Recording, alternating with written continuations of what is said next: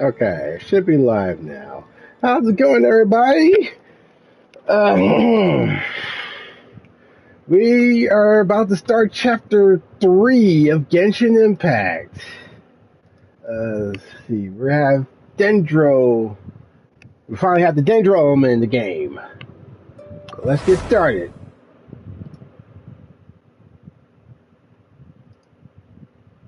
I'm busy doing it.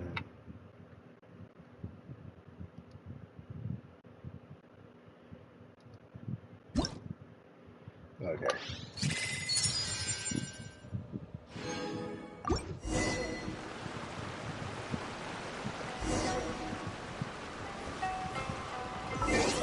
Okay, let me do some quick stuff here.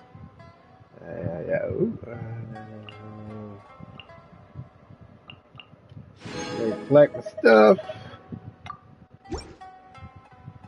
Hold on, let me see something right quick.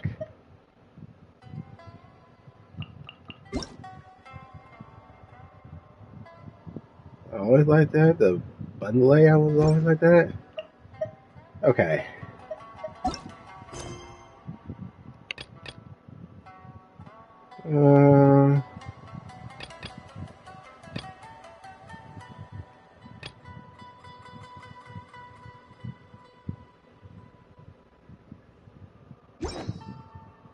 What? Let me go take care of my commissions first.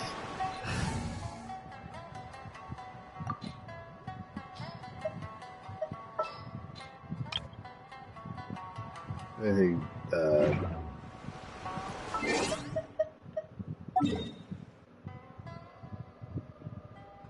got a bunch of other stuff to take care of too.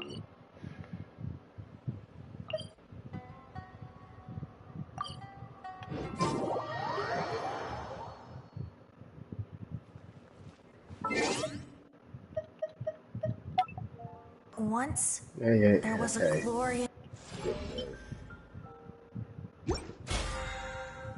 The usual.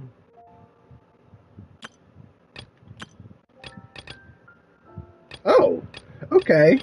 I didn't know this before, but some of my progress from before the version update was carried over. Turn in some of this stuff. The box opponents.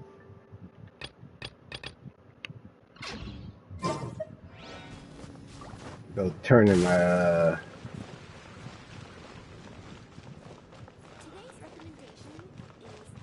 what's this? What's in my handbook? Oh yeah, there's new domains. And a bunch of other stuff.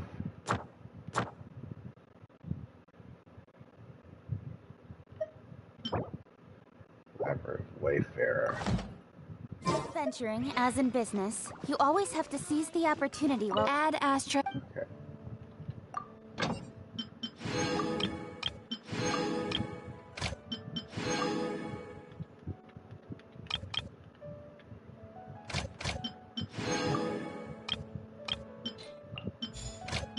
Back up my stuff.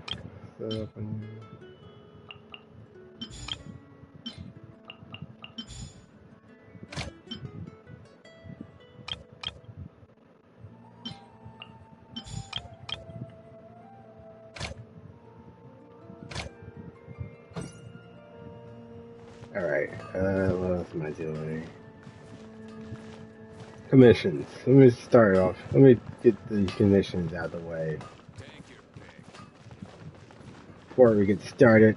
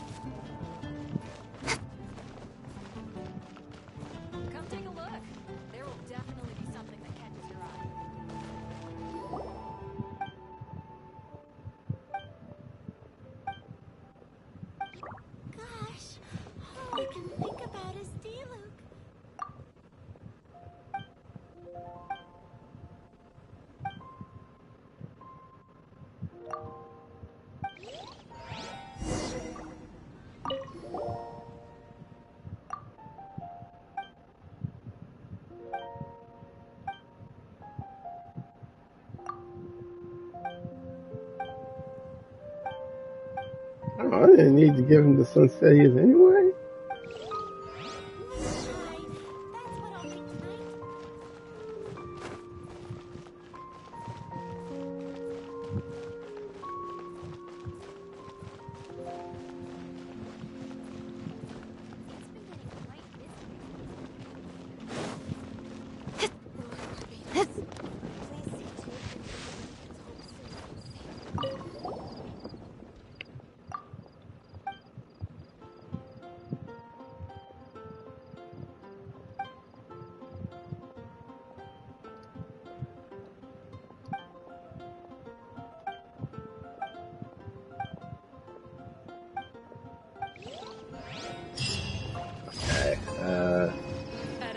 That's what I'll make tonight. What commissions we gotta do? Increasing danger.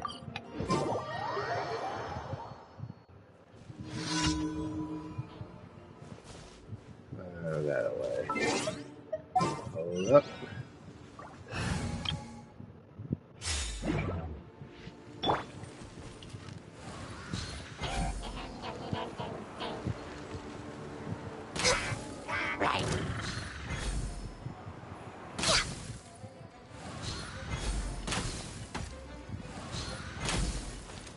Okay, we're gone. We're gone. We're gone.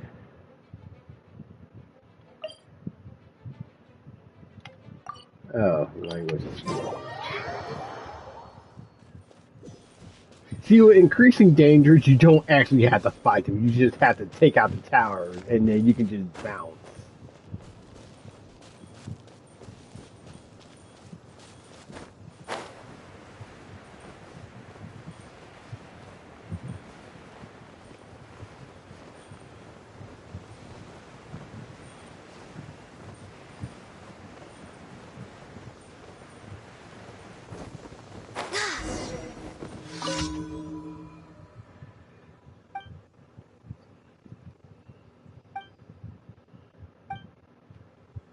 Is this the one? Yeah, I know this one.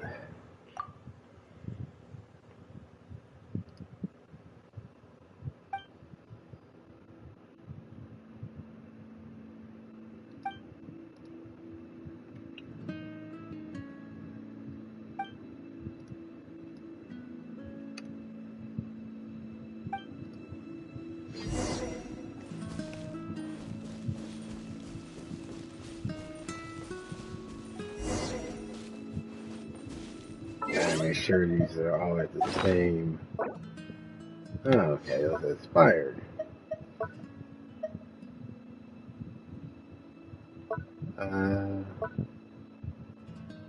Yeah, from request items.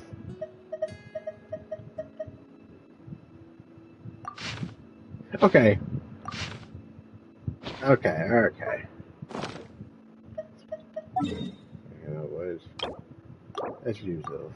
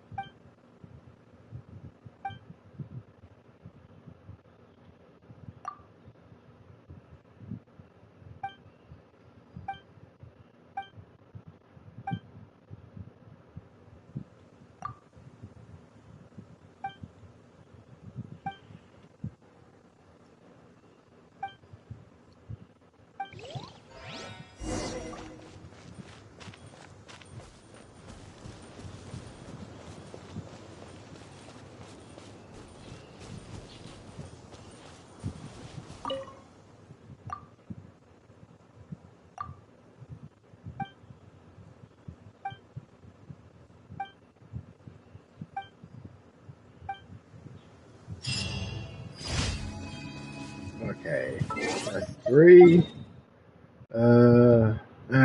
This one's in Dragonfly. Okay. Emergency. Okay, we could take that one.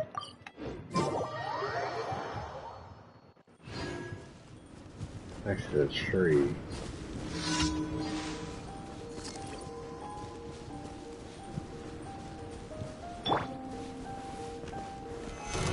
realize.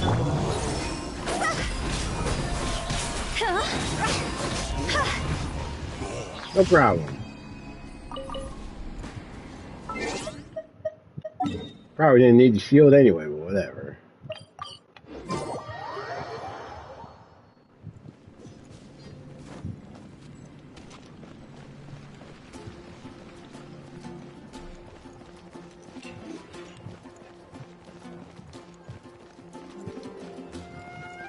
Add Astro. Thank you for completing today's commission. Okay, we got it. The missions are done. Turn for this.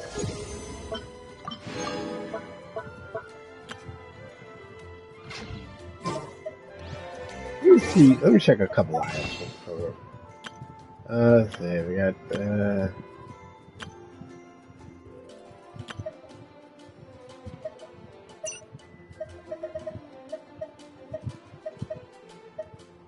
Yeah, storage.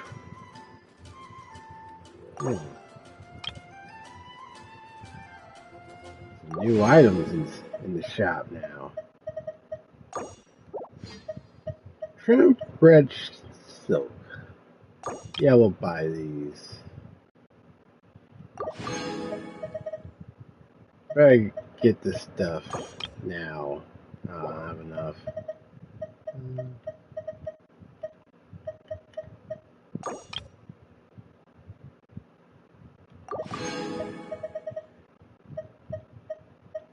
All those spores. I got some of these, don't I? Yeah.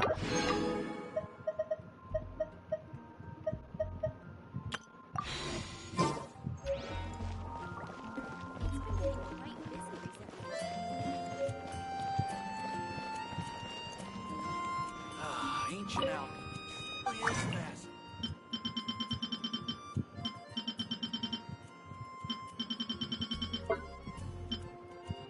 There we go.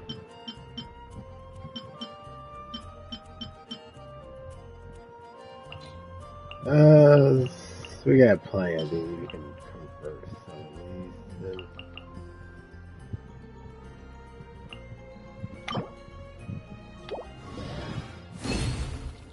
There we go.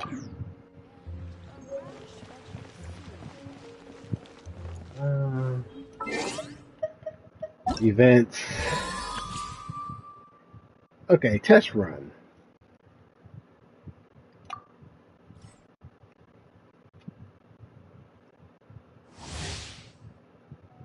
Tighnari shock charge twice to fire a reaped arrow, which is generate homing plus the boom arrow, blah blah blah, yeah.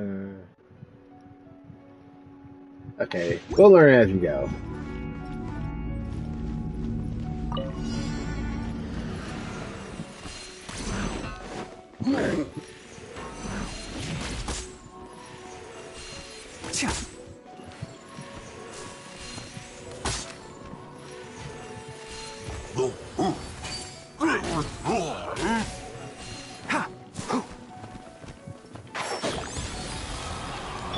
You're in for a little shock.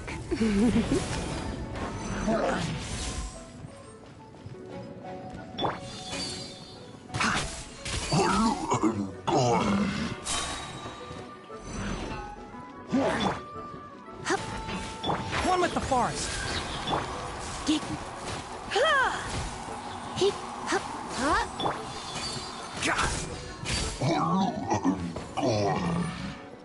Okay, I didn't learn too much about the Dendro reaction, but let me see what this does. I hear everything. You've been a naughty boy.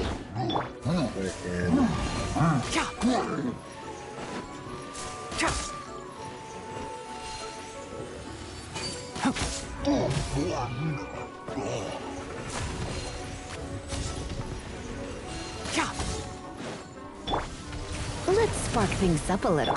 Enshroud.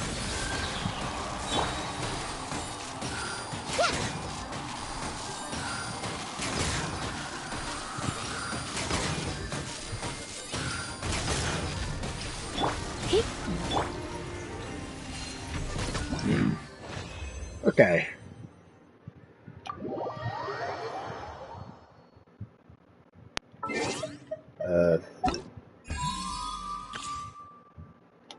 Like that. What is all this? Need all this. Okay. Yeah, we'll do Zhongli next.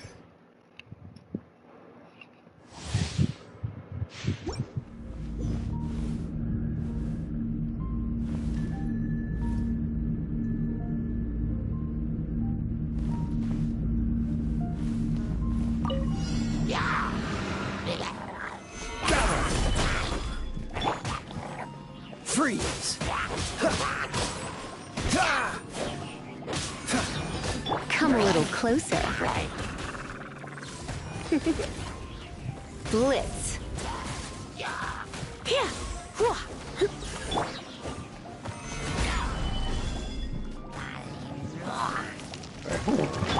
Don't get frostbite.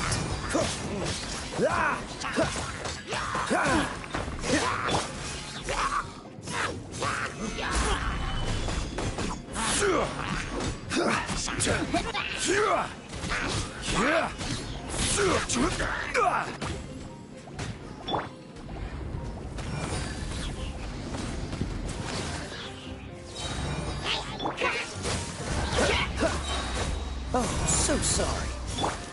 Try not to enjoy this too much.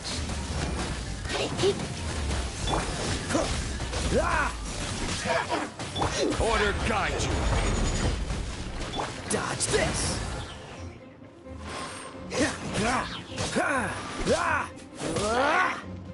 Okay, he's gone. Okay.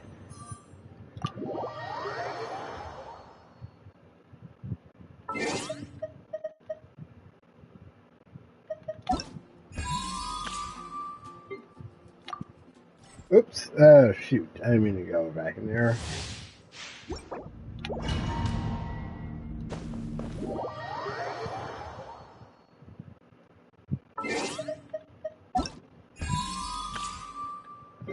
Collect. I actually use Collei.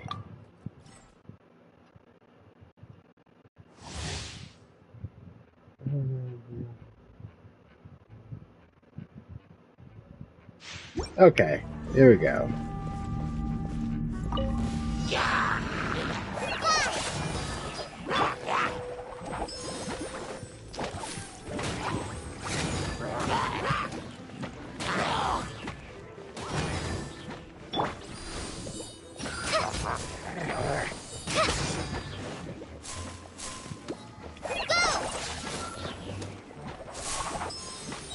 Oh, the boomerang.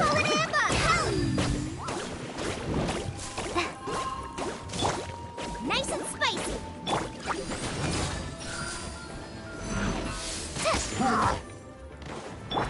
Eat this.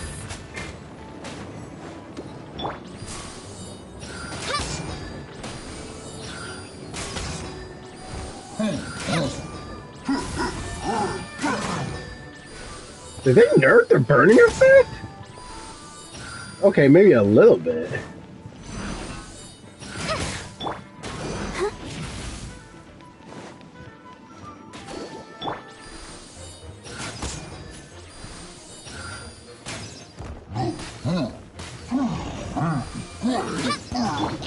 Okay. Catchy. Just like we rehearsed.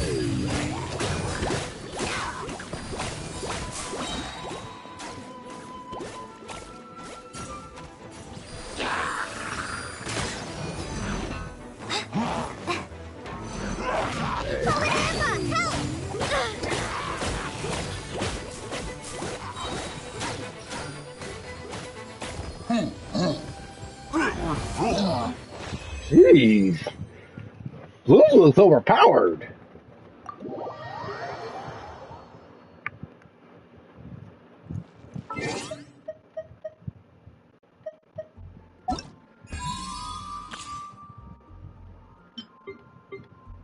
Okay,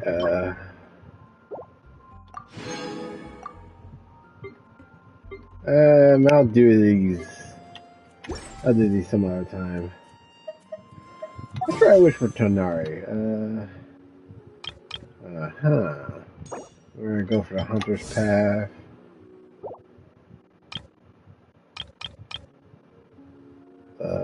Okay, wishes last for now. The banners last for 16 days now. That's not giving me too much time to do much. I can't get more. Oh well.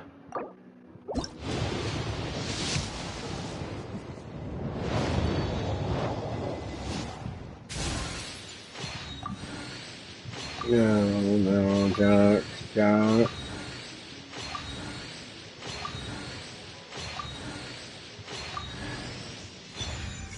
That's not a new weapon.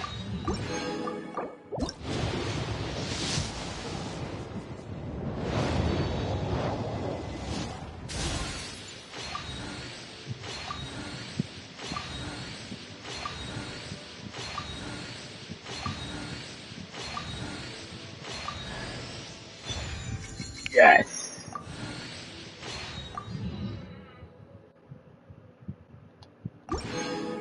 Okay, pretty sure this is more like 3 more wishes left.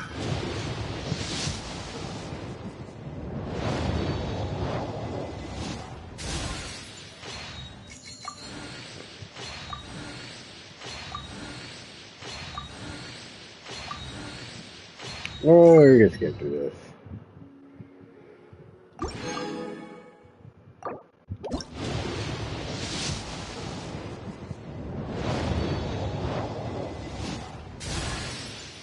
Initial.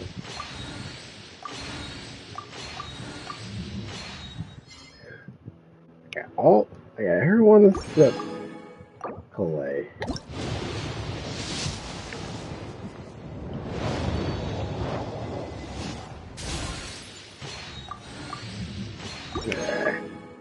Okay, can I get more of these? 5, 10, 15. No I can't.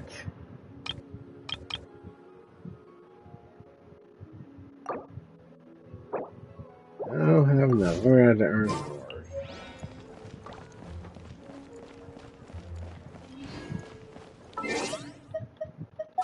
That was 50 wishes already? I guess so.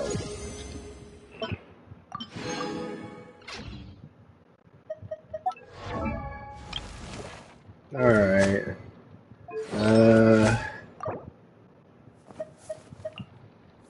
Level up really quickly.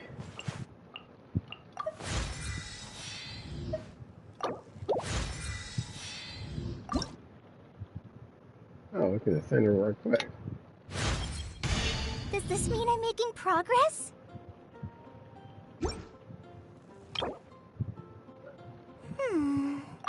Grab that.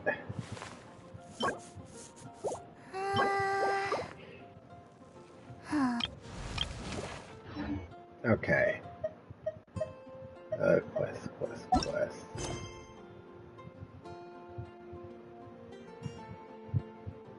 Okay.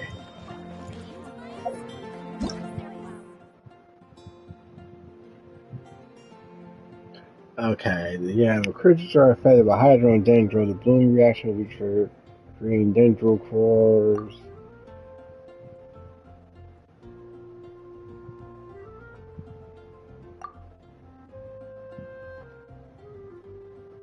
Virgin.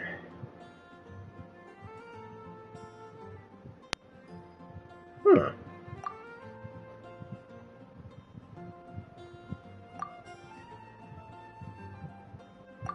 Okay.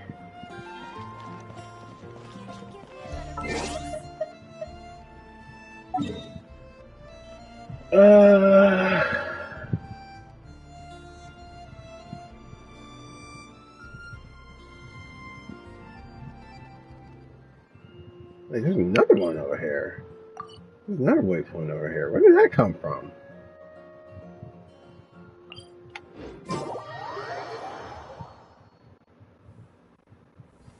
Alright.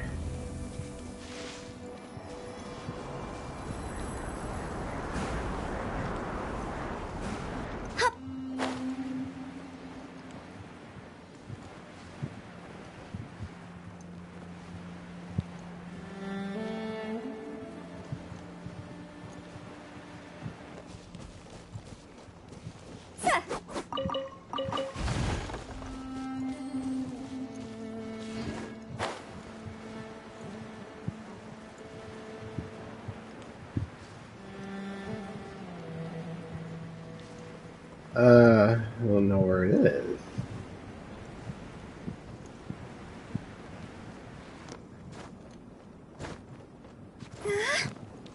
Okay. Turn on the map.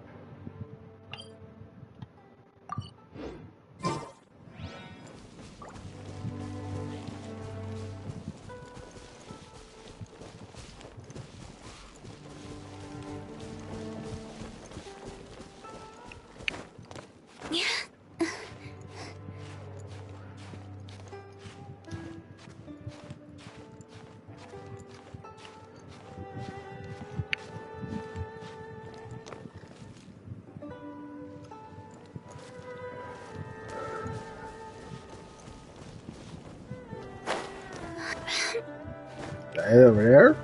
Looks like it.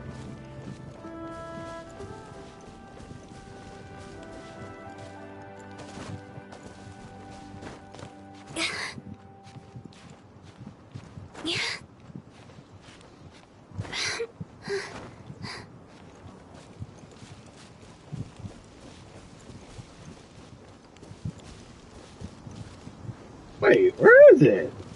With the wind.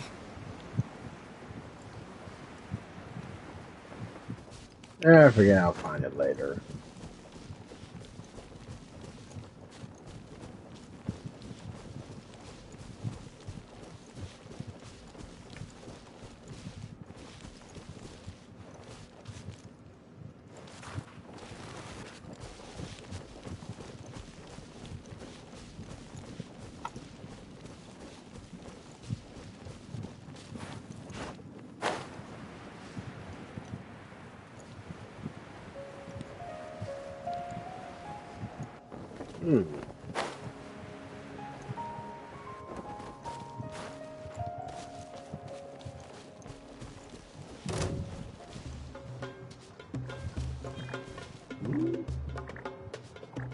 One of those.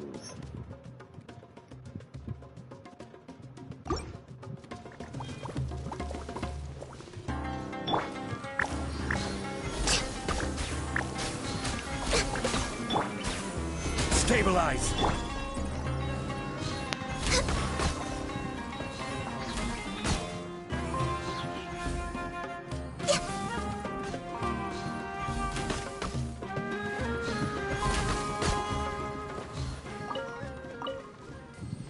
Alright, no problem. We're way behind schedule. Did I hit an animal or something?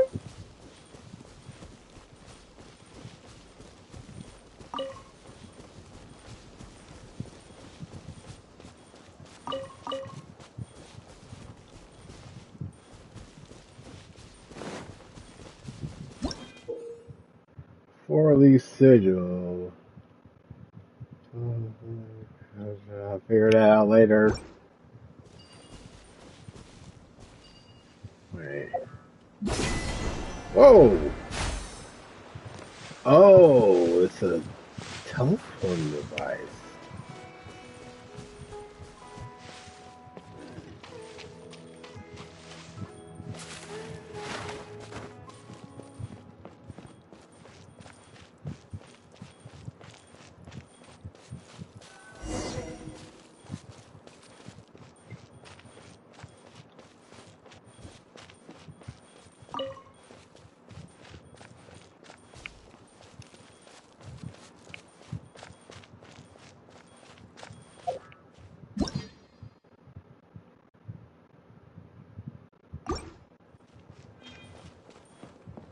Okay, so it's like the what do they call those things in Inazuma? The I don't know what they're Now called. that we made it to Sumeru, our next objective should be to head to Sumeru City and find a way to meet with Lesser Lord Kusanali. And speaking of Lesser Lord Kusanali, even though we haven't heard too much about her, she doesn't seem to be the same deity who abducted your brother. But even so, people call Sumeru the Nation of Wisdom, you know. If we can get a chance to meet the God of Wisdom, maybe she can give us some useful information. But, Paimon doesn't know the way to Sumeru City. Maybe we can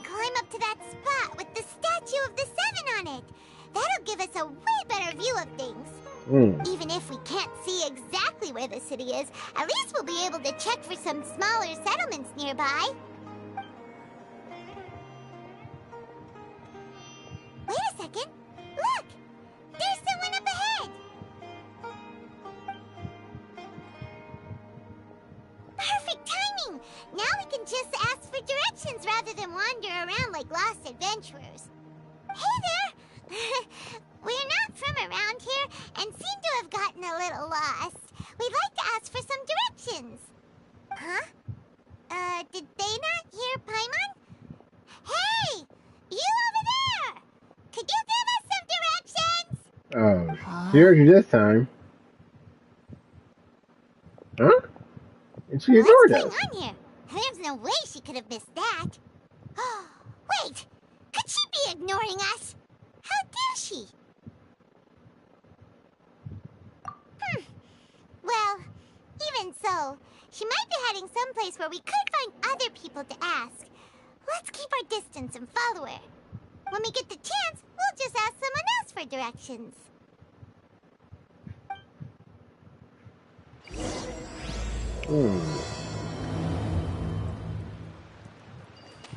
Come on, let's follow her. Just keep quiet. Make sure she doesn't notice us.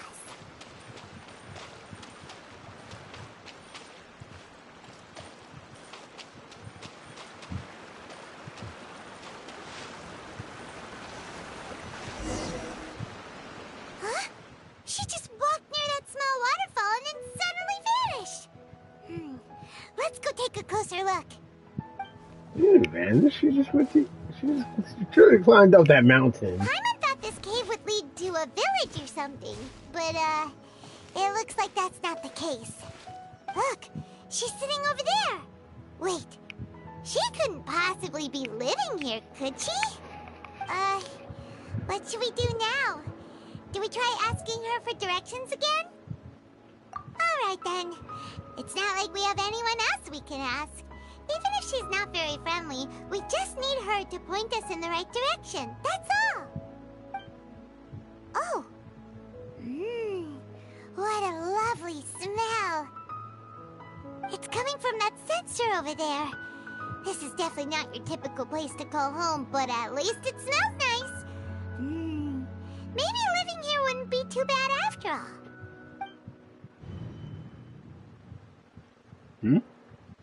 Huh? What's the matter? You don't look too good. What? Is the smell making you feel sick? Strange. Paimon doesn't feel anything.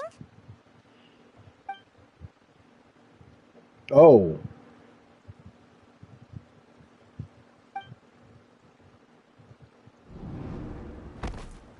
Oh no. Traveler, this is no time for a nap. Oh, come on. Oh, I think this might be a trap. Huh? How did I get here?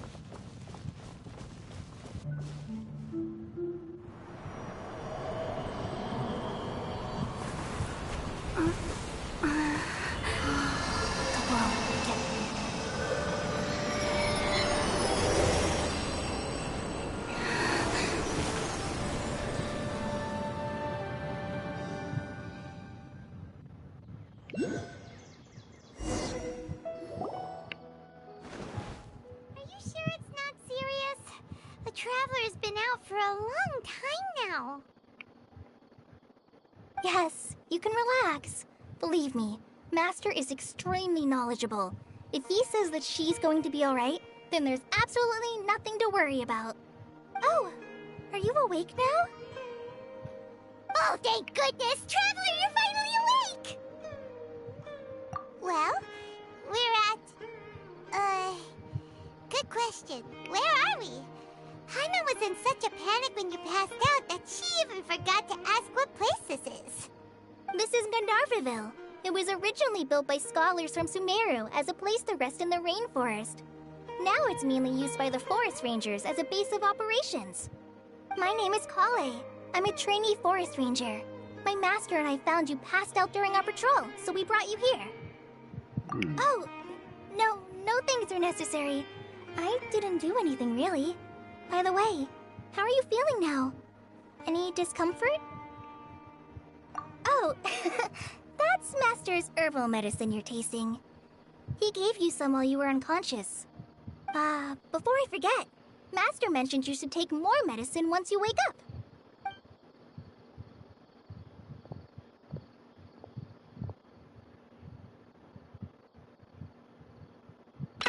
Whoops! Collei, what's the matter? Were you trying to retrieve the medicine? As I've already told you, you must be careful with these. All right, I'll get it for you once I'm finished here. Sorry, Master. Now, the guide to Avidya Forest's edible fungi is clearly posted on our bulletin board. But if Farbode forgets which mushrooms to avoid one more time, I'll have no choice but to leave the guide somewhere a little more visible. Like right smack on his forehead so others can remind him to be careful. Right? This is the second time he's come down with food poisoning this month. I'll be sure to give him a good talking to. Yes, please do. If, on the off chance, Farbode simply enjoys having little imaginary fairies dance before his eyes, then we'll just let him be. But the next time he requires any of our medicine, be sure to charge him accordingly.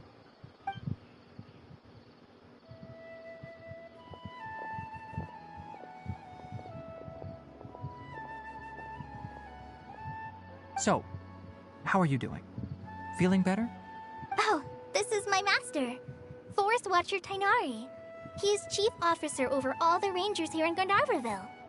I already informed Paimon about the reason you fell unconscious earlier. But now that you're awake, let me explain it for you as well.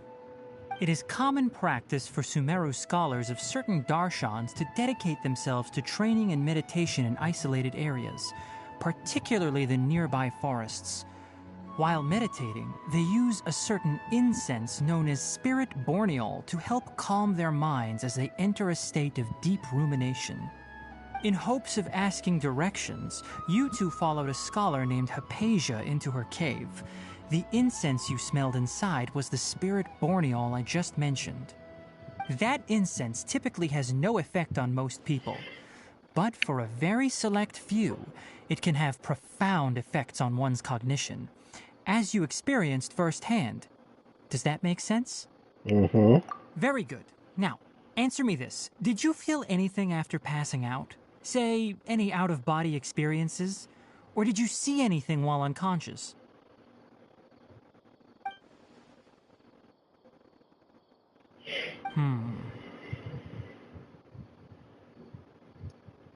Collei, let the others know to stop bringing their patrol logs here for now. Huh? Why? Because these two will be staying here for the next few days. They can have my room and I'll bunk with Amir. Now get a move on and be sure to do as I've said. Yes, Master Tighnari.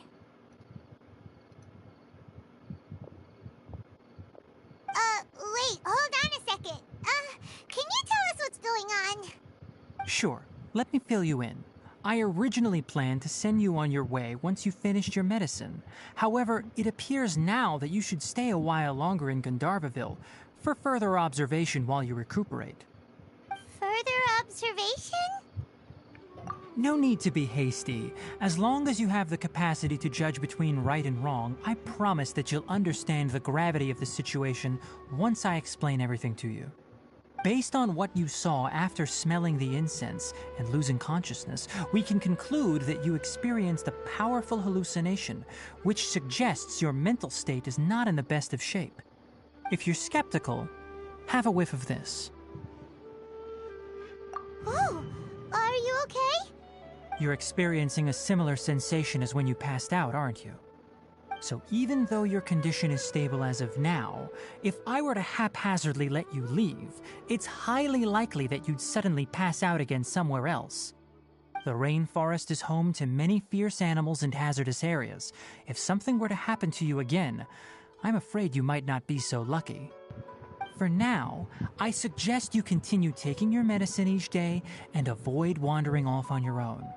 At least until you stop having adverse reactions to this kind of smell, okay?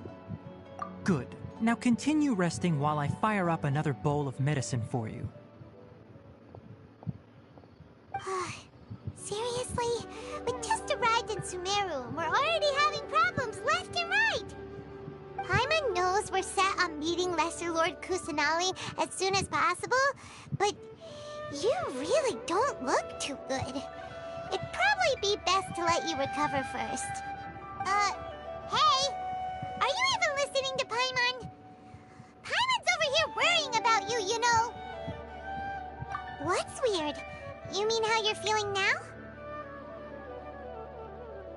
You mean the vision of tree roots and red skies you saw? But if those weren't hallucinations, what could they be?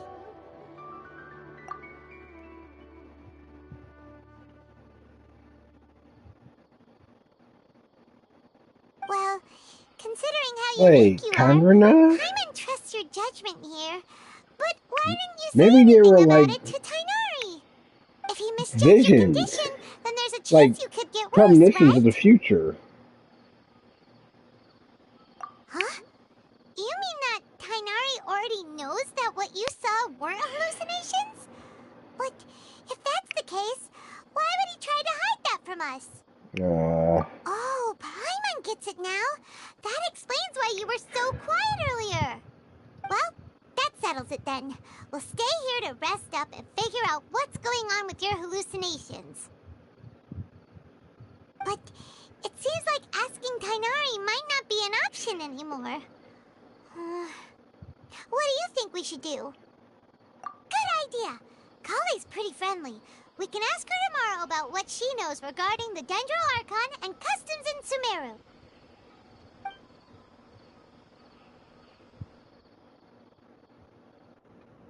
Rise and shine! Come on, it's time to go find Collei! Alright.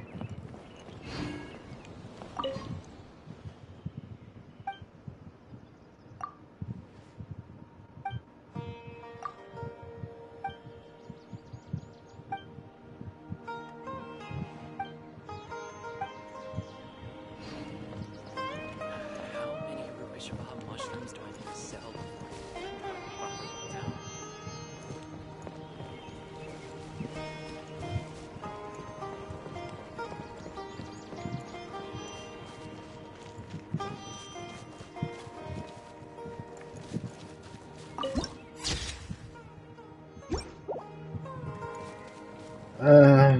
Why did I go get that?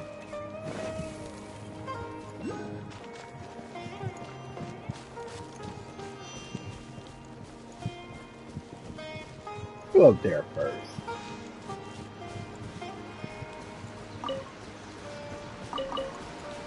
Alright, fruit.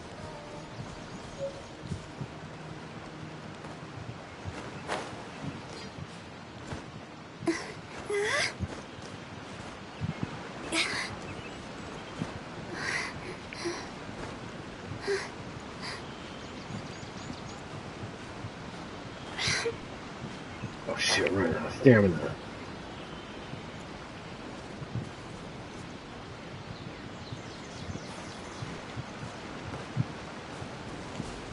How am I out there?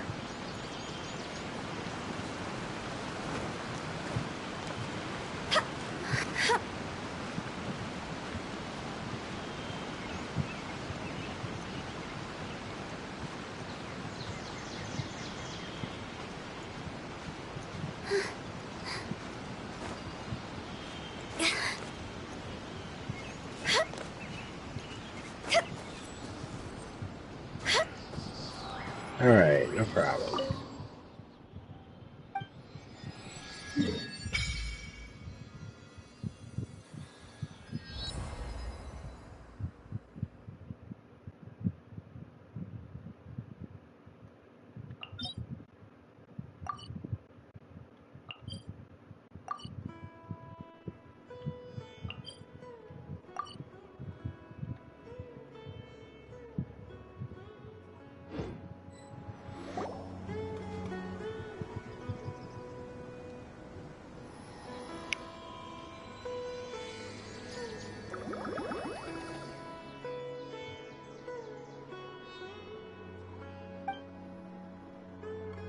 Yeah, those little, yeah, those things.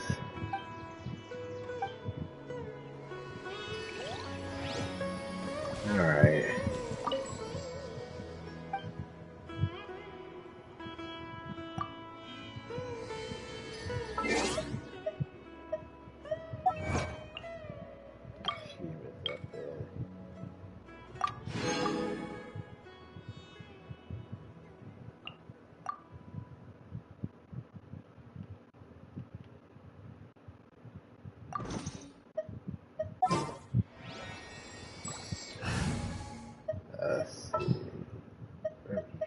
This world is full of unsolved mysteries.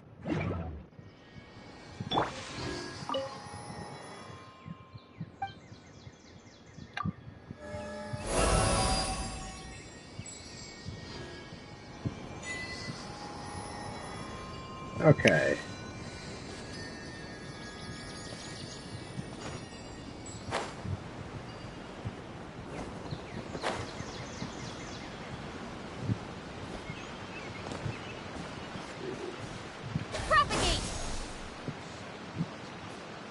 Okay. See how this works. Let's see.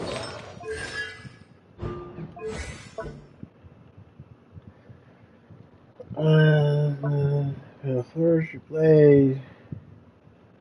They go before you deal Dendro damage.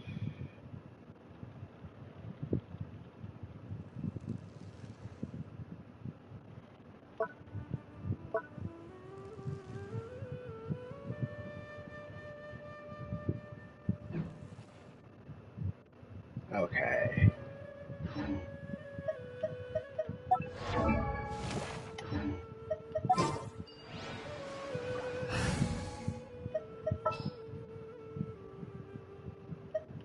What shall we do?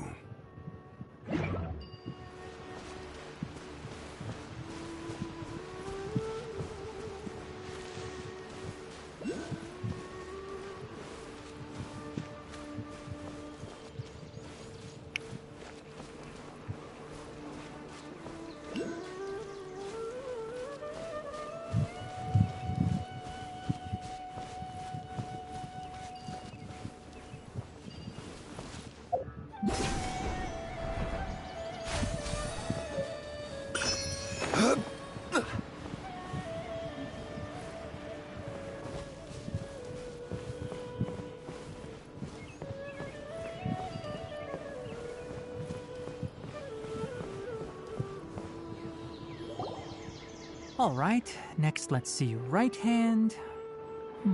Yes, not bad. But please remember that you still need to be careful. Understand? Yes, I will. By the way, Master, I still haven't received the patrol route for today.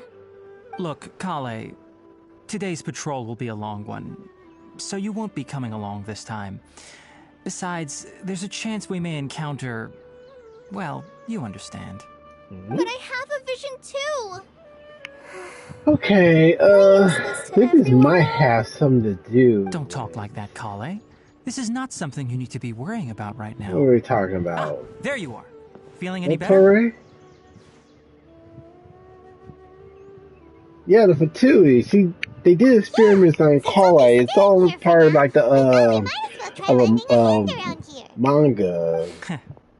Seems you're not the type to sit back and take it easy for a while, huh?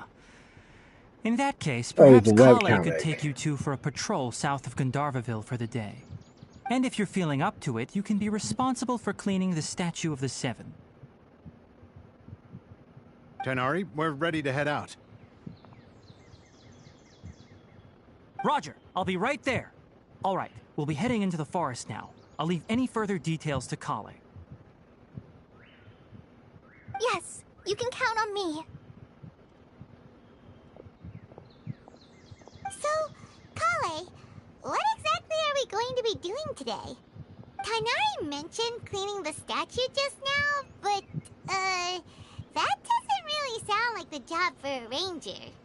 Well, a forest ranger's responsibilities can be pretty diverse. They handle a variety of tasks, like checking the condition of outlying roads, maintaining forest facilities, ensuring fire prevention standards are met, and providing assistance to travelers and locals.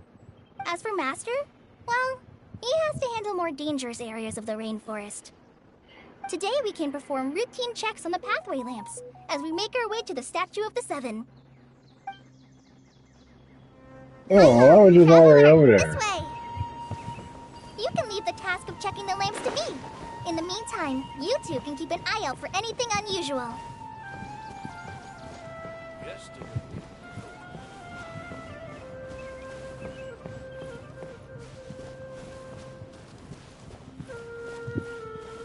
Nothing wrong with these two lamps. Let's move to the next ones.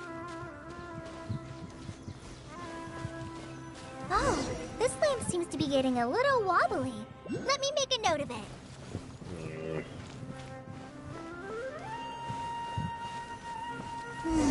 No problems with this lamp. Good.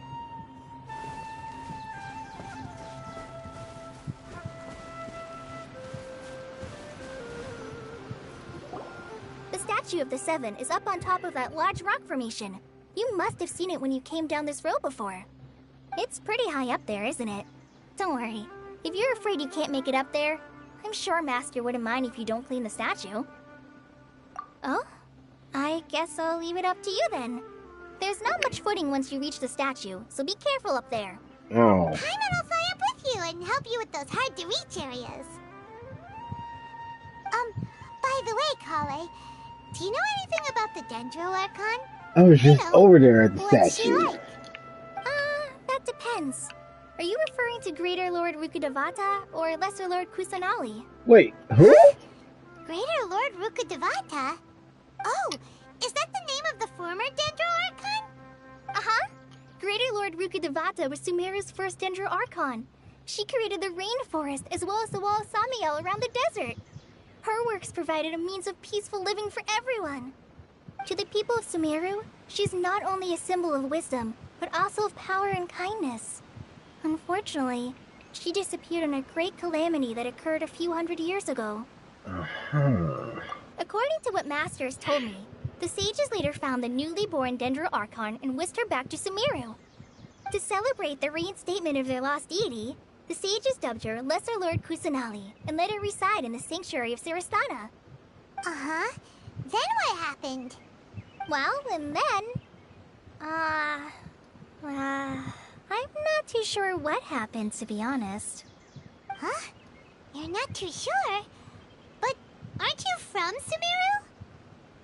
Yeah, I'm from Sumeru. But... Maybe it's difficult to discuss this topic with strangers. If that's the case, then don't worry, we understand. No, it's not that. I'm not trying to hide something from you. Besides, I don't consider you two strangers. Anyway, you two know Amber, right? Mm-hmm. Wait, Amber? You mean... Yes, that's her. I once lived in Mondstadt for a while, and she helped me a lot during that time. You could even say that she helped me become a new person. There's no one like Amber. She lives life to the fullest while always adhering to her strong sense of justice. She's ready to answer the call for action at any moment, but is also very understanding of others. She's like the spark that lights the fire in everyone's heart around her. Uh-huh. If you Read ask the me, web she's a read the prime example webcomic of for a more true outrider. context. She's the first person anyone coming to Mondstadt will meet. You can't help but be enthralled by her charm and enthusiasm, causing you to fall in love with the lands of Mondstadt and...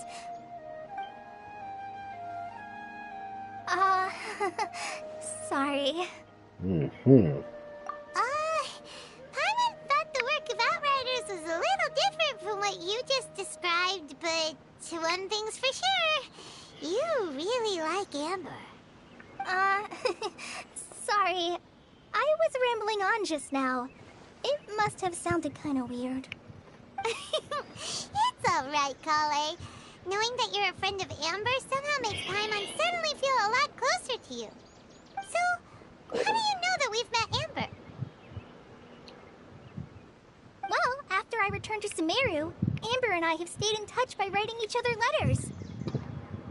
In one letter, she mentioned that Mondstadt was attacked by a fearsome dragon, but the city was saved by a mysterious blonde traveler and their floating companion.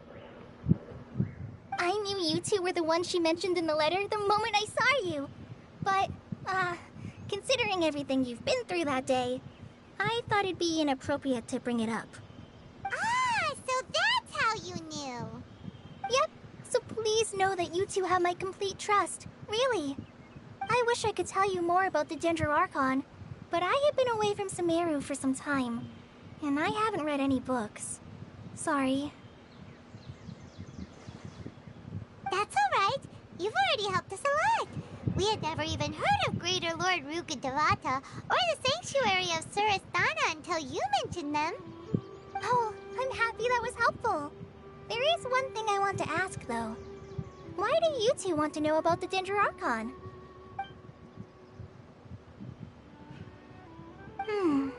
So that's why you're here. Thank you for telling me your story. Don't mention it. We are friends after all, right? Alright, we have a statue to clean. You both have my thanks. While you two are up there cleaning, I'll go ahead and inspect the forest canopy. Let's meet back here shortly.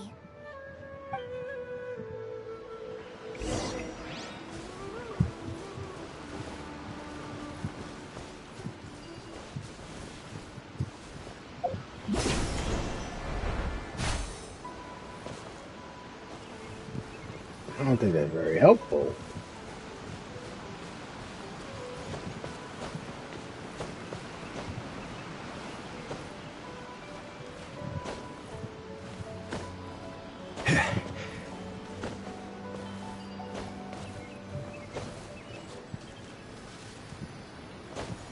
You guys touch that? Right! Okay, we can't touch that. Huh. Now that Paimon looks at it, the deity that's carved on the statue is kinda small. Do you think she's supposed to be Greater Lord Rukkhadevata or Lesser Lord Kusanali? Probably The Kusanali. name does seem to fit the statue somehow. Well, anyway, we'll have to figure that out later. Let's get started on cleaning the statue. Paimon will fly up and take care of the top, and you clean everything below.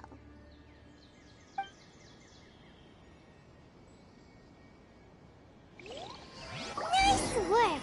That's one clean statue. Let's head down and meet up with Collei.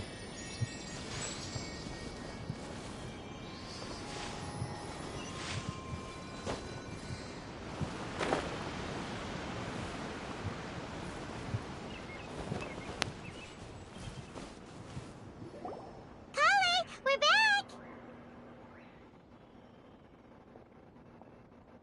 Welcome back! You must be tired after all that climbing. Let's take a little break. I brought some fruit and water for us. Yay! Food! What kind of goodies did you bring? Hey! Don't be a party pooper! It's not like Collei is a stranger or anything. Besides, the best way to compliment a chef is to show passion for their food. Xiangling taught Paimon that. I prepared a nice portable dish that forest rangers like to eat called pita pockets. I hope you'll like them. Whoops! Ah! No! You dropped it on the ground! Oops. Not to worry.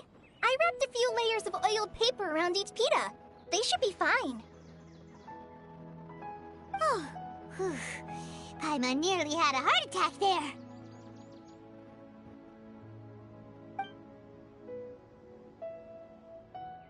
Those pitas are amazing! You're quite the cook, Collei. Thank goodness you wrapped them in paper. Paimon wouldn't have been able to sleep at night knowing something so tasty had been wasted. Of course you wouldn't. You really know how to compliment the chef, Paimon. Since you liked it so much, I'll be sure to give you a copy of the recipe sometime. I'll even include all my personal cooking pointers, so you'll be making your own pita pockets in no time. Yay! Thanks, Collei! It's hard to believe someone as diligent as you could have clumsy moments too. Oh, I guess it happens from time to time. So, Collei, don't you think that Tighnari's a little too strict with you? He won't let you touch anything without his permission.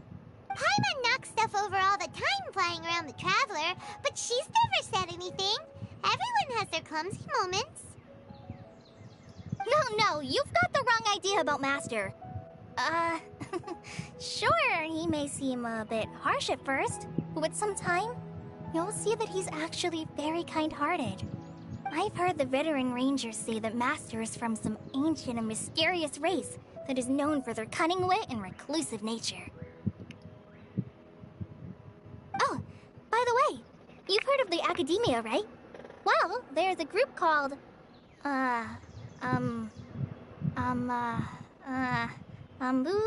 something? Well, anyway, because Master does a lot of research on plants, sages from the Academia have written him many times, inviting him to take up an official position there. But Master declines their offers every time, saying, Sumeru City is too noisy. It'd be bad for my ears. Oh yeah, those little those little fox ears. Anyway, I'm sure the I bet sages ears like those would be really sensitive. Master could obviously have a bright future in the Academia, but he insists on sticking to the path of a forest watcher. Every day he helps the locals of the forest and passes on his extensive knowledge to trainees like me. In fact, Master's the one who taught me how to make pita pockets. Really? Paimon would have never guessed that. Oh, speaking of Tighnari, he was the one who took care of you after finding you passed out yesterday. He even carried you all the way here. Paimon's still kinda upset, though. He kept scolding Paimon the entire way here.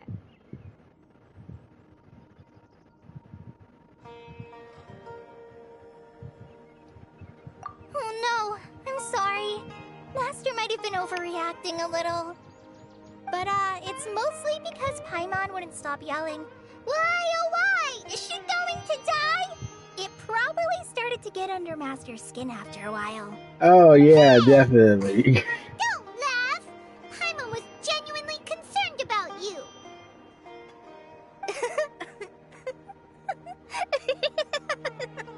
Hey! Now even Collei started to laugh. Ugh, that's it! Paimon won't forget this! It's time for some Paimonial wrath! No! Don't touch me! Oh.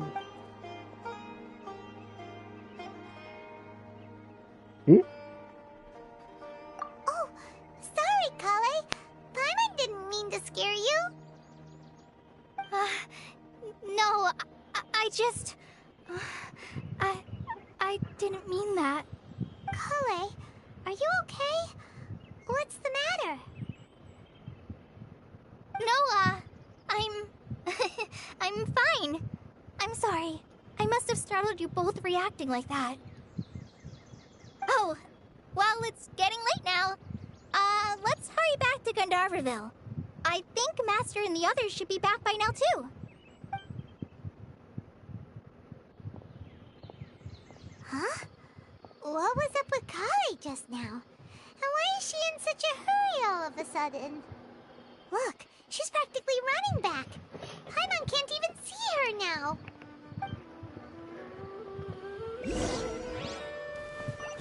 Okay, so the game will probably later reveal this, but Collei was actually a subject for like a Fatui experiment, and it caused like some sort of incident in Mondstadt. So that's probably why she doesn't like being touched. It kind of just gave her bad memories of that incident. Ah, Traveler, you've returned. Yep, we're back. Have you seen Collei by any chance? Oh, Collei? Yes, I saw her go into her room just a moment ago. Oh, okay. Guess we'll just have to wait and talk to her tomorrow then.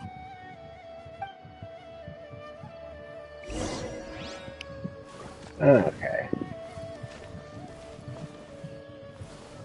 Wait till 8 p.m.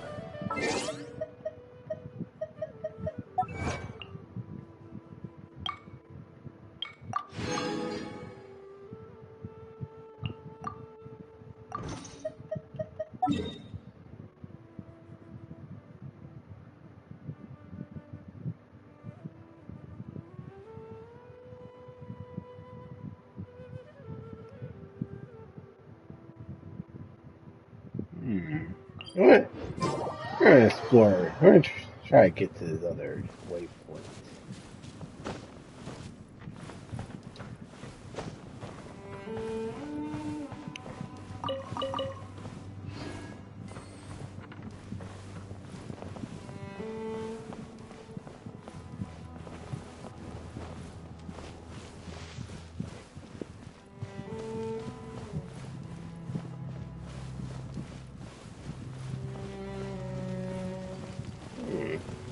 I think I remember this place.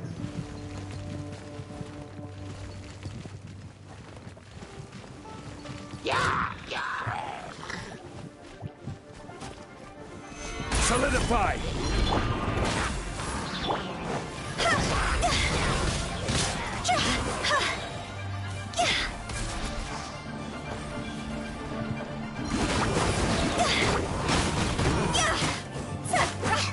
Access denied.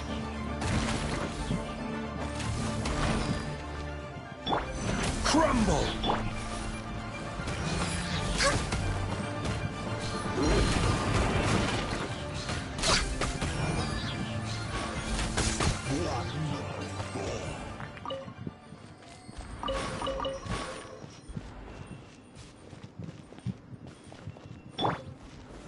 Gather!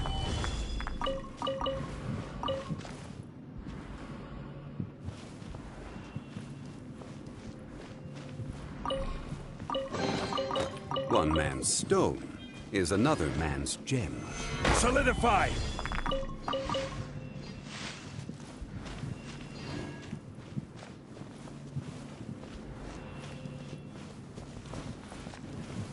Should be up here.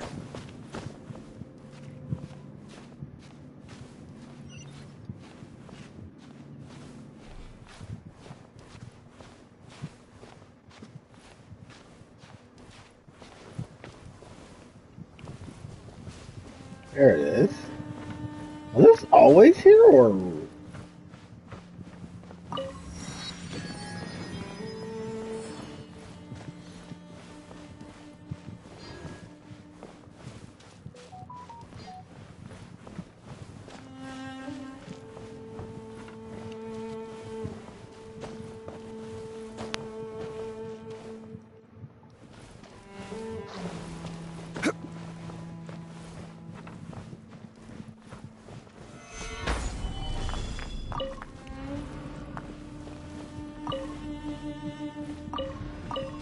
I don't think this is always here.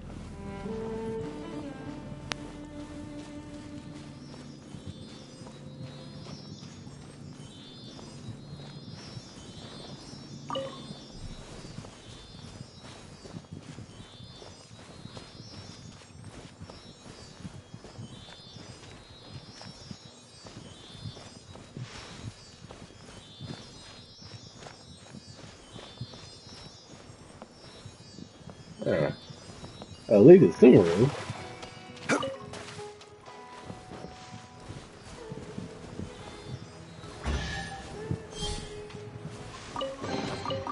unsolicited, and all the more valuable for it. Okay.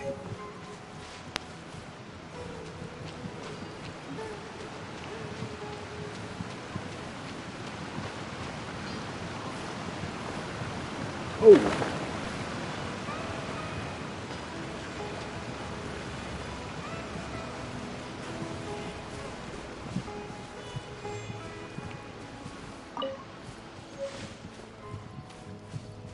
There the rose.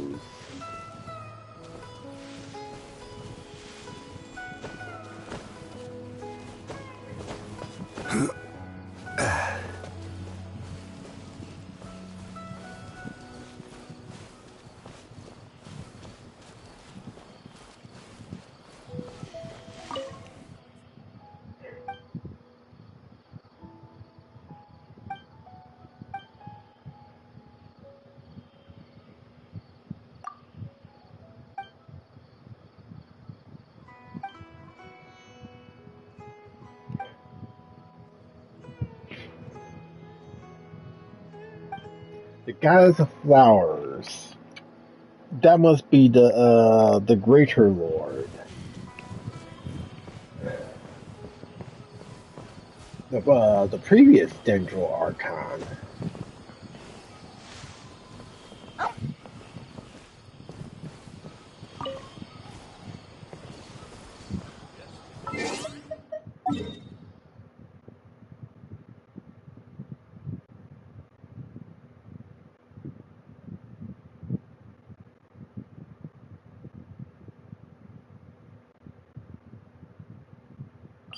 Yeah, I gotta turn on that other thing.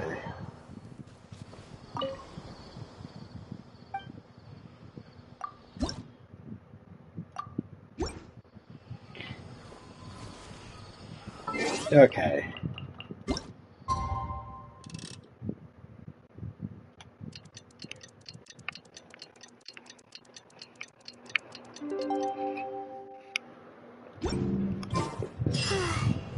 Paimon was thinking all night about what happened with Collei, and still can't figure out what the problem might be. Maybe she's in a better mood now. Let's go check on her.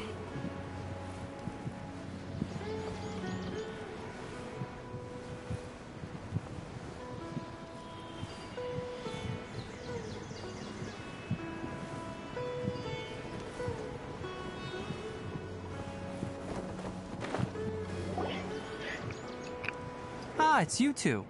I was just about to go look for you. Huh? Tighnari? What are you doing here? Where's Collei? I came to check on Collei's condition. To put it simply, she's not well. Huh? What happened? You mean she's sick? How could she be... Oh, wait a minute. Could it be because of what Paimon did yesterday? No need to worry.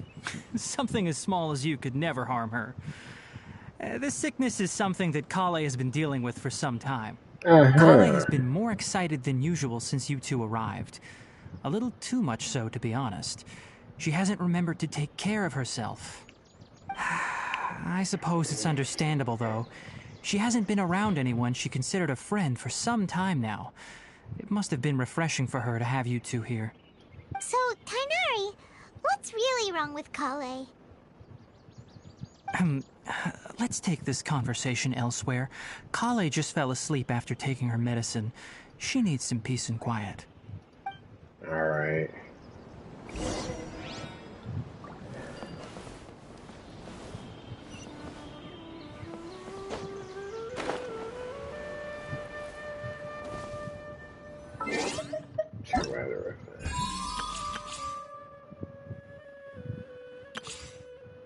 Dark forest. Lookwood fungal raptor.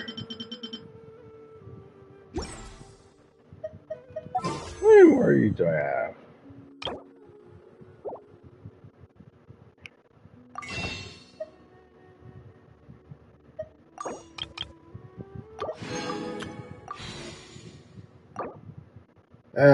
Still not enough.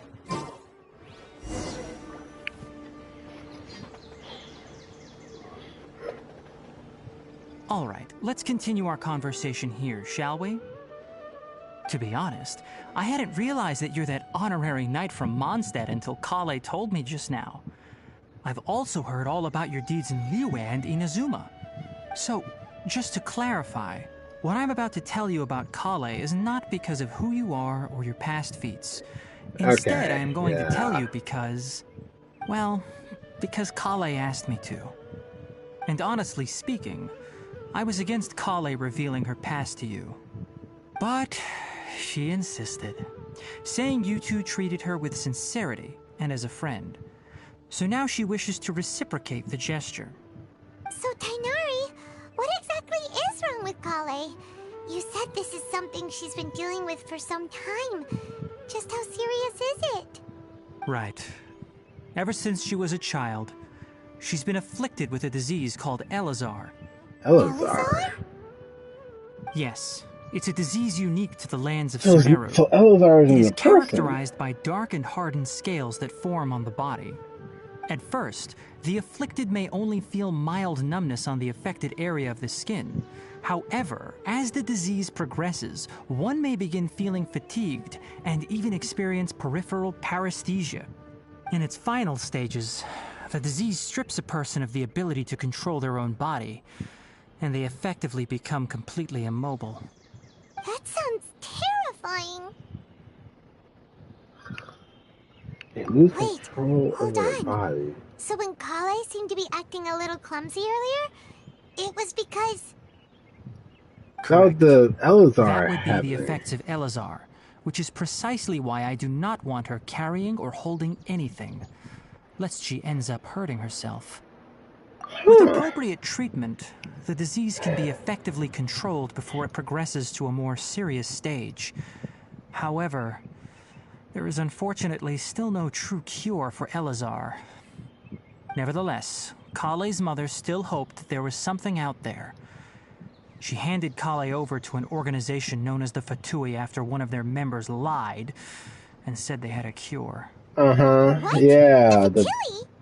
Ah, it appears you are already familiar with them. Yeah, a little That'll too save me familiar. some explanation. Anyway, the person who eventually rescued Collei and brought her to me for care said that she had been given to a harbinger known as the Doctor. The Doctor. I have no idea how this Torrent. doctor managed to do it, but her case of Elazar was completely stable for all the years that Collei was with them. However, Collei's days with the Fatui were anything but pleasant. Collei is a resilient individual and always tries to appear cheerful, but her experience with the Fatui has left deep scars. Even now, she can still feel deathly afraid of someone touching her. Oh, Paimon had no idea Collei's been through so much suffering. Oh, by the way, Paimon, Collei wanted me to tell you that she's sorry for scaring you yesterday. She also wanted both of you to know that she's sorry for hiding her illness. She doesn't need to apologize. None of this is her fault at all. Well said. I hope you'll get a chance to tell her that in person the next time you see her. Collei once thought that it would be impossible for her to have any real friendships. I trust that you two will never let my trainee experience such emotional pain again. Don't worry, Tighnari. We'll take good care of her. Well, it's not too serious at this point. She overexerted herself the last couple of days, which is what led to her breakdown this time. As long as she has taken her medicine and gets plenty of rest, she should get better. Though, I must admit that Collei's condition was much more stable when she first arrived here in Gandharvaville. She was interested in the work of the forest rangers the moment she saw us. I could see that she was serious about learning, so I felt compelled to ask her to join us. Her stamina has gotten much worse recently. Though a moderate amount of physical exercise is always necessary, I'm afraid the long-distance patrols are a little too much for her now. All right, now that I've told you about Collei's past, I think I'll head into the rainforest to find some ingredients needed for her medicine. I'll see you two later. Yeah, we'd like to do something to help Collei too. All right, but I must warn you two. The rainforest is a dangerous place, especially for someone who's still recovering like the Traveler. You must follow closely and listen to every instruction. No problemo. Let's go then. We'll be looking for a plant known as lunar lotus. It's often used to help those afflicted with Elazar recover their energy. Hey, Tighnari? Where exactly are we going to find this plant? Lunar lotus can be found all over the rainforest, but it often grows right here around Gandharville. Okay, so Given the name, it lunar sounds like we should lotus be looking for it in the water. is just another word for You are correct. Lunar lotus grows in the water. When fully matured, they look like giant blue flowers floating on the water's surface. Quite an attractive species, if you ask me. The large petals are actually the plant's leaves and sepals, which surround a very small flower. You should note that many of the plants found in Sumeru have names that are contrary to their species. Take the Kalkalata, for example. The plant is not a lotus at all, but rather a vine. And then there's the Sumeru rose, which is not a rose, completely contrary to its name. Oh, huh. Okay then. Note to Paimon. Never bring up the topic of flowers with Tighnari. Okay. I'll be right back. I have to go get my meal.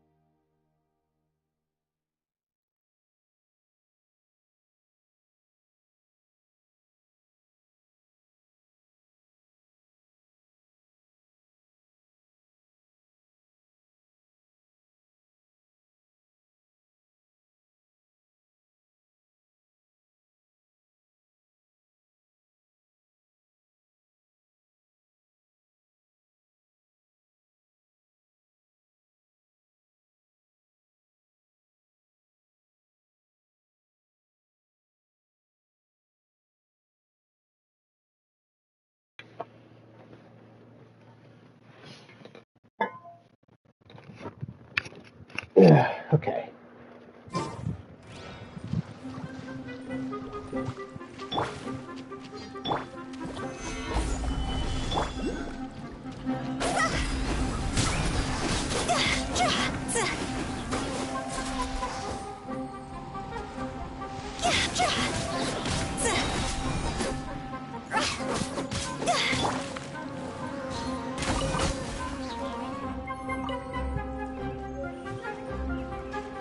Oh yeah, that's right. The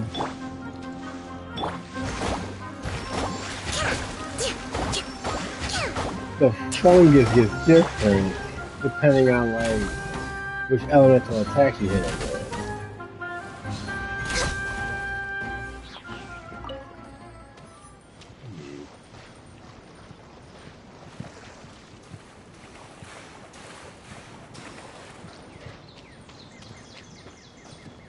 Okay, yeah. That's a Sumeru rose. More like a Sumeru violet, but whatever.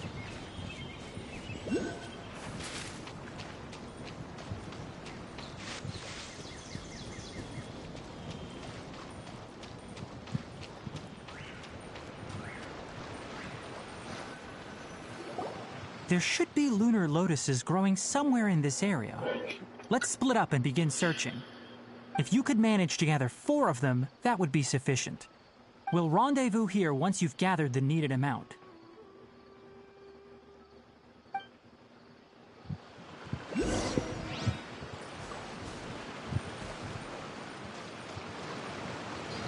That's it?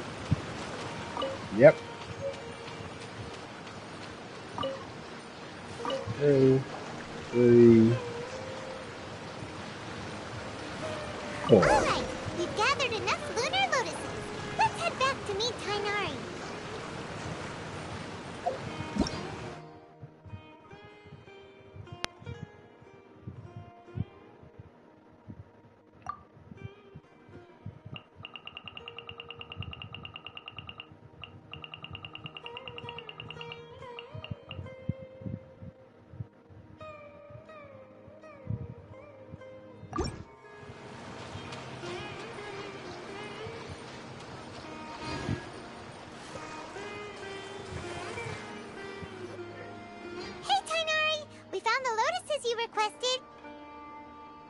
Let me take a look. Good, very good. These are all excellent quality. I'm quite glad you two came along. Your exploration experience helped save me a lot of time here. It seems we even have enough time to stock up on some other things I need. Hey, Tighnari! Oh, Tighnari! Someone's calling your name! They're dressed like a forest ranger. Ah yes, that's Amir and the others. But didn't they just set off not too long ago? What are they doing back so early? Let's go find out what's going on.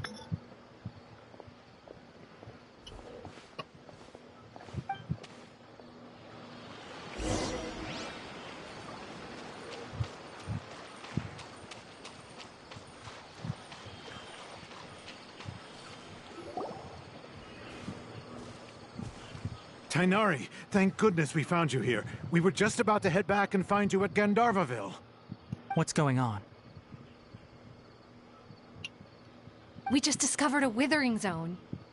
A withering zone? The withering is back? But the patrol route you were on should have been already cleared just a week ago. It reappeared so quickly. Can you tell me the exact location? It's up ahead, deep in the river valley. It's appeared in a spot that blocks nearly the entire narrow part of the valley area, so we decided to come find you as quickly as possible. And the radius of the contamination? Sorry, I couldn't get a clear enough view to tell. No one in our patrol team had a vision, and it appeared to still be spreading, so we didn't risk getting any closer. Okay, I understand. You made the right decision. I'll go deal with it right away. In the meantime, please guide these two back to Gandharvaville. Wait, Tighnari, why don't you let us help you?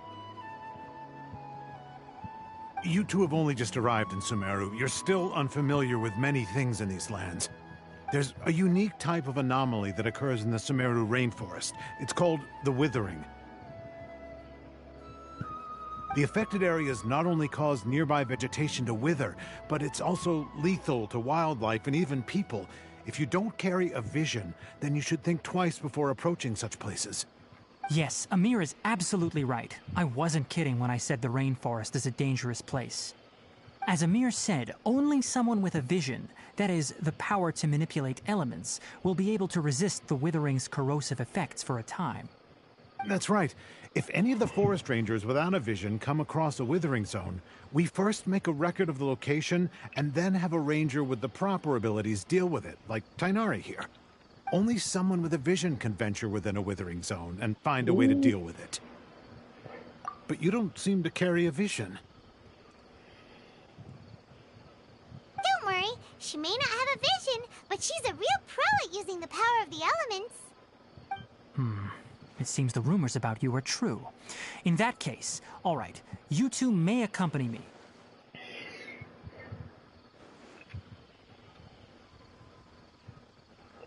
We typically only teach visitors how to identify the withering as they're about to leave Gandharvaville. We'll make an exception today and show you what it looks like up close.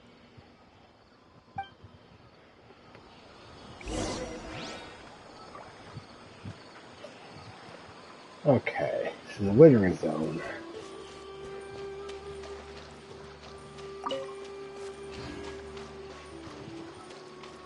Grab a few more of these.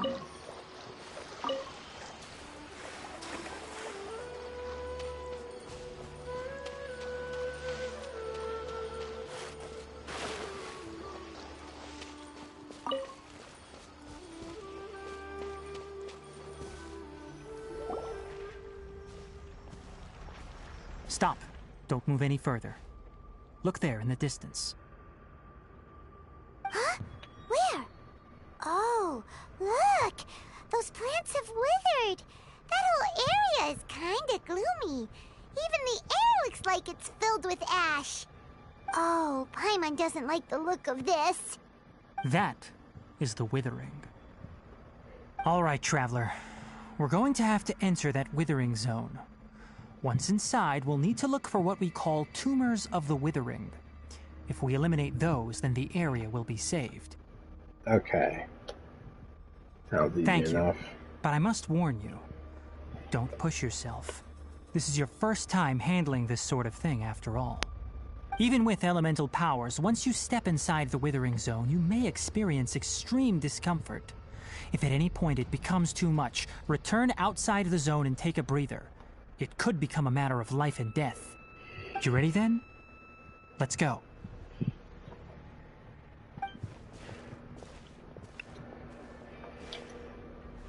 First, we must locate any branches sustaining the withering zone.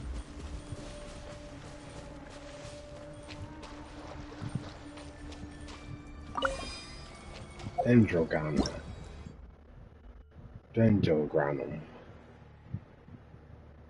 Okay, so it's just like the Electrogranum.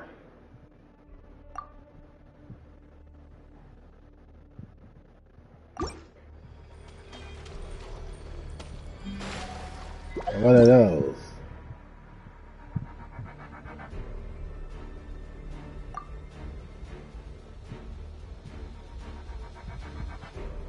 Oh boy.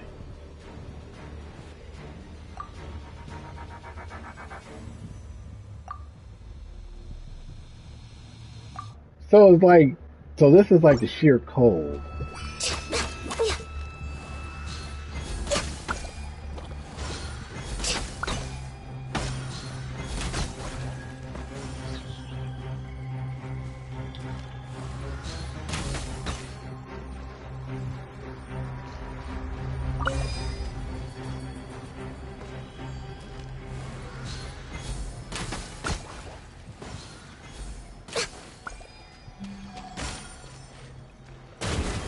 Oh.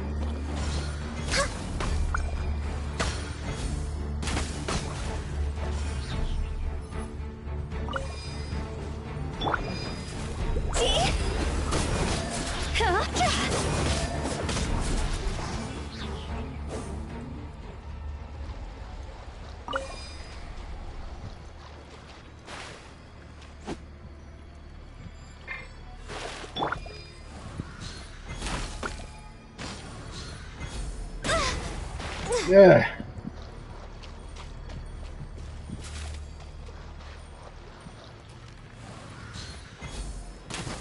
We gotta step away from there.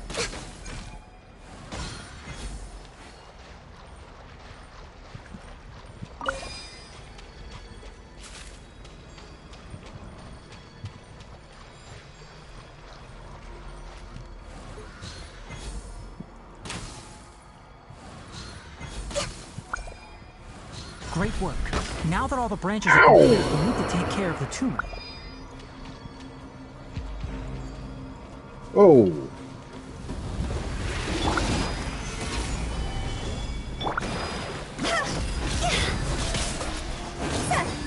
Now, destroy the tumors of the withering.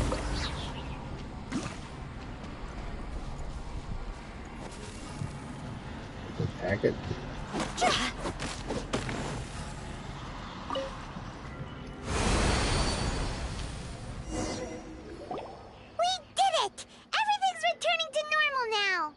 Okay. Yes, thanks to you two. We were able to quickly restore this area back to normal. Tighnari? You make it sound like we did well, but why does Paimon have the feeling you're worried about something? It's that obvious, huh? Alright, it's like this. Recently, the rate at which the withering zone appears has been increasing. Even though we were able to quickly clear that withering zone, it won't be long before another one appears. If that simply meant more work for me, then that wouldn't be an issue. But it's far more severe than that. The withering is leaving lasting effects on the rainforest itself. For instance, even though we cleared out the withering zone, many of the plants that were affected will not recover. This presents a crisis for the ecosystem itself. Many plants in the rainforest are already in decline, directly impacting the wildlife that depends on those plants. And most disturbingly, as the appearances of withering zones have started to increase, Collei's case of Elazar has also become more serious. Huh? Well, why's that? I'm still not sure of the exact reason.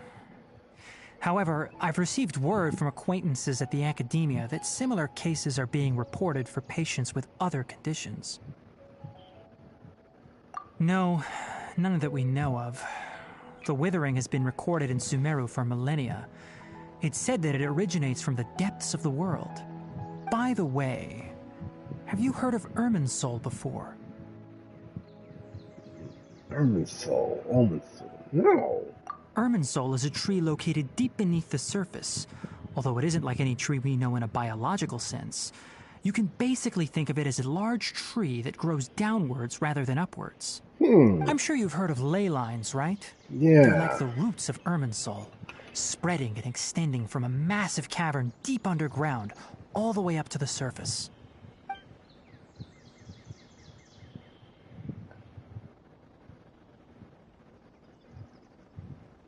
Ley lines continually absorb the memories of this world, which are then funneled into Irminsul, allowing it to collect knowledge and wisdom from ancient times to present day. The Dendro Archon is known as the God of Wisdom because her consciousness is directly connected to it. It is also said that the Dendro Archon's power is a manifestation of Irminsul. And as for the Withering, its emergence is related to a disease that's affecting it. That's right.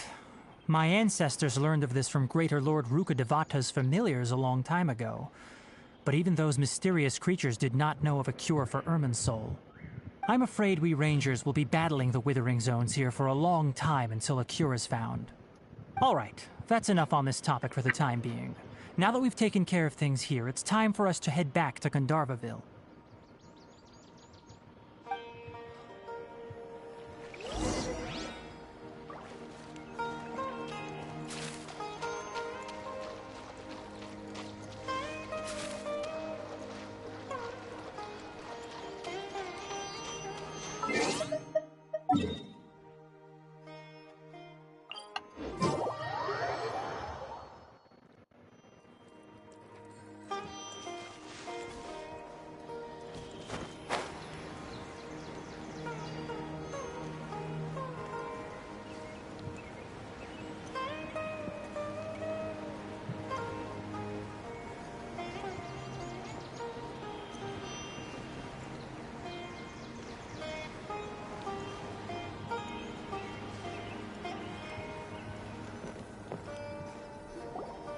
Oh, Tighnari, you all made it back. How did it go? The Withering Zone you reported has been taken care of. No need to worry. Huh. Wait, is that? Oh no, Hypatia! Hypatia? Is that... Huh? What's wrong, Tighnari? This Duskbird is Hypatia's designated courier for urgent news. You do remember her, don't you? She's the scholar you and Paimon were following when you first arrived in Sumeru. Hypatia, so that was the lady. How could we forget? So did something happen? Let me see what's written in the letter first. Oh. So what's it say? And what's with that weird expression on your face? Just let Paimon read it. Huh? All Paimon sees are 3 squiggly lines. Yes, allow me to explain. After we brought you from Hypatia's cave to Gandharvaville, Hypatia resumed her meditation. She must have just finished. It's been nearly 3 days since she's had anything to eat, and it appears she's forgotten to prepare some rations. This letter is her asking us for help. We need to go. What? You mean she's been sitting there for 3 days? Hey, wait, how did you know all that from just a few lines on the paper? Well, obviously because this has happened before. Last time she drew 5 lines, and by the time we found her... well, I'd prefer not to remember that. Okay, the lines Needless are to code. say, Hypatia's been through worse, but we should still get to her as quickly as possible. I've got some emergency rations set aside for times like these. Paimon, Traveler, could you two bring these to her? Wait, you want us to bring her the rations? But will the Traveler be okay if her cave is still filled with that funny incense? Let's find out. Here, Traveler, take a smell and see. So, how do you feel?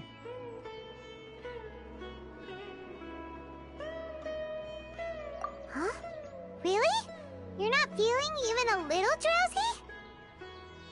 But wait, how'd you know that she'd be okay this time, Tighnari? Back when we were clearing the Withering Zone, I observed that she could adeptly manipulate the Dendro element. I knew then that she would be fine. And if I may ask, when I was telling you two about Irminsul's ley lines, was what I described similar at all to what you saw while you were unconscious? That's correct. Those weren't hallucinations at all.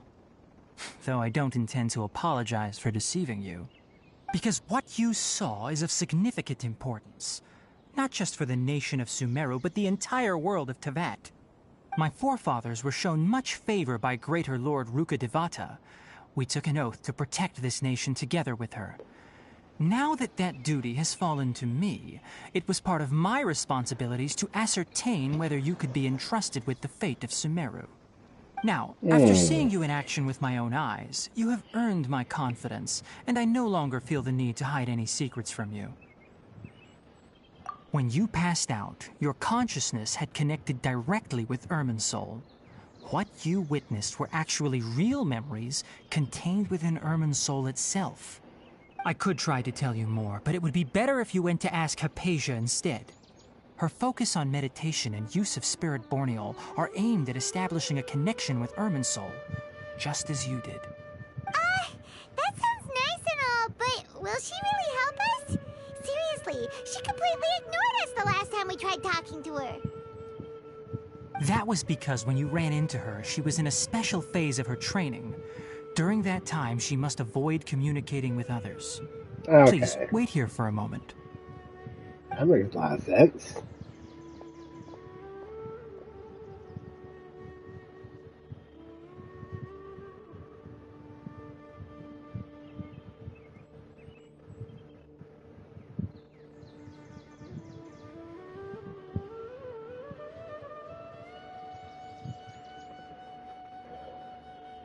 Here, take these. It's a meal I packed for Hypatia, as well as some other ingredients.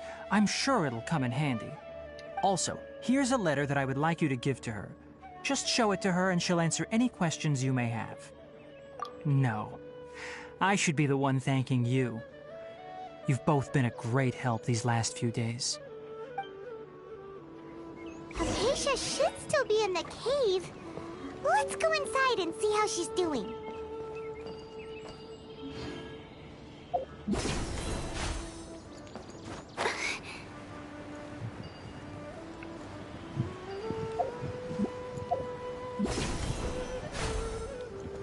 With the wind.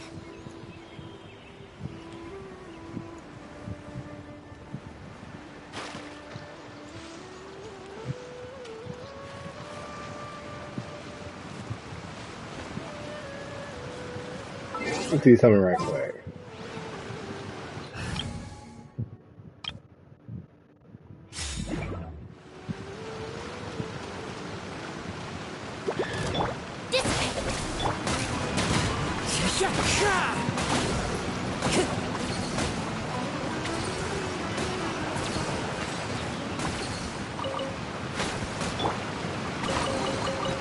This world holds many a rare treasure.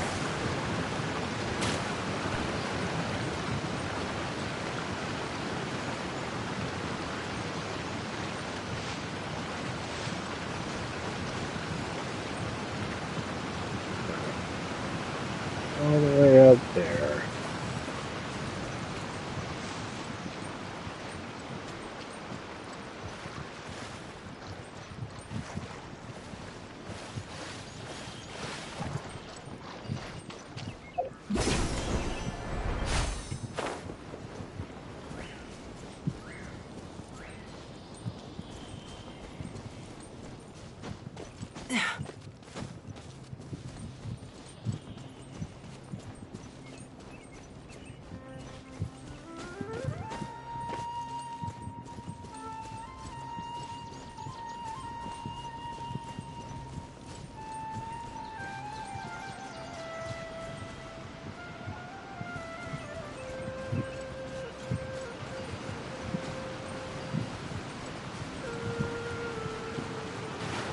Hypatia should still be in the cave.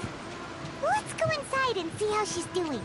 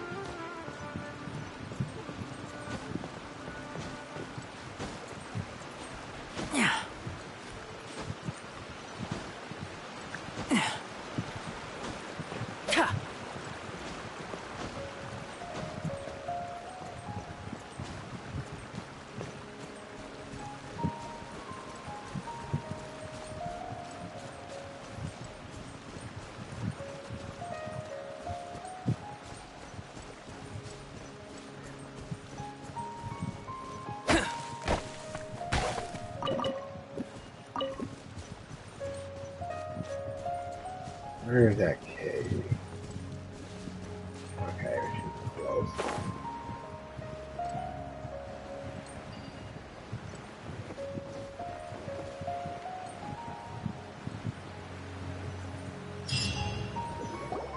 Hello? Hypatia? Gone. Hey! There's nobody here! Maybe she went out to look for some food. Let's try looking around the area.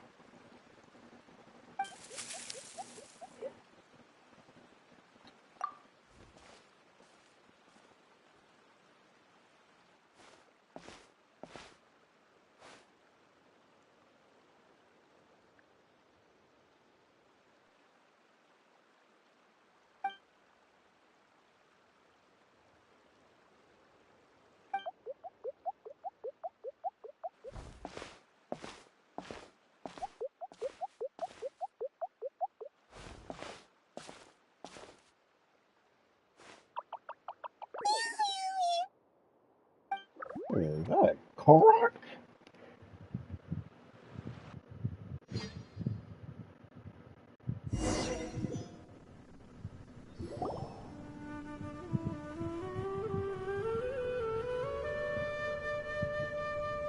There you are! Hypatia, are you alright? So hungry. Need water. There's no way we can get her to eat in her current condition. Let's try finding some water first. Huh? Wait. Why does it look super foggy outside all of a sudden? Anyway, let's go look around.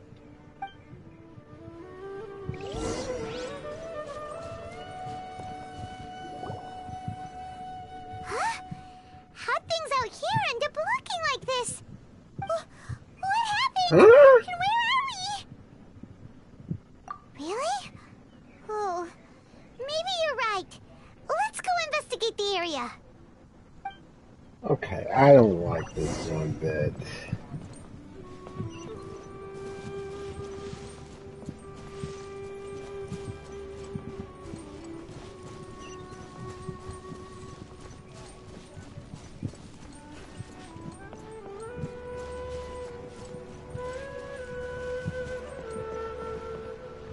Wow, this place is huge! Paimon knew there's something off about that cave. Let's think of a way to get over there and have a closer look. Who knows? Maybe we'll find a lead of some kind. The wind knows me.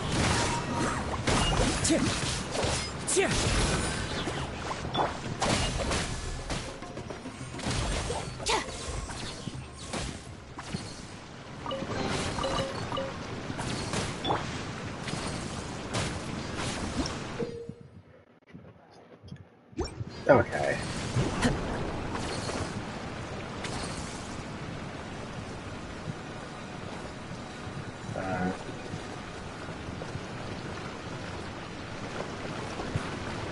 Higher.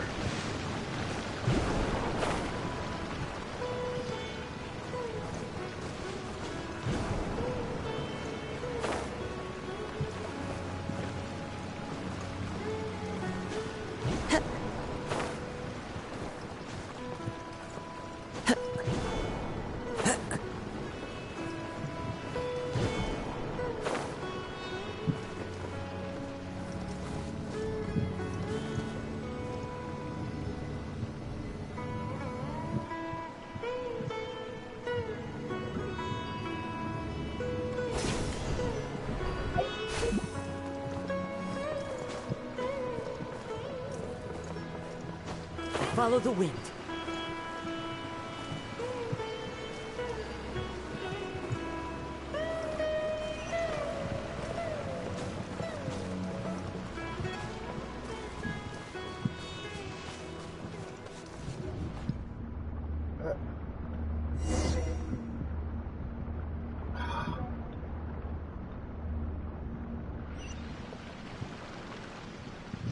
Now what?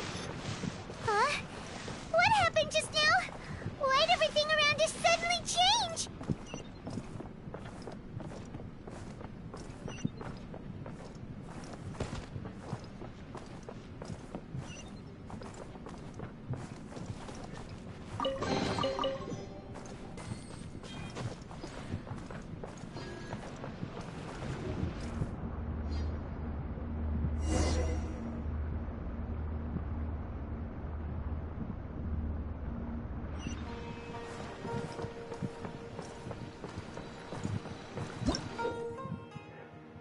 Okay, yeah.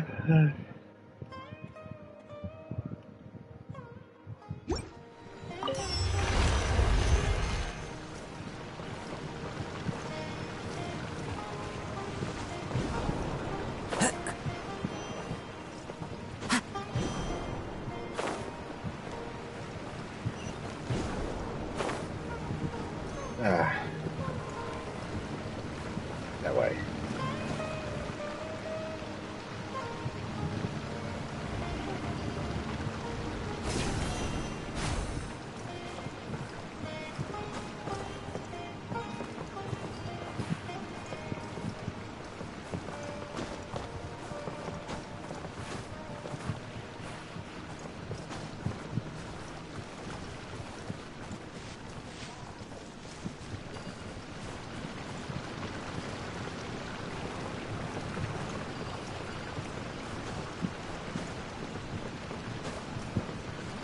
Climb.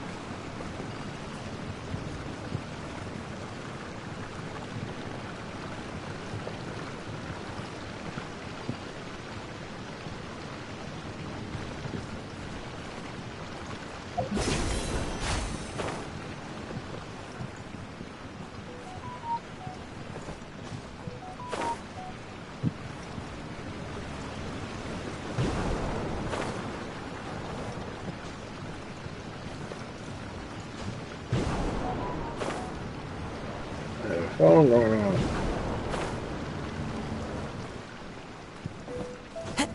Follow the wind.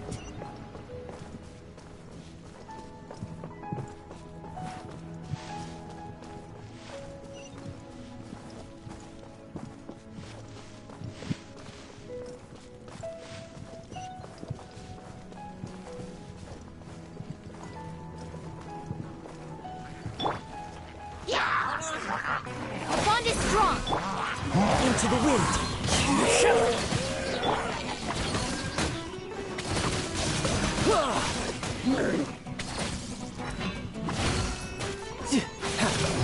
Who's next? Oh shoot! Time to go. The wind knows me.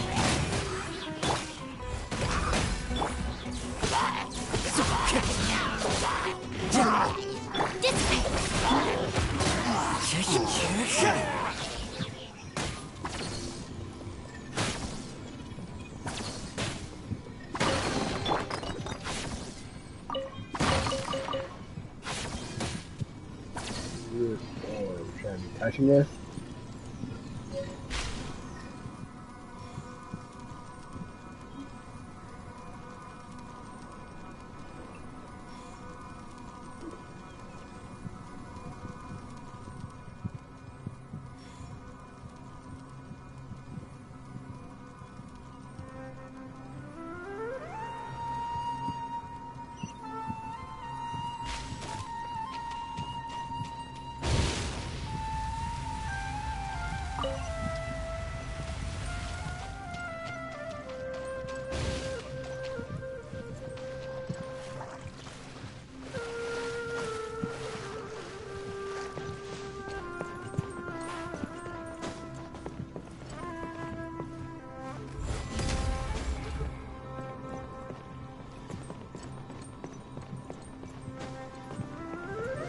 Climb up there.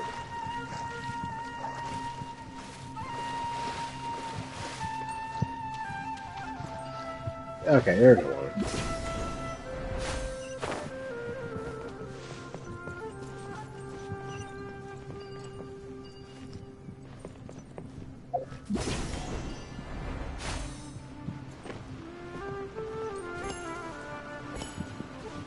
I need one more. Alright. There it is.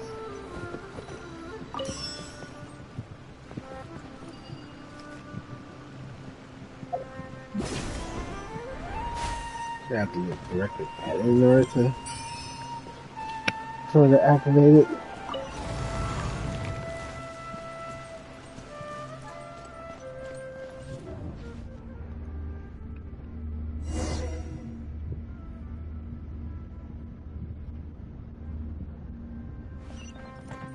What in Tibet is going on here? This place is getting weirder by the minute.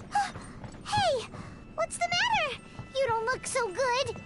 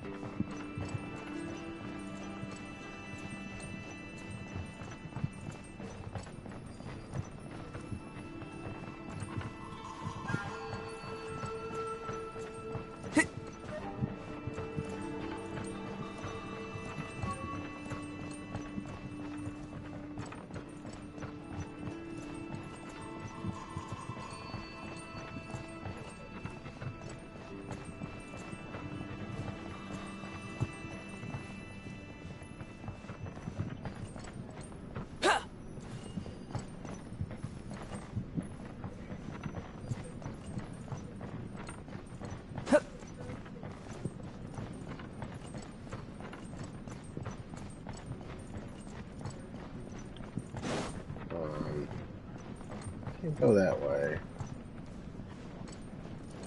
Doesn't go up or down.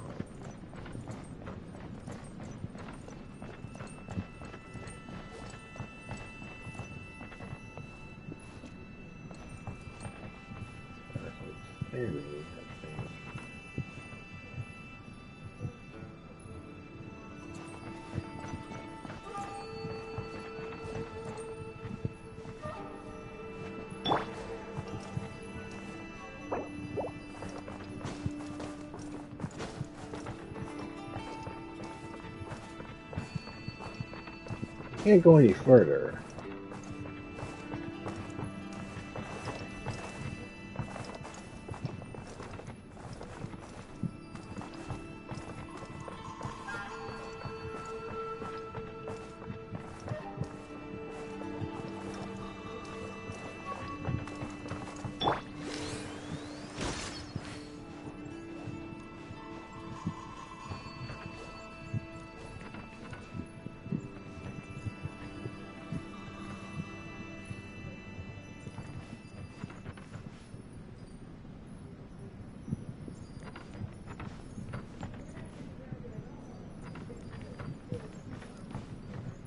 Wait, hold on, I know what to do.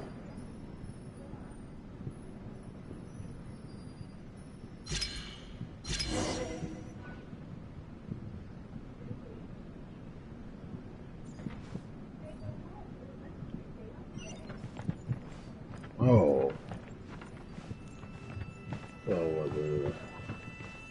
So it was an illusion.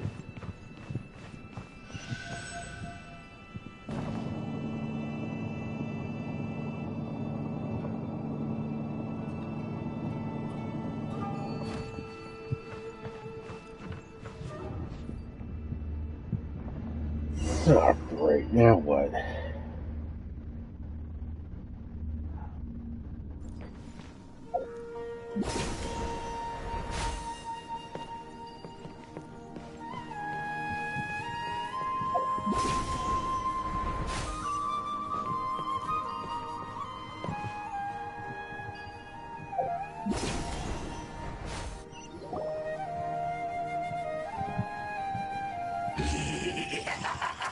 Uh-oh. Well. Looks like we meet again, traveler. Do I know you? The Abyss Herald! What are you planning to do in this strange place? Strange place? Plotting?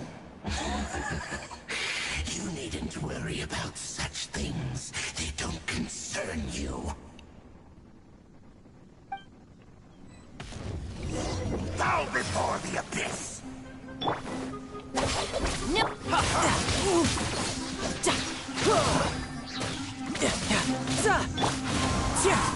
As one with wind and cloud, into the wind.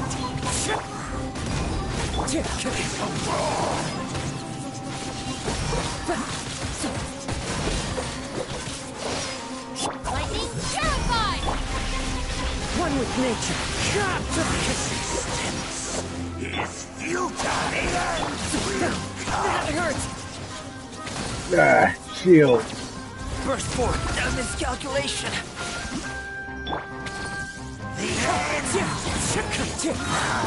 Fallen leaves, adorn my night! Stand with me! Did I beat him? Huh? No, I didn't. Oh, Paimon doesn't get it! We faced others like him before! What's wrong this time? Traveler, though you may have managed to avert countless crises before, your good fortune was bound to end sooner or later. It's time you realize how weak and powerless you really are. Your brother. Oh, pitiful traveler. Are you really so ignorant? Or are you just living in complete denial? His Highness has long since forsaken you. Your meager existence in his eyes is that of an annoying bug, only to be stepped upon. The bonds of love and family which drive you to find your sibling are utterly gone. Your journey is meaningless. But don't you fret now. Today will be your last. Now die!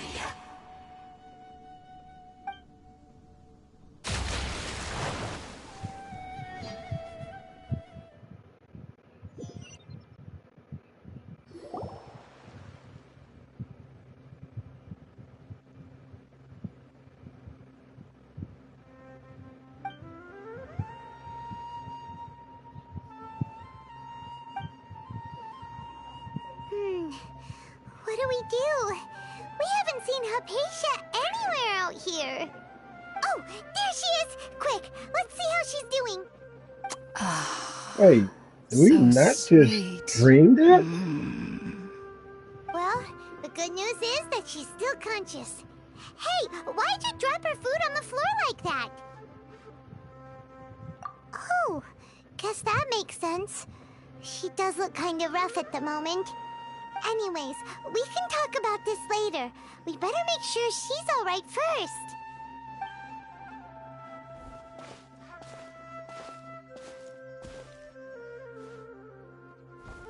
Whoa, wait a sec. Look at all this fruit lying around her. We can put that to good use.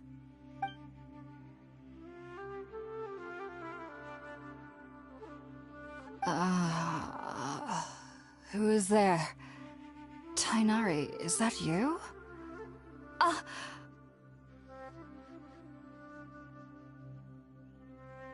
Huh? It's okay. You can relax, Hypatia. Tighnari sent us here to bring you some food and water. Here, we have a letter that he asked us to give you.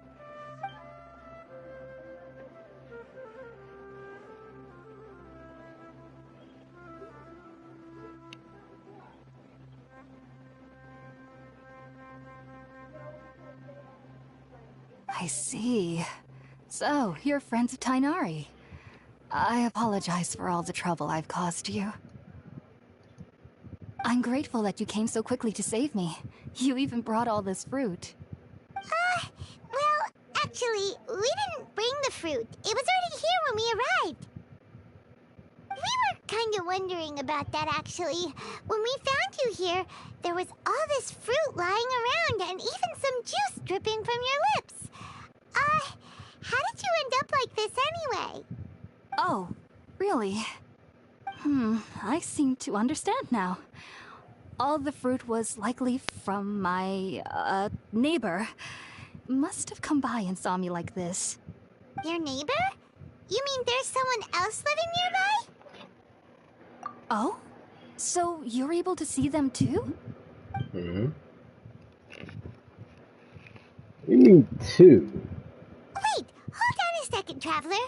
You say that before we arrived, you saw some mysterious creature and suddenly had a strange dream? Isn't that a little too crazy to believe? No, I actually do believe what the Traveler is saying. I myself had a similar experience once before and ended up scaring my timid little neighbor here. You needn't worry. They mean you no harm. They only dragged you into the dream because they hoped to buy themselves a little time in order to scurry away. So, Hypatia, just what kind of creature is your neighbor exactly? I'm not sure what it's called, to be honest. But I do know that they have some sort of deeper connection with the Dendro Archon. I know this because the first time I saw them was also the exact day my consciousness was able to form a connection with Irminsul. Even after I opened my eyes and stopped meditating, my heart was still pounding, and my mind was racing with all the knowledge that I had touched. And at that very moment, I suddenly noticed a small figure at the opening of the cave. In my curiosity, I began to walk over to the creature.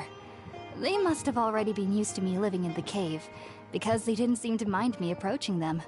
They just kept doing whatever they were up to. It wasn't until I crouched down next to them that they suddenly realized that I could see them. Oh! And then? And then I had a dream. By the time I came to, they were nowhere to be seen. I was convinced they'd never show up again. But sure enough, I saw them nearby a few days later. And they weren't alone. I feel like they aren't as afraid of me as the first time I approached them. But I never would have expected them to save me. Yes, no doubt about that. By the way, Tighnari mentioned in his letter that you had questions for me regarding Irminsul. Oh, someone's hungry. Sorry about that. Sounds like just drinking juice still isn't quite enough for my stomach. Well, if somebody hadn't dropped the food earlier... Anyway, looks like we'll need to prepare something ourselves. Besides, Paimon's getting hungry too. Let's eat first and talk about Irminsul later. Alright, we're up, Traveler. Today's menu will feature Sweet Madame and a radish veggie soup. You'll love them, Hypatia. They're our specialties after all. Sounds good. I've never tried any dishes from other nations before. I certainly look forward to it. It's been so long since I've had a decent meal, too. To be honest, the last time had to be when Tighnari came to visit.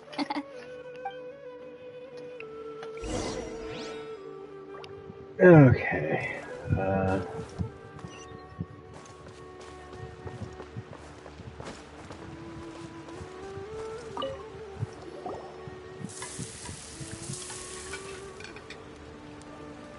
All done! Let's use the empty box that Tighnari gave us since we already washed it. Oh, it smells amazing! And the box is a nice touch, too! Let's go serve this up and start eating with Hypatia!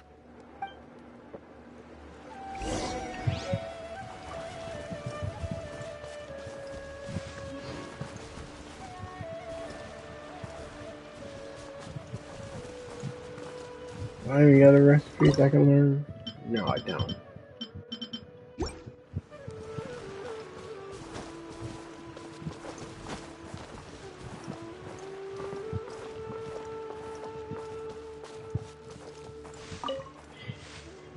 Are you already finished cooking? Smells delectable. I'm truly thankful whenever I can enjoy a proper meal like this. Cooking really isn't my forte.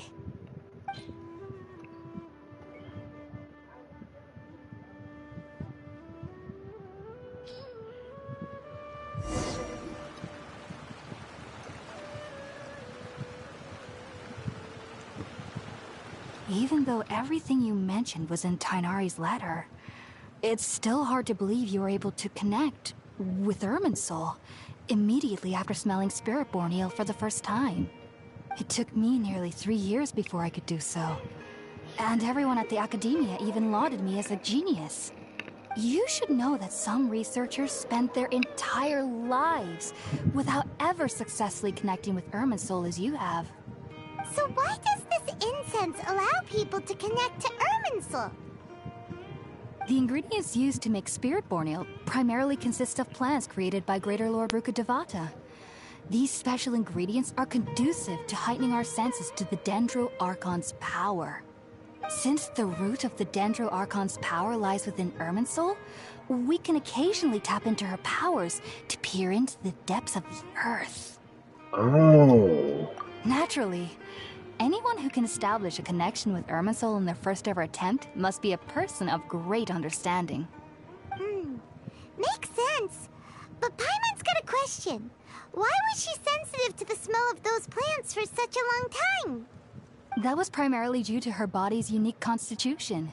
Stimulated by the incense, she could perceive the Dendro Archon's power and experience the sensory overload, hence the adverse reactions. Taking in any scent similar to the ingredients of Spiritborn Ale would cause adverse effects. Not to worry, though. It appears you've already fully recovered. Technically, your body should still be sensitive to the powers of the Dendro Archon, but unless you're using intentional meditation techniques, the scent of Spiritborn Ale should no longer trigger such reactions. Whew. Well, that's a relief. I must admit, I am quite envious of your abilities. Even if it meant suffering from pounding headaches for the rest of my life, I'd consider it worthwhile so long as I could connect with Irminsul at will. Whoa! You're really serious about this whole thing, aren't you? I am a researcher after all. As a member of the Ritaoist Darshan at the Academia, my main area of research is the stars and their connection to the fate of living beings. But there is still so much we don't know, especially regarding the mysteries that lie in the starry skies. Which is why I must turn to the all-knowing Irminsul for answers. If only my perception wasn't so limited. Unfortunately, I cannot guarantee that my every attempt to attune with Irminsul will be successful. or that doing so will leave my consciousness intact. I am currently in the stage of training known as Satyavada life. Many researchers in Sumeru have lost their minds while seeking to attune with Irminsul during this stage. Sages have said that Irminsul contains divine knowledge, and touching such knowledge without the proper preparations and abilities will only lead to one's mind caving in on itself. That's why we meditate alone. We need to ensure that our minds will be calm while minimizing the possibility of involving anyone else. Whoa! So knowledge from Irminsul can be super dangerous. Aren't you afraid of the risks, Hypatia? Of course I do. Especially during nights that are pitch black with no moonlight, and dead silent without even the sound of insects. However, I've been feeling better as of late. I don't get as scared anymore knowing that I have a little neighbor living nearby. I believe that being able to see them is a sort of blessing from the Dendro Archon. But what's strangest of all is that they're clearly an envoy of the God of Wisdom herself. And they have the curious power to make people dream. What's so strange about that? It doesn't sound so out of place for a divine being, does it?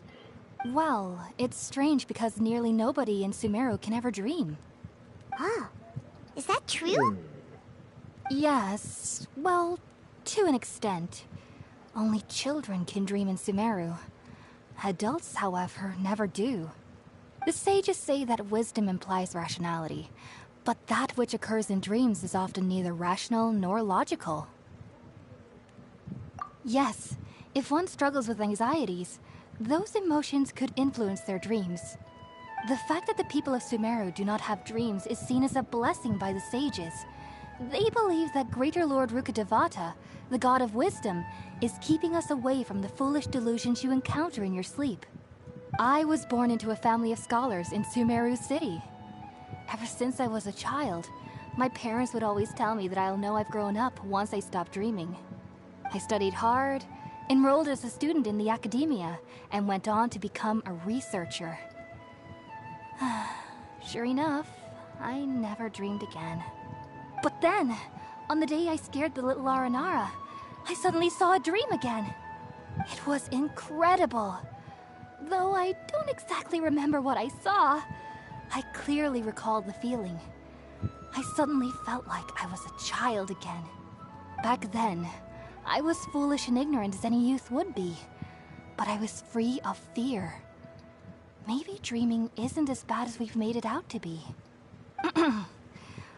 Just be sure not to speak of this if you travel to Sumeru City. They'll look at you as if you've lost your mind. So, do you have any thoughts about the things she saw when she connected with Irminsul? Sorry. I'm afraid I don't have any answers as of now.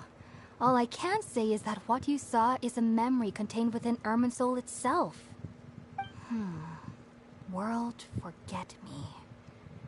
What could that possibly mean? If only I could ascend past Satyavada life and begin Paripurna life. I might have some more answers for you. If you two are ever in the area again, please be sure to come and see me. There's no need to be thanking me. You two are my saviors. Besides, I'm already looking forward to tasting some more of your cooking.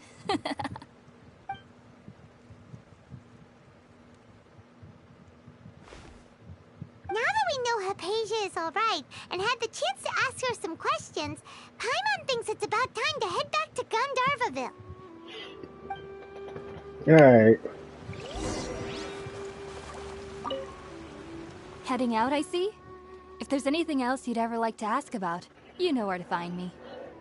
Even though that little neighbor of mine was able to induce a state of dreaming, I doubt they were able to control the actual contents of the dream. The end of your dream seemed quite terrifying. Perhaps there's something that's troubling you deep inside? Not to worry, though. I'm sure you'll be able to handle whatever comes your way in the real world. As someone from Sumeru who cannot dream, I needn't ever worry about nightmares. But lately, I've started to feel that I'm somehow missing something without dreams. It's a little hard to explain. Heading out, I see? If there's anything else you'd ever like to ask about, you know where to find me. Sumeru researchers use Spiritborn Ale to assist them in connecting with Irminsul to extract knowledge from it. Though the process can be risky, we believe that the knowledge gained is worth it. Unfortunately, I cannot help you understand your dream. At least not yet. I'm still learning how to attune to the depths of Irminsul myself. I hope that I'll be able to ascend past Satyavada life and gain deeper insights. Heading out, I see? If there's anything else you'd ever like to ask about, you know where to find me. I've heard local children here in the rainforest speaking of fairy-like creatures. But I'm from Sumeru City, and have never heard of such things when I was a child. Perhaps this is because I had a very strict upbringing. My parents would seldom allow me to play with other children. I doubt they'd ever believe me if I told them about my little neighbor out here. And speaking of my little neighbor, I think they can somehow sense when Tighnari is coming to visit me. I've noticed on several occasions that as they're playing under the trees, they'll suddenly tense up and scamper away for no apparent reason. Shortly after they do this, Tighnari always shows up here. Perhaps I should ask Tighnari about this the next time I see him. Heading out, I see? If there's anything else you'd ever... Take care. Do remember to come visit anytime you're in the area. I would be happy to chat with you.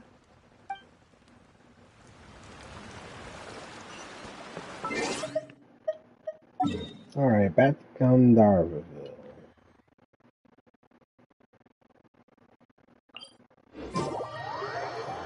No faster way to travel.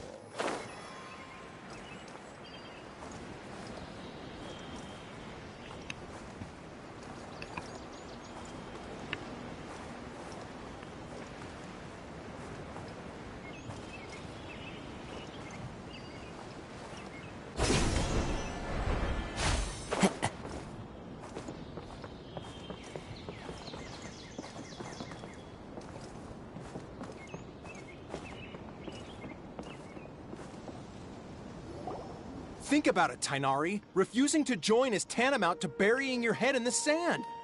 I understand that you're a forest watcher, and that it's your duty to combat the effects of withering zones. But isn't it evident that such work is not a lasting solution to the problem? As Sage Kage clearly stated, your presence and guidance in Sumeru City is pivotal in finding a cure for Irminsul. How could you possibly refuse? Keep your emotions in check, Ghulam. Let's at least listen to Tighnari's reason for declining. We're here to invite him to the Academia, not to cause a scene. Sage Kage, I am truly honored that you came here in person, but I'm afraid I must still decline your invitation. I am merely a forest watcher. How could the great minds of the Haravatat have any need of someone like me? Well, it turns out that your refusal letter had some implications on your master's reputation. He is a renowned sage of the Immorta, after all. So now I've come here in his stead. I see. Huh. And I figured that given his temper, he would come here and berate me personally. Tighnari, your master is an integral part of this effort, and now he requires your assistance. And what exactly does my master need of me, Sage Kage? You'll know once you've arrived in Sumeru City, that is. And how long will I be required to stay? There's no definite answer as of now. Do you mean to tell me that despite coming all the way here to Gandharvaville, you still can't answer the questions I laid out in the letter to my master? If that's the case, then I'm afraid I cannot give you a definite answer either. Tighnari, but you... So be it. Come, Ghulam, we're leaving.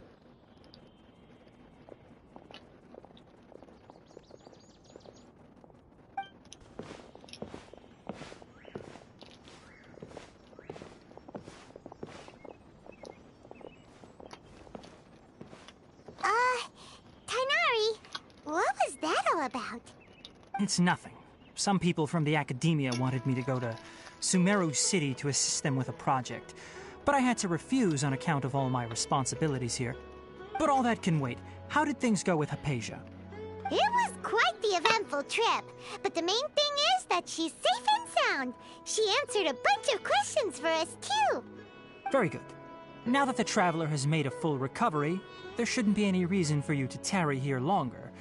I assume you will be heading to Sumeru City, correct? That's right! We want to meet Lesser Lord Kusanali and ask her for advice. Do you have any idea on how we can find her? Sorry, I'm afraid I don't have any advice for you there. Well, do you at least know anyone we can try asking in Sumeru City? Let me think. My trips to Sumeru City have been fairly short, and most of my acquaintances are researchers. How about this? I'll write you a letter of introduction that you can give to a researcher I know.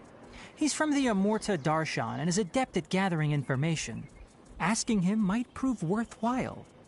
Also, when you enter Sumeru City, you'll probably end up receiving something like this item here. I'm not sure if it will ever come in handy for you, but maybe you can give it a try. Oh? What is it? It's called an Akasha Terminal. It's a tool produced by the Academia that utilizes the legacy of Greater Lord Rukkhadevata. Some say that this very item is the basis of Sumeru's reputation as the City of Wisdom. Needless to say, this device and its usage fall under the Academia's expertise, so I'll leave it to them to show you how to use it. Great! Next up, Sumeru City! But wait, before that... That's right! Tighnari, we have something important to say to Collei before we leave. Is she doing better now? Yes, she's doing much better. After being confined to her bed all this time, I thought a little walk would do her some good. Last I saw her, she was taking the path towards the North Crossing. She knew you two would be leaving soon, so she must have wanted to see you off. Thanks, Tighnari. All right, let's go! Farewell, and good luck to you both.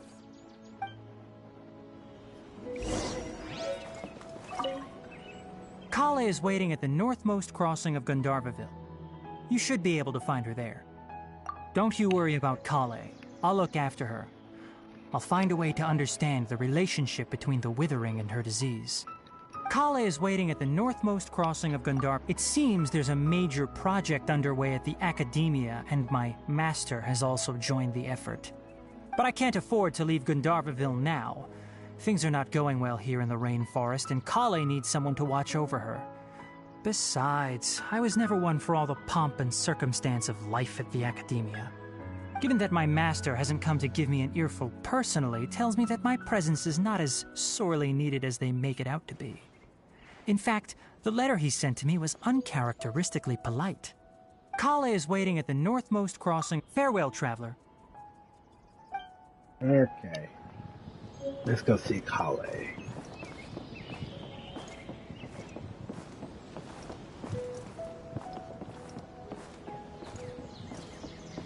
And she's right there. I've been waiting for you two.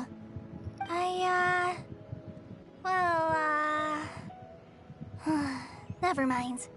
I guess I should just wish you two a safe and successful journey. Thanks for waiting here just to see us off, Collei. We're headed to Sumeru City. Don't worry about me. I can take care of myself. My condition won't be getting in the way of my duties. I want to be a forest ranger after all. It's up to me and the others to protect the rainforest here. And,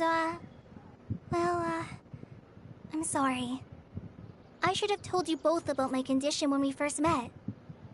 I just wanted you two to treat me as a normal friend. Not some girl that needs your sympathy. But I guess now I understand that the most important thing is for friends to be genuine with one another. There's no need to apologize, Collei. We should be thanking you for trusting us enough to be your friends and sharing your past with us. We're probably still gonna worry about your condition, but that's because we're friends and we care about you. Thank you. That means a lot. Before you leave, I have something for you. Oh? What is it? It's my recipe for pita pockets. I told you that I'd give you a copy, remember? My handwriting is a little, messy, so please don't laugh. Yay! Thanks, Collei. Now we can eat those scrumptious little pitas whenever and wherever we like. I hope that whenever you eat them, you'll both remember your time here in Gandharvaville.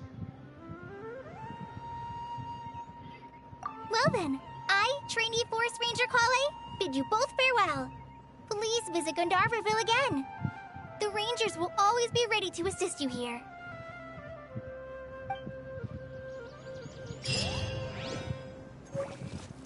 Okay.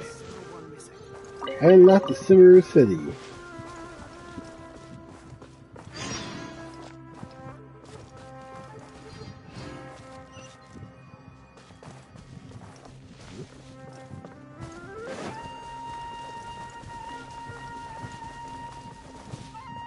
Oh, what was...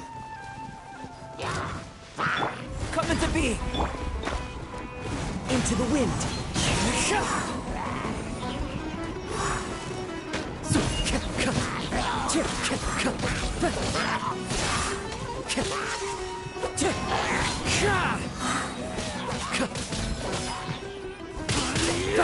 Oh, hold up, who are you? The wind knows me. As one with wind and cloud, one with nature.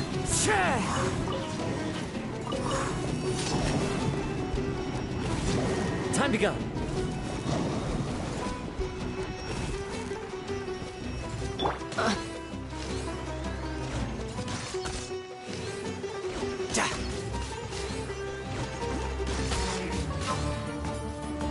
The bond is strong.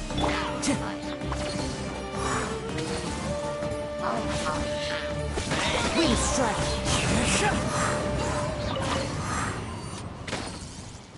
A faithful offering.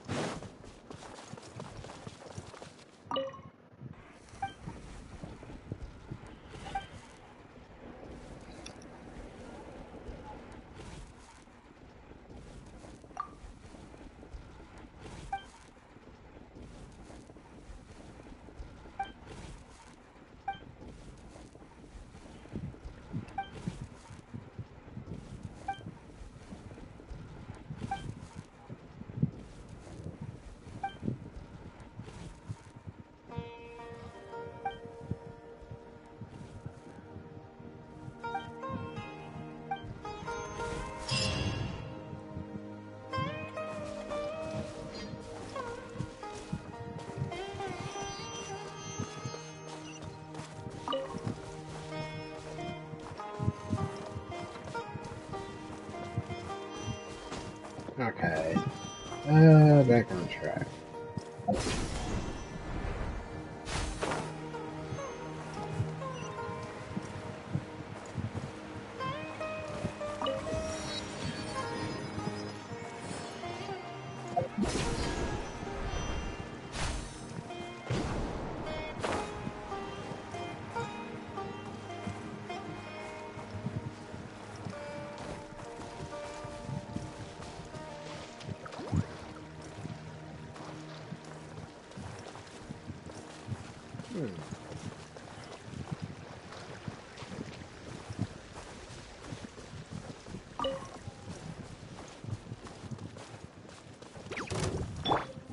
Burst forth!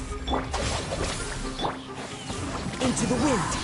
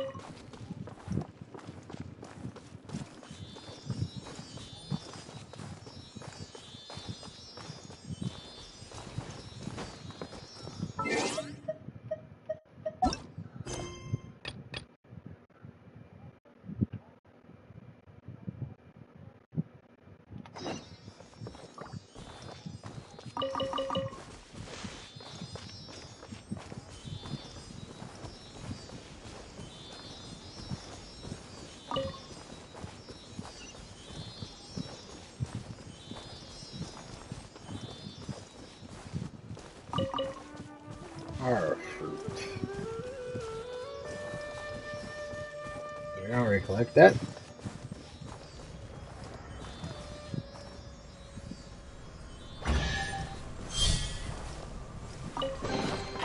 Who says there aren't benefits to a life of wandering?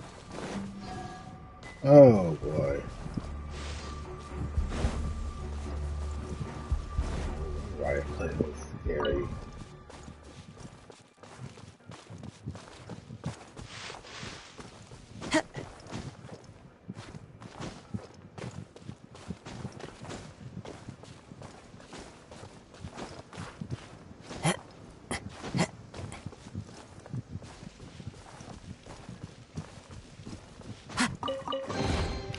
Who says there aren't benefits to a life of wandering? Oh, he's the enemy.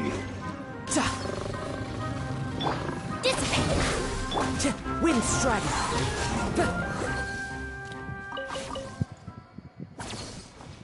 I didn't think that was gonna be an enemy.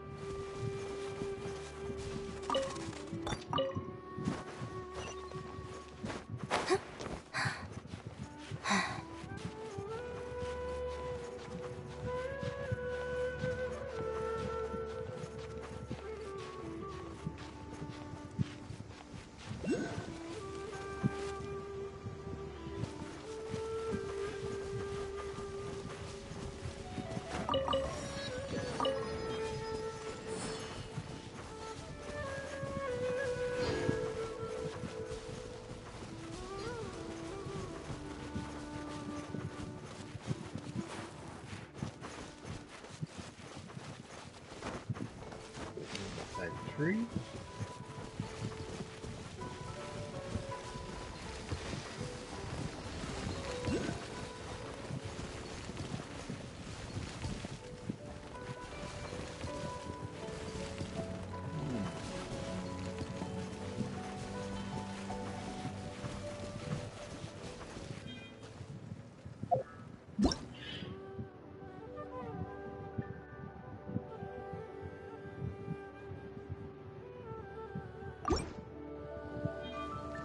Okay, let me see something right quick.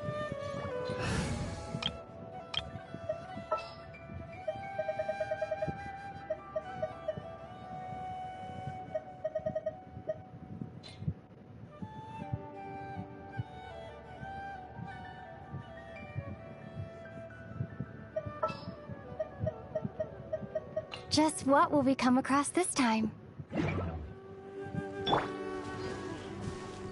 Scatter! Oh.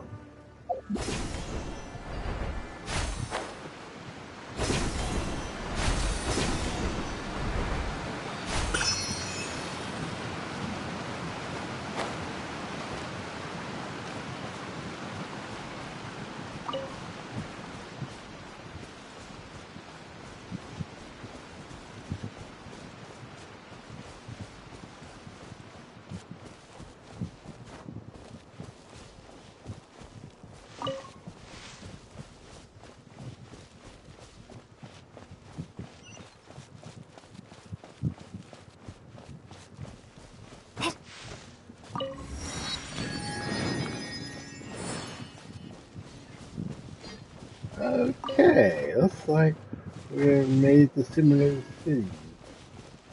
Oh wait, Sumeru.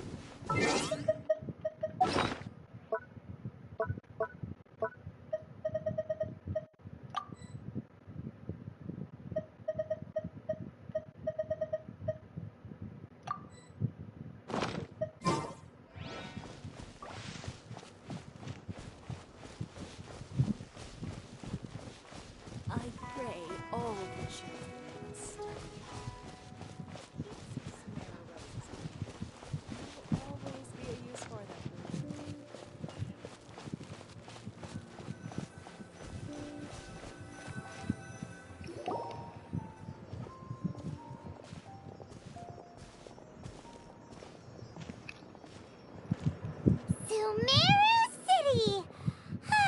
We finally made it! Oh, did you see that? When those people entered the city, something on their heads lit up. One moment, please, you two. It appears this is your first time visiting Sumeru City. Oh, yeah, that's right. But how did you know that? Because there's currently no information on either of you in the Akasha. The But no Akasha. need to worry, that won't prevent you from entering the city. In fact, the Academia conveniently provides each traveler to Sumeru City with a device. Perhaps you two have heard of the Akasha before. It's our beloved Greater Lord Rukkhadevata's lasting legacy, a treasure trove of collected knowledge. After centuries of tireless research on the Akasha, the Academia created one of its most ingenious inventions, the Akasha Terminal. As long as you are within Sumeru's borders, you may use an Akasha Terminal to connect directly to the Akasha and access any knowledge you need. I should mention that due to technical limitations, the operation of Akasha Terminals will be much smoother and more effective in large cities such as Sumeru City and Port Ormos. Oh, so this is the thing that Tighnari was telling us about. It sounds pretty amazing. You two are quite fortunate. Until recently, it was standard practice to only issue Akasha Terminals to outlanders who spent an extended amount of time in Sumeru. However, this policy was recently changed, and now all travelers are issued one upon arrival. Here are your Akasha Terminals. Please handle them with care. It kinda looks like a leaf. To activate it, simply hold it in your hand and say the following phrase to yourself. May the mighty God bless us with their voice of wisdom. Oh, since this little doodad lets you access knowledge, maybe we can use it to find a way to meet Lesser Lord Kusanali. Let's give it a try. May the mighty God bless us with their voice of wisdom.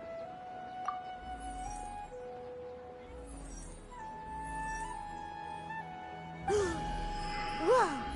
Just now, something clicked, and Paimon suddenly knew how to use this thing. It seems all we need to do is concentrate on what we want to know, and bam! You get it! Oh, that'll come in real handy. Exactly. That is the power of the Akasha. And with that, let me officially welcome you both to Sumeru City. May the wisdom of the Dendro Archon always be your guide. Okay, now that we're in, we can check the Akasha about Lesser Lord Kusanali. Let Paimon try. 500 years ago, the sages found a newly born deity from within some scorched ruins. The deity now resides in the sanctuary of Suristana. Seems pretty similar to what Collei was telling us. Okay, next, let's concentrate on asking how to meet her.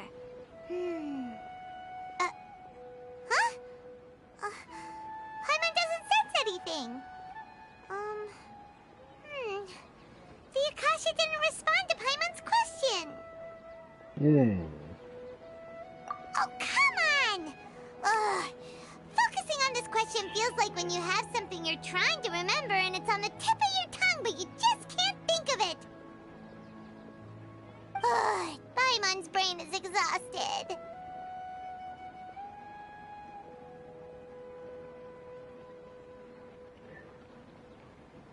Oh, smart idea. But what are you going to ask it?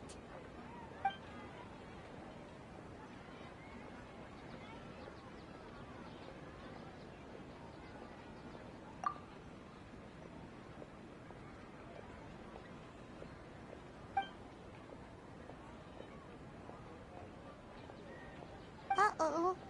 Paimon's getting all teary-eyed all of a sudden. It feels like the people of Sumeru really missed their Archon.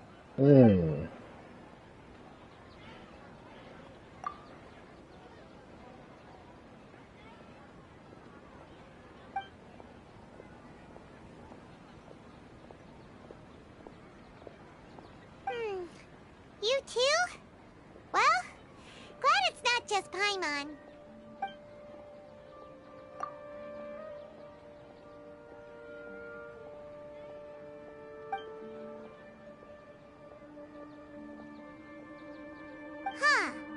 Could it be because because we're Outlanders and we've only just arrived in Sumeru?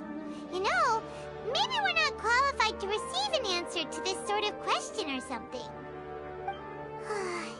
Well, seems no matter which way we try, we can't find anything that'll lead us to Lesser Lord Kusanali. Guess our only choice now is to try meeting with the researcher that Tighnari recommended. He's from Sumeru and even has a position in the Academia. Maybe he'll be able to access more info from the Akasha. Let's see. Tighnari wrote an address on the letter's envelope. Oh, it's not far from the city's gate. Let's head over and have a look. Hopefully he's at home. How can my own brother say something like that about me? It's plain Rohali. Hello, are you Rohali? Wait, isn't that the guy we met at the city gates? Can I help you? No. Great! Different. You see, Tighnari sent us here and... What? Tighnari? Please, there's no need to say anything, really. Sure, I admit that the article I had published last month wasn't my best work, and maybe the data didn't produce the most convincing results, but... Here! This is a letter from Tighnari! Oh, let me see... Oh! Ooh, what a relief. You two nearly scared the life out of me. So, you two just have some questions for me? Seems even Tighnari acknowledges my innate ability for procuring information. So, what is it you two would like to know?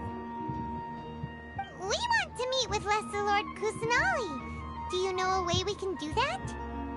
You mean you want to meet the Dendro Archon herself?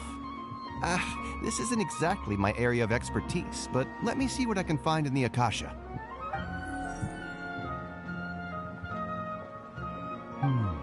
Sorry, the Akasha didn't respond to my query.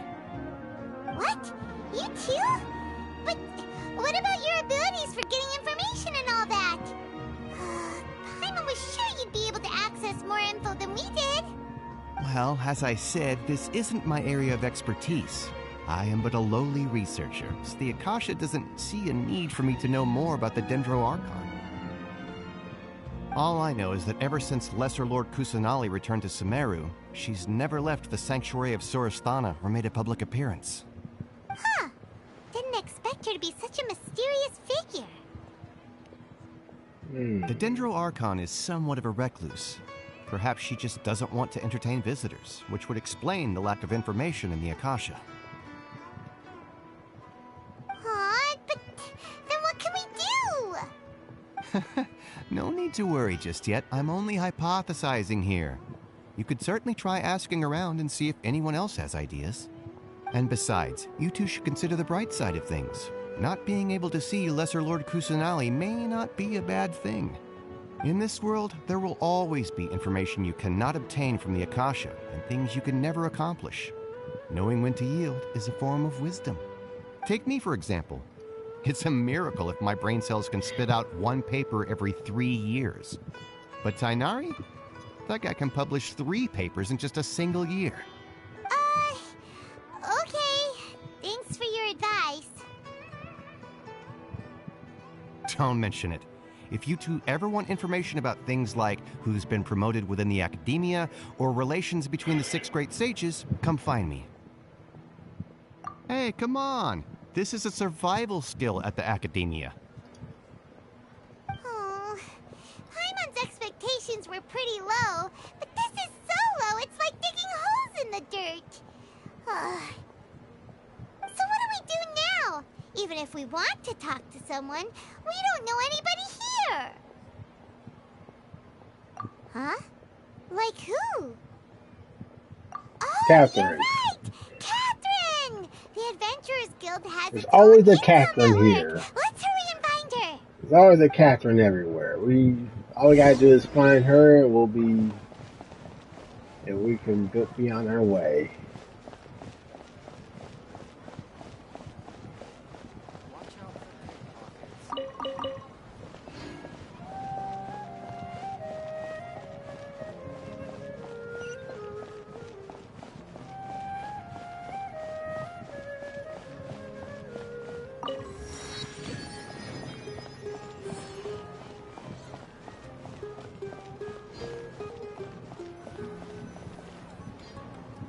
Astra Abyssosk.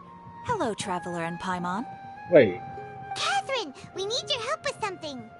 Are you the same Catherine? Understood. The Adventurers Guild is always ready to serve you.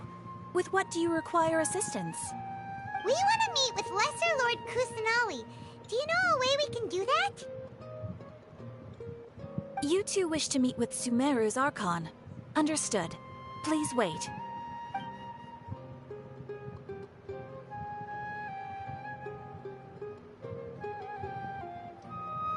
I apologize, but I am unable to call up any relevant information in the Akasha. I'm also unable to locate any pertinent information in my personal memory. Aww, another dead end. Well, if Catherine can't help us, then we really don't know anyone else to ask now. Please do not worry. I may know of someone who can help you two. In Sumeru, the Adventurers Guild does not serve as the vanguard of information. Rather, there are numerous active mercenary groups collectively known as the Eremites. They take on various contracts and work all across Sumeru, so they naturally accrue intelligence. An Eremite brigade called the Corps of 30 is in charge of Sumeru City's defenses. Not only are they the oldest brigade, but they are responsible for managing and coordinating the affairs of all other mercenary brigades. Corps of 30? What a weird name. Supposedly, they are named as such because their ranks numbered 30 at their inception. Asphalt, an advisor with the Corps of 30, maintains good relations with the Adventurers Guild. Though he's already retired, he and his words carry great weight within mercenary circles. So there's more than If you'd like 30 to get in in the contact Corps with of him, 30. you can find him at the Corps of 30's headquarters, the Citadel of Rexar. You're welcome. I wish you two the best of luck. We look forward to your exploits in Sumeru. Alright, off to the Citadel of Rexar we go! Ad Astra...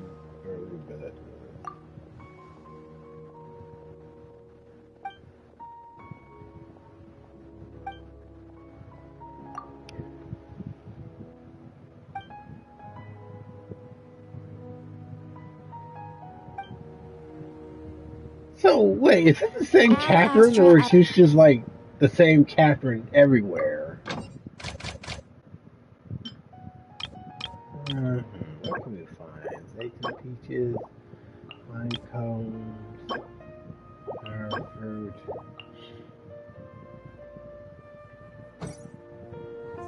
Ad Astra... Wait, who can do it? Who can go on Sumeru expeditions?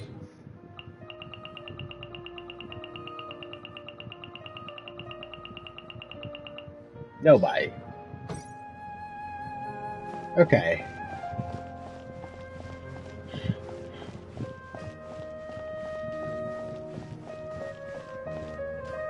I figure once I get enough progress, I can do like some commissions in Sumeru.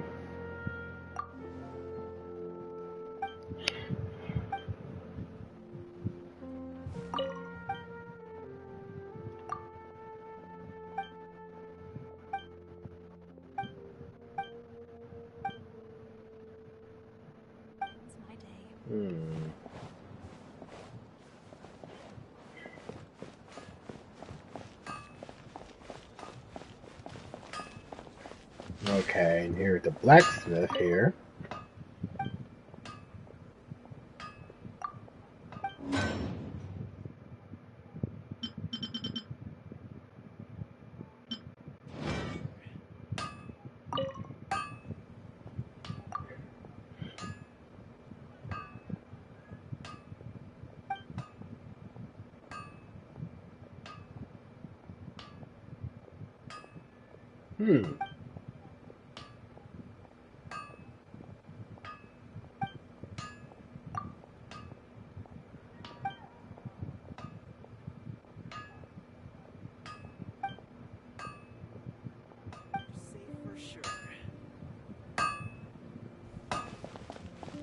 Okay, the bid store.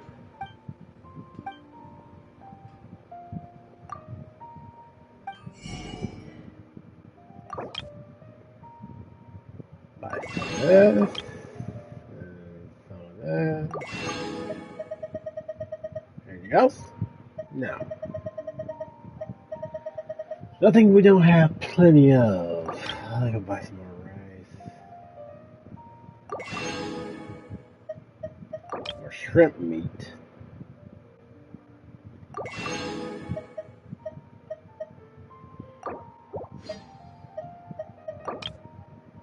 Potato. That'd be it.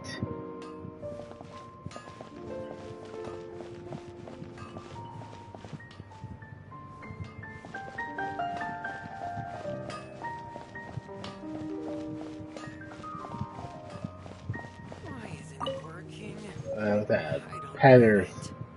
Patasara.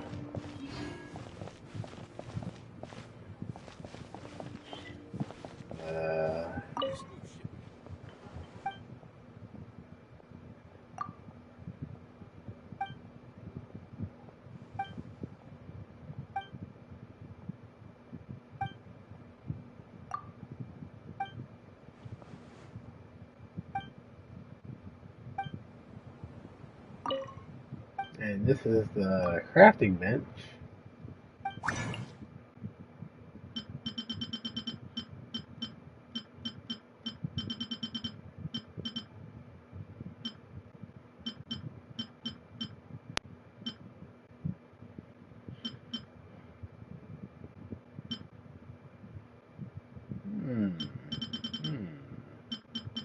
Forest essential oils. Increases all party members' Dendro down by 25% for 300 seconds.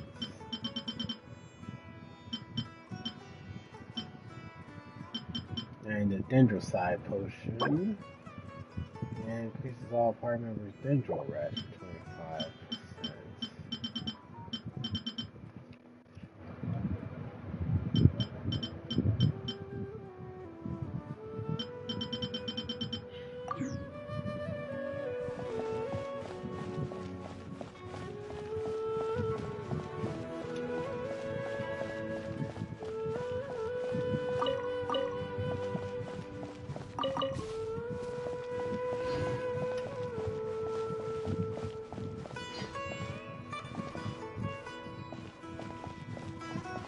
Must be the reputation guide. Welcome. The Adventurers Guild told me to expect you two. It's nice to meet you, Osfond. We'd like to ask you about something.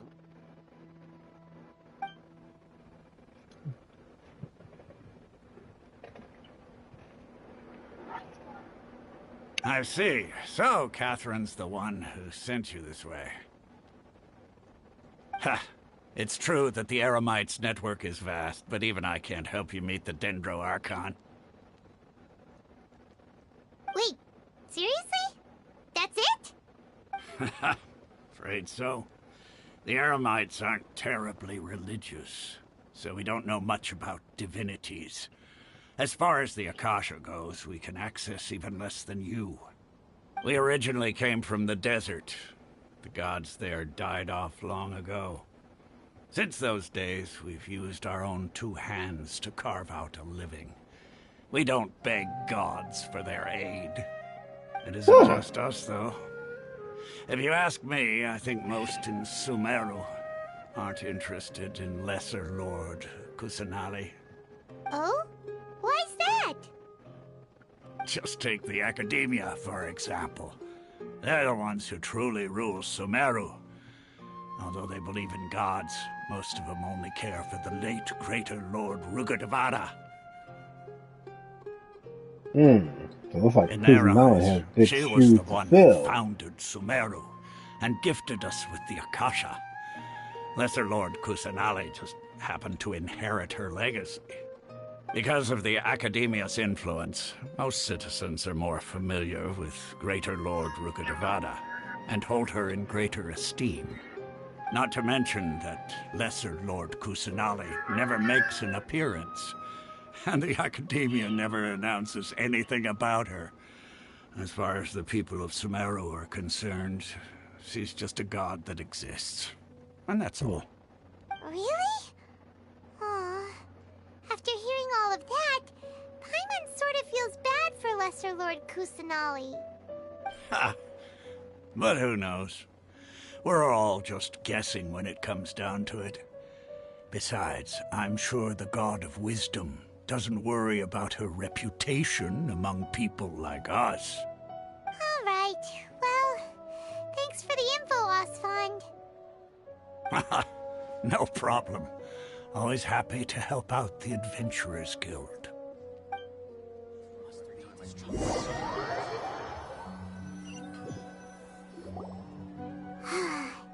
Seems Osfond was right about most people's attitudes here. Not only are they not interested in the Dendro Archon, they even say stuff like, if the Akasha doesn't think I should know, then I don't need to know about it. We've been asking for information non-stop ever since we got to Sumeru.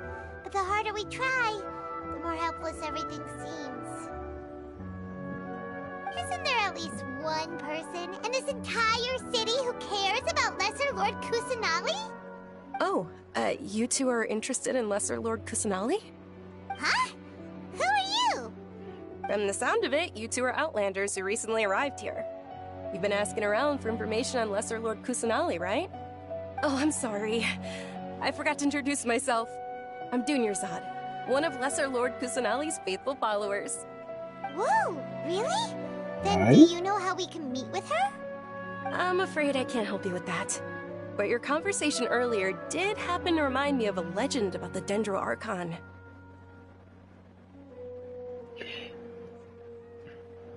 Sure. It goes like this. Long, long ago, there was a man who heard a prophecy. It predicted that a great calamity was about to befall him.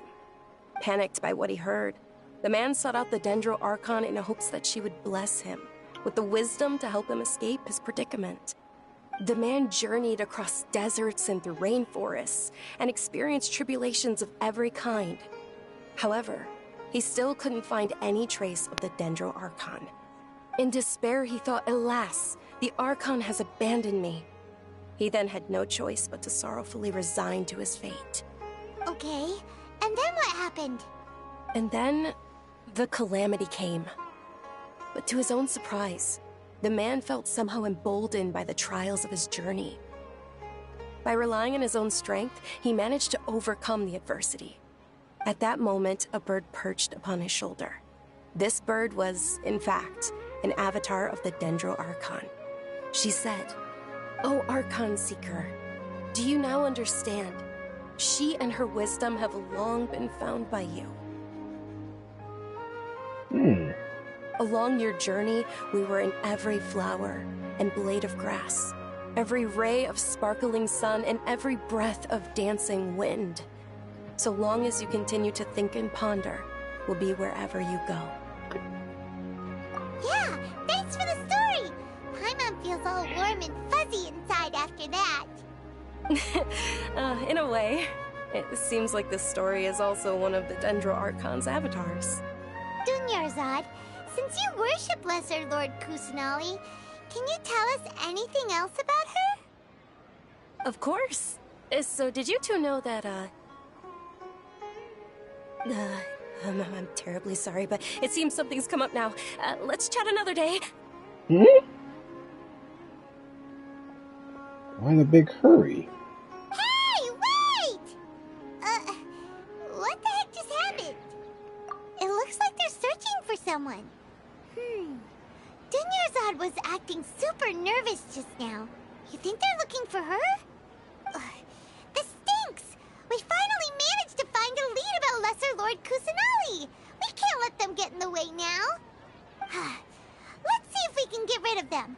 Then we can catch up with Dunyarzad! Hey, have you two seen a brown-haired girl wearing a purple top and a long blue dress? We're looking for her. Did she have bandages wrapped around her wrists? Yes, that's her. Did you see which direction she went? Yeah, she went that way. Quick, after her!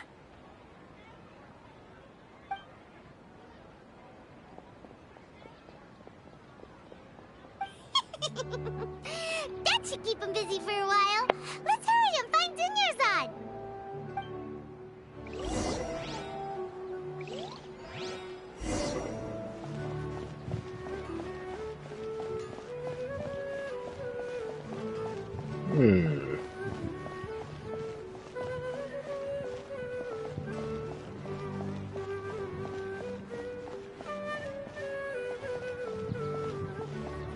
Trust me.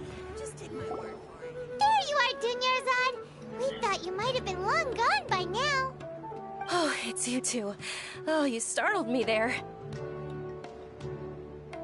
You can relax now. We threw those people looking for you off the trail. Really? Thank you so much. Unfortunately, I believe there's still more of them out there looking for me. Uh-oh, looks like there's some coming this way. Huh? More of them? Then what are we standing here for? Run! No, wait, my body isn't in the best shape. It's difficult for me to run. Okay, sounds good. There's a tavern on the other side of the port we can go to. They probably wouldn't expect me to hide in a place like that. All right, let's move out. Stay behind us. We'll keep an eye out for anyone looking for you.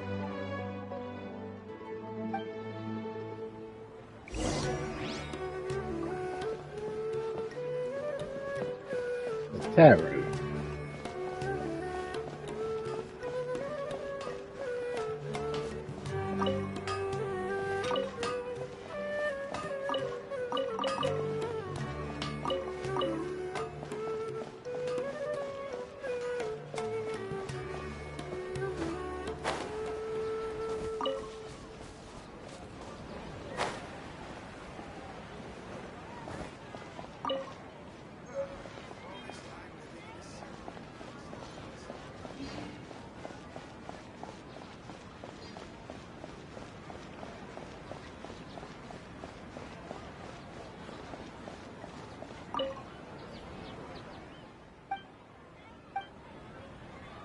Okay, here we go.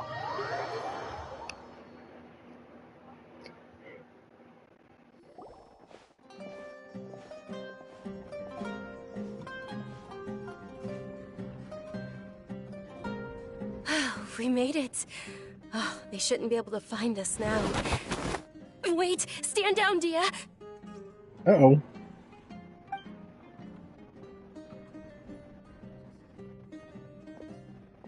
My lady, who are these two? They're travelers that I met on the street just a moment ago. They happened to notice that you were all searching for me, so they helped me hide. I see. In that case, you two should scram. There's nothing here for you. Wait a sec! Who the heck are you? And why are you shooing us away? What do I'm Miss Dunyarzad's bodyguard, here to see that she returns home safe and sound. My lady, let's get going. You've been gone for so long that your parents are worrying themselves sick. And if I refuse to go with you? It'd be easier for the both of us if you cooperated. But if you insist on not going, then I'll have to carry you like a sack of potatoes. Hey! Dunyarzad already said she doesn't want to go back. Why are you still pushing her? Stay out of this. You don't understand the situation. Sorry, my lady. Even though I'm your bodyguard, your parents are my employers. I have to answer to them. How much? Wait, what? How much more do I have to pay to become your employer? So you never listen to my parents ever again. Double? A triple? Give me some time and I'll get that much. My lady, this isn't about Mora. I don't know what you think of us Eremites, but let me say this. I like Mora, but I'll never go against my principles. That's why I'm here looking for you. Sure, it's an order from my employer, but my conscience was also telling me it's the right thing to do. And knowing your health, carelessly running around like this is gonna hurt ya. For the sake of those who love you, don't be stubborn. No, you're wrong. I'm aware of my limits, and I know what I'm doing. Honestly, the only people being stubborn right now are my parents. And I know perfectly well that it makes no difference if I'm at home or not. I still won't accept reality. And every time I bring this up, they just change the subject. Dia, you've been living with us a long time already. This should be old news to you. Dia, I know it hasn't been easy for Mother and Father, and I'm grateful for everything they've done for me. But there's someone else in this world I'm also grateful to. Because she saved me. The love I have for her is the same I have for my parents. This is my life and my last chance. So I want to do something meaningful.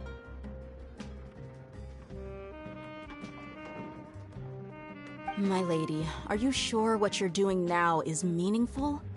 Yes, I'm sure. At least, it is to me. Fine, I won't ask you to return home anymore. But let me make something very clear.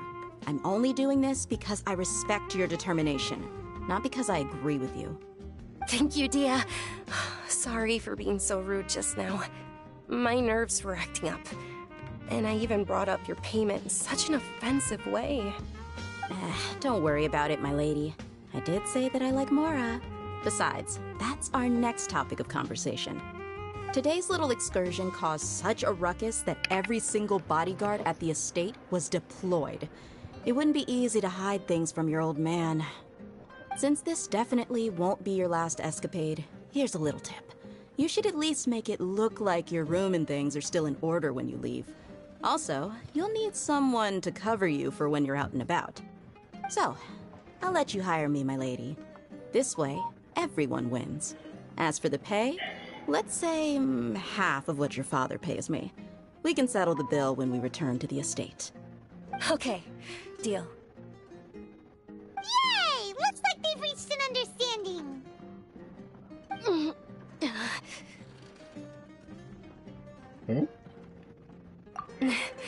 I'm fine, really. I just feel a little tired now that things have calmed down. My lady, stop trying to look tough. We're already in a tavern, so let's rest up and grab some grub. I'm sorry for worrying you two. If you don't mind, I'd like for you to join us. Sure! After you rest up, we want to hear more about Lesser Lord Kusanali.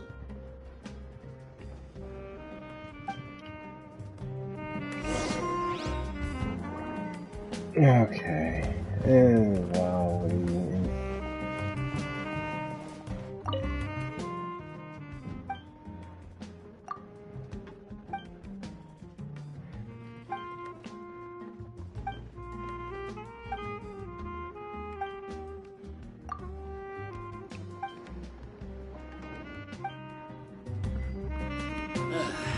You just can't beat the atmosphere. Ha! Well, if it isn't Dia, haven't seen you in nearly half a year. Word on the street is that you're a bodyguard for the Homayani family now. Ha! Don't you find that kind of work boring? Nah, you get used to it. How about a menu over here? You got it, huh? Isn't this little Miss Homayani herself? We don't get to serve personages like you very often. We'll be sure to prepare our very best. Thank you, sir, but there's no need. I don't have a lot of Mora on me, and I really ought to save as much as I can. But please bring these two the best food you have. They're my new friends, so I want to be a good host for them.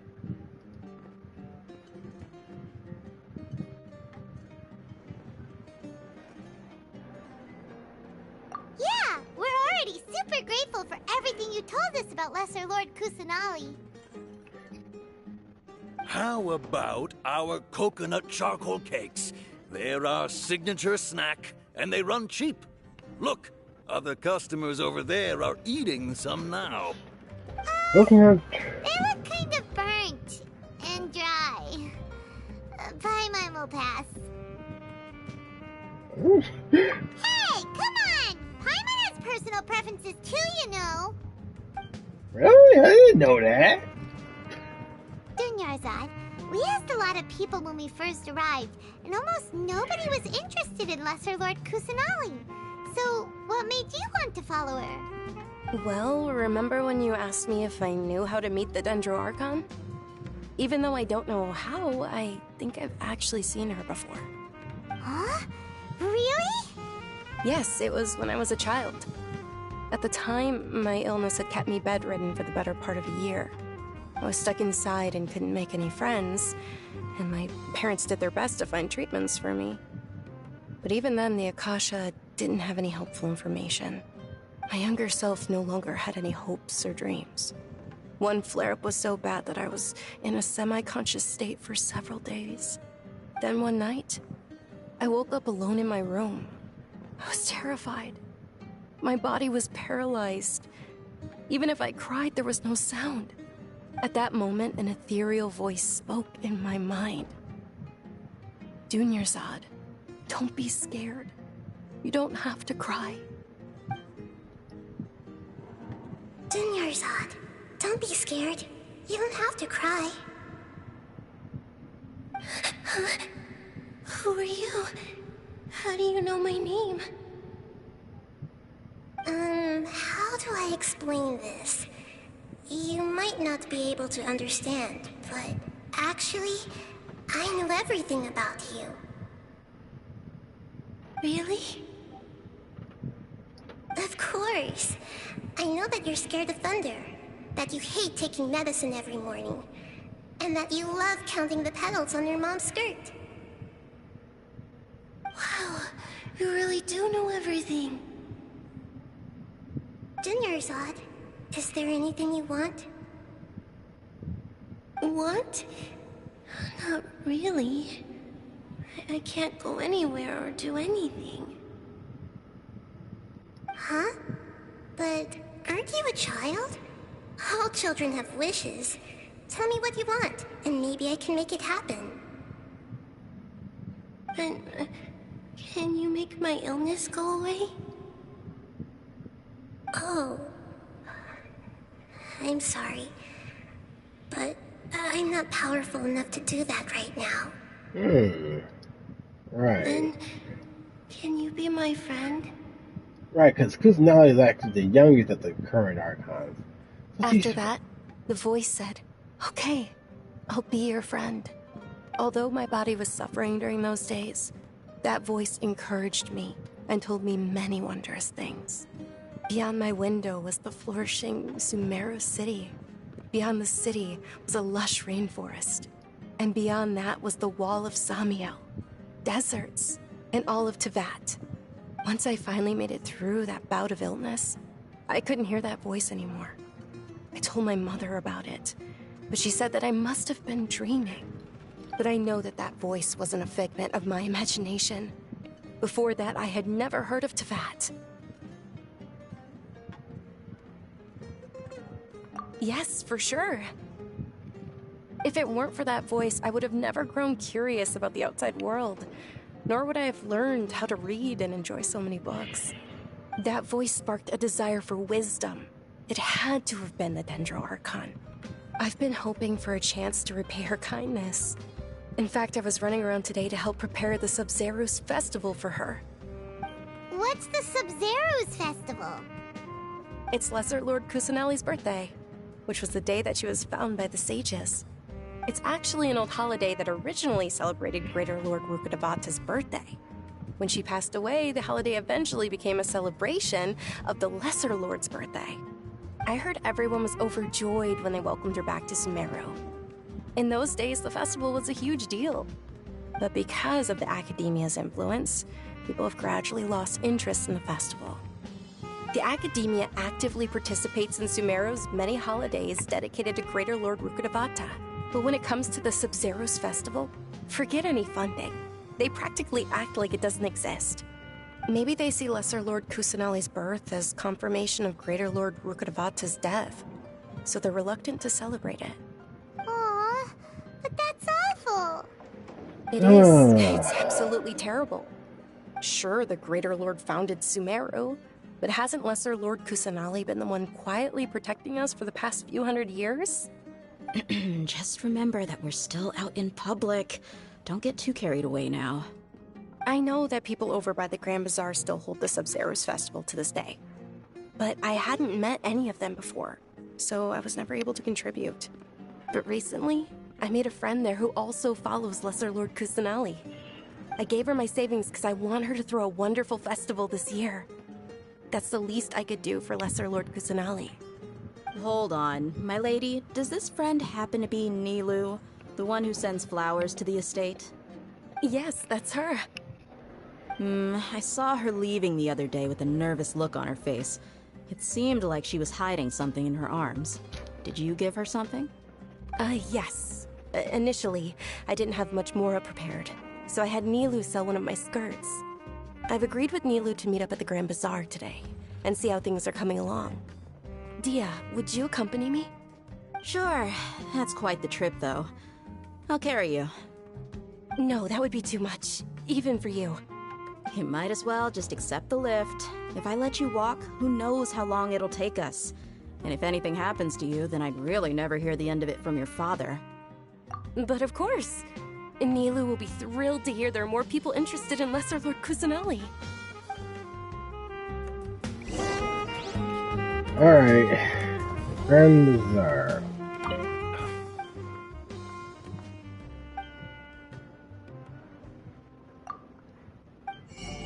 Okay, we can buy that. Buy that. That. It's a warmer wrap. Buy 2 of those. Star Shroom.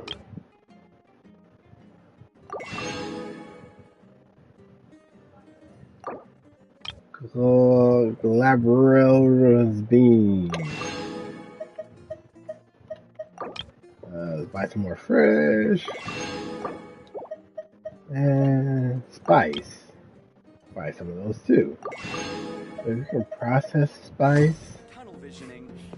Your theory is just putting the cart before the horse.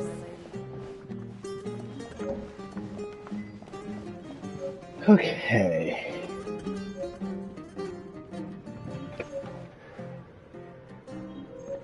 I'll be right back.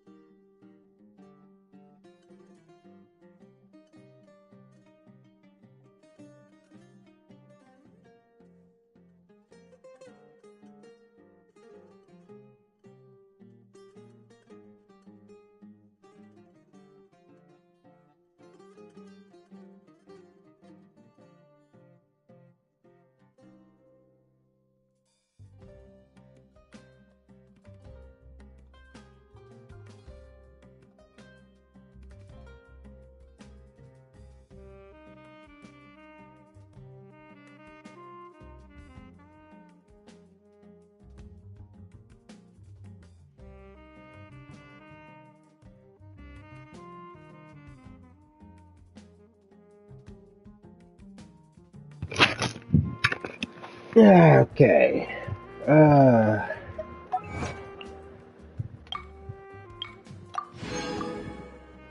been streaming 3 hours.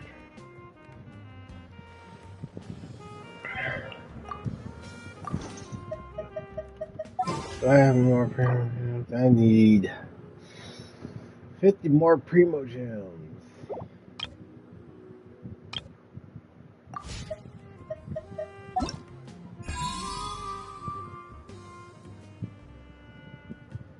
The Trail of the God of Wisdom. Who is that?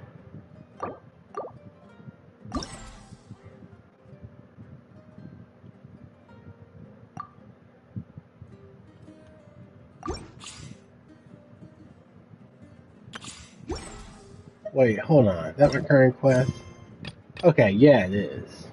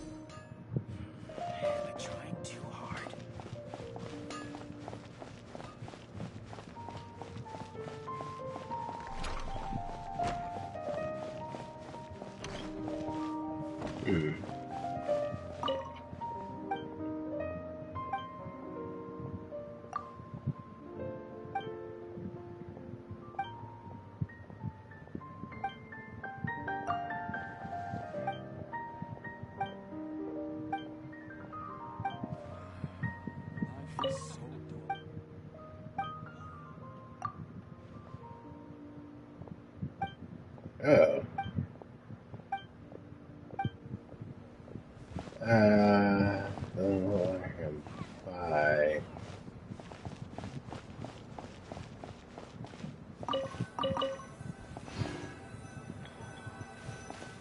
Come back up from him.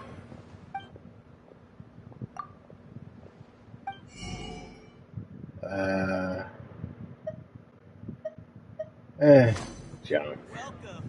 Get your spices here. We've got all kinds. Toy seller. Nothing. Every item I sell here comes with its own. Okay. Grand Bazaar.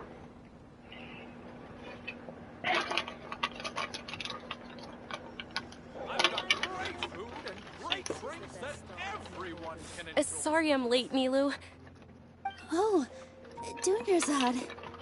It was taking you so long that I assumed you got trapped at home, but you made it in the end.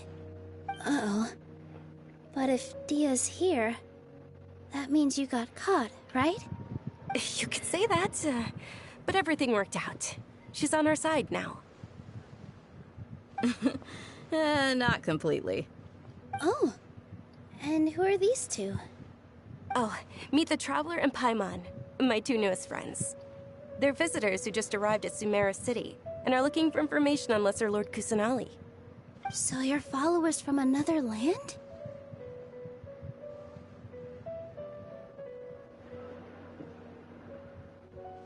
That's wonderful. You two absolutely must have missed the Sub-Zeri's festival.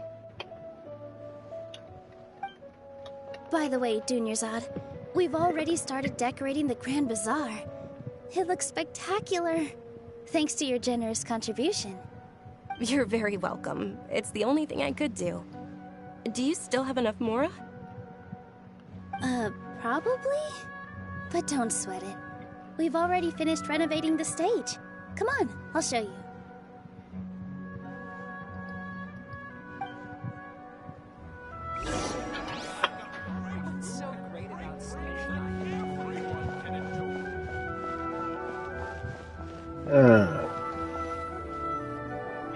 Wow!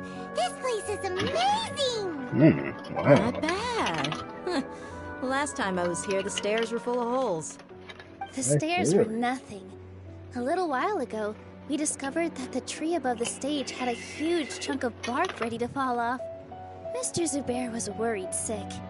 We reported it to the academia many times, but they never sent anyone to deal with it.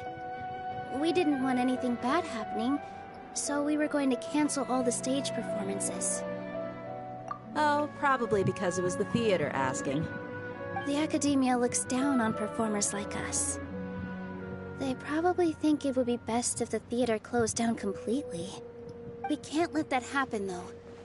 Not only would everyone involved in the theater go hungry, but then we wouldn't be able to hold the Sub-Zero's festival anymore. Thank the Dendro Archon for Dunyarzad. With the Mora she gave us, we hired someone to patch up the tree, and we also gave the stage a much-needed makeover. The stage is going to be even prettier when it's festival time. I can't wait for you to see it. And I can't wait to see you on the stage. You've been practicing so long already. It's almost time for your dream to become reality. It's our dream. I'll do my best for the two of us.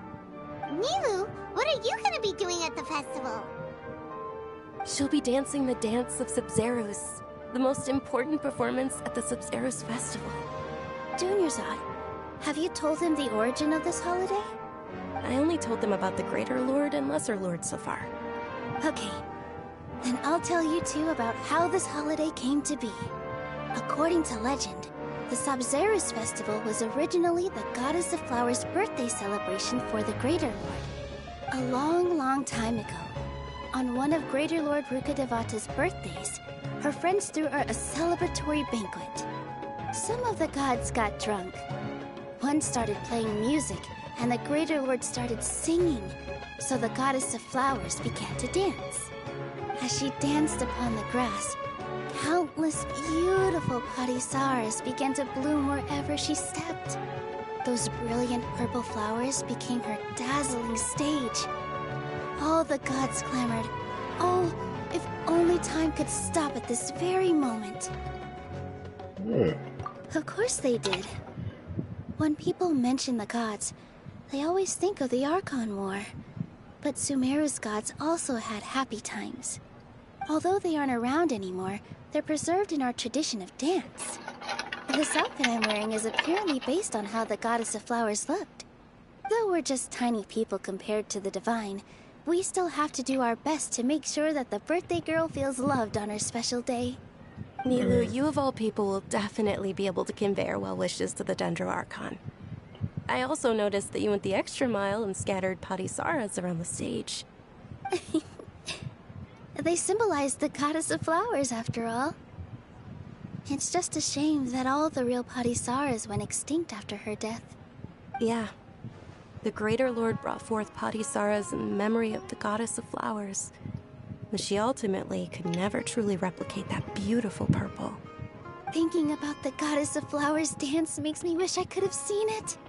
If my stage were anything like that, I'd be thrilled if I had just 2 real parisaras on the stage. So, Traveler and Paimon, what do you think? Interested in the Sub-Zeros festival? Will you two be coming? All of Lesser Lord Kusanali's followers will be there for her birthday. It'll be a good opportunity for you to learn more about her. Ooh, Paimon thinks that's a great idea!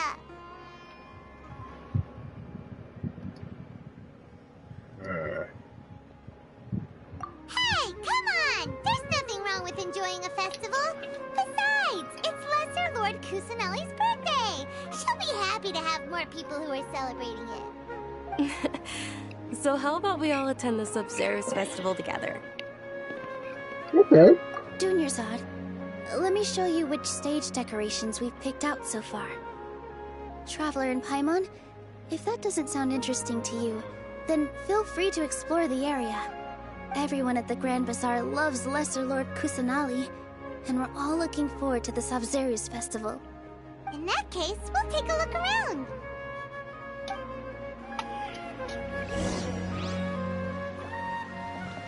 Okay.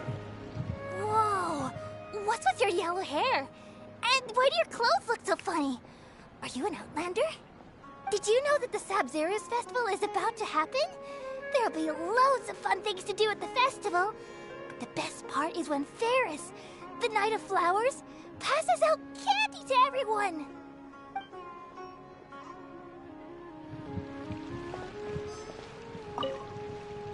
Huh. Revamping the stage for the festival couldn't have been easy, that's for sure. I bet this year's festival will be one to remember. I don't know much about the Grand Bazaar, but I do know that the residents here have a penchant for song and dance. Two things that the academia doesn't particularly approve of. Oh, and the perfume sold around here is a lot better than what you'll find elsewhere. The fragrances are longer lasting and they're gentler on your skin and... I mean, that's what I've heard at least.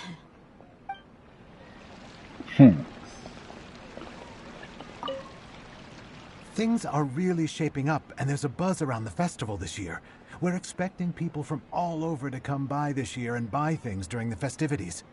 Don't be fooled into thinking that Sumeru City has the best of everything. Some festival snacks are only offered here in the Grand Bazaar.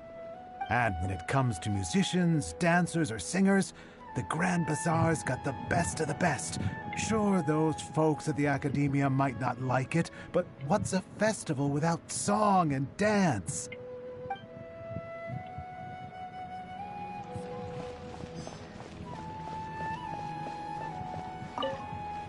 Ah, dancing at the Sub-Zero's festival. You know, I also danced when I was younger. As a child, I even asked my grandmother why we performed the dance for the Lesser Lord when it was originally done to honor the Greater Lord. My grandmother said that Greater Lord Rukkhadevata is a beloved deity and honored by all. And Lesser Lord Kusanali is too. If the goddess of flowers ever knew Lesser Lord Kusanali, then she would certainly have wished to be her friend and hold celebrations for her, too.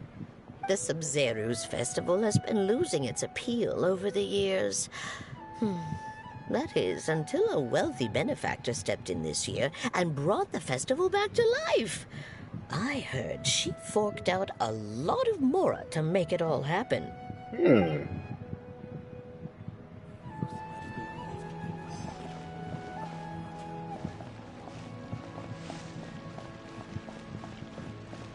Curious, was that Ningguang?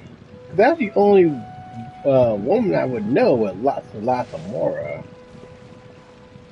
Milu, your outfit looks amazing. There's also something different about you from when we first met up.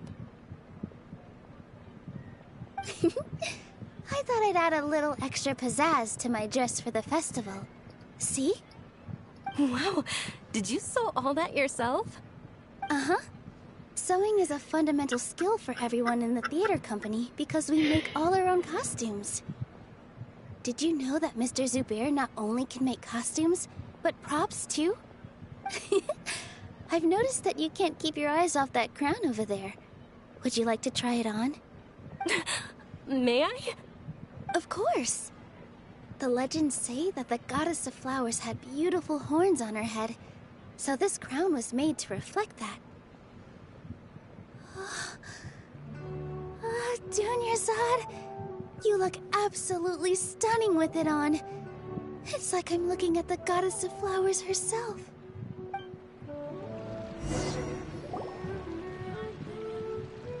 Hey! Is that who Paimon thinks it is? It looks like Catherine. What's she doing all the way out there?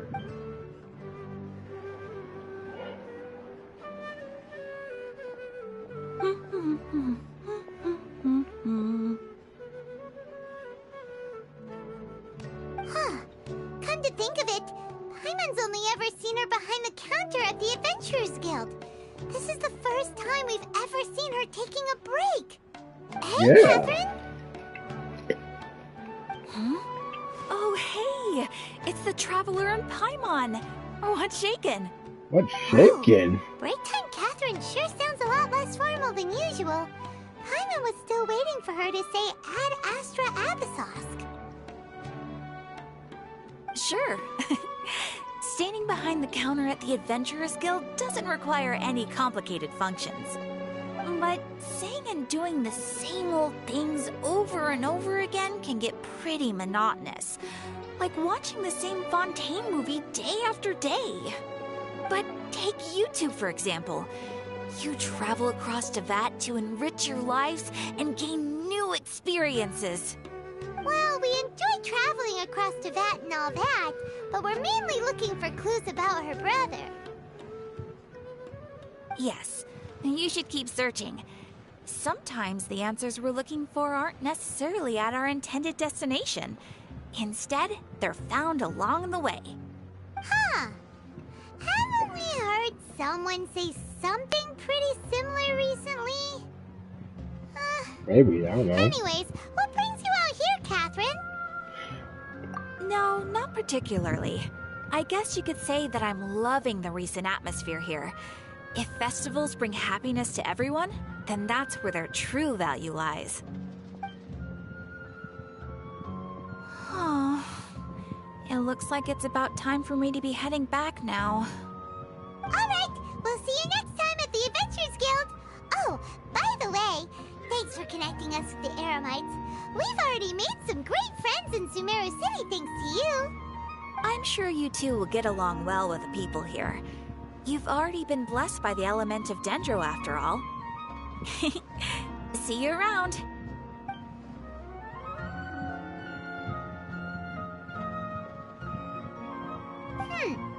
There's something really different about Catherine today. Yeah, she was like traveler. a totally different person. Oh, hey Dia, what's going on? I've got something to tell ya. My lady knows you're looking for ways to meet Lesser Lord Kusanali, and she's been trying to come up with a way to help you. Well, I have an idea that might help. Are you serious? We'd love that! It might not necessarily pan out, so don't get your hopes up too much. I'll need to take you two somewhere and ask someone some questions. My lady is feeling a little worn out at the moment. Nilu's found a place for her to rest. After I take my lady home, let's meet in front of the Citadel of Regzar. Sounds like a plan! Let's head over to the Citadel of Regzar and wait for Dia!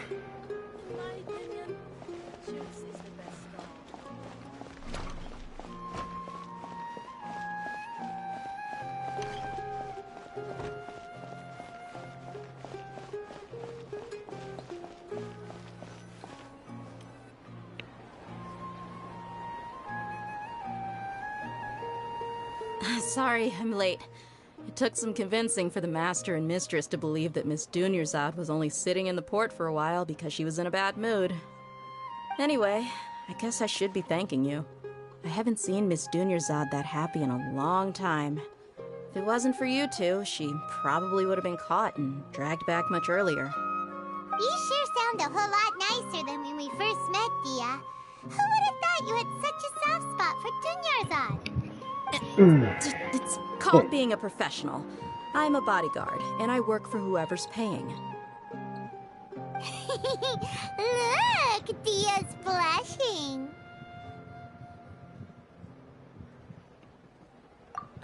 Listen, you two. I don't expect to be working for Miss Dunyarzad very long, but I hope to finish things on a positive note if possible. Let's cut the chit-chat and head into the Citadel. We'll see if the person I know has a way for you two to meet with the Lesser Lord.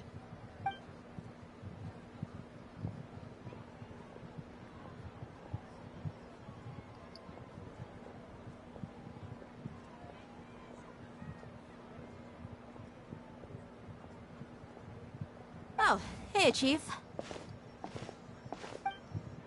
Ha, Dia! What are you doing here? And well, didn't expect to see you three together. I take it you all know each other already? We met this morning after the Adventurers Guild pointed us to Ozfon for more info. No kidding. So, where's Ruksha? I thought I'd help these two out by asking about the theft. Anything you can tell him? Ruksha's gone over to the Academia.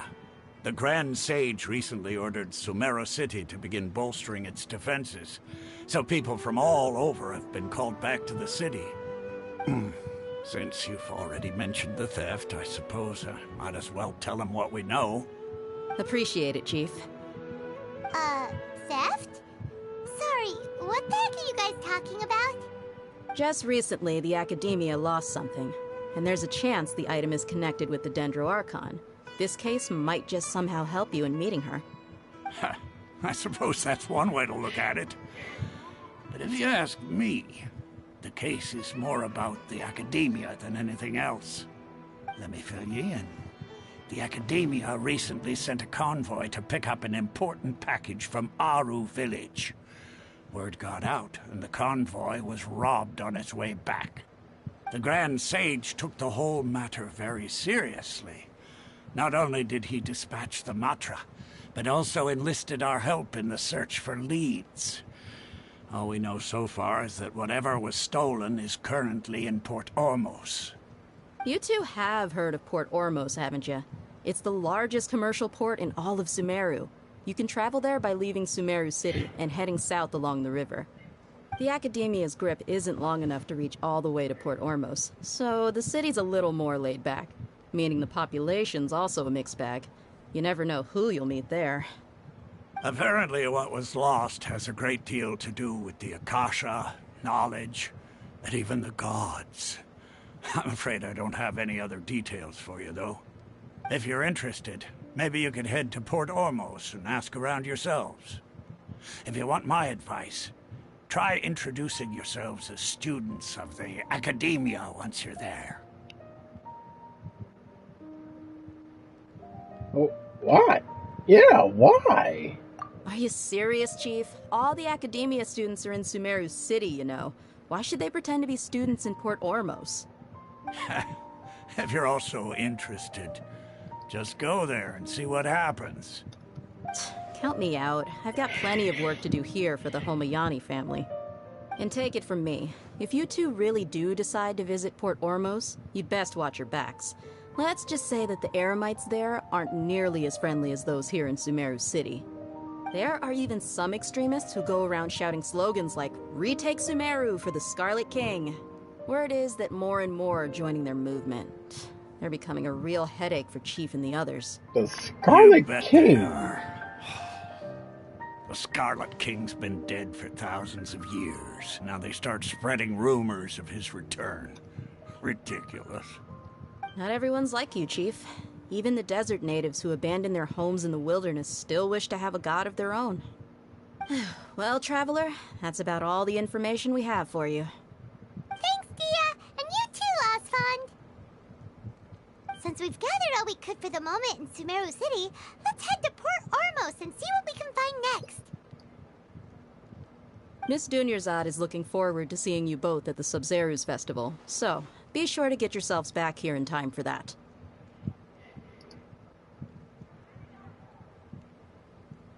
Good.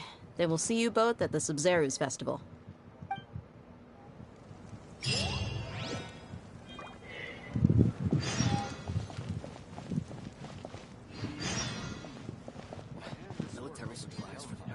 Okay.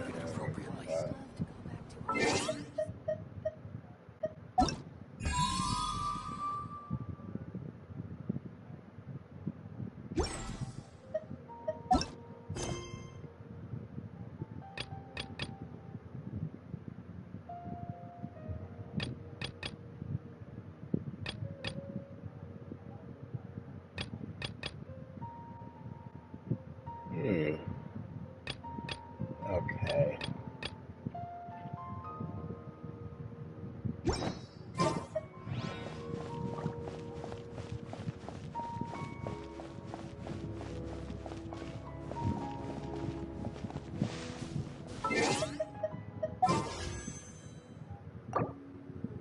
Yeah, so sure. Port Ormos.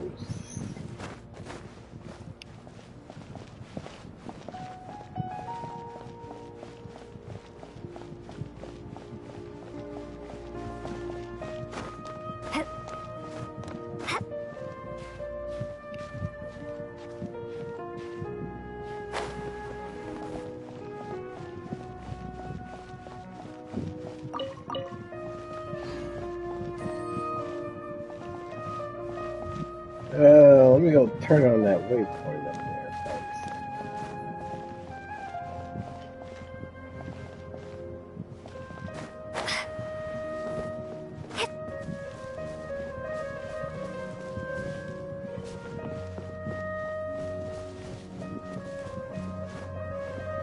What?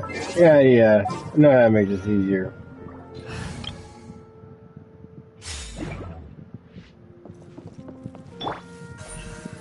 Speed of light.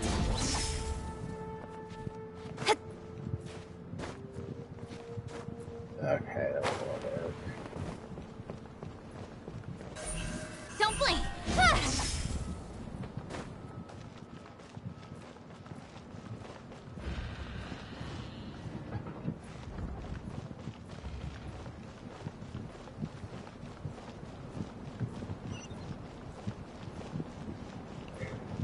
Okay, let me see something right quick. Elemental resonance. There we go. Sprawling greenery. When you have two Dendro users in the same party, elemental mastery increased by 50 after triggering burning, cricket, or bloom reactions all nearby party members. Okay. Yes.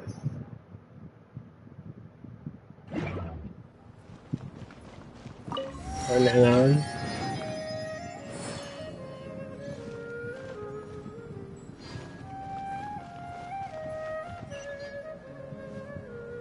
Or don't do that away. What are you talking about?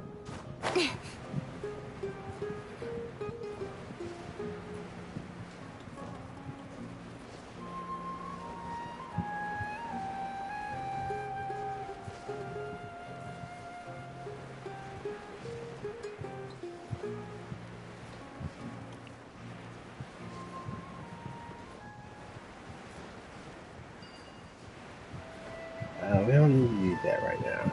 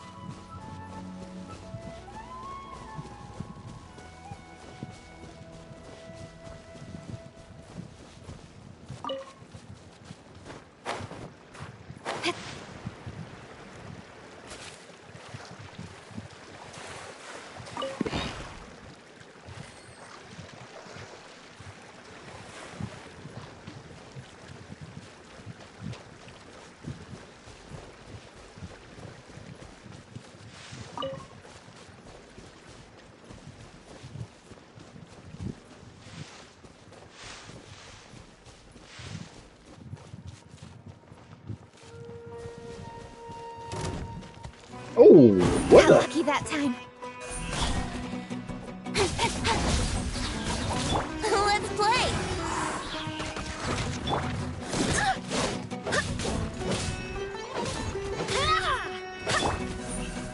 Speed of light.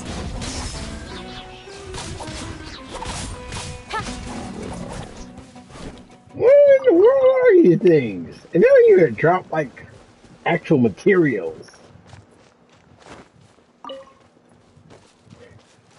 They're just like random animals that just attack you.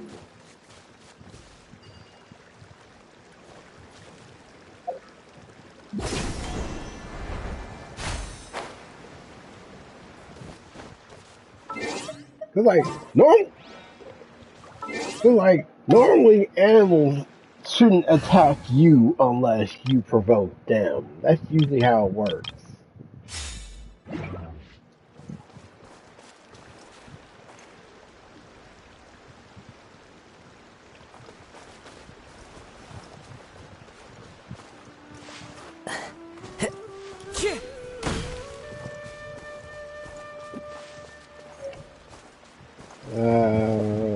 I just picked something up. A bright wood.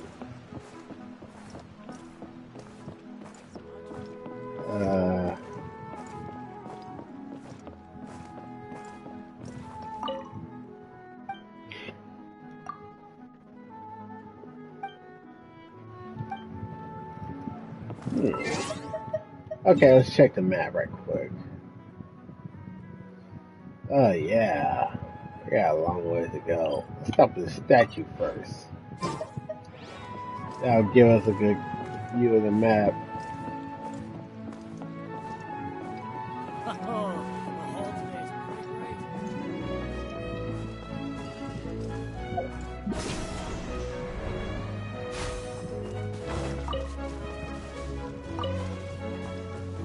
Let me see something real quick. Propagate!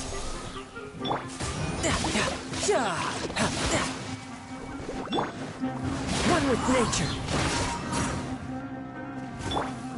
Our bond is strong. Scatter! The wind knows me.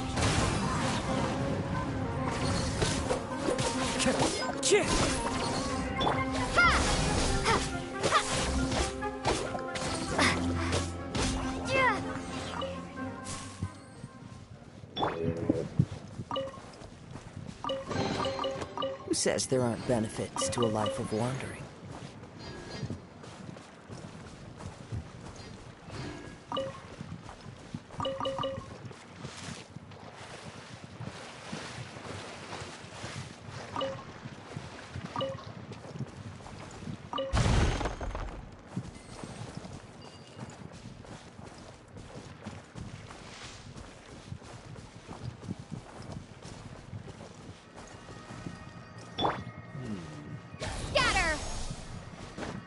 That. What is that?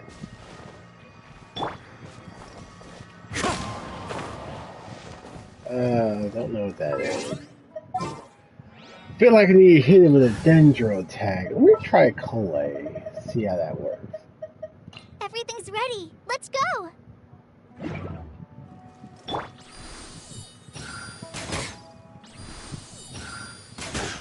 Hold on. Guide.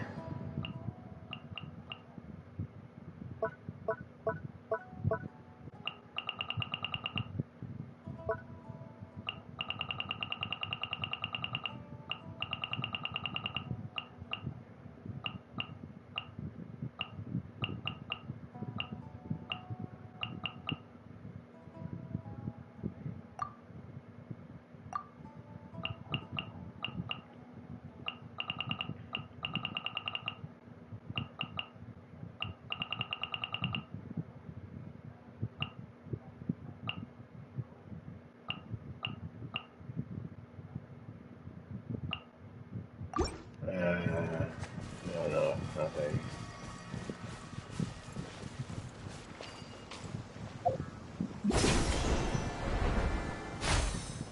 Wait. There's a Dendro ground out here. Now, if we were to hit this with that. Aha. This was another one.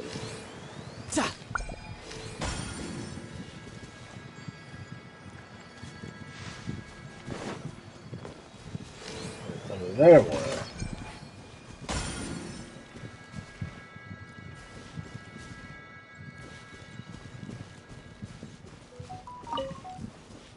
And then what?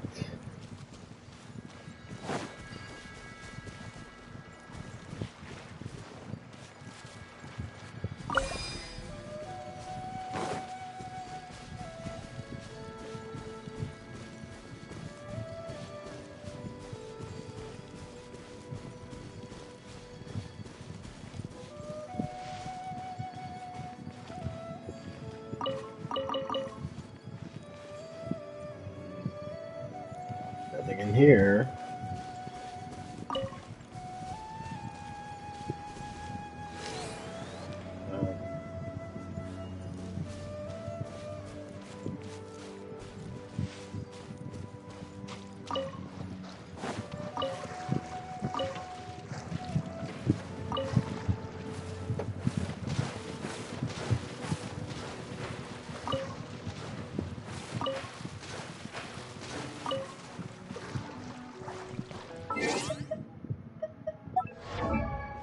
How much more can I spend?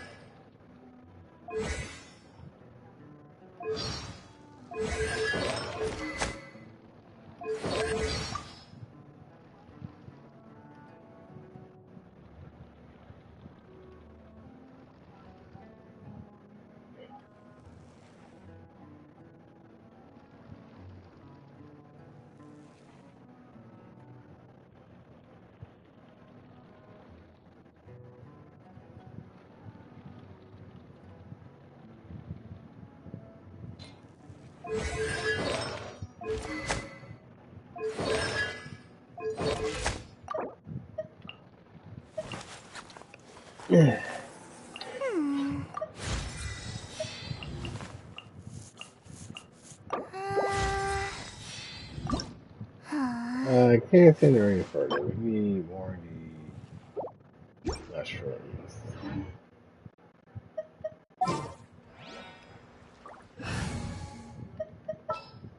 Better stick to my Dendro traveler. Just what will we come across this time?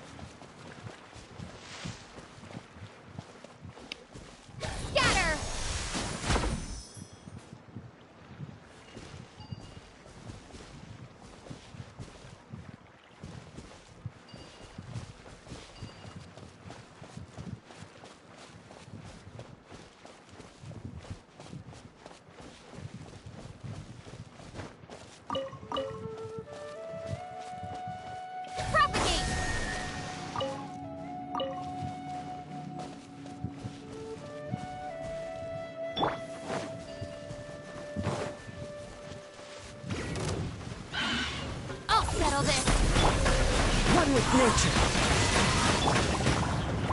What was that?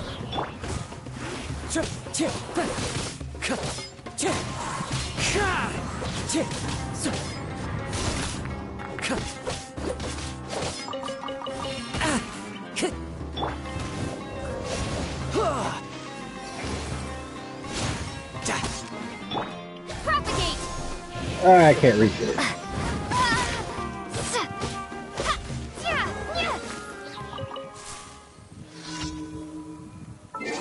What did I just do? I don't know what I did, but it did something. Shoot down a flying fungus. Okay.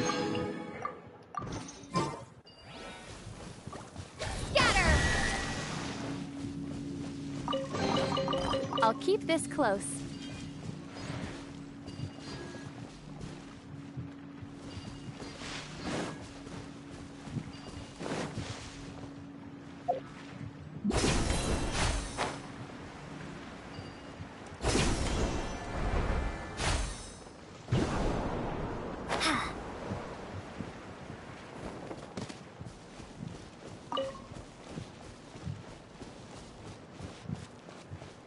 Happy to oblige.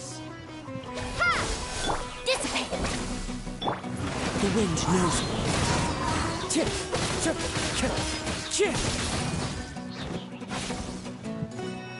Need.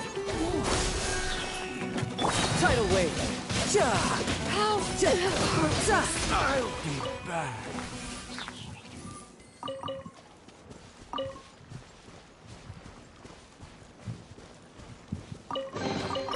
Now I just need to get my hands on the rest.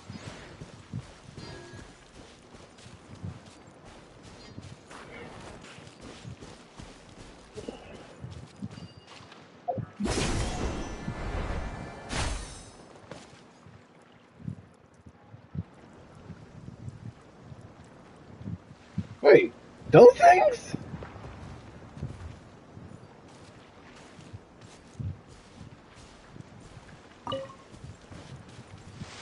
Yeah, no, that's not. Do we have to mess with those?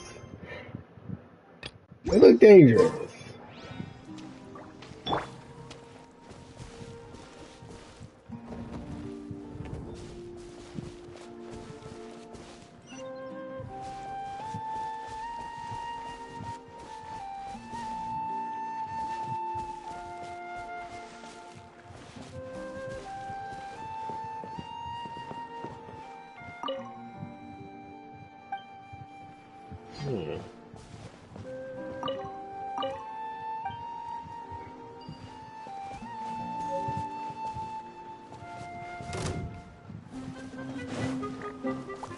Propagate!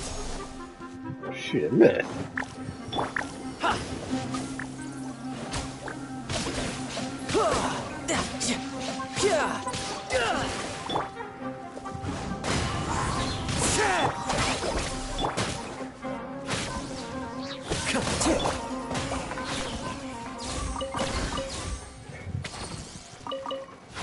Okay, what did I just do?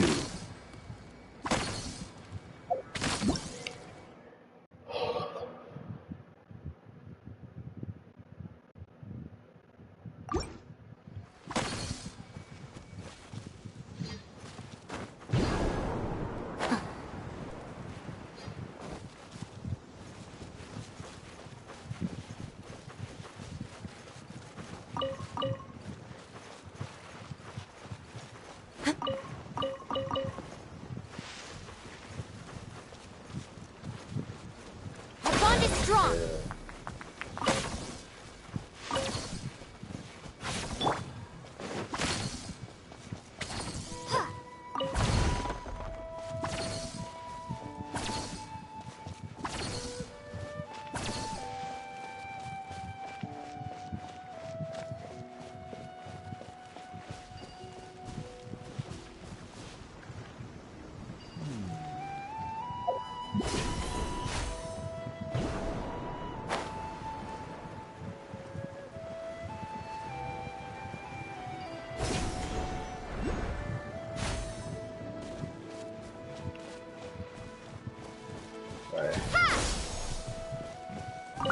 Okay.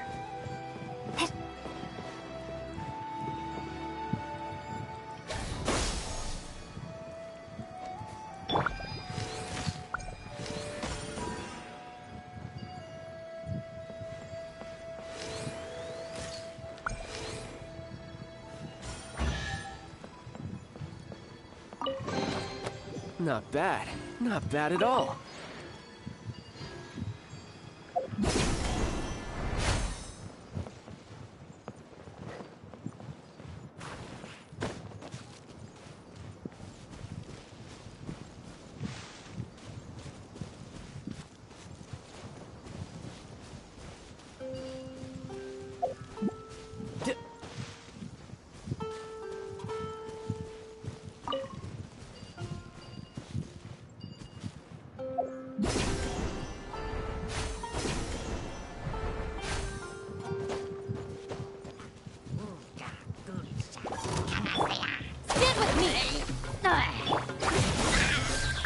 Time to go.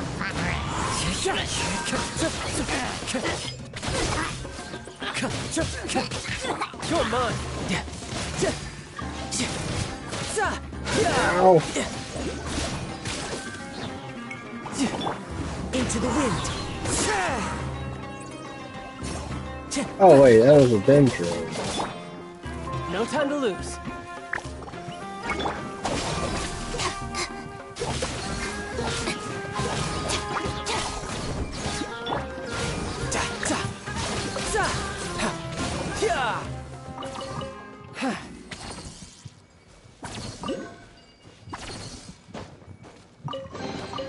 Not bad. Not bad at all.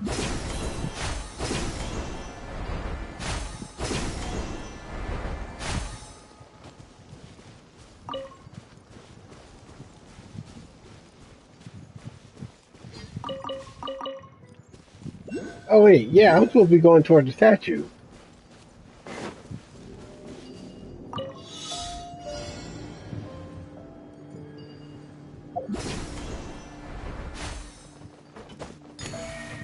That looks like Dendro part of the level.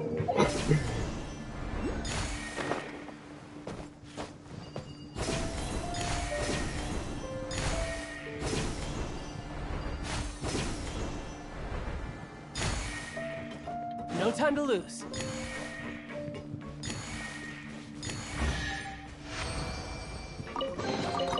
All right, now we're talking. It's over there.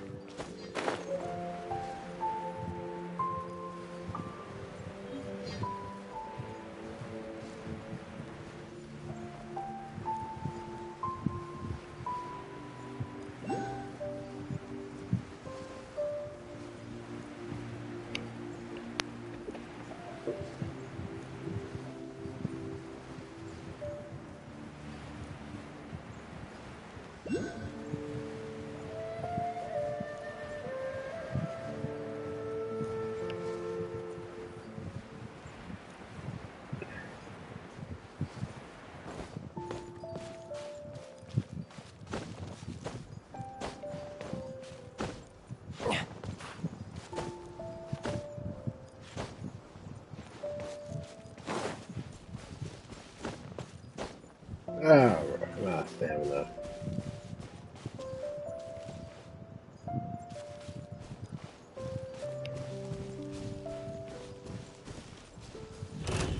Oh!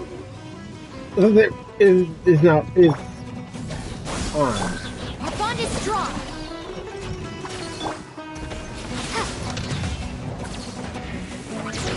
Scatter.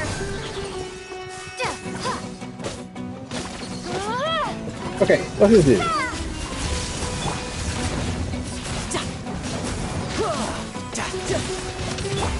The wind knows me.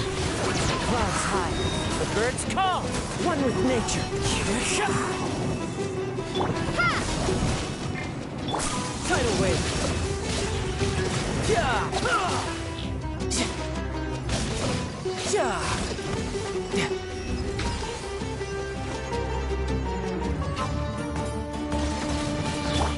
Stand with me. Scatter.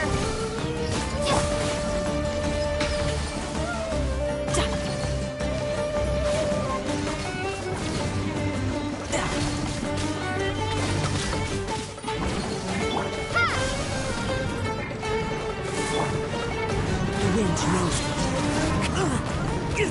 No.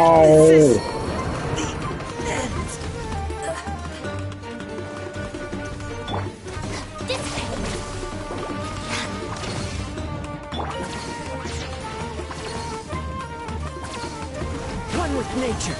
Scatter.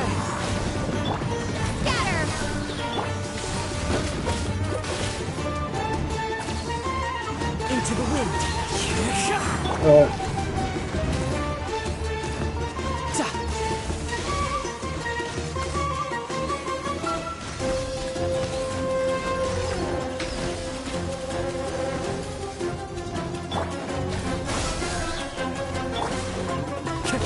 Time to go.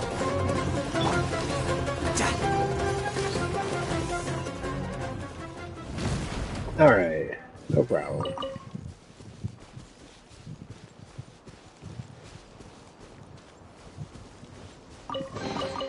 Not bad.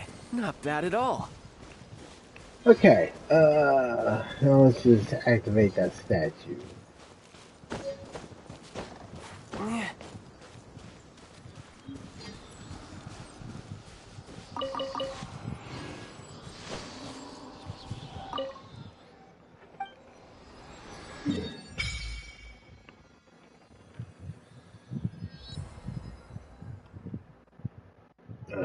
Okay.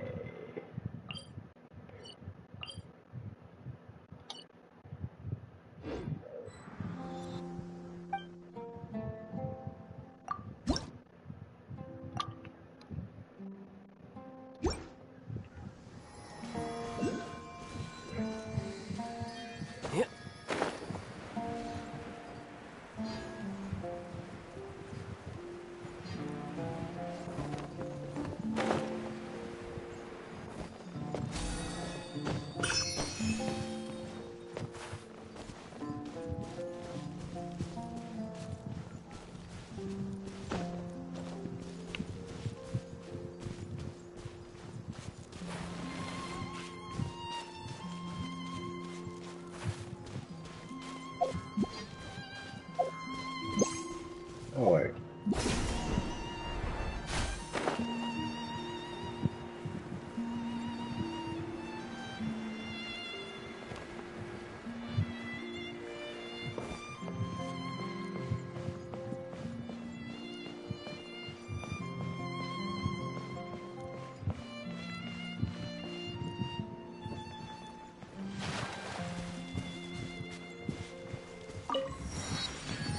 Right away point.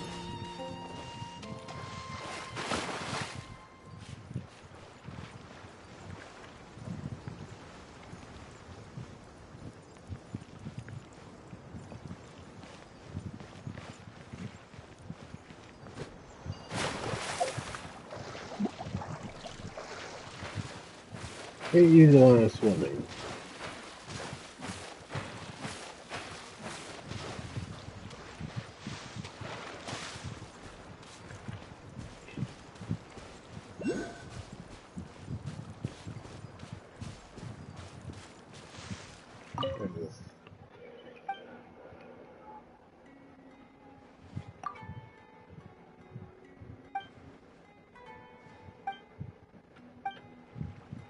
proceed.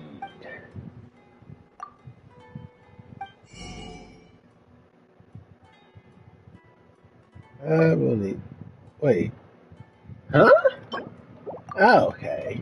I need two of them. I need a fish for two of those. What's this thing?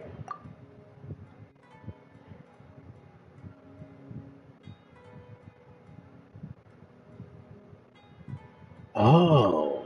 Okay. Must be a device to make fishing easier. And then we got End of the Line, which is a new bowl we have to get through fishing. Serendipity.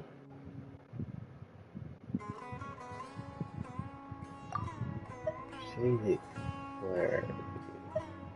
Okay, we'll have to do a little fishing. Do we have time for fishing? Nah, we don't.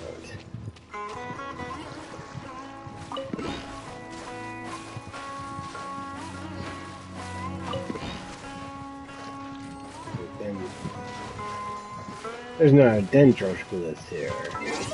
Hold up. I know what to do. Where's Ayaka at? Kamisato Ayaka, present.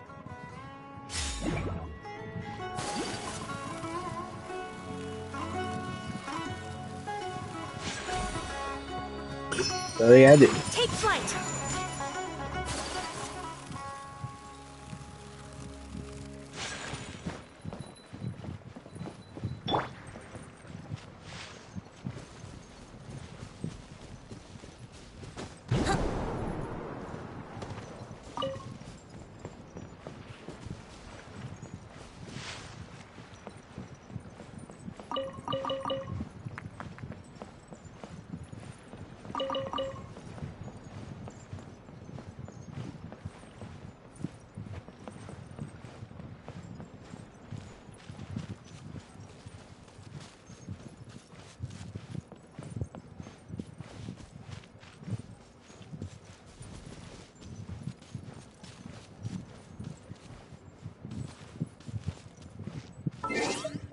Just in case we end up having to fight someone.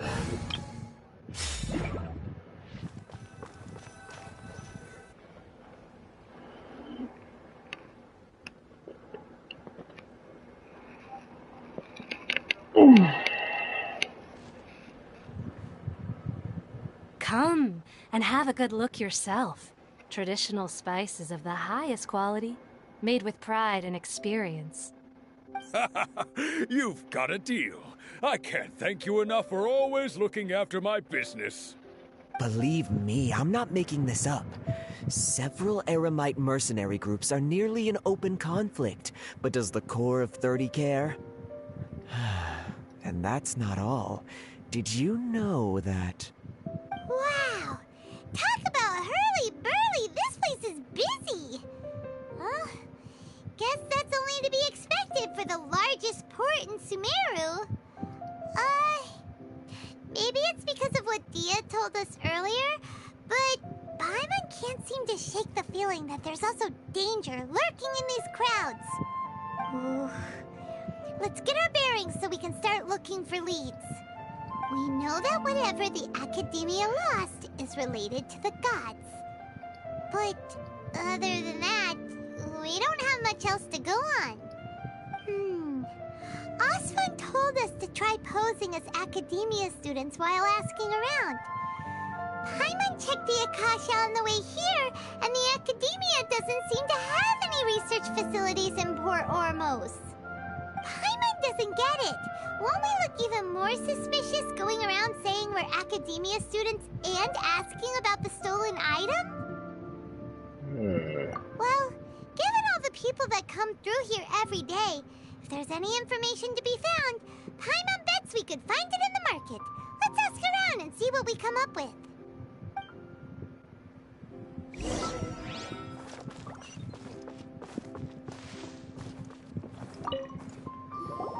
Talking to you? Welcome.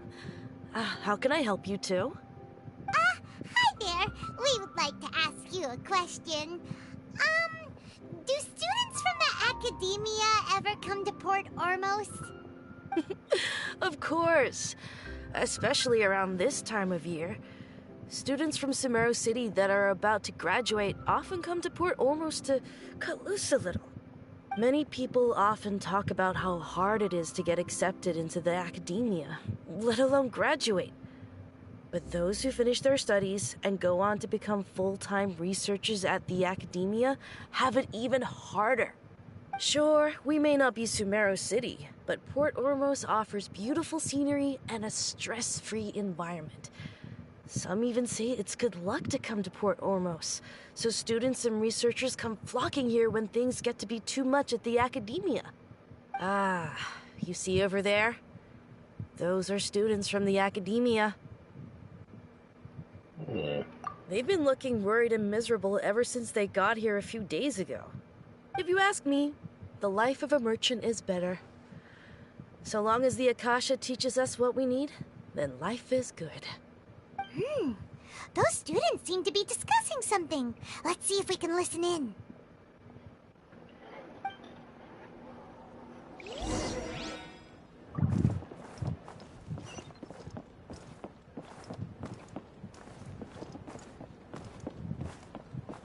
Want to buy some spices? All the usuals, but at affordable prices.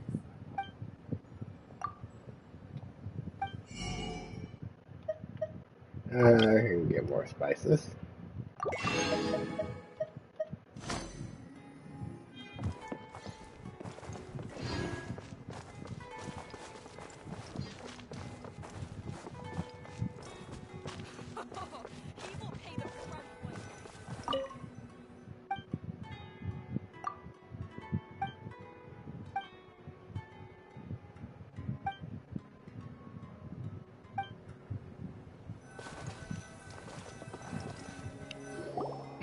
It's no good. I've tried asking around, but I haven't been able to learn anything useful. Not to mention that a bunch of scary-looking Eremite mercenaries have been posted along the streets now. There's been a lot of fighting between the different Eremite factions in Port Ormos. If we choose to move on our own, then it would be wise to steer clear of them. Especially the group that's constantly shouting some stuff about the Scarlet King and some resurrection. I've even heard that the Citadel of Regzar is starting to get fed up with them. What was that group called again? Ein something or other? They're called Ein El Akhmar. Today, I heard that the thing we're after might be in their possession at the moment. Wait, come again? Don't you see? Many of the Eremites in Port Ormos deal with trading this kind of thing. They're usually pretty wary of outsiders, but not so with students of the academia. It's because the kind of goods that students are looking for aren't the kind of goods that Eremites are after. As long as they know you're a student, then deals can be made. I've heard that Ein El Hakmar likes to set up shop at the Jafar Tavern. Supposedly, if you're willing to part with 500,000 Mora, they'll give you info on anything. Wait, did you say 500,000? If information alone costs that much, then how could we ever afford to buy what we're looking for? Gotta put out Guess we might as well give up on that. trying to graduate this way. I wouldn't worry too much. Our field of research is very niche. Who else could possibly be after that kind of shady knowledge?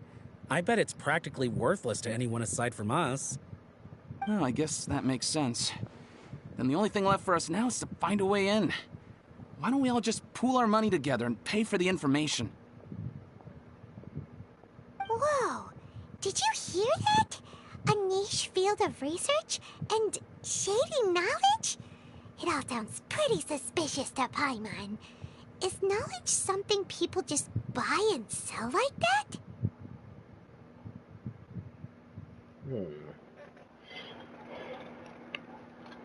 So, what's our plan? Wait, didn't you hear what they just said? Buying information is going to cost us 500,000 Mora! Have you lost your mind? Yeah, it also sounds like a scam, too. All right. Paimon never thought she'd agree to parting with that kind of Mora. But if you know what you're doing, then we should give it a shot. Out of all my traditions, I enjoy making jewelry for newlyweds the most.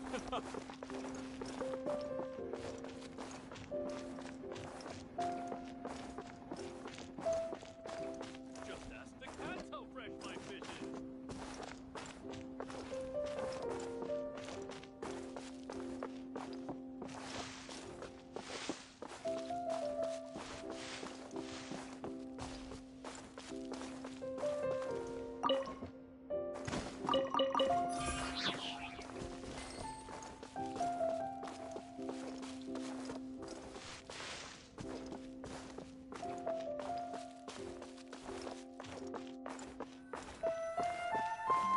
the place we heard those students talking about. Let's find a seat somewhere and see if we can spot the group they mentioned.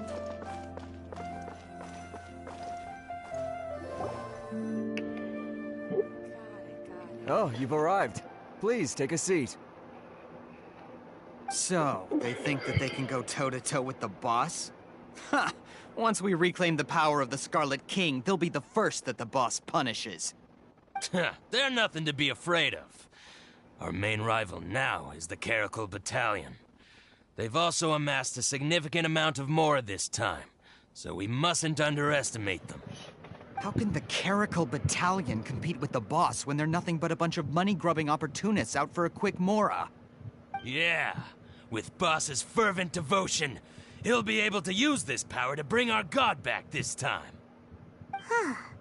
All these guys talk about is the Scarlet King, so they're probably the ones we're looking for.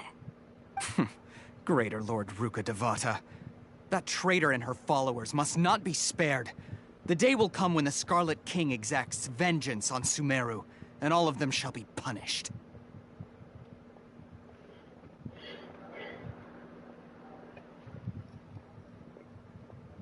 Wait, the Greater Lord is a traitor? I was wondering what they meant too. We should ask about that if we get the chance later. What's going on?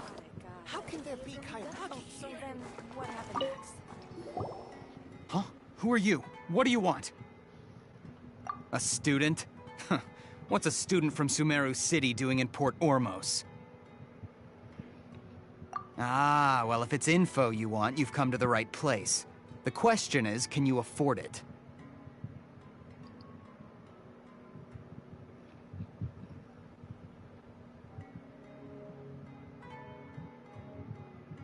Oh, Paimon can't stand to see so much more ago. But there's no other choice right now. Here, this is the merchant's address. Whatever you're looking for, you'll find it there. Hmm? Well, what are you waiting for? Oh, that's right! We heard you mention the Scarlet King just now. We're actually interested to know more because we're, archaeology students! Fine. Since you've already handed over the Mora, I guess I can throw in a little extra info. As you can see, members of Ain al-Ahmar are devout believers of the Scarlet King. Years ago, the Scarlet King founded the great desert nation that was our homeland. It was an advanced civilization, far beyond anything you'll see in present-day Sumeru. The Scarlet King was the rightful god of wisdom, but he was betrayed by a companion he trusted. She even stripped him of his title, God of Wisdom. Huh. So, you mean the traitor was... The Greater Lord. Greater Lord Rukkhadevata, yes. Greater That Lord shameless wretch Rukkhadevata. destroyed the Scarlet King's civilization, and our ancestors were forced to flee to this land where we were made to suffer the tyranny of our enemies. Furthermore, she conspired with the Academia to cover up the truth of her actions, and create the merciful and benevolent facade for which she is now known. Ugh, just thinking about it sickens me. Ooh. But the story doesn't end there, oh no. The Scarlet King isn't truly dead. The voice of the Oracle has been heard in the desert, prophesying his resurrection. Mark my words, our god shall return. And when that day comes, all followers of the traitor and all the desert dwellers who have forgotten their true god will suffer retribution together. If what I'm saying makes you shiver with fear, it might not be too late for you to become a believer of the Scarlet King. I don't have anything to say to you Academia people about that. I think this conversation has reached its end. Not just yet. This man is a fraud. Huh?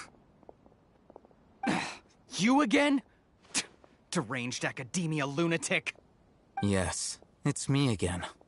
I already warned you that if you weren't willing to sit and discuss things with me, I'd take measures to make things uncomfortable for you. Listen to me. That address he gave you is fake. Or at least, you won't find a merchant waiting for you there. This group has been boasting all around that they can provide information on a certain item as a means of luring people into their territory. Once you show up, They keep up the act until they have hard evidence that you want to purchase said item. Then they use that to squeeze you for all the mora you're worth. Hey! Shut it all, Hatham! What are you playing at, trying to ruin our business like this, hmm? I told you the other day. I wish to discuss my terms with your boss. Ha! The boss made it perfectly clear that he won't negotiate with you. Yes, and in no uncertain terms. But that was then. It does not preclude him from changing his mind in the future. I'm warning you. Don't push us, or this could get ugly. We don't usually get rough with people from the academia because it just complicates things. For a lunatic like you, though, we might just have to make an exception. If you're suggesting that we escalate this from a verbal exchange to a physical one, I accept. After all, even the Archons used war to negotiate the ownership of Teyvat. If, on the other hand, we can't agree on any means of negotiation at all, then I'm afraid my next course of action will sting a little more than the mere falling through of a few business deals. Oh. I will jeopardize the Eremite's reputation, which I know you value above all else. I am quite confident that if I began to take such action, your boss would willingly approach me himself. However, I fear that by then, some things will have happened that cannot be undone. Also, a word of advice. I suggest you tell your boss exactly what happened here today. Otherwise, he might blame you for not telling him in the future. What did you say? Consider this. Have I ever failed to follow through on my word in the past? This guy is really out of his mind. Okay then. If you really have a death wish, let's meet a week from today. The pier in front of the Pharos Lighthouse, 4 o'clock in the afternoon, sharp. Don't expect us to hold back. Not so fast. First, you return the 500,000 mora to them.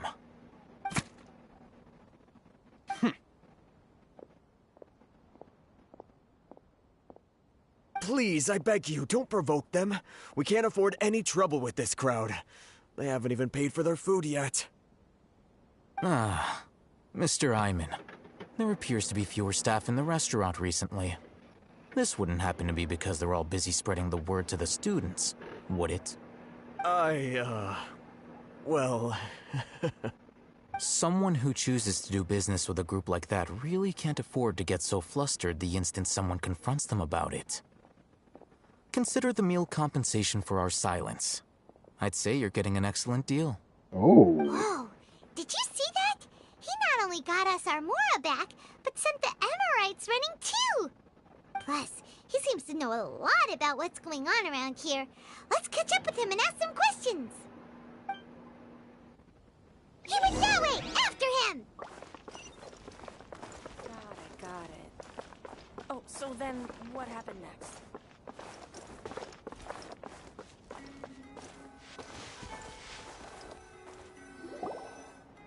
Wait up! It's Al-Hatham, right? What do you want? No need for thanks. My goal was to get to them, and you two gave me just the opportunity I needed. We're even. Oh, I advise you to keep your distance from them. Since they weren't able to make off with your Mora in the end, they might harass you again in the future. All right. Goodbye. Hold your horses! We still have something to ask you about! Since you tore through their scam right in front of them, you must know the real story about certain something, no? Who exactly are you two? And why are you inquiring about that? A student. Right. Look, you should know that those thugs conducting business with you had nothing to do with your lie. Oh, they knew I was lying? Huh? Oh, yeah! She's really strong! Weren't you saying something about a physical exchange? We can help with that. She doesn't even have a vision. Forget it. Maybe not, but she can still use elemental energy. Otherwise, there's no way we'd go asking for info from from guys like that. Those high-headed thugs are definitely gonna bring a lot of backup for your next meeting. Even if you don't go alone, you won't regret taking us with you.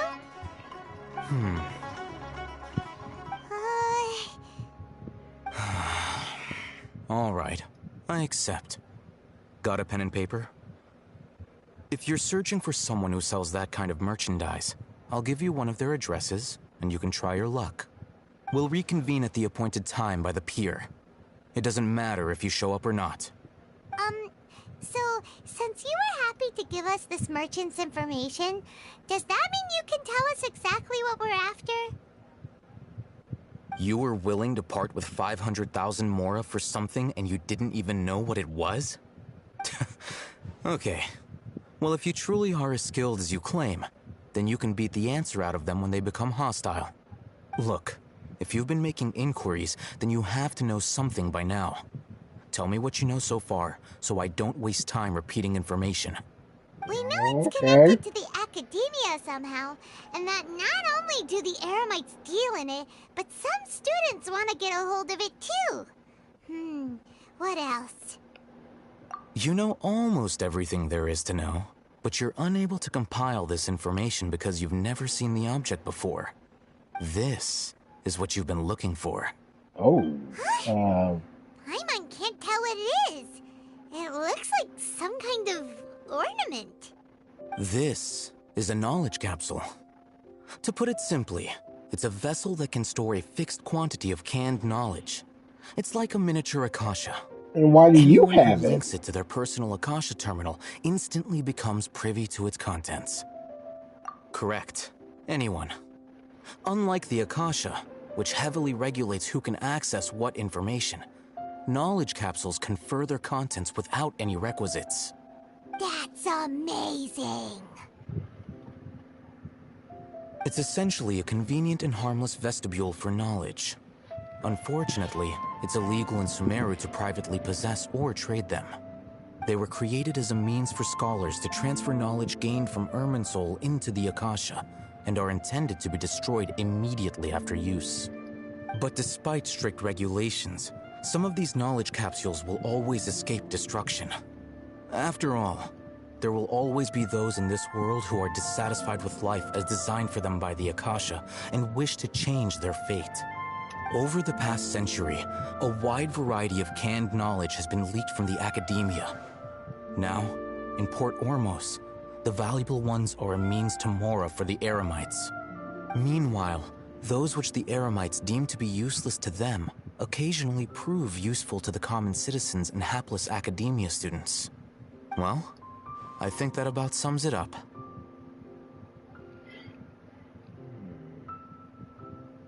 Oh, so that's your true objective. With our current arrangement, I don't believe I can offer an answer. You're still resolved. Fine. Let's talk somewhere with fewer people.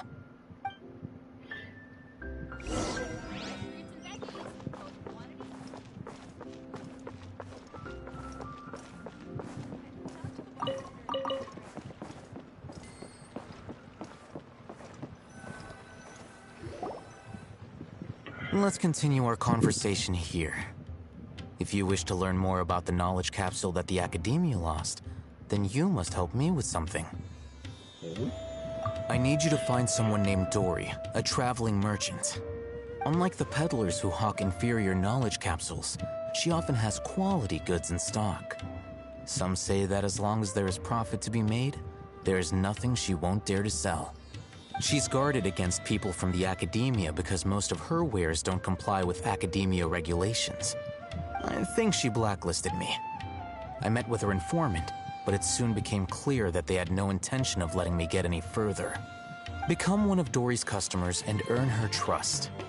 This is my condition for further collaboration. Why do you want us to meet with her? Until you complete this task, you don't have question privileges. Okay. Fine. So how do we go about doing this? You two are outlanders who haven't been here for long, so Dory should view you as safe clients. I'll give you the informant's address and their contact password. Beyond the password, though, I have no way of knowing what other tricks she might have up her sleeve. You'll have to improvise. This is kind of nerve-wracking. The true challenge begins after you meet her. She has a keen nose for Mora and a shrewd eye for wares, and she only likes customers who she deems to have good taste. I'll prepare some funds for you. Buy her highest quality wares and earn her approval. What? We only just saw a knowledge capsule for the first time! We don't know how to tell which ones are good and which ones are bad. Is that something we can learn quickly? That's true. Have you two heard of elemental sight? Oh yeah, I know that. Oh, that's a surprise. Guess I'll have to hold you in higher regard. Anyway, that ability should resolve your issue.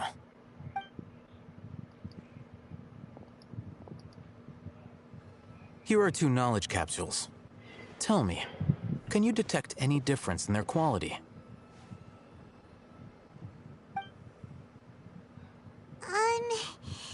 They look the same to Paimon. Try inspecting them with elemental sight. Hey, that one, the one on the left has an aura to it. Did you see anything?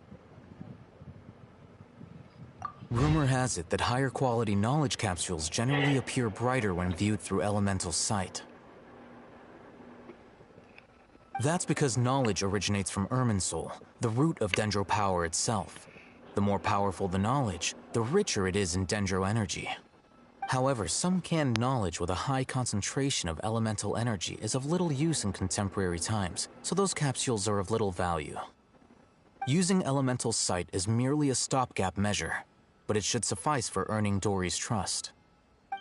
That sounds pretty impressive. Here's a sheet with the informant's location and contact password, and here is the Mora for purchasing canned knowledge. Don't be cheap. You'll need to spend to catch Dory's eye.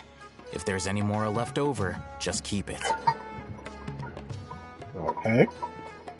Seems simple enough. And be sure to exercise some caution. There have been Matra present in Port Ormos lately. Your efforts will be for naught if they catch you. Matra?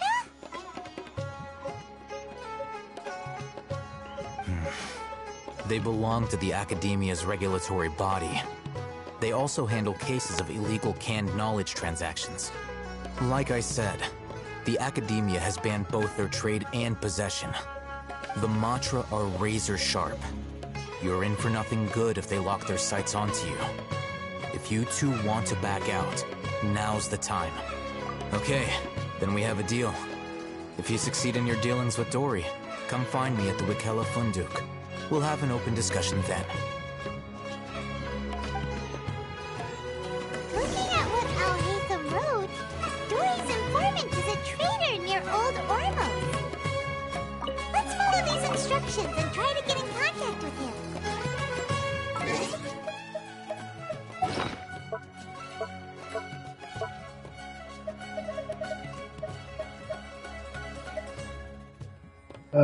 Cool.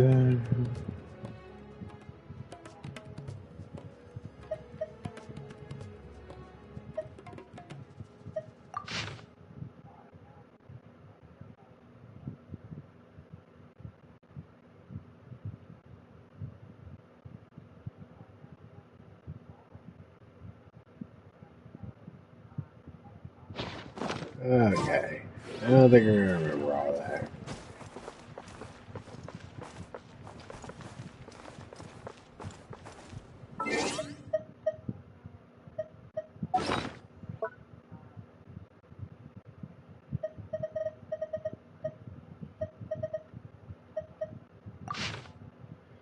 Okay, looking to buy unripe horror fruits.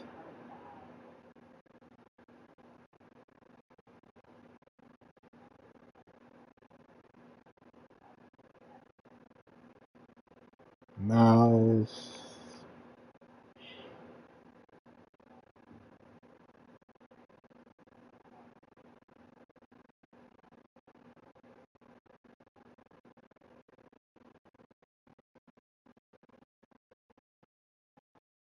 Okay.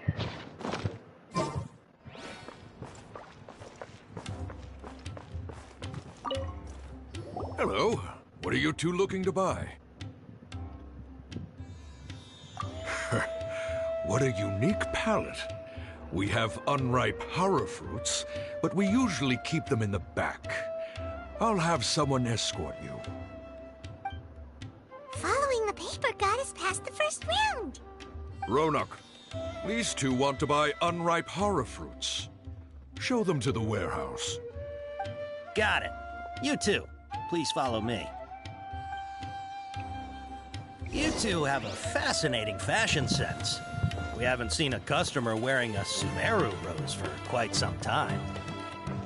Hold on. Let me think. Sumeru rose means common merch. No, look again. We're obviously wearing morning flowers. Ah, my mistake. I do apologize. Whew.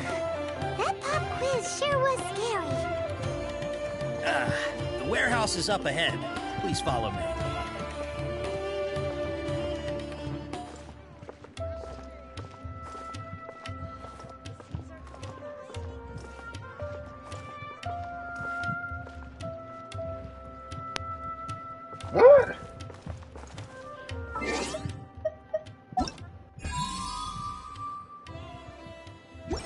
Whoa, what guys do that?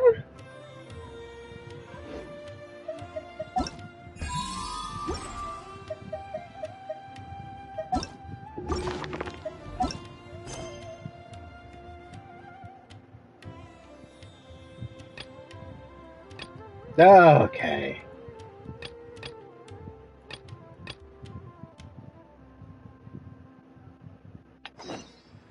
There are leaves around, and I know just the tune to accompany them, if you wish to hear it. I think a creepy crawly got into the cooking pot.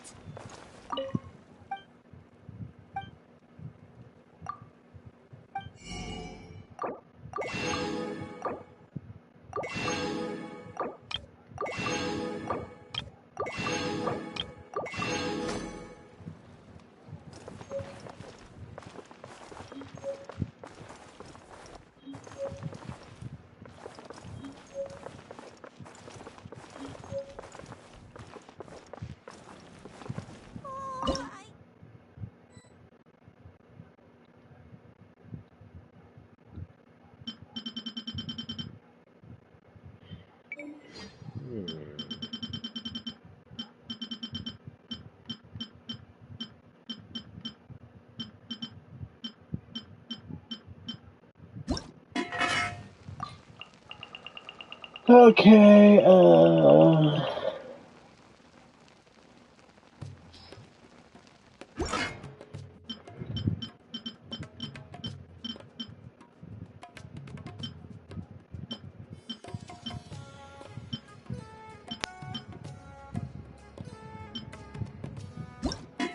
need a pocket. This should be Collei specialty, right?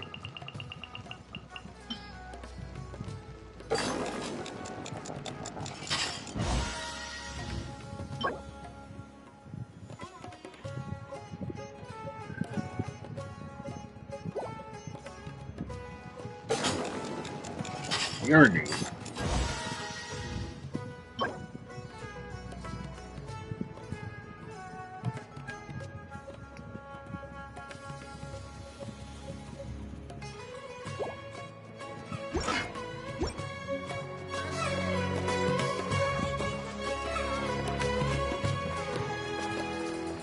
Okay, so we have to do this quest first before we can move on ahead.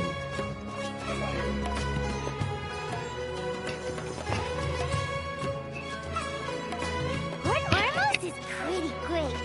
There's so many new and interesting things. Not to mention all the tasty food. Sumeru's largest commercial port sure lives up to its name. Look at all the merchants. And everyone seems excited just to be here.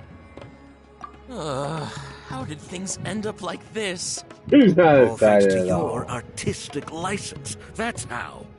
I should have made you wait until we got an update from Tanja.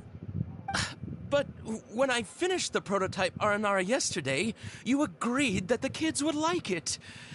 That's why we tried bringing it out for a test run today. Well, I never thought they'd dislike it so much.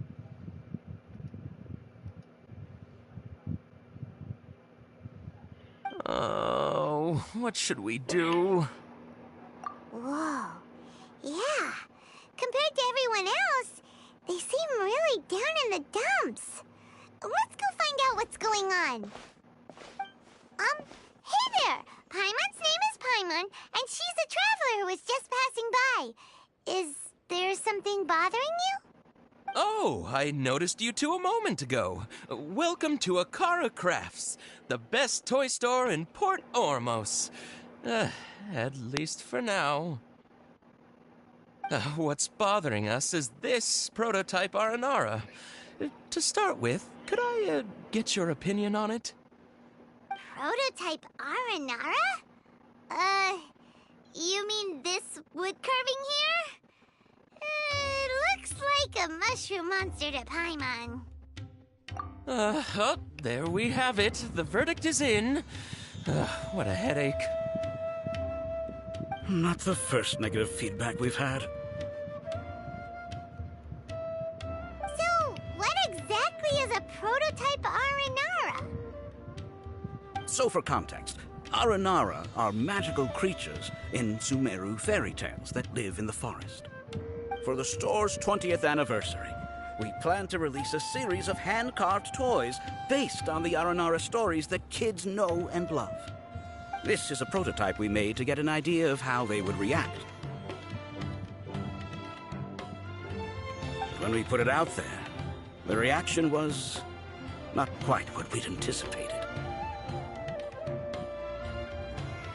They thought it looked like a mushroom too, huh?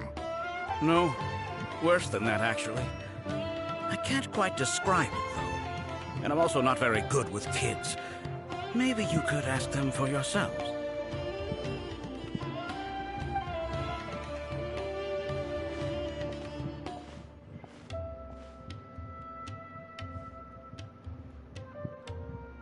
This is not an Aranara. No way. I've read Uncle Tanja's Aranara and the Ill Little Fungus. It says that Aranara are supposed to be chubby and squishy. The carving looks nothing like that. Toys do look better when they're round and chubby. Uncle Tonder said in Aranara's vow that you can deceive the eyes, but you can't deceive the heart. This carving makes me feel lost and confused inside. I don't think the creator put his heart into it at all. It's nothing like an Aranara. Ooh, didn't put his heart into it, huh? Oh, sounds like one of those things that's easier said than understood. Cassid and Alia didn't like this carving, but I think it's okay. It doesn't look too happy, so it's kind of pitiful in a cute way. Oh, a positive review! Yeah, so I would totally ask my dad to get it for me, if it wasn't meant to be an Aranara. Oh, well, that took a sudden turn for the worse. We asked the children for their opinions. Oh, how did it go? Has it maybe, grown on them at all? Yeah. Oh, this is such a shame. Why isn't Tondra back from Gandharvaville yet? Oh, the kids kept mentioning an Uncle Tanger, too. Who is he exactly? Uncle Tanger is a famous children's author here in Port Ormos. He wrote quite a few stories in the past, but none of them were popular among children. Just like our prototype Aranara. But around a year or so ago, he suddenly had a eureka moment or something. And suddenly the children loved every one of his stories. That's right. My little Ghaffari loves his stories too. The whole reason we decided to make these carvings was because we saw just how popular the Aranara are among children. We asked Tanja for guidance, but right after he agreed, he went off to Gandharvaville with his son to look for inspiration. They haven't returned yet. We were running out of time, so we had no choice but to carve an Aranara based on our own imaginations.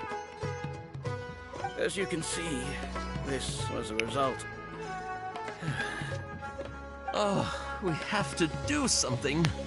Hey, since you're the famous traveler, could you do us a favor and look for Tondra in Gandharvaville, he doesn't have to come in person if he's too busy. Just ask him to write down his suggestions and bring his notes back to us, if you could. Please, if only to put a smile on the children's faces. And, of course, you'll be well compensated for doing us the favor. They seem pretty desperate. Let's help them out. To see the kids smile. And also for our reward. Okay. Yep, let's do it.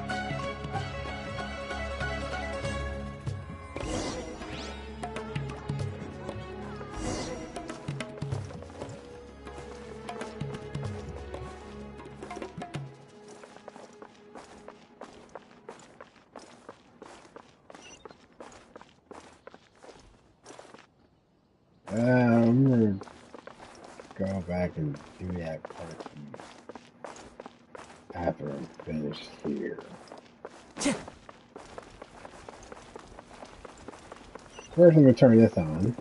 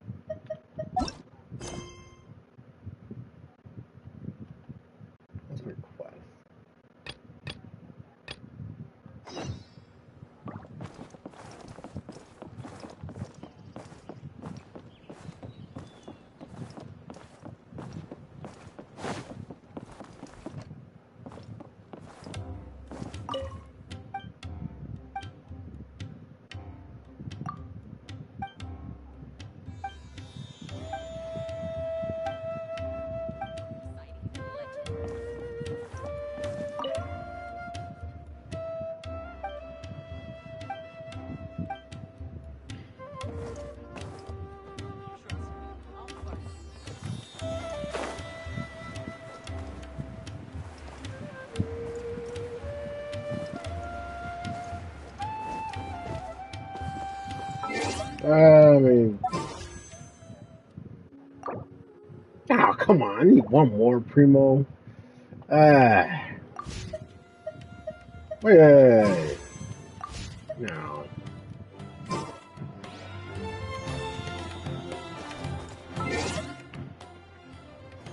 We gotta get something to eat. I'm starving here.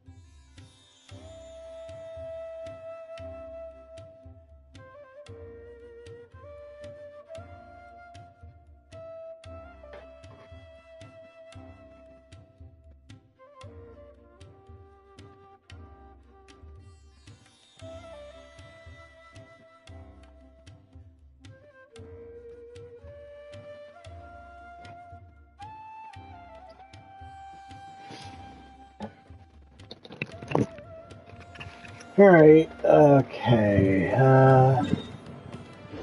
Okay. We're going inside here. Before I retrieve your products, I need to confirm a few things. Please forgive me, but we may not have sufficient stock for you today. Earlier, many of our hara fruits were taken by mice. Thanks. If better goods come in, you'll be the first to know. You look like you have some skill. Why don't I pick out some fruits that'll make you dizzy? No, that's not it. The paper said that heat stroke is the answer to erudition. Ugh, eating something that causes heat stroke sounds horrifying. Oh. I'm sorry. But as things currently stand, we won't be able to fulfill your order. Right. Why don't you two think things over? He's cautious of us. Let's take a closer look at the paper that Al-Haytham gave us. Okay, let me try it again. Before I retrieve... please forgive me, but we may not have sufficient stock for you today. Earlier, many of our hara fruits were taken by mice. Thanks. You look like you have some skill. Why don't I pick out some fruits that'll make you dizzy? Yep, that's the right answer. But eating hara fruit that makes your head and ears ring sounds like a bad life decision. Would you like your hara fruits to be packaged in the Sumeru City or Port Ormos style?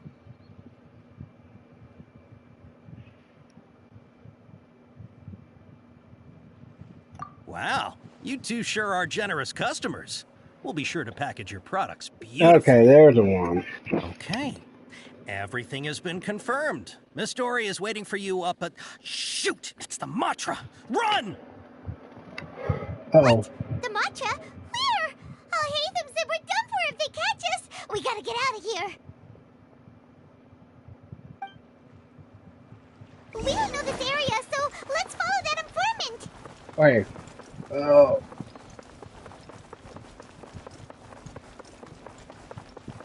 Oh, where'd he go? Where'd he go?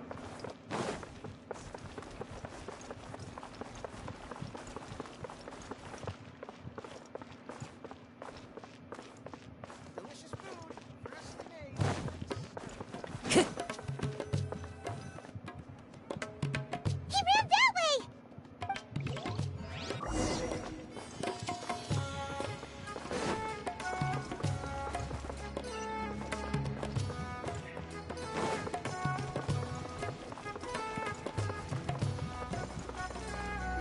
Look, he's over there. How does he keep running that quickly?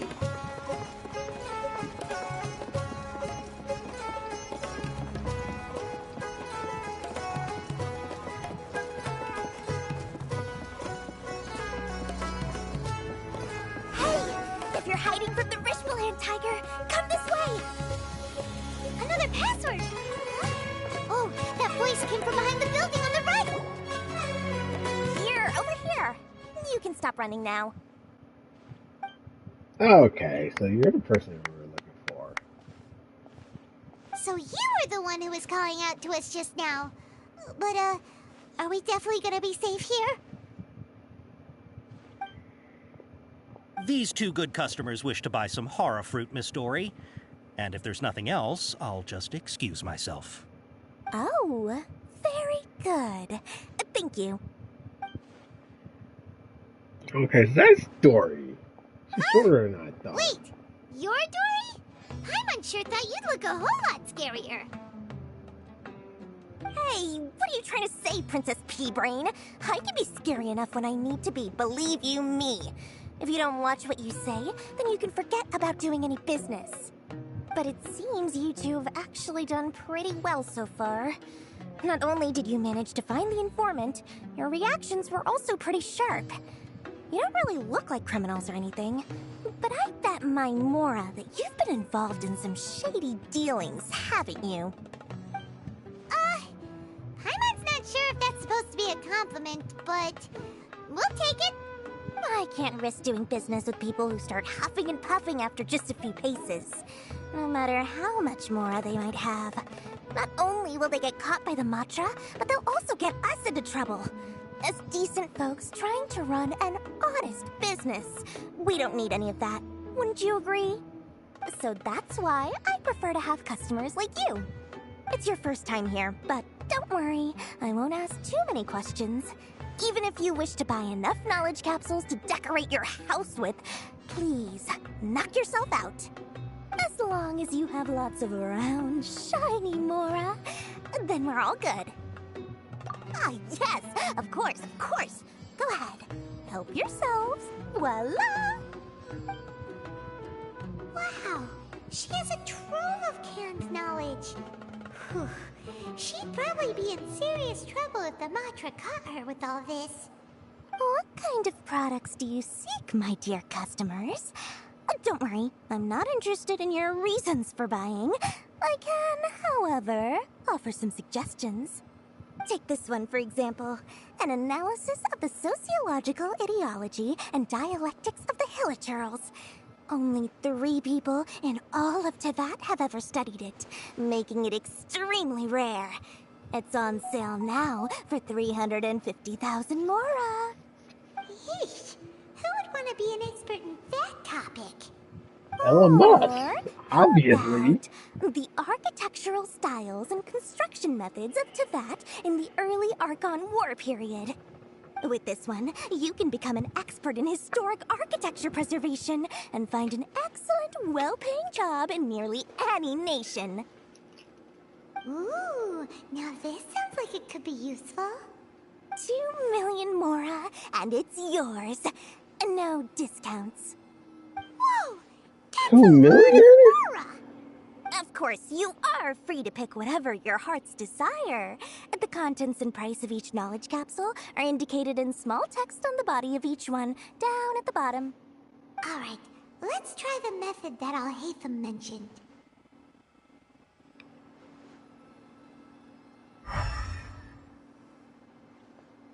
There's 3 of them.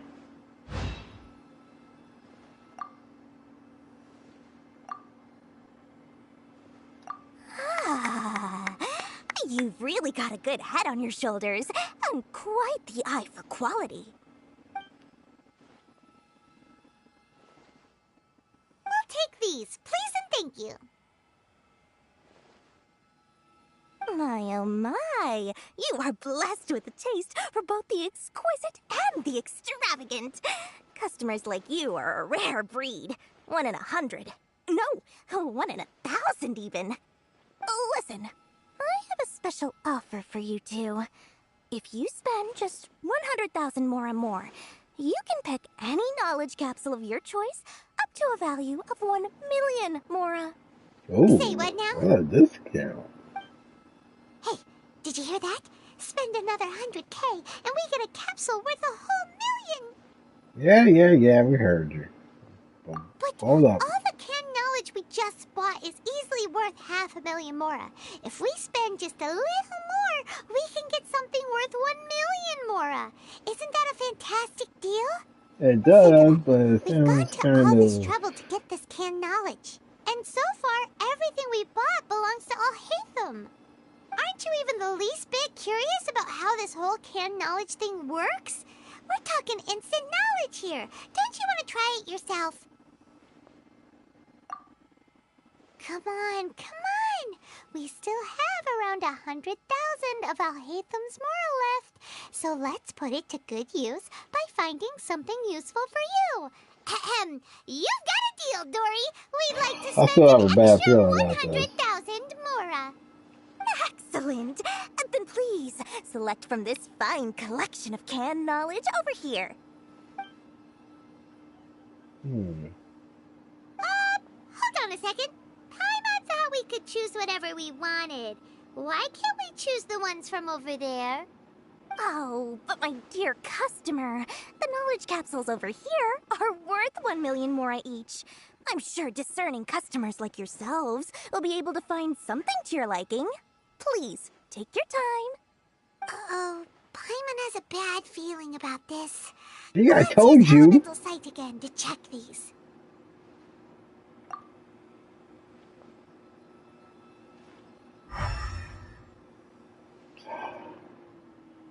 So, what did you see? So they're all worth about the same amount? Well, anyway, the more has already been spent, so let's at least try to find something useful. Let Paimon take a look here. An introduction to traditional Sumeru brewing techniques, the art of growing spices, an overview of ancient runes. Oh, how about this one? Sword Fighting Techniques 8. Not sure we'd ever find volumes 1 through 7, but at least this knowledge should be useful, right? Let's go with this one. Sure, why not? Dory, we'll take this one. All right, very good. I'm expecting some new goods in the next couple days, so be sure to check back again soon. Whether it's canned knowledge or anything else you need, bring your Mora to Dory and doors will open. Our dealings with Dory went smoothly enough. Let's head to Wakala Funduk and meet up with Alhaitham. Hopefully now he'll finally tell us about what the Academia lost. It's sometimes even more exciting than the legend. I'll find you your perfect color.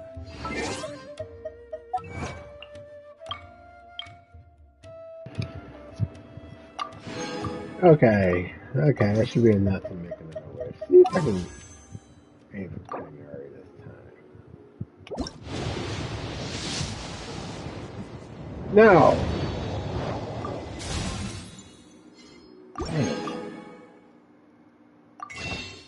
Okay, we're not getting Tighnari this time.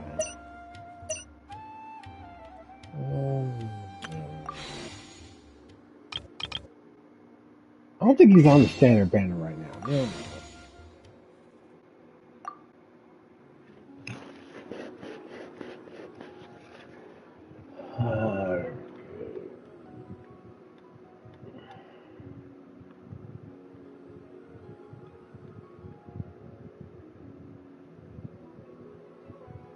Yeah, not right now.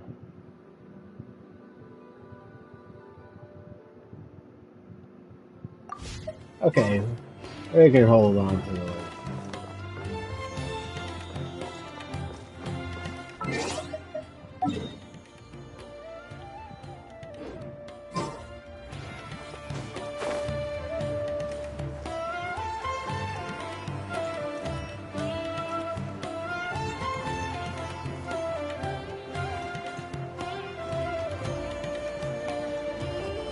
There he is. Ha! You two made it. And from the looks on your faces, you were successful. Whoa, there's so many people from the Academia here. Why would you pick Oh, this going place off. as our meetup spot? Well, Wakela Funduk is under the Academia's control, so naturally the Academia has people working here. I came to Port Ormos under the pretense of conducting official business. You're a pretty daring guy. Relax.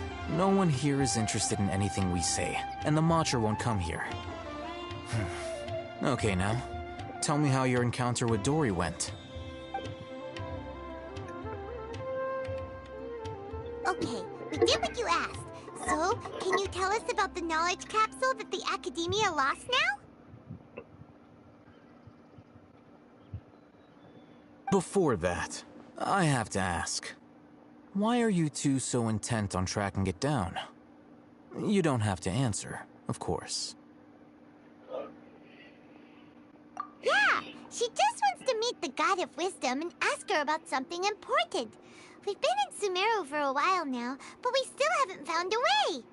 When we heard that the Academia had lost something that might be related to the gods, we came here in case it turned out to be our lucky break. In that case, you're on the right track. A short while ago, the Academia lost a knowledge capsule in the desert. It's supposedly a divine knowledge capsule. Use it, and you'll gain the wisdom of the gods. Wow! There's really such a thing as that?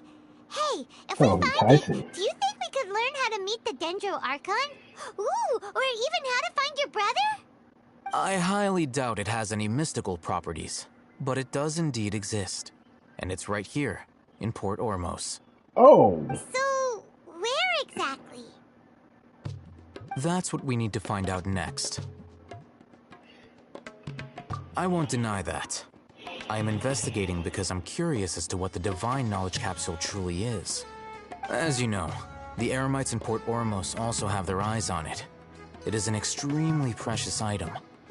The knowledge contained within may bring great power or wealth to whoever has it in their possession.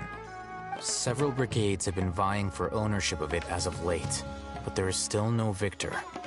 My personal finances and connections cannot compete with those of the Eremites. After attempting various methods, I finally managed to reach a tentative agreement with several brigades. I agreed to forego ownership of the Divine Knowledge Capsule in exchange for the opportunity to study it. After all, there's no harm in understanding what it is. However, there are those who are less amenable to negotiation, such as those from Ain al-Ahmar. They adamantly believe that the Divine Knowledge Capsule contains the Scarlet King's power, and that he will return to this world when they obtain it.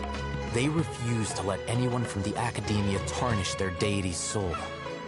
So you kept hounding them because they refused to cooperate with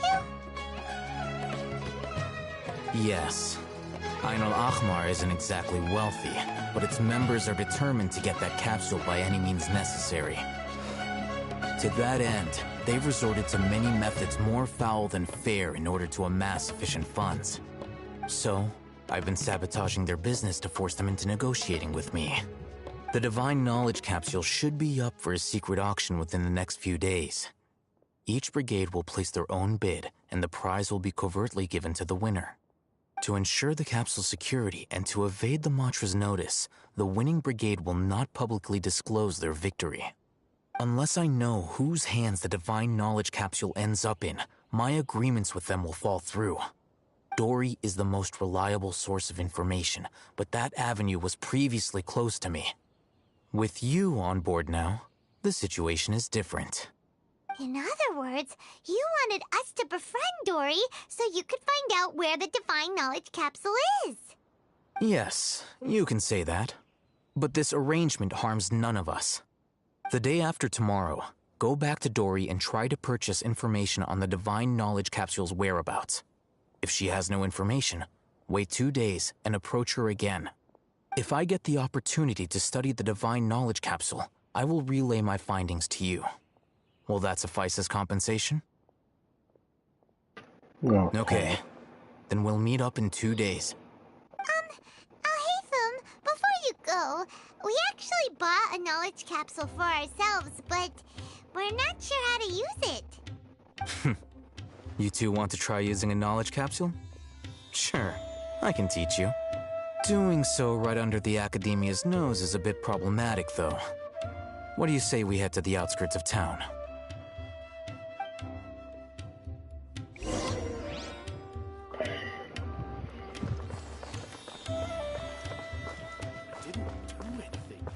So worried.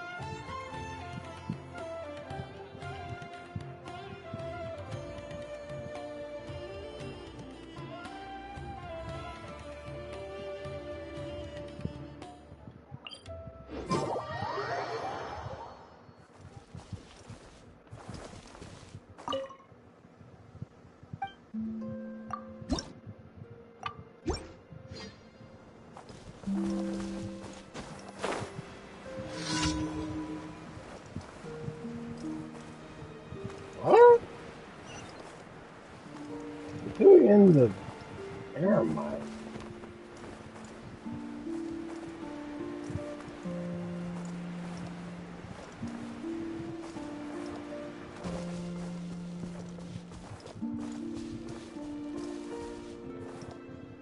That's close enough.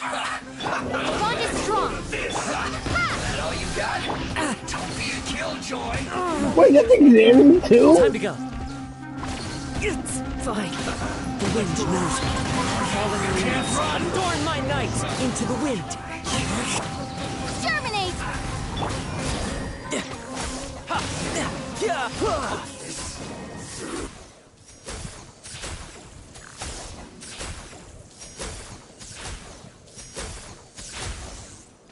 Okay. That's how the Dendro Travelers first work.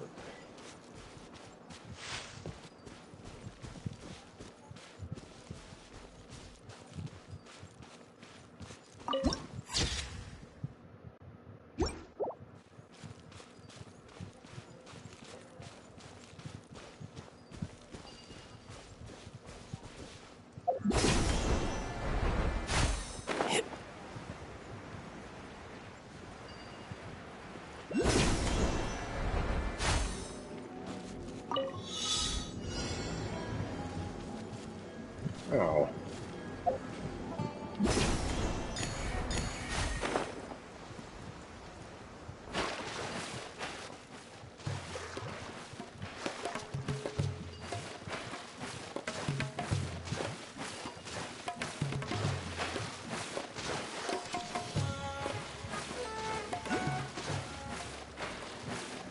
I have to try it again.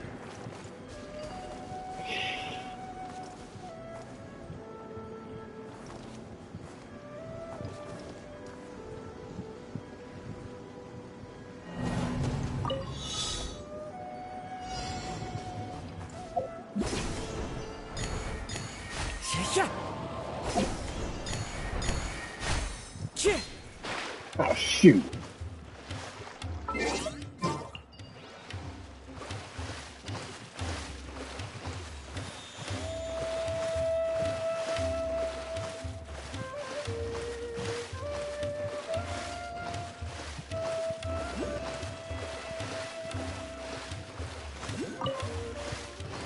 Oh, man. Oh, come on. I was so close.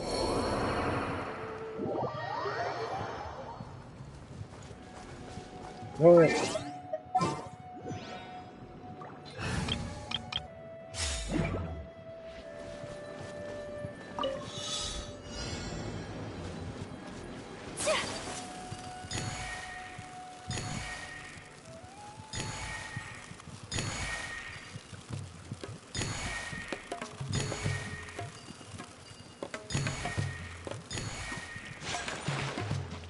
My apologies.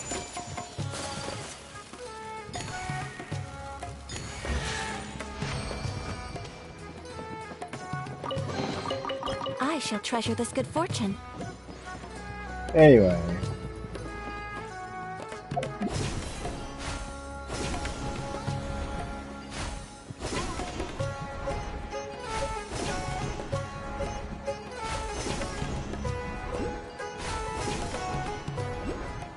Yeah, I mean, I could have done it like that, but I didn't want to.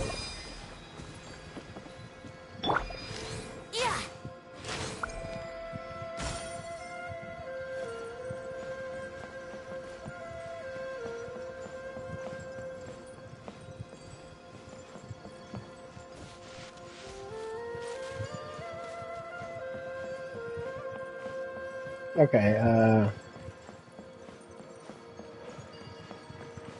let's go over there.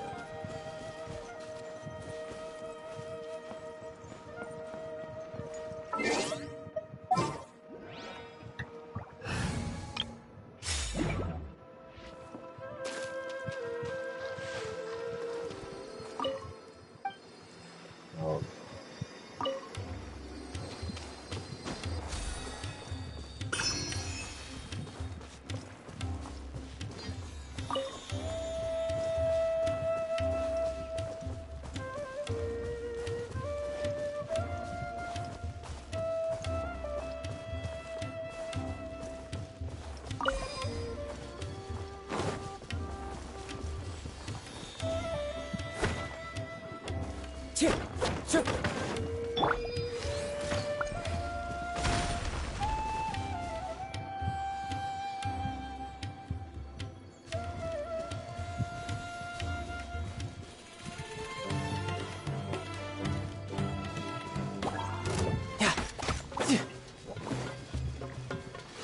Okay.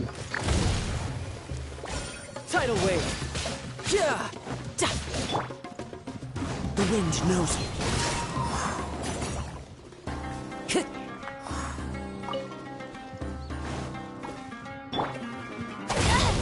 Ow! Into the wind. Time to go. Propagate!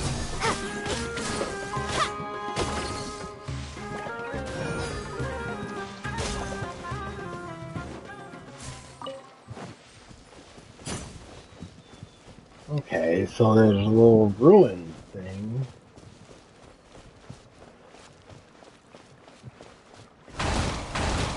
No. Okay. Oh! I'm betrayed. The wind knows me.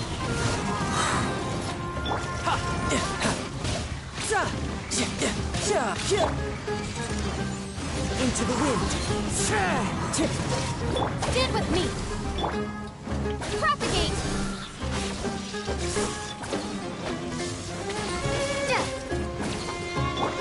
One with nature. Clouds high. The birds call. Into the wind.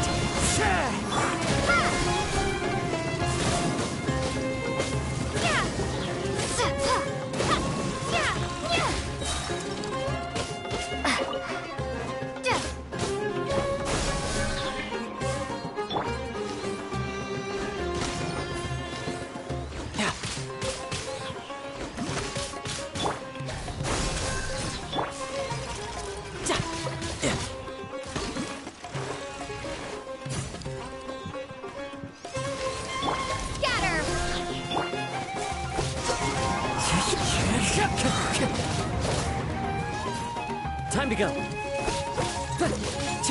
Wind strike.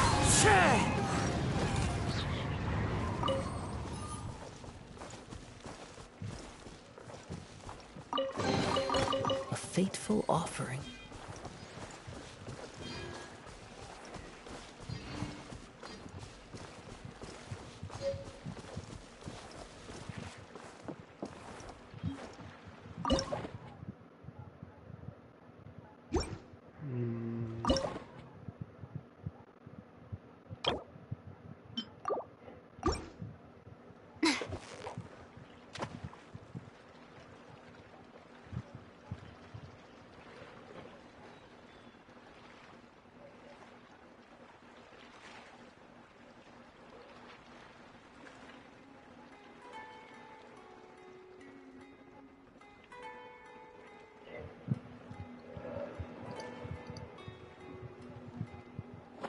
Okay.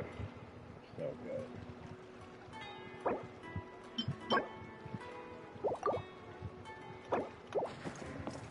Okay, we'll just mark this as a fishing spot.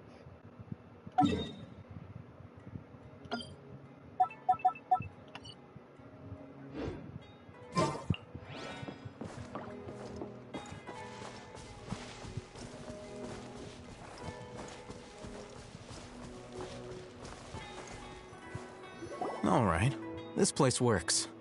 Show me the capsule you purchased. Here. Sword Fighting Techniques 8. Huh. A combat class knowledge capsule. This class is something of a rare find these days, since most have been taken by the Eremites to augment their battle capabilities. Really? Ah, yeah, what a great buy! If you want to determine the efficacy of this capsule, I can evaluate your combat ability. However, effects will likely be minimal if you already possess a high amount of strength. We can conduct a controlled experiment where you fight 2 battles, one before using this knowledge capsule and one after. While you fight, we can use an Akasha terminal to monitor your various physical parameters. There may be variances in your physical strength between the 2 tests, as well as a disparity in your opponent's abilities. But don't worry, I'll run statistical analyses afterward to mitigate any confounding effects. Wow! Oh, hey, Thumb! You must have been one of those guys at the Academia who got top grades on everything. Paimon's curious about something, though. You definitely weren't one of those students who needed canned knowledge to graduate from the academia, right? So, why are you risking getting caught by the mantra for this capsule? When you are unable to understand a researcher's actions, most cases can be attributed to curiosity. This is but one theory. Sounds like you're trying to avoid the question. All right, let's begin the test. Just fight as you normally do.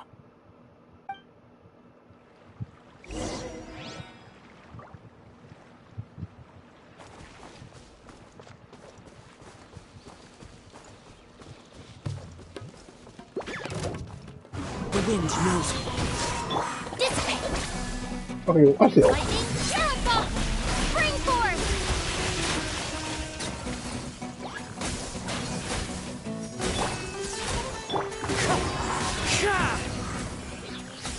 Well, I take back what I said about Bloom being overpowered. Electro and Dendro is now the most OP one.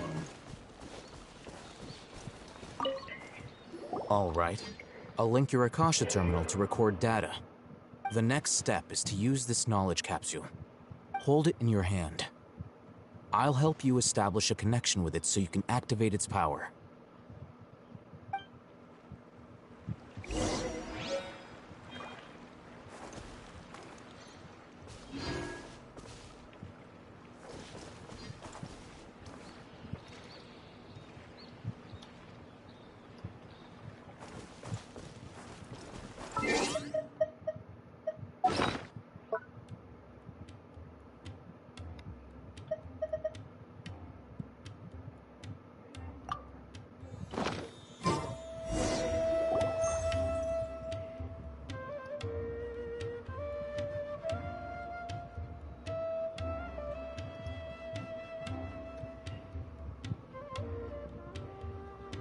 Hey, how are you feeling?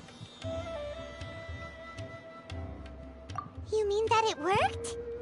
All right. Time for round 2. Fight with the same composure as before.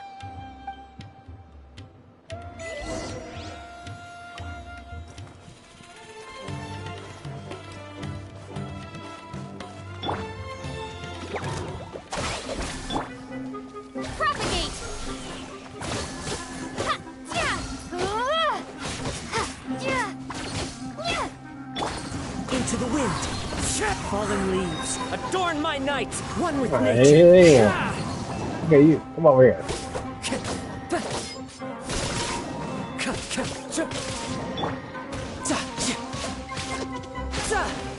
Who's next? Get with me!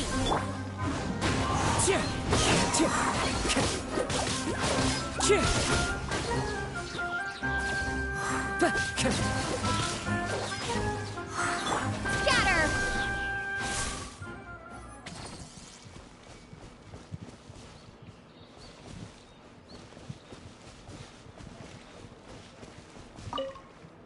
Now, I'll start recording data again.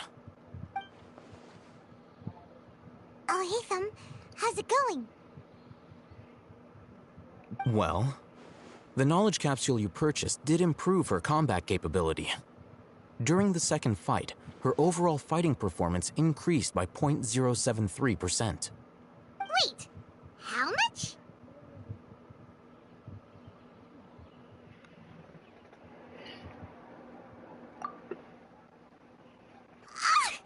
Dory's such a jerk! She totally scammed us! 1 million mora?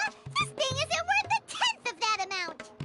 Of Yeah. course, this could be because she is so powerful that the capsule's contents were unable to produce a substantial increase. At the very least, this test allowed me to gain more insight into you two. Our deal seems increasingly worth my investment. I'm heading back to Ikela Funduk. I await your response in 2 days' time. This is Mora for when you ask Dory for information. Pay her as much as she requests.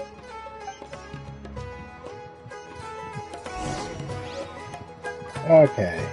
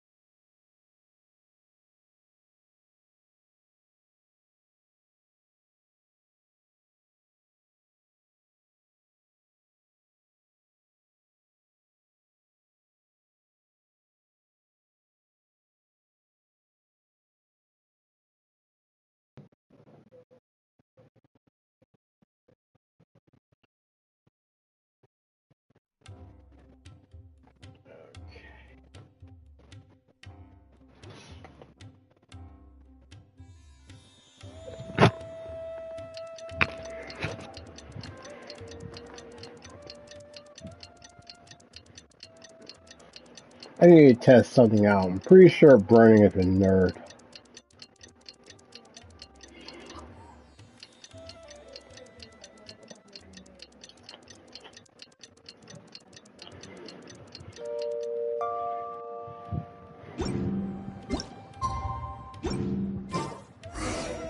Let's see Dory today and ask her about where the Divine Knowledge Capsule is.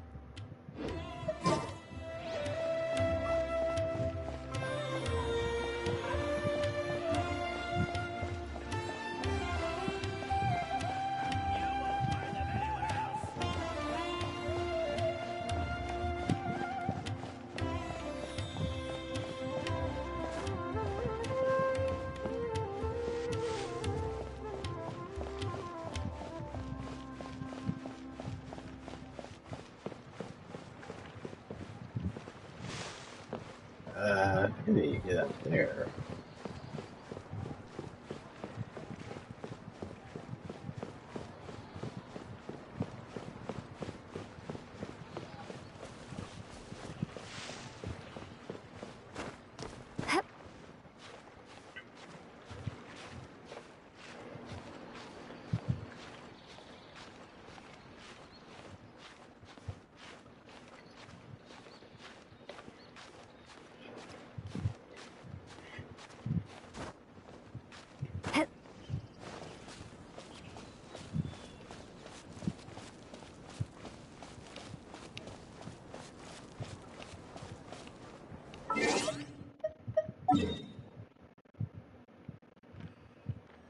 Oh wait, there's a waypoint.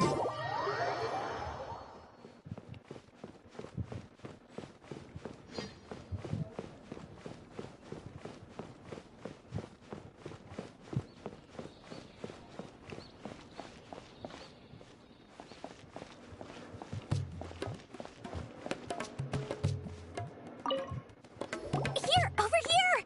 Oh, welcome back, my loyal patrons. What can I do for you this time? You name it. Canned knowledge, supplies, or anything else you need. I'll find a way to get it. Where there's a waterfall of Mora, there's a way. Can you really get us anything we want? Anything at all? Aha! So it appears that canned knowledge alone is no longer sufficient for your opulent appetite. Then please oblige me. Tell me what you have in mind. Oh! I knew customers with pockets as deep as yours would undoubtedly crave something more profound than ordinary canned knowledge. But you know, that kind of information isn't going to be cheap. After all, I had to work really hard to weasel my way into the auction site.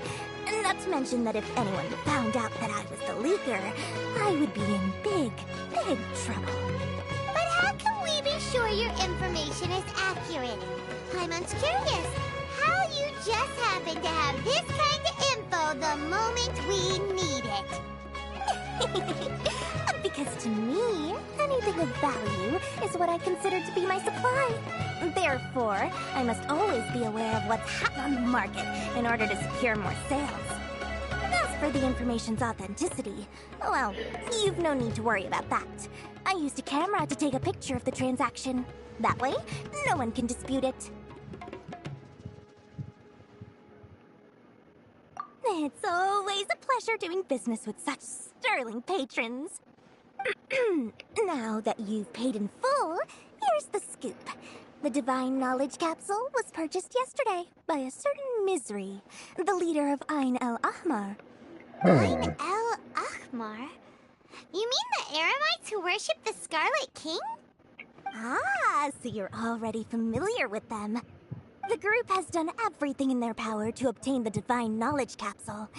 After all, they believe it contains the power of the Scarlet King. That Divine Knowledge Capsule is unlike any other canned knowledge I've seen before. It was glowing bright red. That glows The red. capsule is clearly visible in the picture I took. You can look for yourself. Thanks for the info, Dory. Please, it's my pleasure. It's all thanks to discerning customers such as yourselves that my efforts yesterday were not in vain. Please, don't hesitate to contact me if you ever need anything else in the future. Mora for Dory opens doors. Well, we figured out where the Divine Knowledge Capsule is. It turns out it ended up in the hands of Ain El Akhmar. I'll find you your... Let's head back and talk to Al Haytham. All right.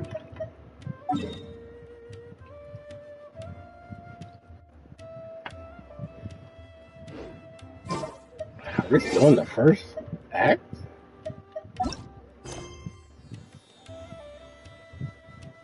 Yeah, this is lengthy. This is really lengthy.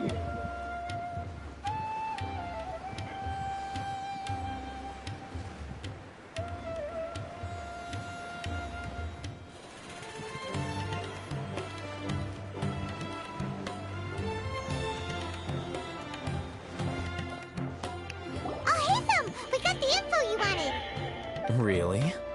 All right. Let's hear it. Dory even gave us evidence to verify the intel. Have a look. Huh, look at that. Clear as day. It must have taken some guts just to infiltrate the scene of the Eremites' transaction. But then, to get close enough to take a picture like this. Bold move, Dory. Very bold move. All right. The person in this picture is indeed Misery, the leader of Ain El Akhmar.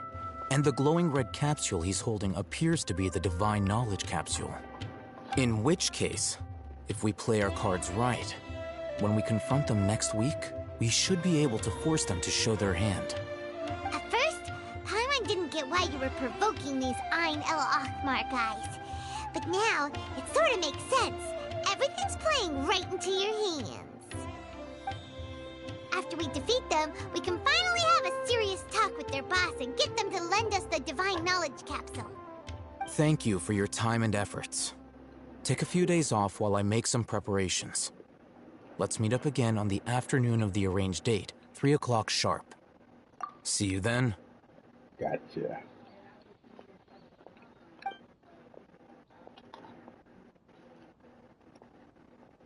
Oh, Haytham sure is taking his time. Where could he be? Oh, there he is. Sorry to keep you waiting. Let's head to the pier in front of Pharos Lighthouse. Yep, let's go.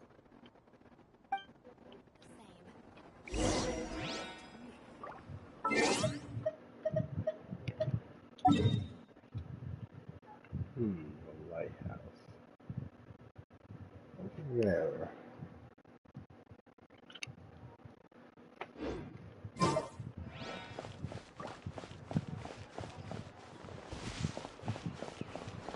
If you want to eat like a king, you've got to work like a mule.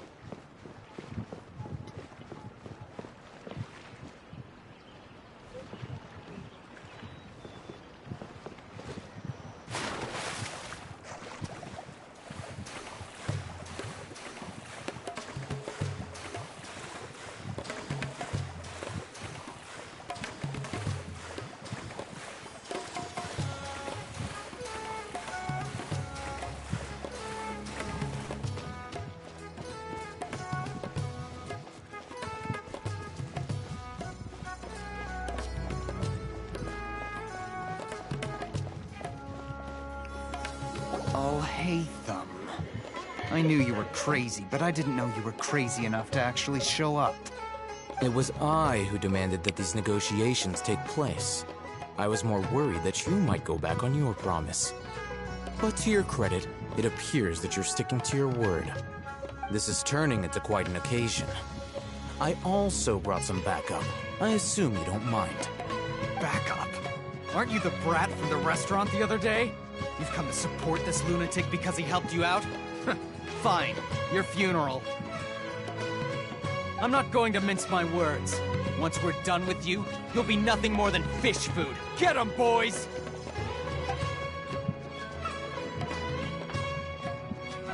Uh-oh, here they come. Good luck, you two. Don't worry, we got this. That's close enough. Our bond is strong.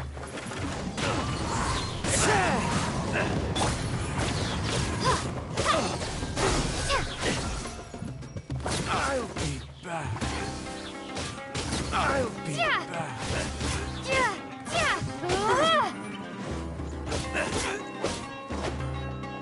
Wind strike.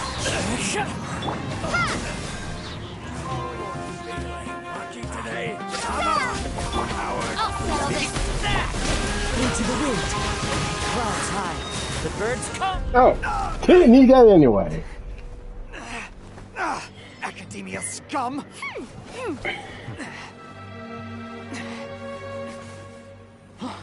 Boss! Finally! Did you use it? Great! Now we can...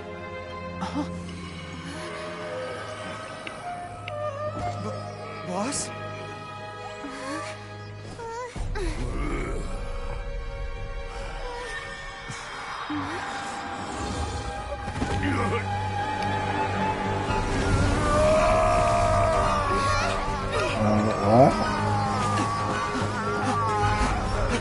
Boss! Boss! What's wrong? What happened to him? We have to cut his Akasha connection, now.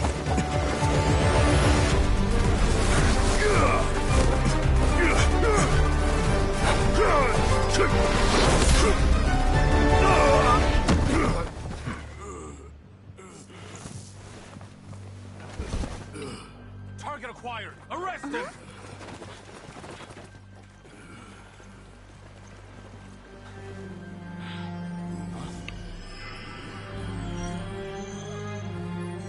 Do not impede our work. Is that understood, Al-Haytham? Of course. I was only trying to help. Take him away.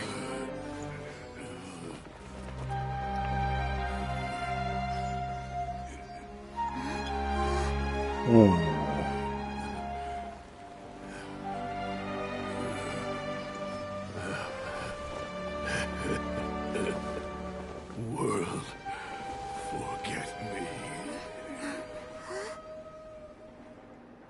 World, forget me. What in Tibet just happened?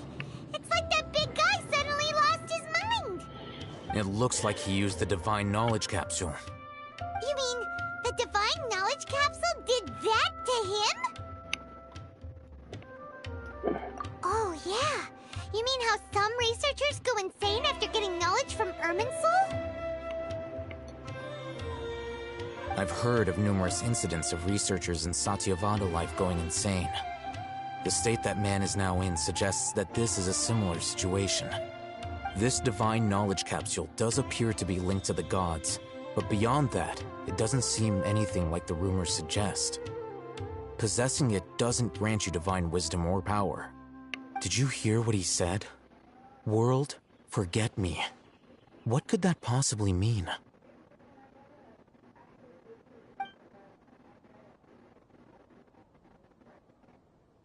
If the mantra took him away, then that means the Academia got the Divine Knowledge Capsule back, too. What a shame. We were so close. Still, Paimon didn't expect the Divine Knowledge Capsule would be so dangerous. Imagine if we tried to open it. Oh, who knows what would have happened to us? As things stand, there is no reason for me to remain in Port Ormos. I believe our collaboration has also reached its end.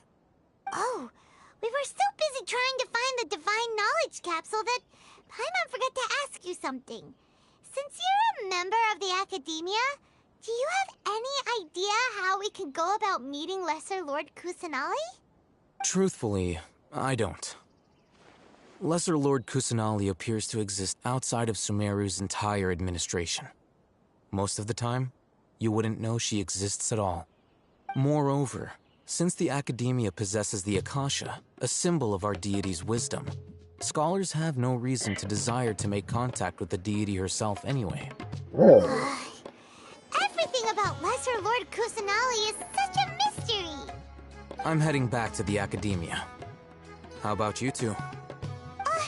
It's almost the day of the Sub-Zero's festival. Maybe we should head back too. We've been rushed off our feet over the past few days, so maybe a little rest and relaxation will do us good. Then we'll part ways here, Alhaitham, until we meet again.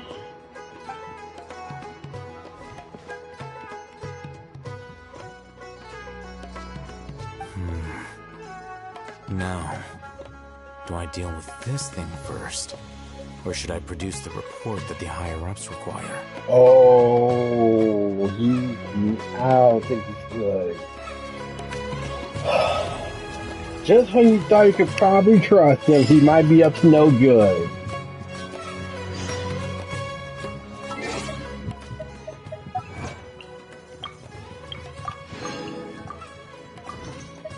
Alright. Oh yeah, we got my Serenity Teapot stuff.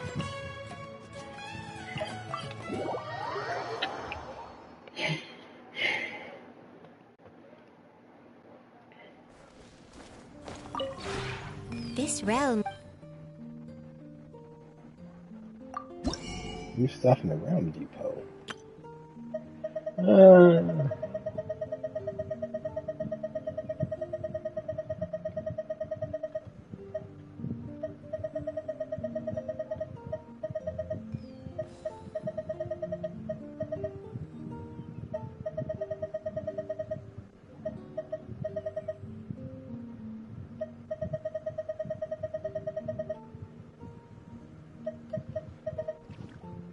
Okay.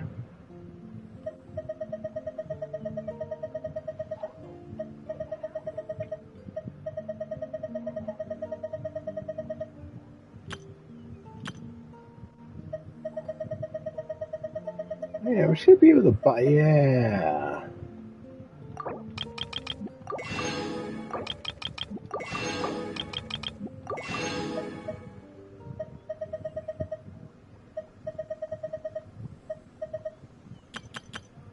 We'll need those.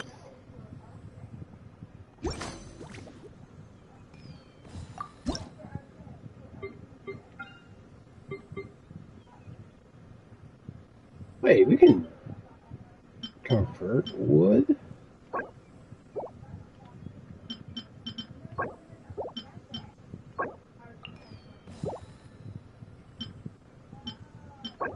Huh. That makes it simple. That makes things more simpler.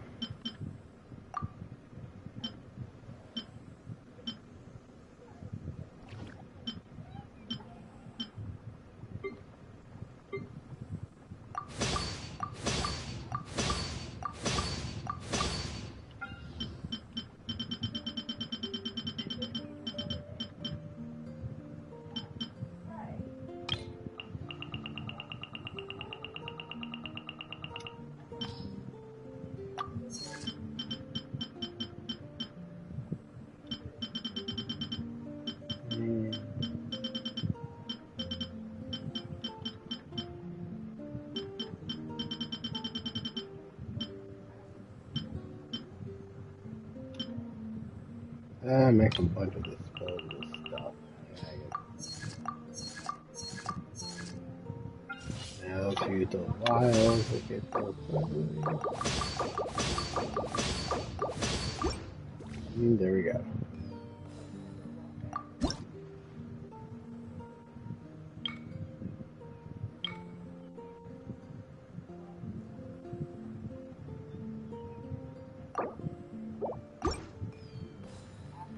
If you ever...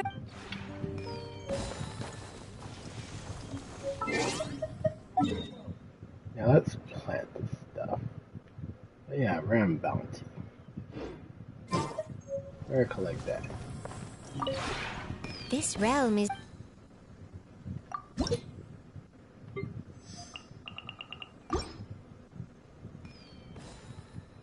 If you ever...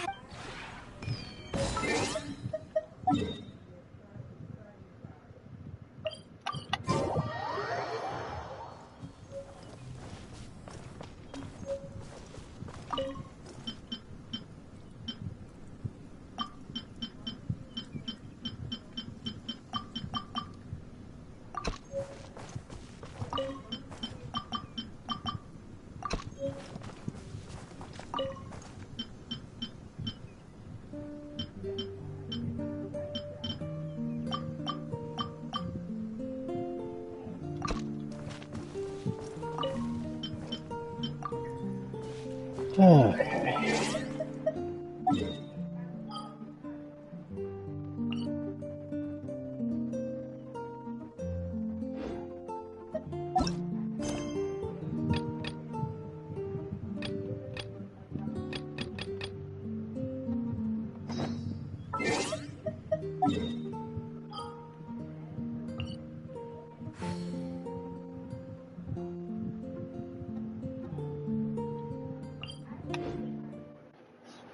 Okay.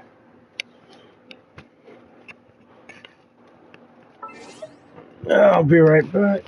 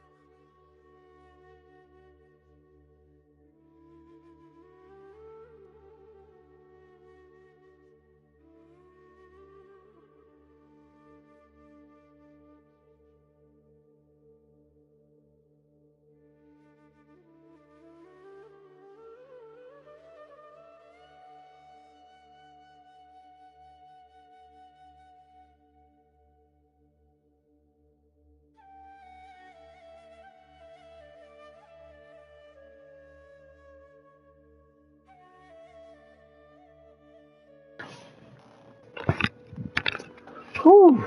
Oh, water sure just go through me. Okay. Now, what was I doing here?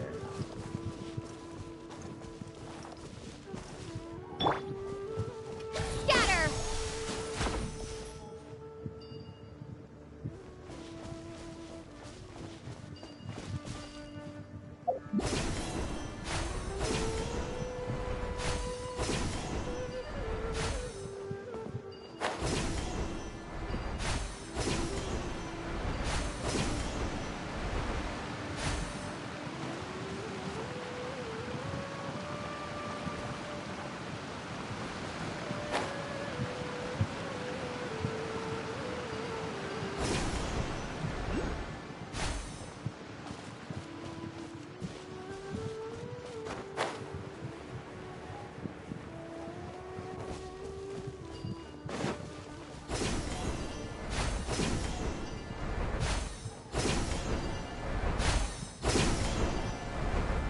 Wait, I think I know where it is. Stand with me!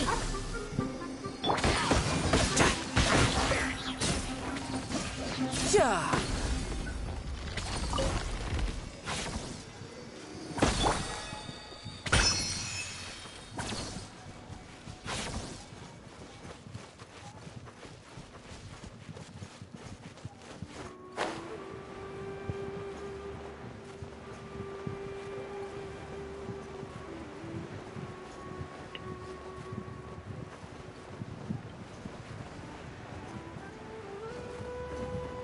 Okay, here we go.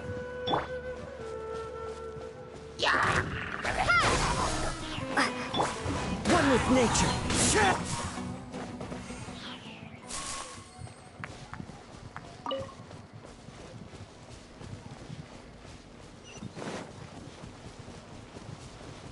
Propagate!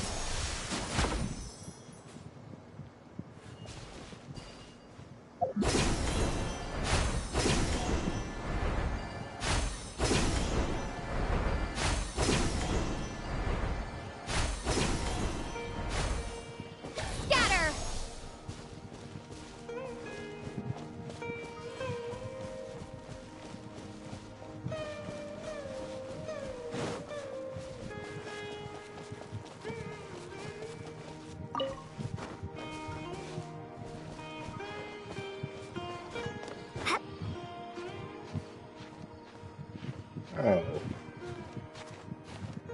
climb this, right?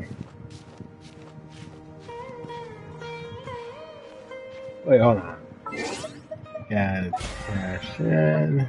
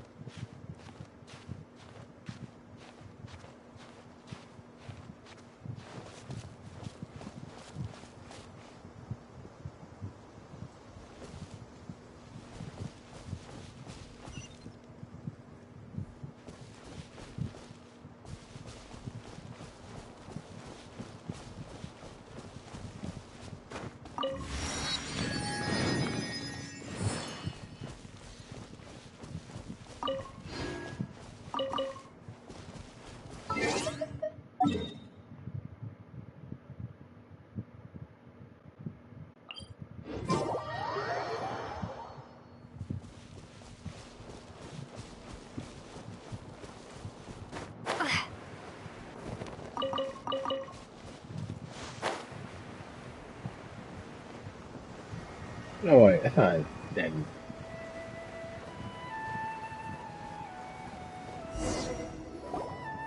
So Tandra's supposed to be here in Gandharvaville looking for inspiration. But how do we find him? Should we yell his name at the top of our lungs? Hey, buddy.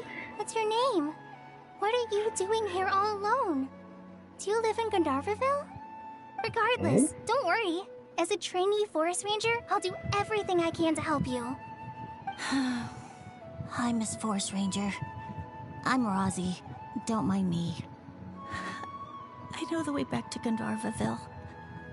When people say, don't mind me, what they really mean is don't worry about me. That's all the more reason not to leave you alone.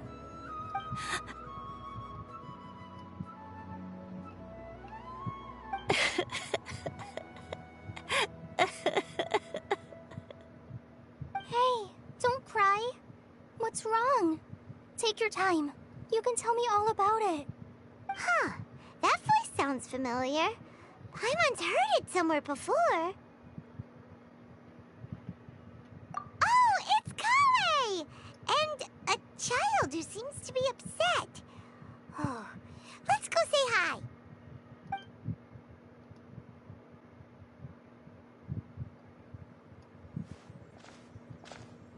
Hi, Collei. How have you been? Paimon and Traveler. I've been doing pretty well. Thanks for asking. I'm helping Master Tighnari patrol the forest. What brings you here? We're here on an errand. We heard your voice, so we thought we'd come ask you for help. You seem kinda busy, though. I'll be fine. You go help them first, Miss Forest Ranger. I'm okay, really. The sand got into my eyes, that's all. What a well-mannered child. Sand? There is not a lot of sand in a forest. You keep saying you're okay because you don't want us to know what you're upset about, right? Maybe. That's exactly why you have to get it off your chest. Here's a trick. If you're keeping a secret that bothers you, you can try telling it all to a tree hollow. A tree hollow? Yeah, a tree hollow. Do you know Tanja's stories? The Aranar living in the forest will patiently listen to every word children say. Maybe there really are Aranar living in the tree hollows that will listen to you. You like the Aranara stories too? Of course! I love them! Oh, people who like Aranara are the best. Okay, I'll try telling my secrets to a tree hollow. Thanks, Miss Forest Ranger. You know everything. Aw, you're just exaggerating. Anyway, I'm trying to be like my friend, who always does her best to cheer people up when they seem sad. So, how are you doing? Feeling any better now? The forest is very dangerous, so how about we stick together? Sure.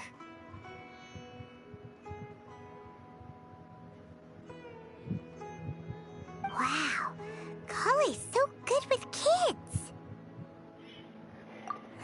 Well, helping children who are lost in the rainforest is all part of a forest ranger's duty. So, what was it you wanted help with? You're not lost too, are you?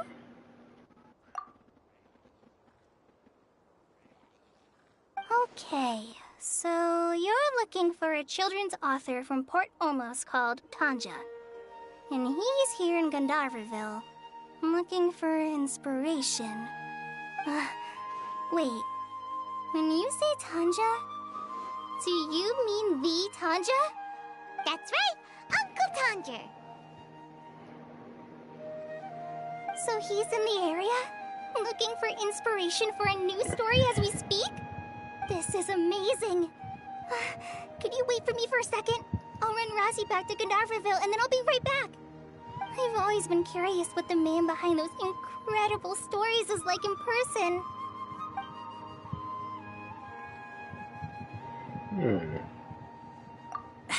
Tanja's just a normal guy. Even so, he must be more creative than most people. Wait, hold on. Razzie, do you mean you've met Tanja before?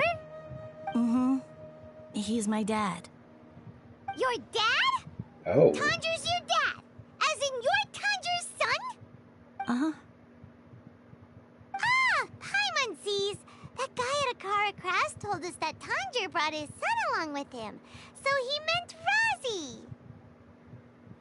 Why are you here on your own, though? Did you and Tanja get separated? We had an argument.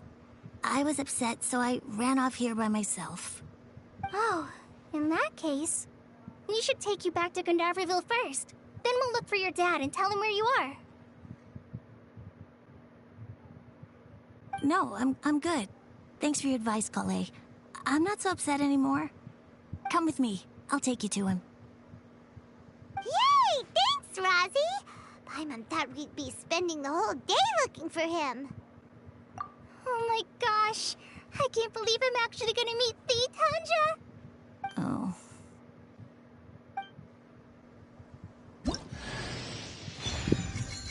Okay. So Tanja headed this way. I know this place pretty well. Follow me. That was easy. I thought you had to, like, complete the quest to get it. Excuse me. Oh well. I just one less, Collei. Okay, so in the party of Nana feel Collei's energy recharge is increased by 20%.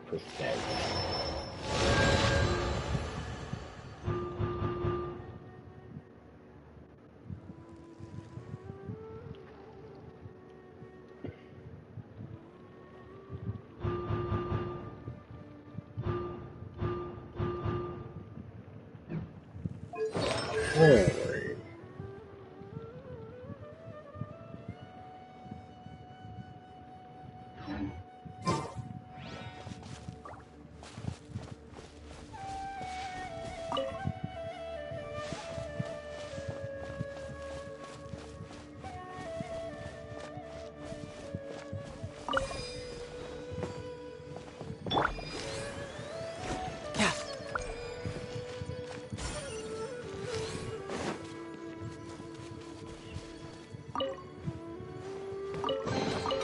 Not bad. Not bad at all.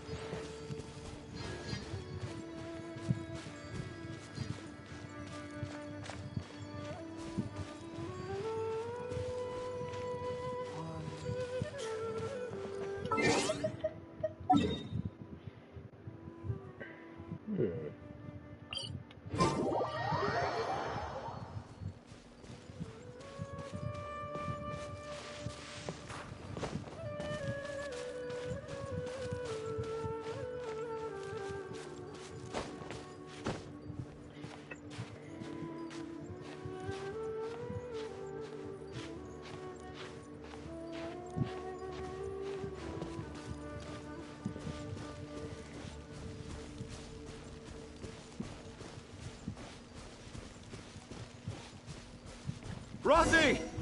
Where are you, Rosie? Someone...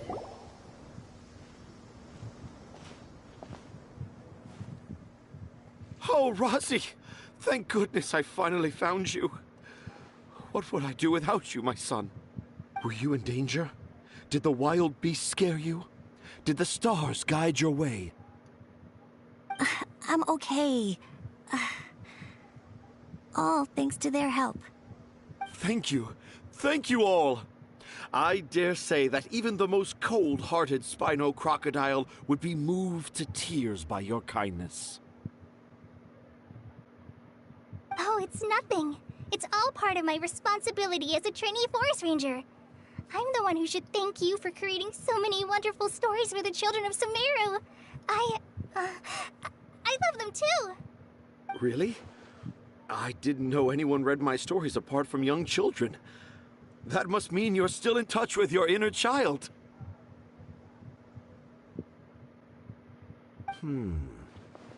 Okay, then. I have the inspiration for my next story. It shall be about an Aranara granny who's a child at heart. Huh? It's an honor to become the source of your inspiration. Whoa. Collei looks like she's about to pass out. Hey Collei, are you okay? I'm okay. Sorry. I just got a little too excited. Are you two story lovers as well? Yes, yes! The moment I saw you, the image of an aura giant and an aura finch traveling together popped into my mind. Oh? Who asked for my help? My sincerest apologies, but I have fans all over Sumeru. Trying to remember every last one is like trying to identify each grain of sand in the desert. Seems like Tanja has a slightly exaggerated view of what it means to be a children's author. Also, Paimon's not a finch. That's nothing to get excited about.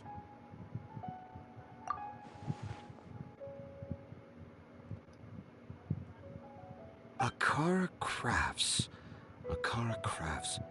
Oh! Oh, right. I remember now. That small boat once sailed into the sea of my memory, but before long it floated away over the horizon, never to be seen again. Perhaps for the best. After all, a wild tempest was a-raging in Tangier Harbor. What? Paimon has no idea what he's saying. What should we do? Do you think we should get Tighnari to take a look at him? Dad's saying he forgot about helping the people at Akara Crafts learn more about Aranara because right now he has something more important to do. Oh, that's what he meant! Well, there it is! All the proof you needed that this kid is definitely Tanjir's son. Wait, no, this isn't the time for all that. Tanjir, your help is pretty vital to the toy makers. You gotta do something! But the garden that blooms before my eyes is of greater importance, for therein lies the beautiful Padisara that all the children of Sumeru dream of. I, Tanjir, have found evidence of Aranara activity right here in the Avidia forest, conclusively proving that Aranara not only exist in stories, but in real life too. If I manage to document the first real-life Aranara sighting, the petty problems that perplex Akara Crafts will be untangled in no time. Meanwhile, I may well be able to leverage this to assume leadership of the academia. Then all across Sumeru will know of the great Tanjir living in humble Port Ormos. Okay.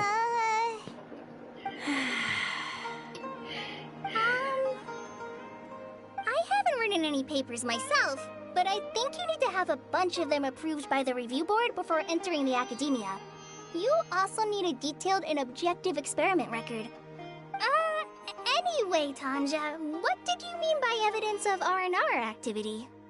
The hook's what's important in a story. The great storyteller Tanja never gives his audience the bait right away. Come with me. Wait, not that way. Collei, what's wrong? Nothing. But that way leads us deeper into the Avidia forest. I'm just concerned for Tanja's safety. And I think I'm starting to understand why Razi and Tanja were fighting.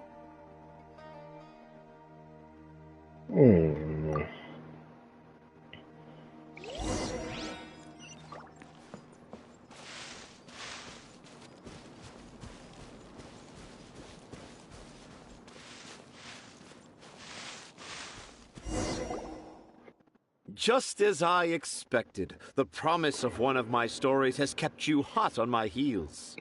But this is just an ordinary tree hollow. Paimon's not seeing any evidence of Aranara. You can deceive the eyes, but you can't deceive the heart. Look with your heart and you too will understand.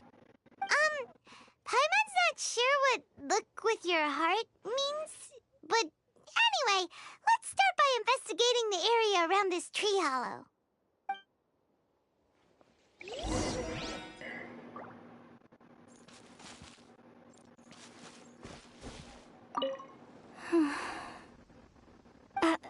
I'm okay.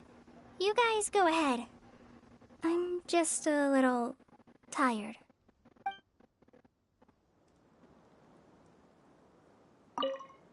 Dad never used to be like this. It's all my fault.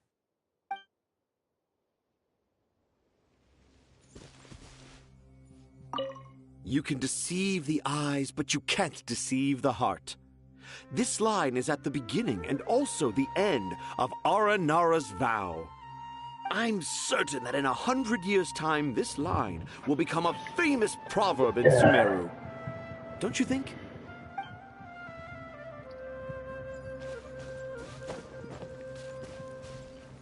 Hey, look! There's a note here! Could this be the evidence that Tanja was talking about? The handwriting's so hard to read. It's too hard. I can't remember the names of all these mushrooms. Do Aranara need to learn about mushroom classification?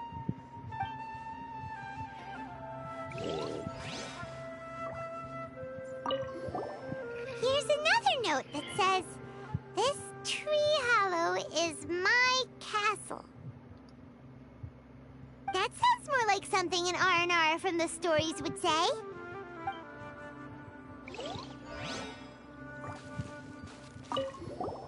There's another one here!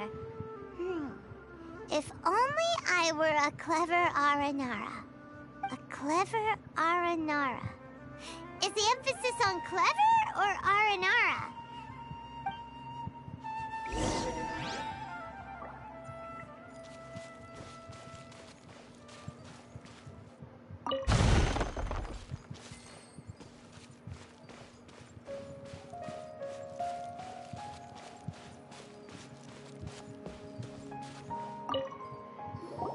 How does it feel to bear witness to a groundbreaking discovery? Exciting, isn't it? The crude handwriting may look like a child's, but don't forget, we're in the middle of a rainforest. I doubt that a child would be able to reach this deep into the forest, and I doubt even more that they would think of this lowly tree hollow as some sort of impenetrable castle. I boldly hypothesize that this tree hollow is in fact the Aranara's academia. The notes we saw were written by the Aranara themselves. There is no doubt in my mind about that. An Aranara that wasn't so bright left a note here wishing to become a clever Aranara. Oh, I shall craft a new story for them and call it The Aranara in the Tree Hollow. How's that? Don't the very words just conjure up images of Aranara in your mind's eye? Nope. Well, many an adventurer knows how to take to the skies with their easily visible wind gliders, yet they do not possess the invisible wings of imagination, making it hard for them to keep up with my train of thought. How about you, Miss Forest Ranger? Do you soar into the atmosphere on the wings of imagination? Huh? Me? I don't know. Maybe I do, but maybe not. Anyway, it has nothing to do with me, so... Yeah, I'm fine. It's just that... witnessing Tanja's creative process is a little... Overwhelming. Oh, yes. Yes. Overwhelming. For now, I've decided to stay here with Razi until we witness the legendary moment when the Aranara appear in this hollow. Don't worry, I won't let the Akara Crafts toymakers down. When a real Aranara appears, their little troubles will be resolved in an instant. He seems pretty stubborn. Looks like we'll have to stay here and wait a little longer. No, I think we should return to our camp first. Tanja, in Aranara and the Three Little Fungus, it says that Aranara are very sensitive creatures. I don't think they'll show up if we stay here. Oh? Was that in the story? Ah, yes, I remember now. Miss Forest Ranger, you sure know your stuff. In that case, let's go back to camp and call it a day. We'll continue our search for evidence first thing in the morning.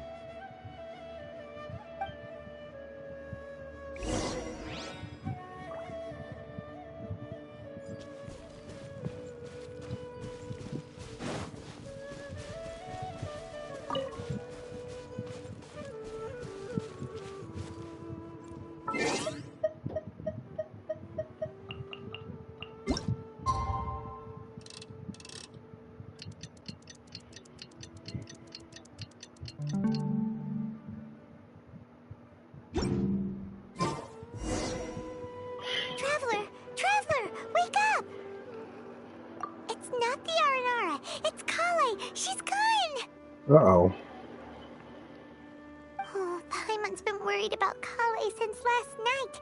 Even though she kept telling us she was okay after we saw the evidence of Aranara activity, she's been acting kinda strange. Anyway, let's go find her. Hey, look! Aren't these Collei's footprints? But why are they headed towards the tree hollow?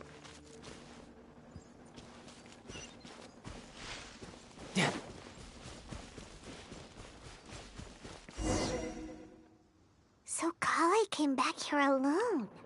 Is she waiting for the Aranara to show up? And I thought this was a place nobody knew about. I never thought Tanja would find it, or that I would run into the Traveler and Paimon. If I'd known, I would have just told the tree hollow instead of writing it down. There must be another way to practice my handwriting.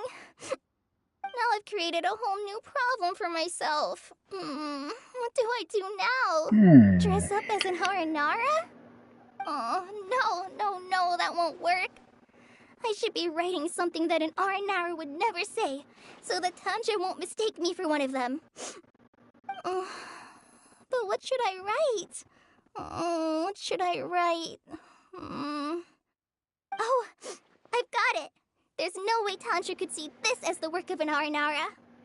So the evidence of Aranara activity we saw during the day was actually evidence of Collei's activity. But why didn't she just tell Tanja? Oh, right. Collei told Razi that he could tell any secret to a tree hollow. Must be because that's what she does. And now she even writes it down. Yeah, you're right. We'll keep her secret for her. Oh, looks like she's almost done writing. Let's head back.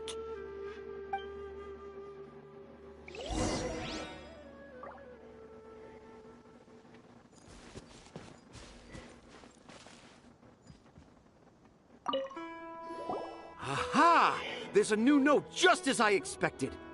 Yes, yes! It's the same handwriting, which means it must have been written by the same Aranara. Let's see what it says.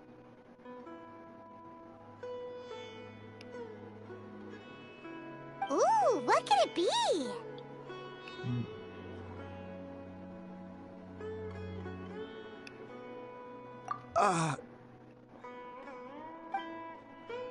I want to visit Mondstadt during the Ludi Harpastum again? No, that's impossible. This must be some kind of mistake. How could an Aranara go to Mondstadt for the Ludi Harpastum? Even I would never write that into a fairy tale. So, in other words, the notes can't have been left by an Aranara. Yeah. If you ask me, they were probably left by a passing merchant from Mondstadt or something. Definitely not an Aranara. No! No, I refuse to believe it!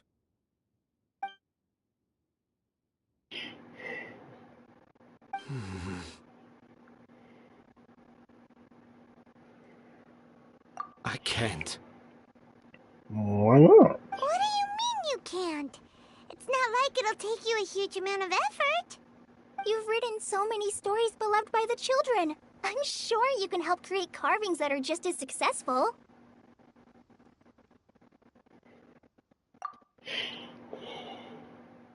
No!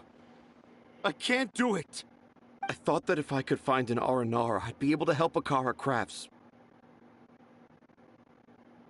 But it was someone from Mondstadt all along.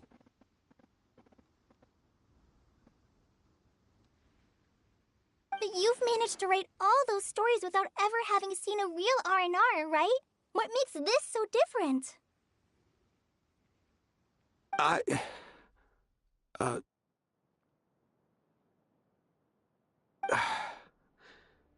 Rosie, you tell them. Really? Can I? Yes, it's fine. Tell them. I know this is the moment you've been waiting for. Okay. Collei, Traveler, Paimon, do you remember when I said that there was a secret I didn't want to tell anyone? What's the secret? I didn't want to tell anyone the secret, but it made me feel very sad and also turned Dad into a completely different person. So, I think I should tell you. Dad isn't the one who came up with all those Aranara stories. What? Hold on. So if Uncle Tanja wasn't the author, then who was it? Wait. You don't mean... It was me. Dad's been telling stories in Port Ormos for as long as I can remember. I always got to listen to all his new stories. Every night, Dad would give me a Zaytun peach for dinner, and I'd eat it while he told his stories. The Zaytun peaches were delicious, but Dad's stories were really bad. He always uses sentences that are really hard to understand, and strange, metaphors, I think they're called. But Dad kept on going, telling his stories again and again. Oh, one time, he even borrowed a camera from Lord Sangema Bey's shop and got me to take pictures of him in action. Dad showed me the picture and said that it shall become the precious record of Sumeru's best storyteller early in his career. Even though I only had Zaytun peaches to eat and not so great stories to listen to, I was happy. Then one day, I tried telling Dad a story I came up with. Dad seemed really excited from the very beginning. He looked really happy. He lifted me up high into the air and told me to continue. He lifted me up so high that I was looking down at him. As I continued with my story, I saw his expression gradually change. And when I got to my favorite part, Dad started crying. I guess he must have been moved by my story. When Dad put me back down, I looked up at him again, but now he had a scary look in his eyes. You remember it so vividly. It's not only Razi. I, too, remember every detail of what happened that day. After that, I gradually grew in fame and started making money. I became Sumeru's best storyteller, just as I always dreamed. Finally, we could afford more than just Zaytun peaches for dinner. I thought it would make Razi happy. I was really happy at first, but then everyone started calling me Tanja's son instead of Razi. I kinda guessed why, but I also didn't want to believe it. Dad got busier with things that had nothing to do with storytelling, like that request from Akara Crafts. So I made up my mind that this time, I just want to be good old Razi so that Dad will become good old Dad again. Instead of Dad the way he is now, starting every story with, "Dedicated to my dearest Razi." I prefer my dad how he used to be, stumbling over words and not knowing how to end the story. That's why I decided to keep how I imagine Aranara to look like a secret. Wait, Paimon gets it now. To sum up, all of Uncle Tandra's fairy tales were actually stories written by Razi. And because Razi didn't want Tandra to keep living a lie, he refused to help him with the Akara Crafts commission. Oh, see, you get it. Yes. That's why I tried looking for possible evidence of Aranara. But it turned out that I was just being a clown, as always. And not even a funny one. I'm a terrible father. I'm sorry, Razi. I'm so sorry. And I owe you all an apology, too, for wasting your time. Razi's the only one who can help Akara Crafts. If you can manage to persuade him, that is. Right now, I think I just want to find a tree hollow and be quiet for a while. Are we gonna let this happen? You want me to help Akara Crafts with their carving? Well, I did mention what the Aranara look like in my stories, but to make a carving, we might need more details. Collei, Traveler, and Paimon, I might need your help on this one.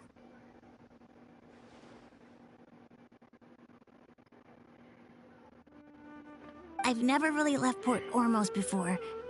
This is my first time in Gandharvaville. Well, it's my first time being so far from home. Sumeru is so much bigger than I thought. Seeing new places has given me loads of new ideas for my Aranara stories. So I want to visit more places in Sumeru. That way, I can help Akara Crafts create an Aranara carving that everyone will love. And I also want to take pictures of Dad everywhere that we travel to.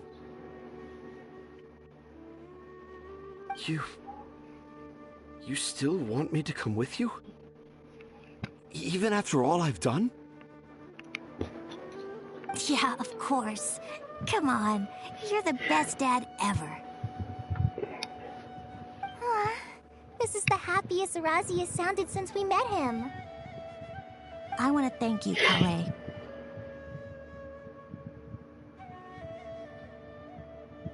Huh? Me? I didn't do anything to help. You told me about telling my secrets to a tree hollow. Even though I didn't have the time to find a tree hollow, telling everyone my secret made me feel so much better. Yeah. It's hard to keep too many secrets. And there's no need to hide our mistakes from others all the time.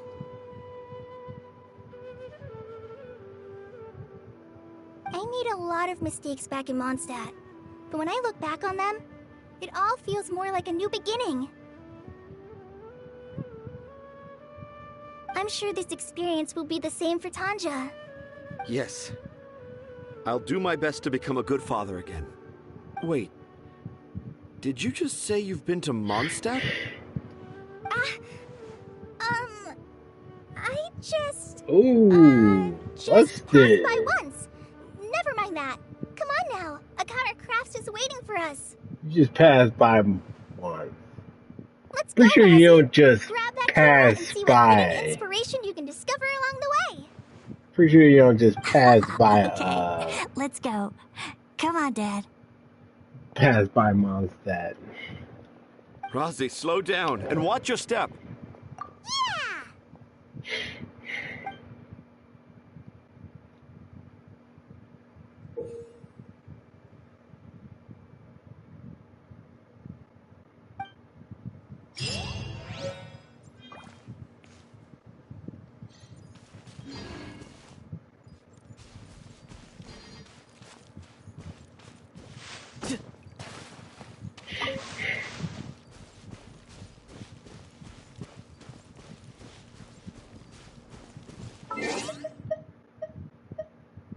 What? We're gonna try something right quick.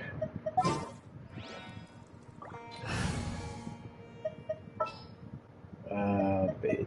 Go in there.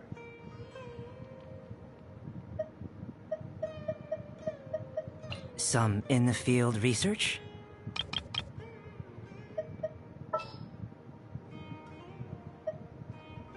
Let's put our Dendro This travel world is full of here. unsolved mysteries. And there's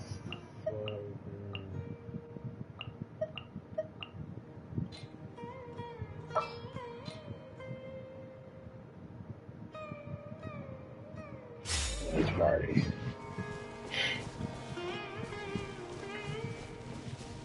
Okay, go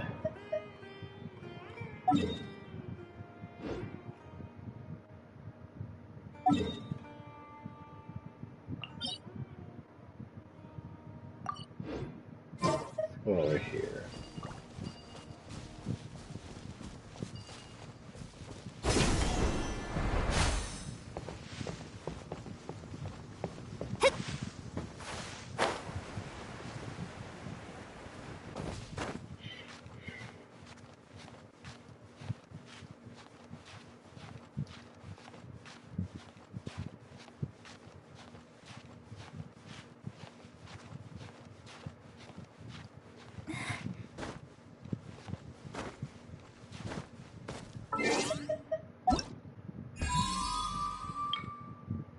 Oh yeah, huh.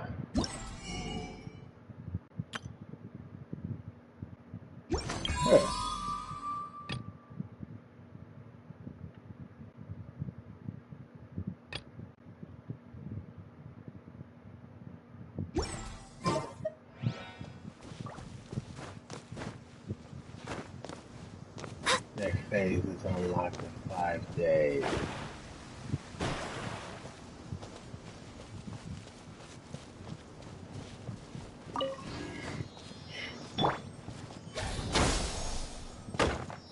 Right now I need to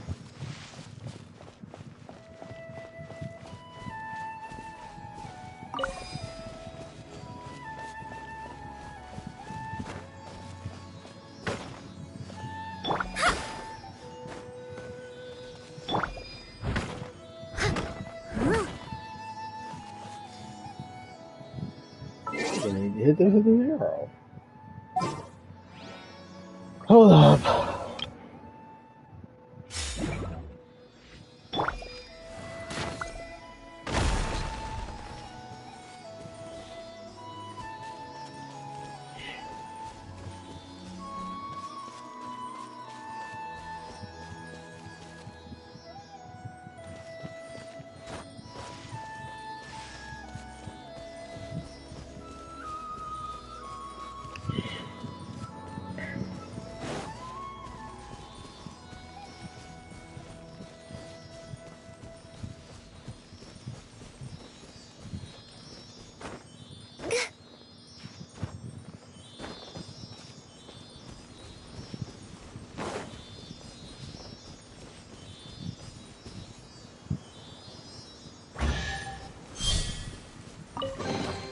Perhaps whoever left these behind was also fulfilling a contract. Okay, let's turn this on.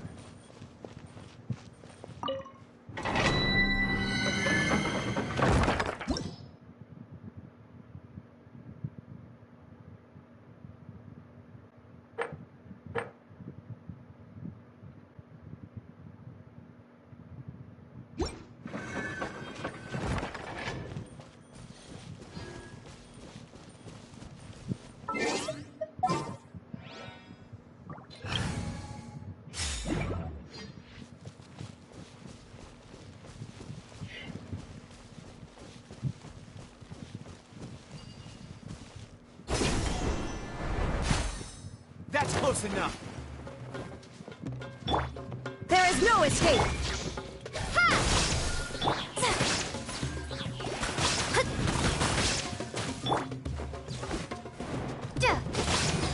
Propagate! I'll be back.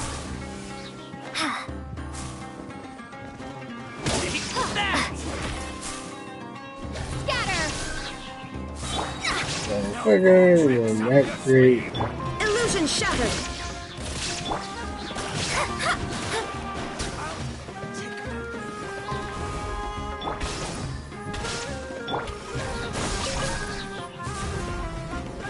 Try to keep up. And oh, I must leave no stone unturned. You want this one?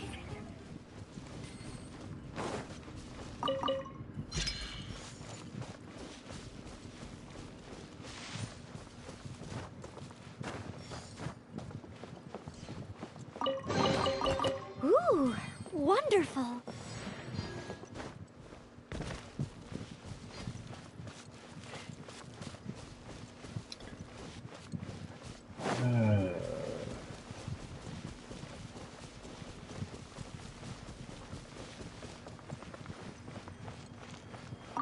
okay.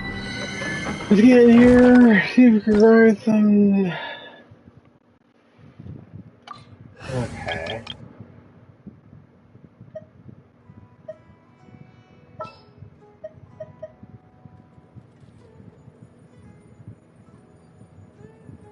What's your battle plan? Grab a couple of these.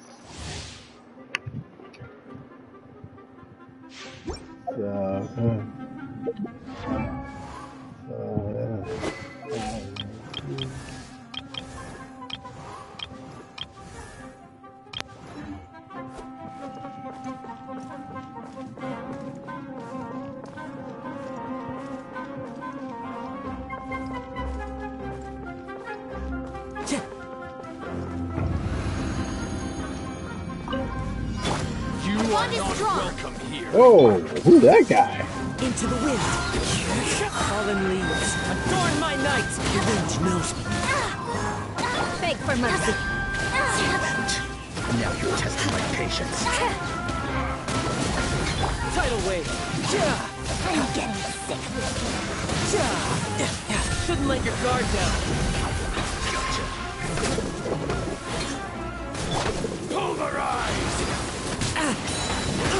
Oh! I must remain calm. Okay. So Wait, many I thought it was there. regrets.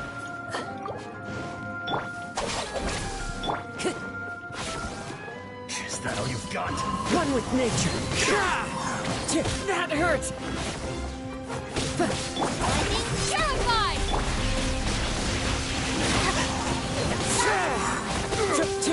You're mine. Meet again.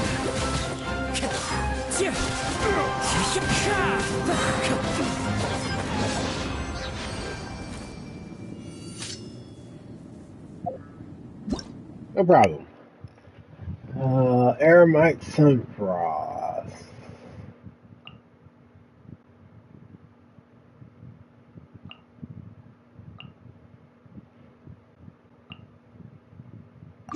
Oh, jeez.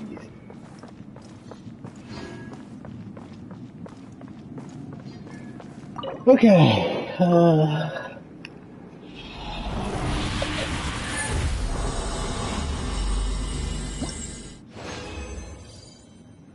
All right, what have we got?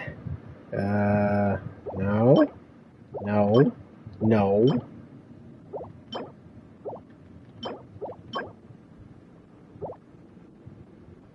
Useless.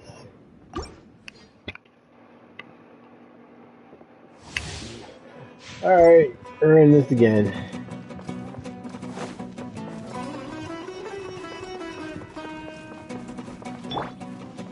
Oh, this Sumeru music is kind of banging. You are not welcome here. The wind knows me. Clouds high. The birds call. One with nature.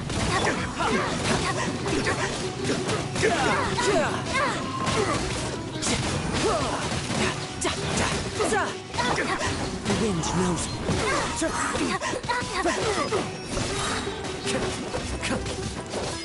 Our bond is strong.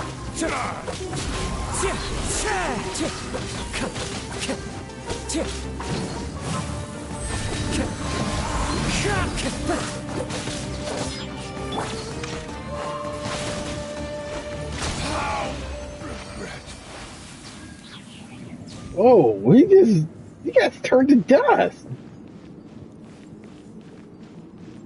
Oh.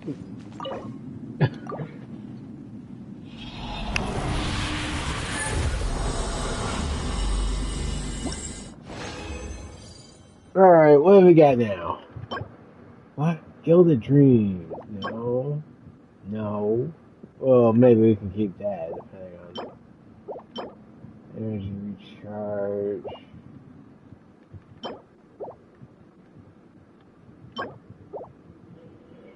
Again.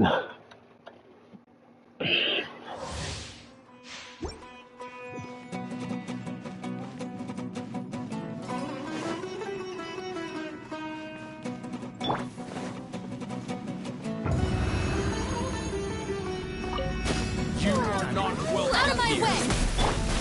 Into the wind. As one with wind and cloud. Tidal wave. Brace yourself. This is gonna hurt.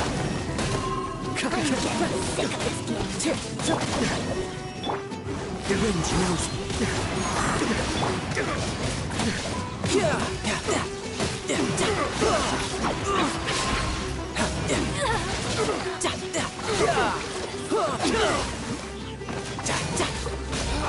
Who's next?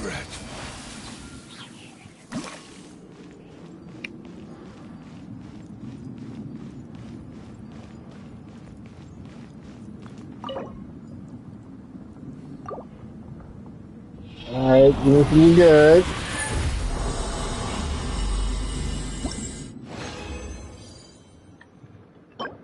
Crit rate, okay, that's a keeper. HP, that's also a keeper. Hydro, why?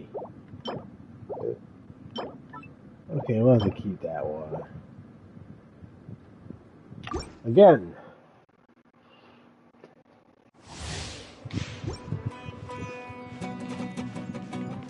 You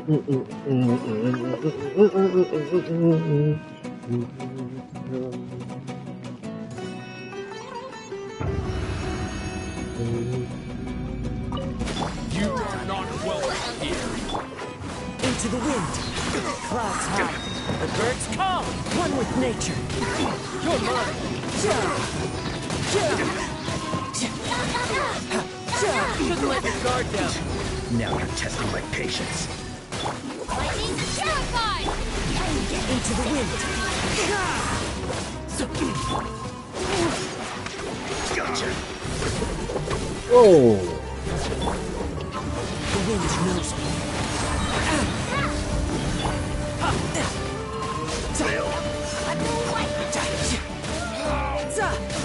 Yeah, bring it on. Oh, this is easy. Like, my character's like level 80. I can take these guys, no problem.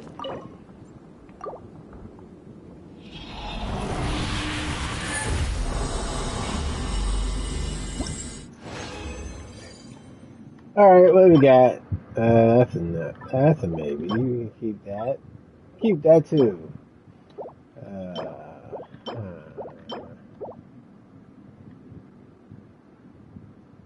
Okay, last one.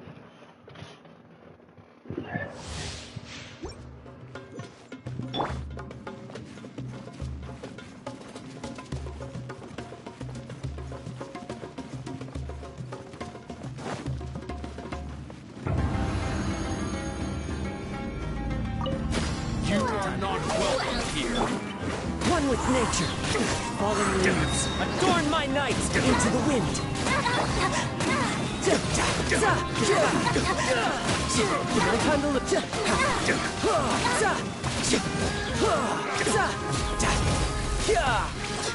Now your wind knows me.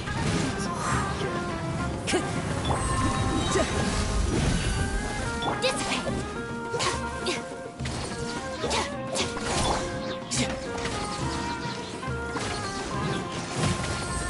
Oh, I mean.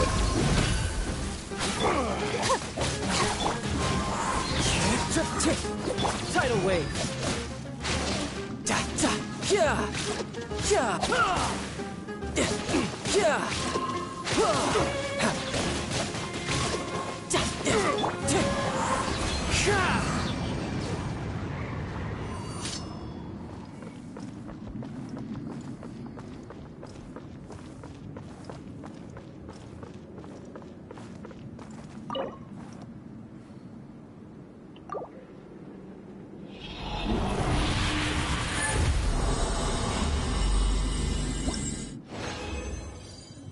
Okay, what do we have now? HP, attack. No. We can keep that. And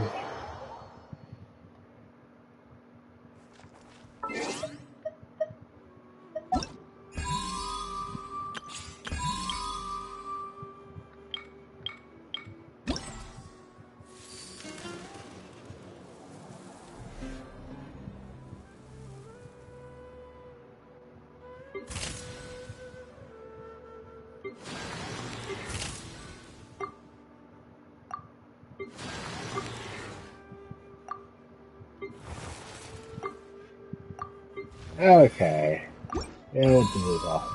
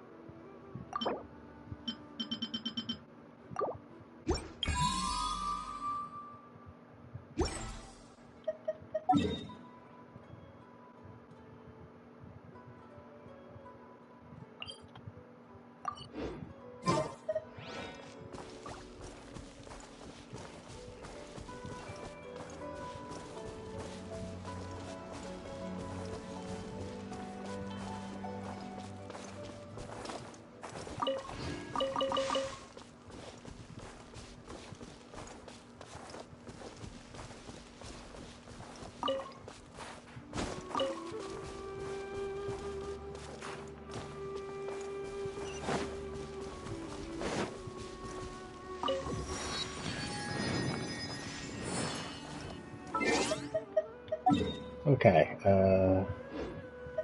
what's the next part of the quest?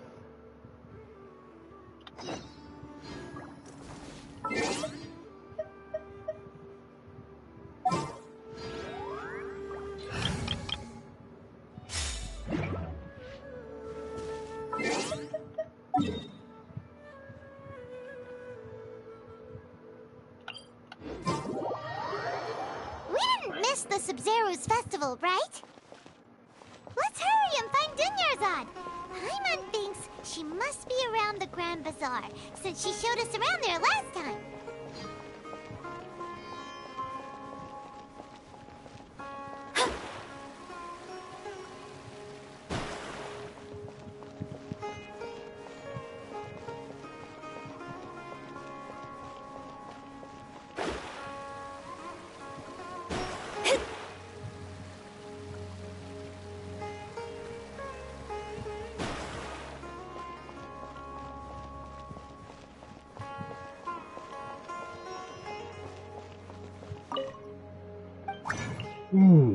Okay, make 5 of those. You can't carry more. No, you can't.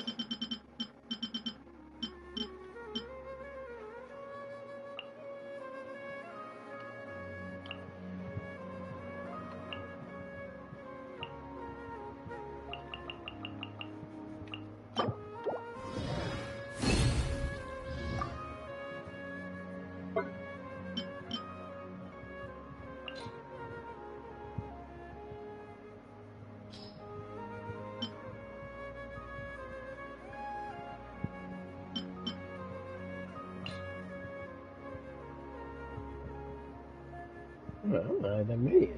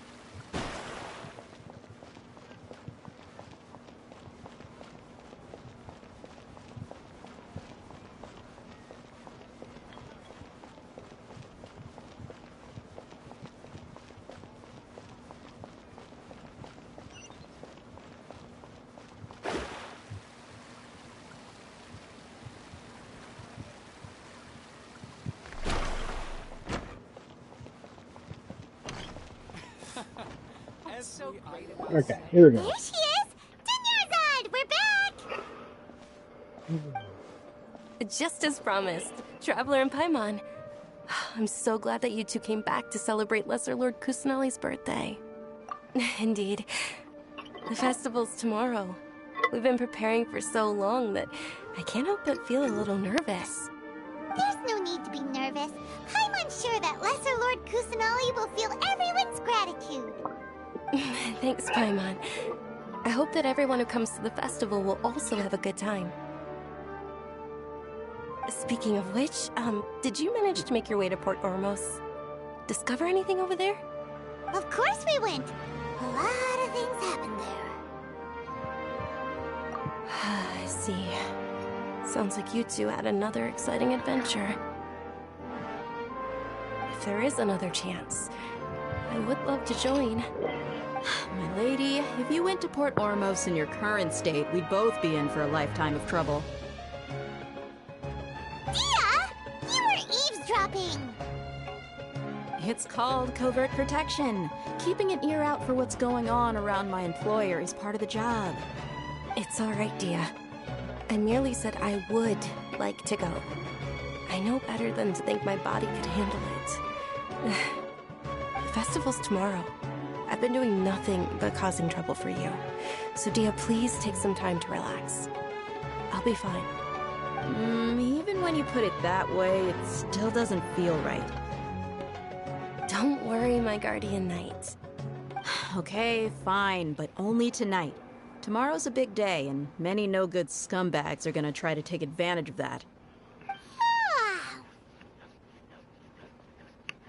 Oh, you two must be exhausted from your long journey back to the city. My apologies for not realizing this sooner. I've already prepared a room for you to rest.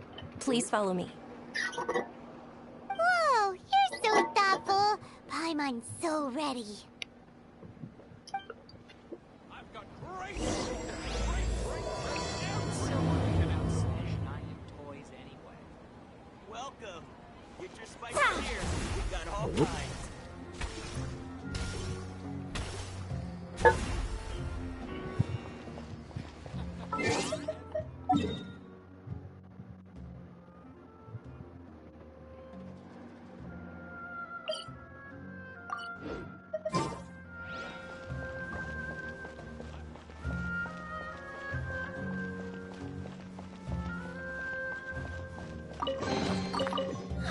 Finding treasure is pretty exhilarating.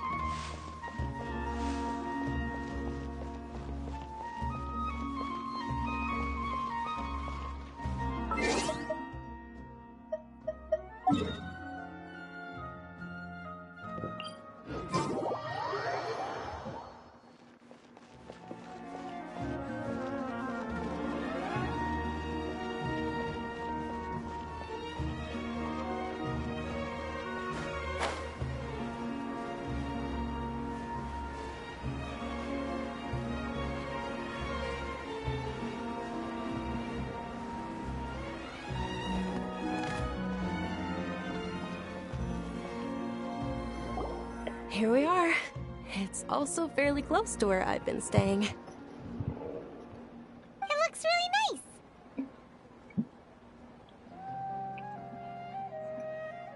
nice. Not at all. Just tell me more about your adventures when you next get the chance. That's Paimon's specialty. Paimon can tell you stories next time. Oh, if you don't mind, how about we all walk around together tomorrow? All of my friends will be working the festival, and Dia is still insisting on her covert protection. Yeah, it'll be pretty hard to relax and enjoy the festival if Dia's constantly hovering over you, right? Then let's meet at the nearby bazaar first thing tomorrow morning. Have a great night. It's a deal. Good night, Dunyarzad. I may be too excited to fall asleep tonight. See you tomorrow.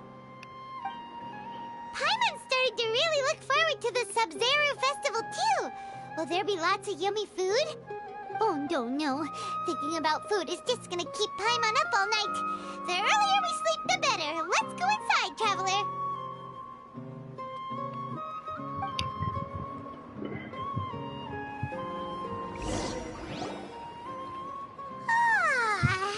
Did we oversleep? We should go meet Dunyarzad right away.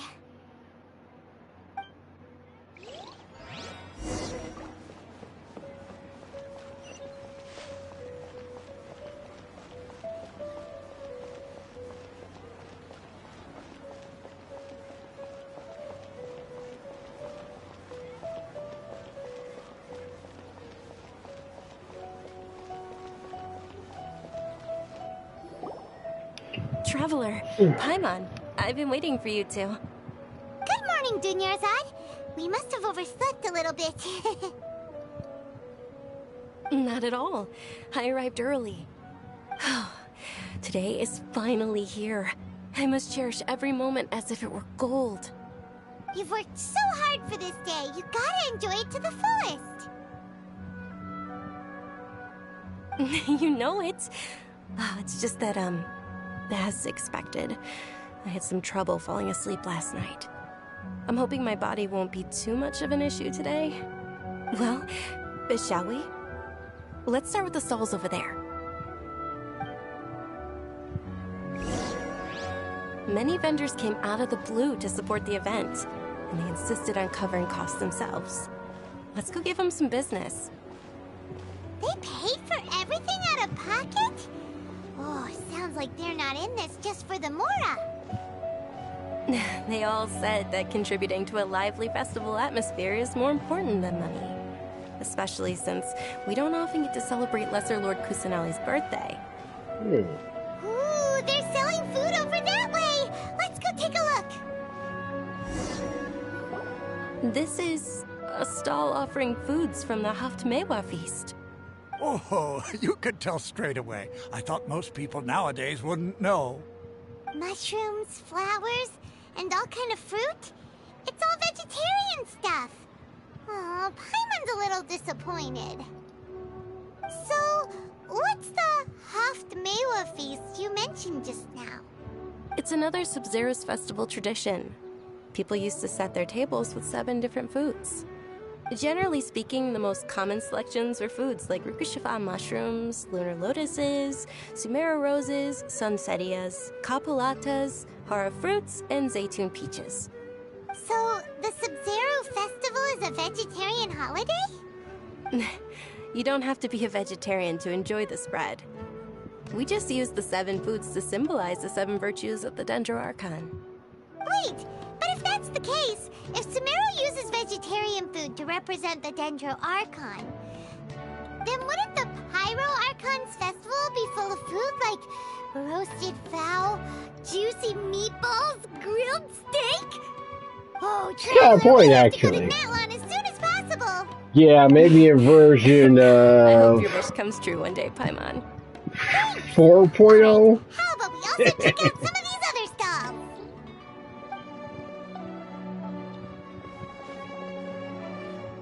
Dear customers, would you like to try your hand at alchemical divination? What's alchemical divination? Okay. Those two things No, sound not like they'd like be fun to try version together. Right? 5. I thought the same when I first heard about it. It is That's said to chapter be a 6. mysterious craft Oh, we got a invented long by ways none to go. other That'll than be Lesser like Lord 2 Kusanali years. herself. So, how does it work? It's quite simple. After you give me any 2 alchemical reagents, I'll use them to perform a random transmutation. Sure sounds random. So random that it will probably fail. That is precisely what we need. After the transmutation fails, your one and only diviner here will interpret the remnants.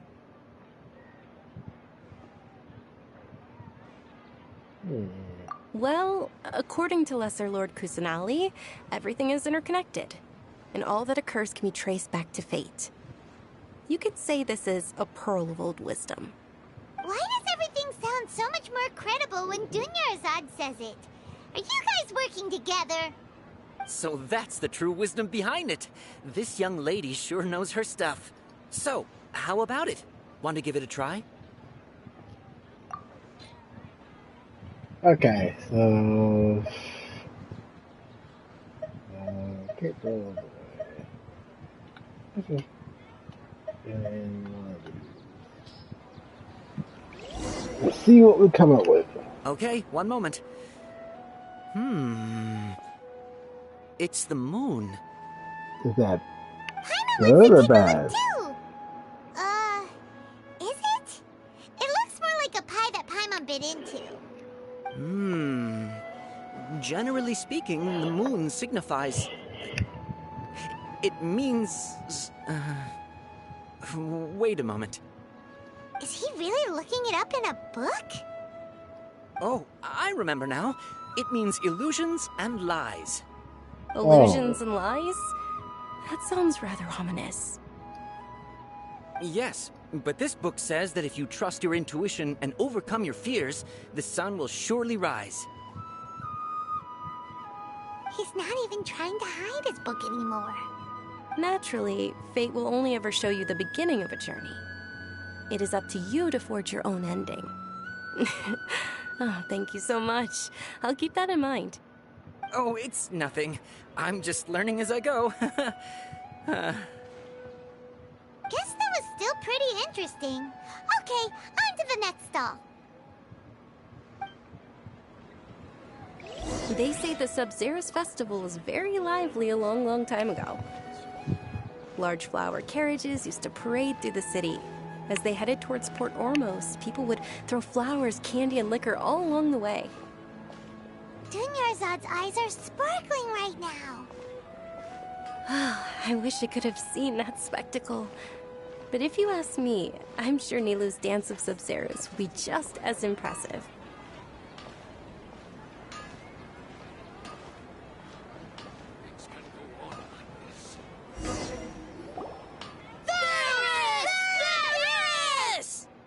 Attention! Soldiers, fall into formation if you want any Yalda candies.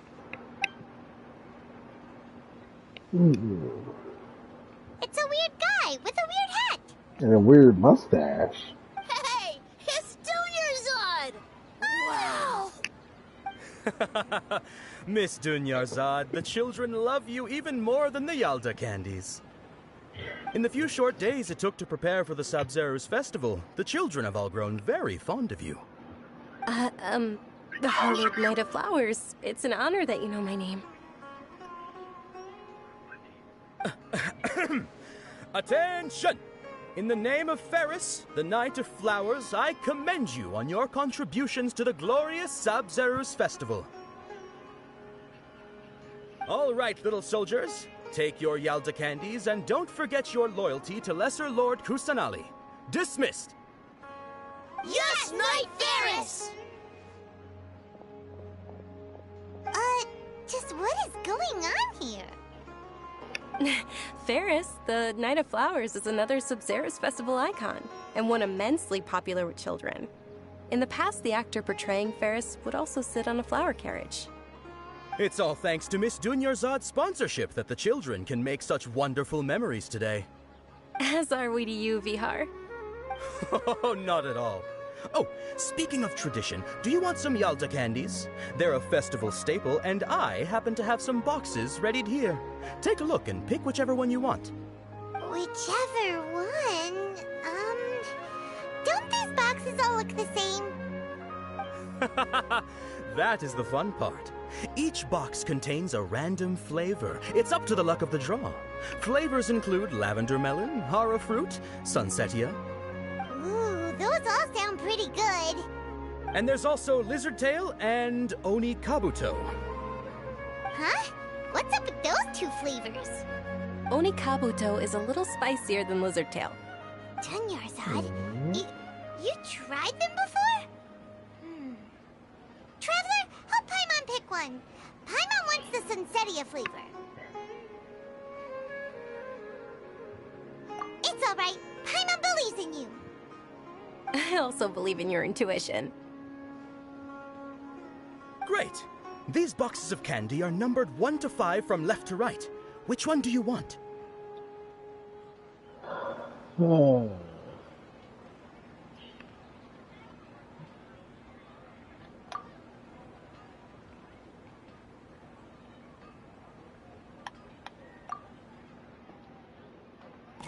Attention! That's unfortunately lavender melon. Oh, Paimon thought you survived so many epic battles because you had incredible luck.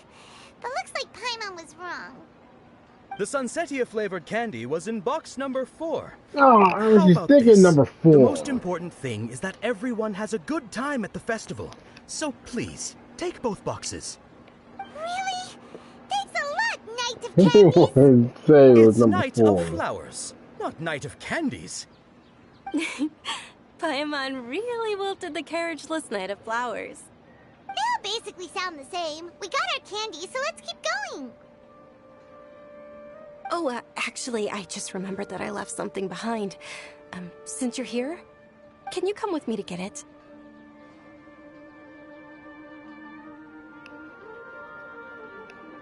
Dunyarzad, you probably forgot because you're so excited about the Sub-Zero's festival. How embarrassing.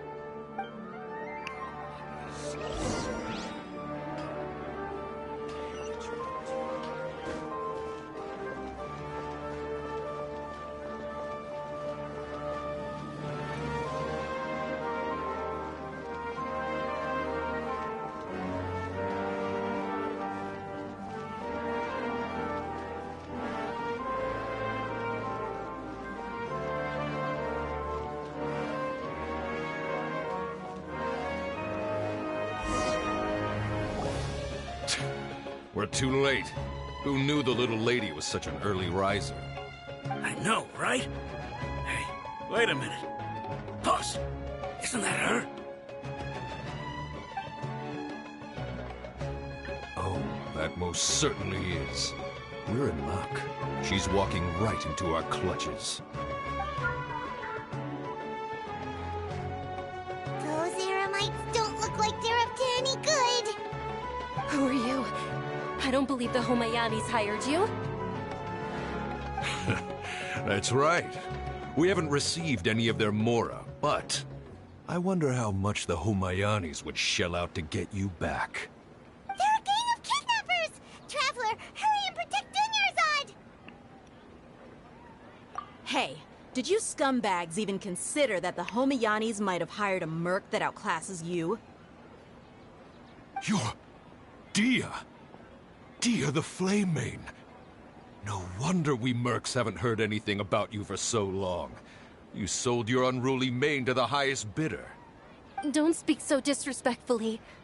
My family started working with her as gratitude for her past kindness to us. Don't worry about it, my lady. Just some friendly banter between mercs. One punch and those rabid dogs will expose themselves for what they really are. Aren't your claws all dull by now? Don't get too cocky!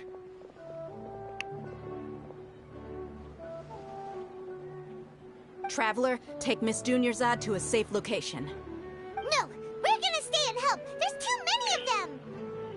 Yeah, we can take these guys. You're right. All right, fine. Please be careful, Dia. Don't waste your time worrying about me. This is my job. Look out for yourself. After I've wiped the floor with them, I'll go find you all.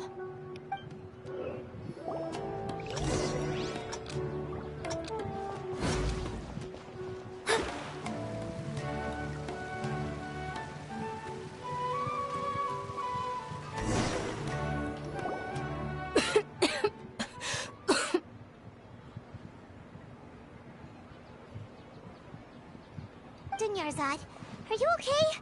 You look a little pale. Are you in shock? I'm fine. My body always reacts like this whenever I exert myself too much. You sure you're okay? I'll be fine after some rest. I'm more worried about Dia. After all, none of this would have happened if I hadn't insisted on coming out today. Yeah, don't worry.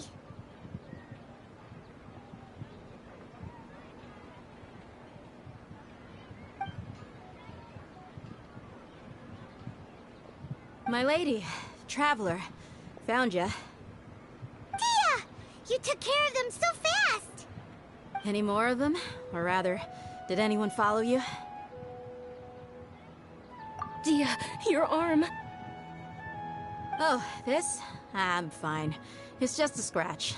Normally, they wouldn't have been able to land a hit on me at all, but I'm still getting used to this new greatsword. Please, let me take a closer look. Come on, it's nothing. Us mercs aren't as fragile as you think. Hold on, you said something about a new greatsword. What happened to the one you were using before? About that. Well, I sold it, because I was low on Mora.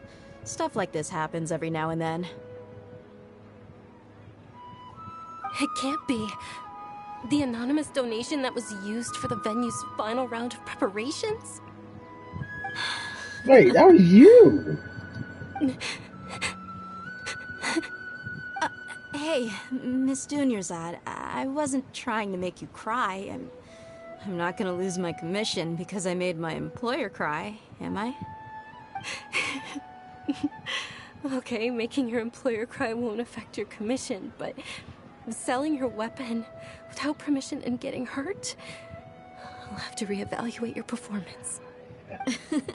You're so unreasonable, my lady. Thank you very much, Dia. Don't be like that. I get embarrassed really easily.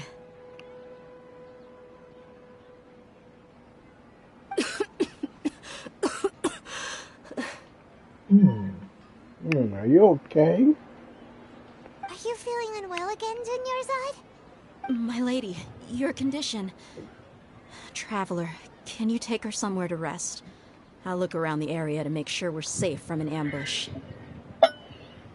Truly, I'm sorry for the trouble, everyone.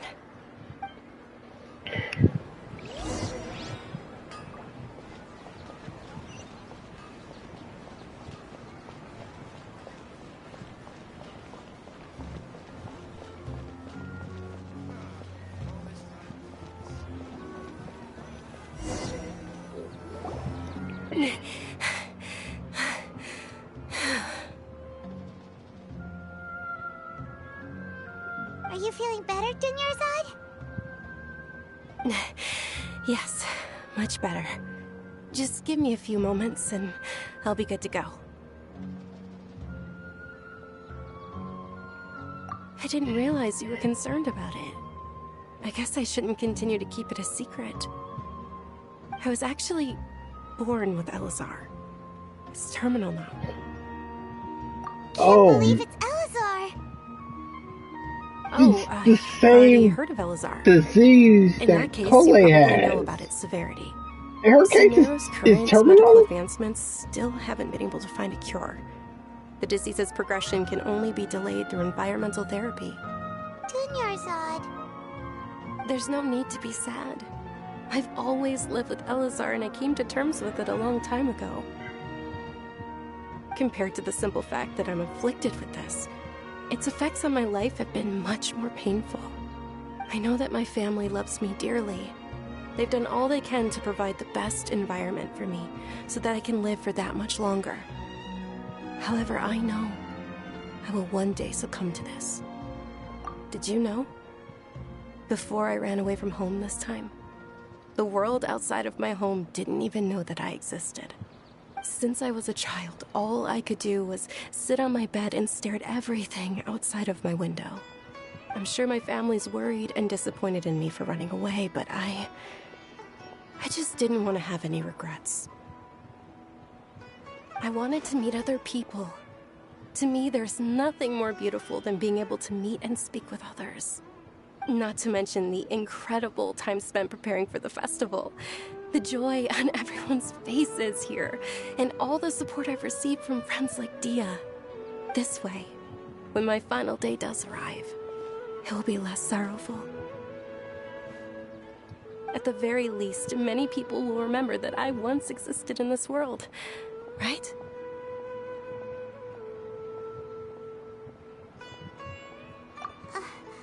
As long as you don't forget forget Paimon, Paimon also won't forget about you. No, even if you forget Paimon, Paimon will still remember you. Thank you two so much. I apologize for the depressing conversation. This is out of character for me. To be honest, Lesser Lord Kusanali gave me the courage to do all of this. If it weren't for her encouragement, I wouldn't have taken that first step. Thanks. There will always be frustrations in life, but I know that the point of living is not to leave behind any regrets.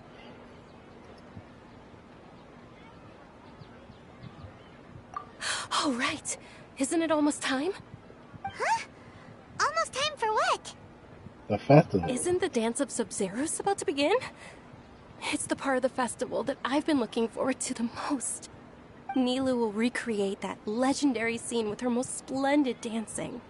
And the Sub-Zeros festival will conclude amid everyone's applause and blessings. And with that, my wish will also...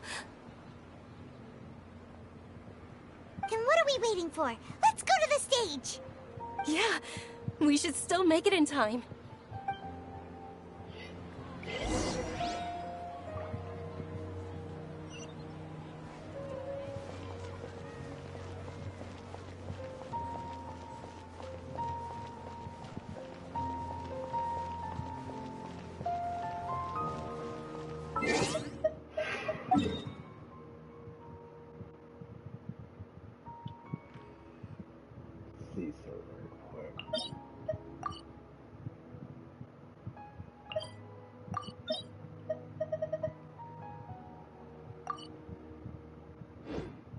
Oh, damn.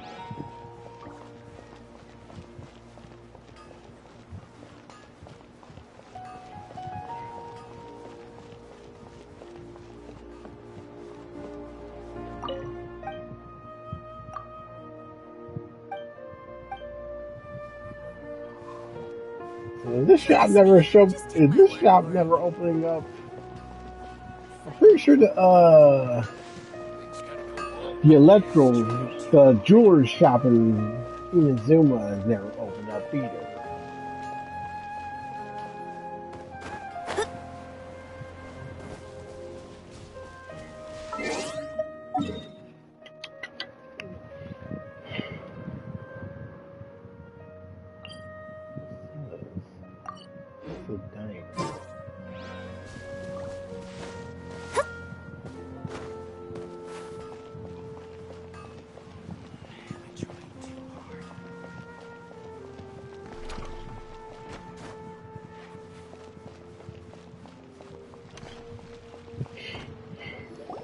Were you not aware that the law prohibits this type of performance from taking place without prior permission?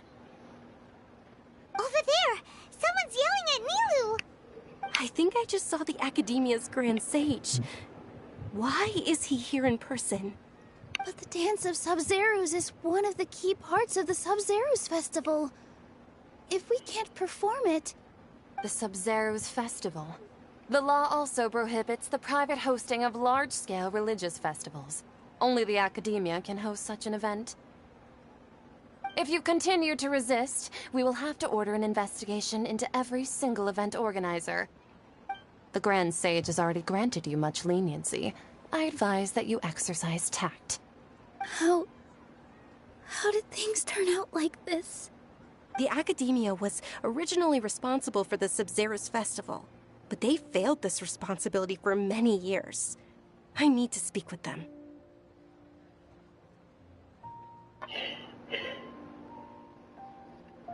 This is a hard pill to swallow, but you're right.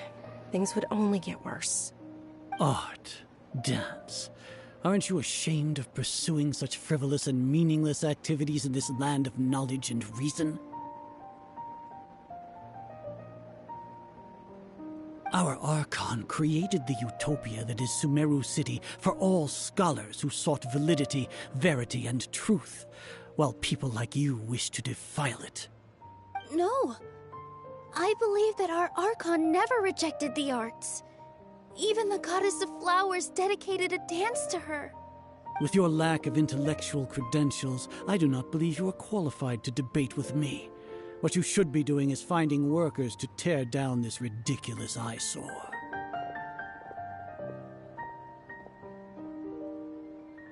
Whew.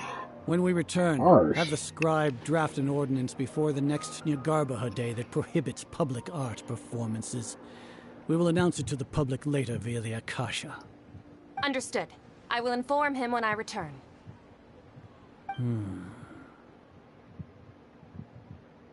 The Sub-Zeru's festival. Go celebrate the birth of that god to your heart's content. Nilou, are you okay? Oh, Dunyarzad. You all saw that just now? The Grand Sage ordered us to stop the performance. Yeah. Let's go somewhere the Academia can't find us and perform there. But how do we let everyone know? And what about the atmosphere and the stage? Or we could get people to block them off so they can't interrupt the performance. No. They just threatened to investigate the organizers. If we were caught... Nilou, it's all right. Don't worry about it. But you've been looking forward to the Dance of Sub-Zero so much. And I know how important this festival is to you. I don't want you to have any regrets. It's okay. Seeing you care this much about my feelings is more than enough. It would be too risky to continue the Sub-Zero's festival at this point. I don't want to get everyone in trouble. If you say so. But you can sneak out for the next Sub-Zero's festival, right? We'll make sure the next one is a smashing success. The next one. Yes. Okay. It's a promise. It will be a smashing success. I can't believe this is how things turned out. Those heartless geezers. It really is okay. There's nothing we can do about it. Still, I'd be lying if I said I had no regrets. I would have loved to see Nilou's dance.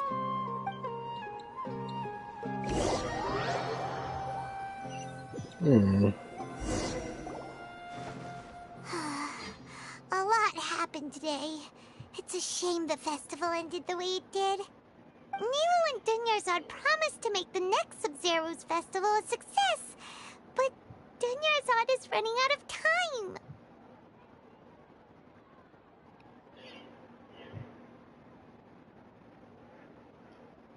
Yeah.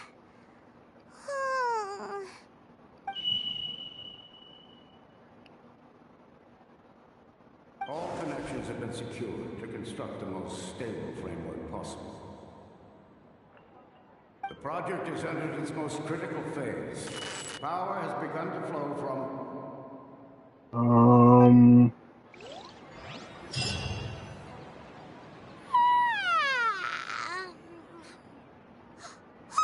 We're gonna be late! It's all because you wouldn't get out of bed! We should go meet Dunyarzad right away! All of that force just now.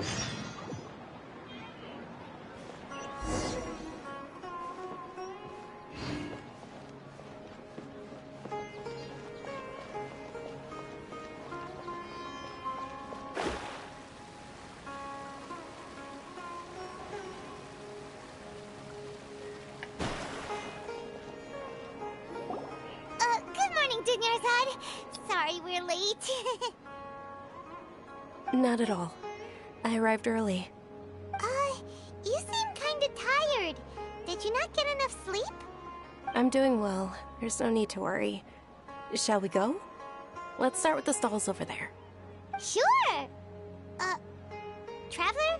Why are you just standing there? Let's get going!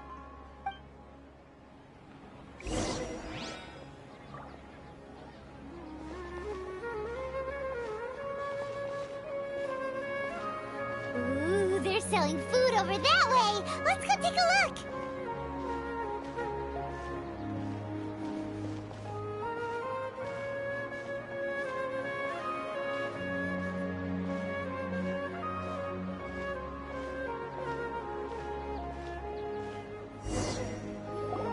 This is a stall offering foods from the Haftmewa feast. You are quite well informed, miss. I thought most people nowadays wouldn't know. They're all plants! Oh, Paimon's a little disappointed. Actually, what is the Haftmewa feast you mentioned just now?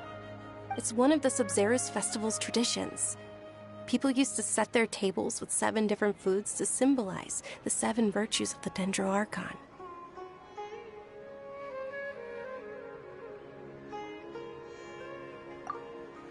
Appear to be in the form of the moon. Really? Paimon thought it looked like some kind of food. The moon signifies...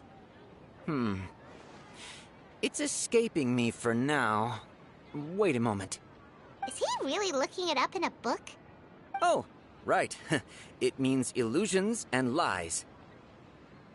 But if you trust your intuition and overcome your fears, the sun will surely rise. Understood. Wait, I'll keep that what? in mind. Oh, it's nothing. I'm just learning as I go. Guess that was still pretty interesting. Okay, on to the next stall. So, where to next?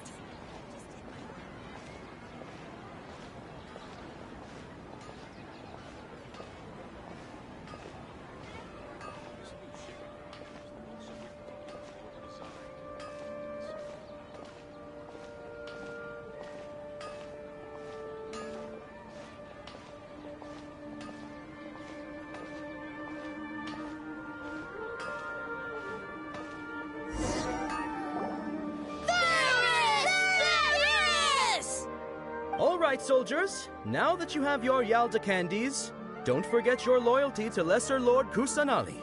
Dismissed. Yes, Knight Varys! What's going on? Is this a play? Ferris, the Knight of Flowers, is another Sub-Zerus festival icon and one immensely popular with children. It's all thanks to Miss Dunyarzad's sponsorship that the children can meet the Knight of Flowers. Oh, do you want some Yalda candies? I happen to have some boxes ready here. Take a look and pick whichever one you want. What's to pick? Don't these boxes all look the same? It's not that simple. Each box contains a random flavor. It's up to the luck of the draw. Flavors include lavender melon, hara fruit, sunsetia. Ooh, how interesting! And there's also lizard tail and oni kabuto. Ugh, why do those flavors even exist? Traveler, help Paimon pick one. Paimon wants to eat the sunsetia flavor. Wait a minute. These boxes of candy are numbered 1 to 5 from left to right. Which one do you want?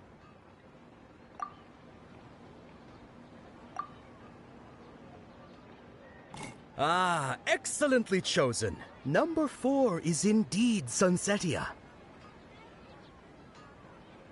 Ha-ha! Paimon bet you had incredible luck, and Paimon was right! This isn't luck. This is deja vu. Huh? How's that possible? It's obviously random. Maybe we didn't sleep very well last night. Or maybe we slept too much.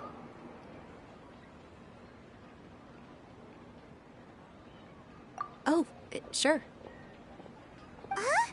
Where are you going? You're just gonna walk off like that?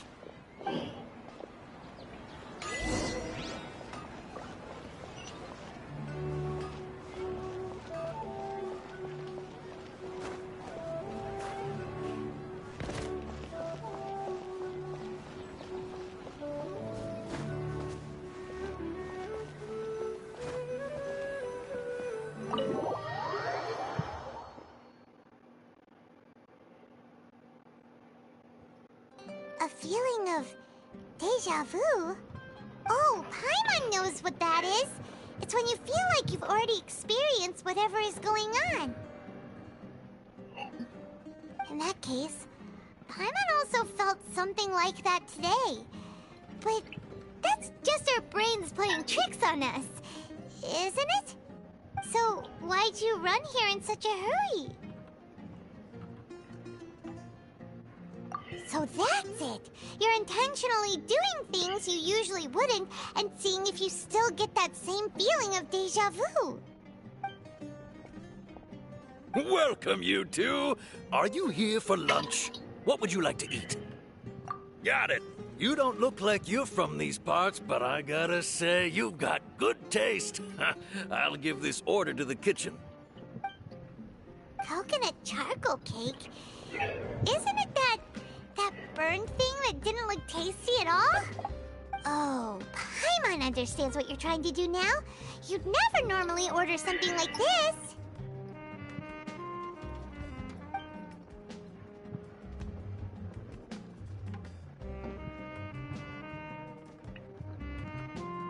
That thing? Are you really gonna eat it? Isn't this going a bit too far?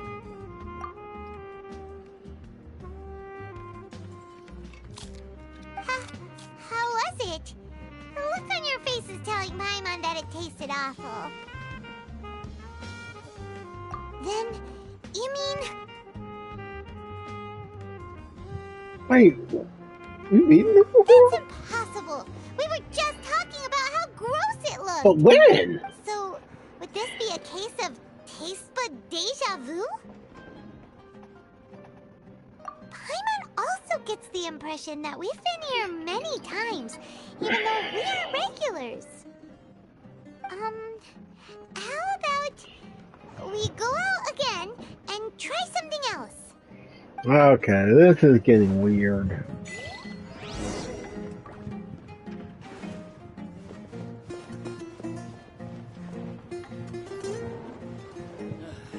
You just can't beat the atmosphere here.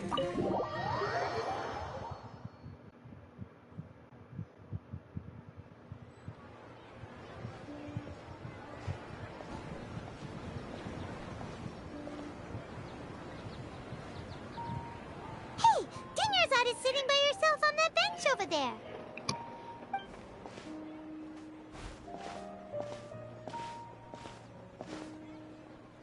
What a coincidence, Dinyarzad. We meet again. Why are you sitting here all by yourself? Oh, I ran into some kidnappers just now, but thankfully Dia came to my rescue. I started to feel unwell after that, so I sat down here. Kidnappers? Kidnappers. Oh my goodness, are you hurt? I'm okay. Dia's arm got scratched, but it isn't serious. Whew. That's a big relief. But, Dunyarzad, you seem a little down today. It's the Sub-Zero's festival, and you've been looking forward to it so much. Not at all. I've always been like this. Excessive physical exertion or strong emotions tend to aggravate my illness. Besides, no matter how amazing today may be, it is but a single day. After however many more days, my time will come to an end. Paimon doesn't quite follow you, and Paimon feels like something's really got you down right now. It really is fine. I don't mind.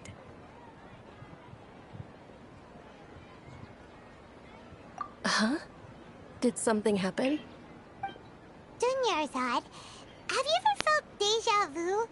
You know, like when you've already experienced something that's happening right now? Deja vu? No. But my days have been the same for years now. Even if I were feeling deja vu, I suppose I would already be used to it. Oh, Paimon sees. Then, is it only the two of us? It's almost time. Huh? Time for what? Nilou's Dance of Sub-Zeros is about to begin. Let's go.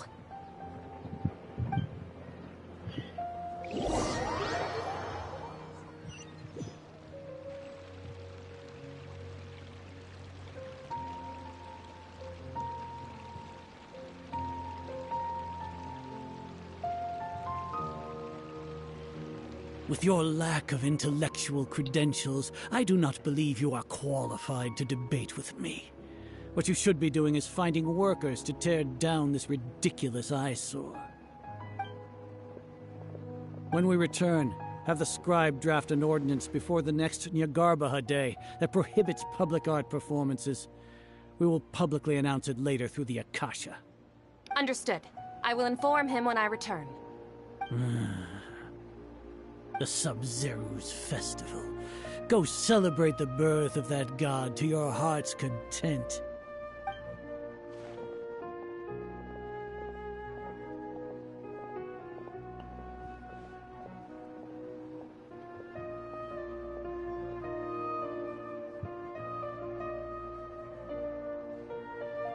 Milu, are you okay? Oh, Dunyarzad.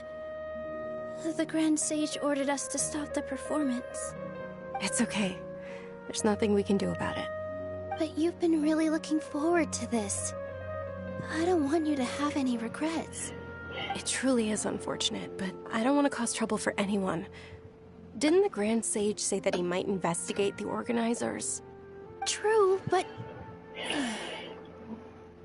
Well, okay. I'll just have to try again next year. The next festival. I probably won't be around by then. Wait, what did you just say? No, nothing. I'll be heading back to rest. Thank you for your help, everyone. Paimon can't believe what those heartless geezers did!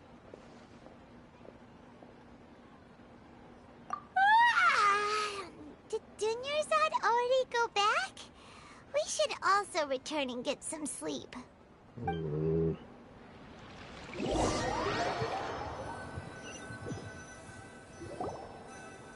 So, in the end, you still couldn't figure out what that deja vu feeling was all about? Maybe it really was because of exhaustion. Same here. That's why Paimon stopped thinking about it halfway through the day. Then, how about we settle in and get a good night's sleep? For now, we can chalk things up to exhaustion. We can do more thinking tomorrow.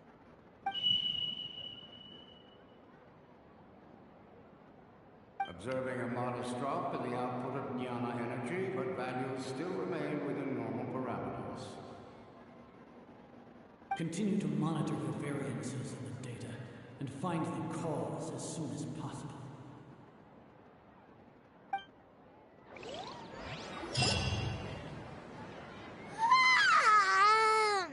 Why does Paimon feel so tired after so much sleep? Anyway, we should go meet Dunyarzad right away.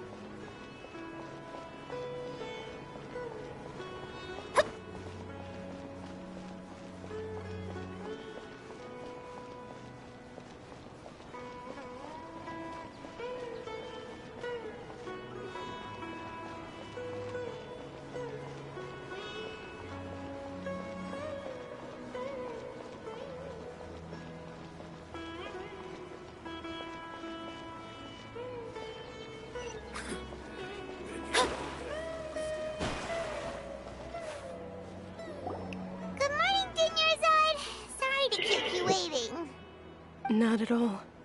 I arrived early. Huh? Paimon thinks you sound kinda tired. Did you not get enough sleep? I'm doing well. There's no need to worry. Shall we go? Let's start with the stalls over there. Great idea! Let's get going! Traveler? Hey.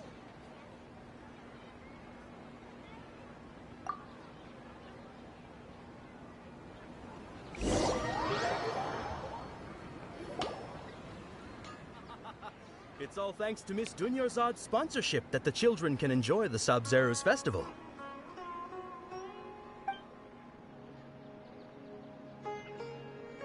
Oh, are you interested in Yalda candies? I have some boxes of candy here. Pick whichever one you want. Not much of a choice. All these boxes look the same. It's not that simple. Each box contains a random flavor. It's up to the luck of the draw. Flavors include lavender melon, hara fruit, sunsetia. They all sound pretty tasty. And there's also lizard tail and oni kabuto. Huh? What were those last two? She'll help me choose. Paimon wants to eat the sunsetia flavor. No problem. These boxes of candy are numbered 1 to 5 from left to right. Which one do you want? Oh my god. I'm thinking about it. Let's have that one. Oh, I like your confidence. No hesitation at all. Oh, congratulations! Number 4 is indeed sunsetia.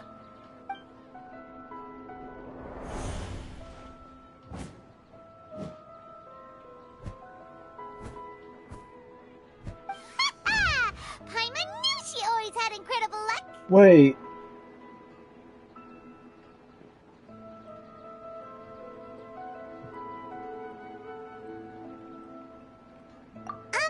Paimon's not really interested in the other flavors. Wait. How did you know? Don't tell me that you already knew which flavor was in each box. What? She was right about all of them? That couldn't have been luck. How is this possible? I packed all those boxes this morning and they've been sealed ever since. You couldn't have known beforehand. Mind reading? X-ray vision? Or some kind of magic trick? This is way too freaky. Tell us what's going on. Since when did you get superpowers? Traveler?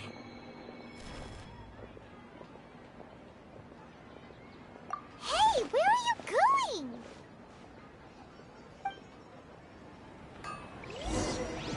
What's going on? Did you see something? Us leaving Dunyarzad without letting her know is kinda rude, you know.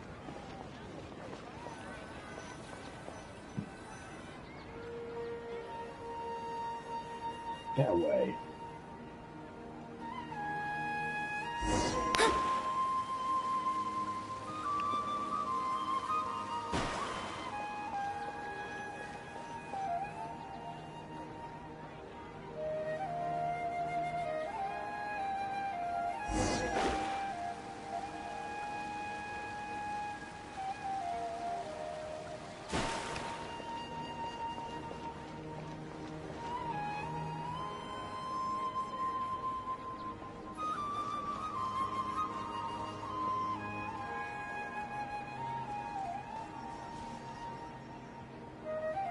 What are you looking for?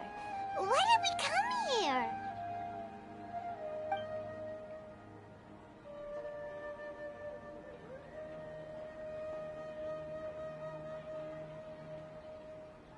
Traveler?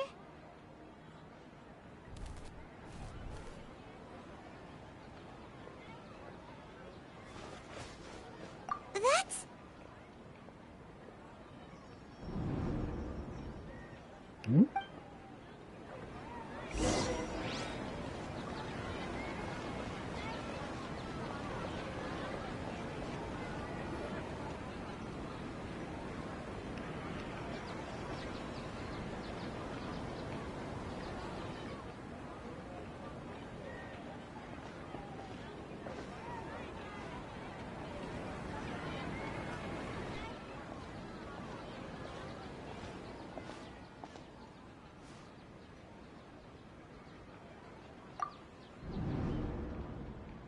Look!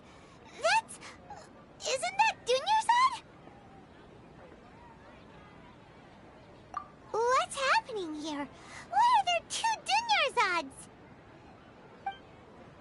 You already know that this isn't your first Sub-Zero's festival, don't you?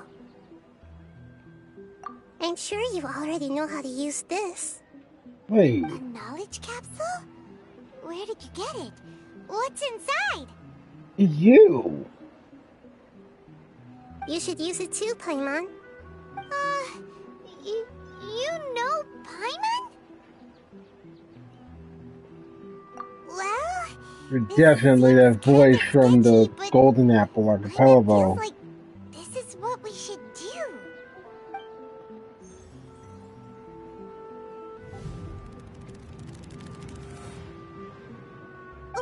What the? This is our 20th time at the Sub-Zero's festival? Huh? No. The 30th? 40th? Just how many times have we been to the Sub-Zero's festival? Have we been trapped in a single day? If it weren't for you, we wouldn't have even realized. What the heck was inside that knowledge capsule? Your memories are still scrambled? Try your best to remember. This isn't the first time we've met, and I answered that question a long time ago. Let Paimon think. Oh, it's coming back. Meeting you was the real catalyst for restoring our memories, and the knowledge capsule was just your means of showing our minds the way. What about everyone else? Why are you only helping the two of us? Your sense of deja vu is stronger than everyone else's, yes? As for an explanation, you two received the blessing of Dendro, and you also have special, sensitive constitutions. It was as if a single sheet of paper was separating those memories from your consciousness. A familiar question. I think this is the 7th time you asked that. As you can see, she isn't doing well. You probably sensed it too. The Dunyarzad you were just with is different from the first Dunyarzad you met. That first Dunyarzad is in front of you right now, and she doesn't have a lot of time left.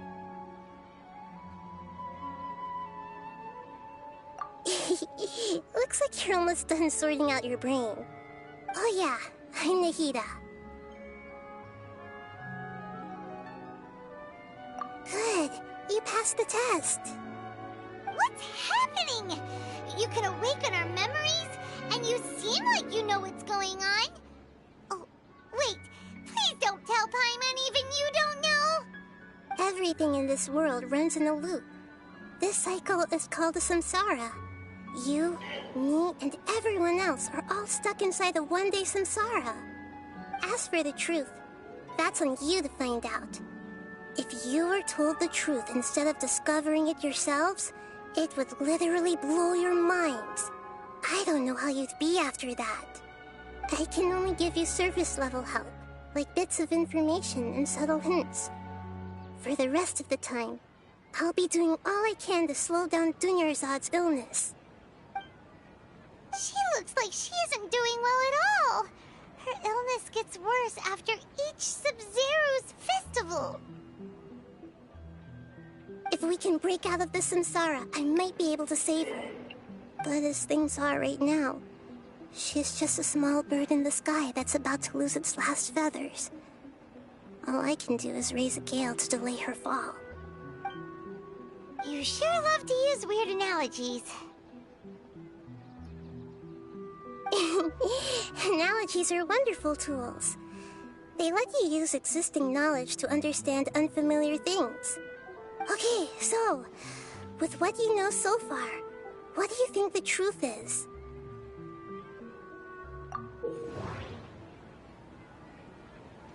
Oh.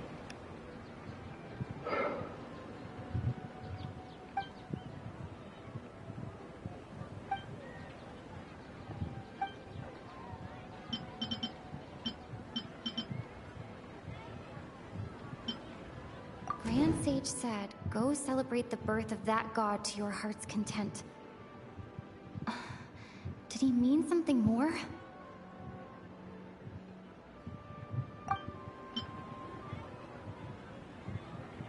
We've already experienced the Sub-Zeru's festival many times. And the day of the festival seems to be in a perpetual samsara.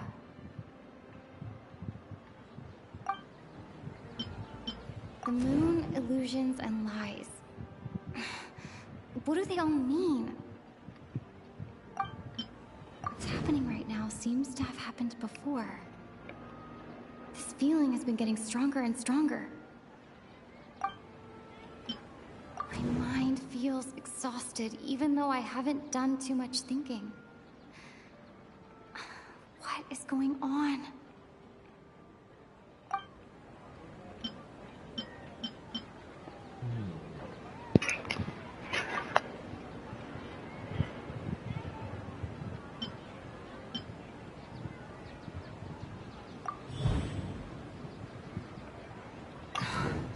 That should be it. The flow of time is endlessly cycling within one single day.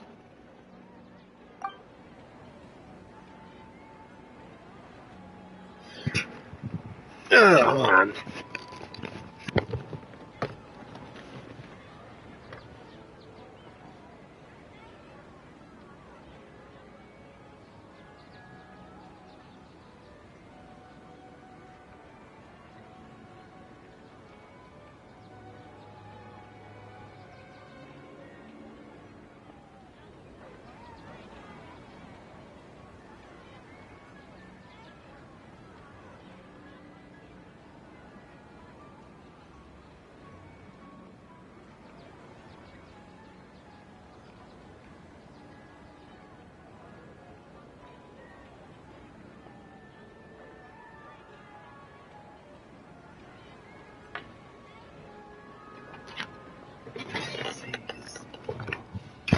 Stuck in the time loop.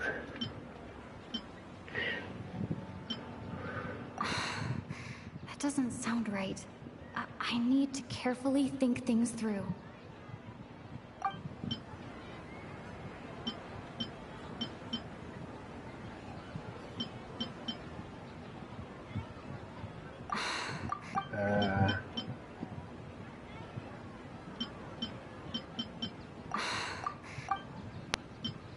The moon, illusions, and lies. What do they all mean? The moon, illusions,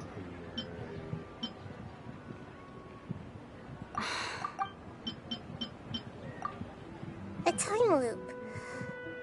You've given similarly wrong answers in the past. A pity. Still the wrong answer? Paimon thought that made a lot of sense. It feels like time's just repeating itself.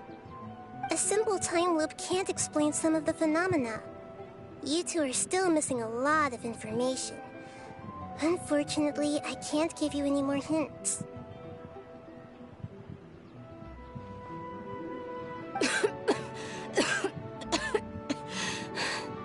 Dunyarzad. The Sub-Zeru's festival is happening every day, but that doesn't mean we can waste an infinite amount of them. Hurry and find the truth before today's festival ends.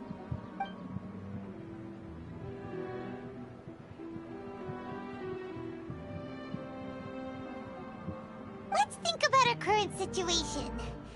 To save Dunyarzad, we have to escape the samsara of the Sub-Zeru's festival. And to do that, we need to figure out what's happening. The truth. Nahida rejected the idea of a time loop, so we must have missed something, right? Paimon's memories say that we've already done this many times, but let's go talk to people again. It's more productive than sitting here and scratching our heads. Why don't we start with those stall owners?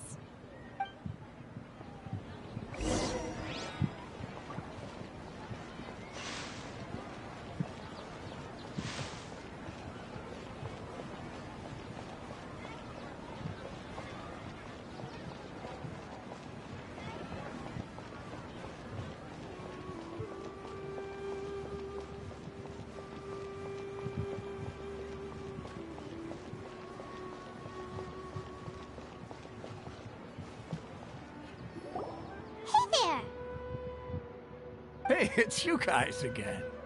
Where's your cultured friend? She's feeling a little unwell. I see. Did you come back to buy something?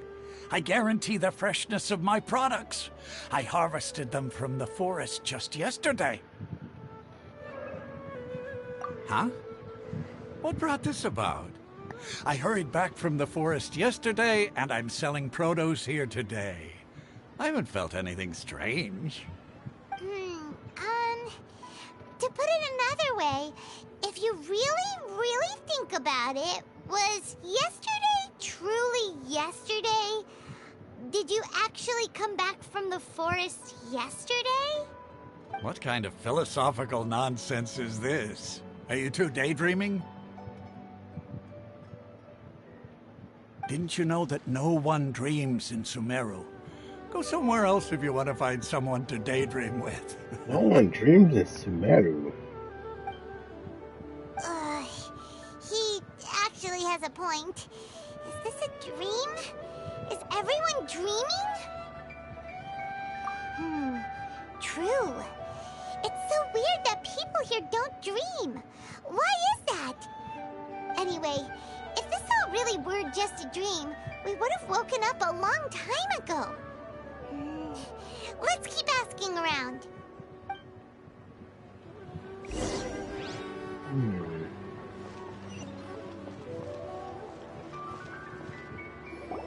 Oh, it's you two.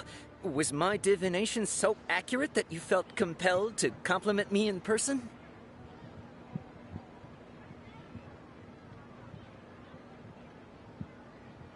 Ooh, I knew it! I told you, the god's divination is highly accurate. You just hadn't fully understood its significance yet. You're really excited about this, huh?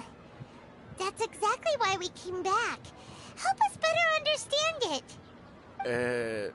Help you better understand it? Well, that isn't exactly what I excel at. So, you're admitting that you don't have a clue? Anyway, what kind of situation did you get into?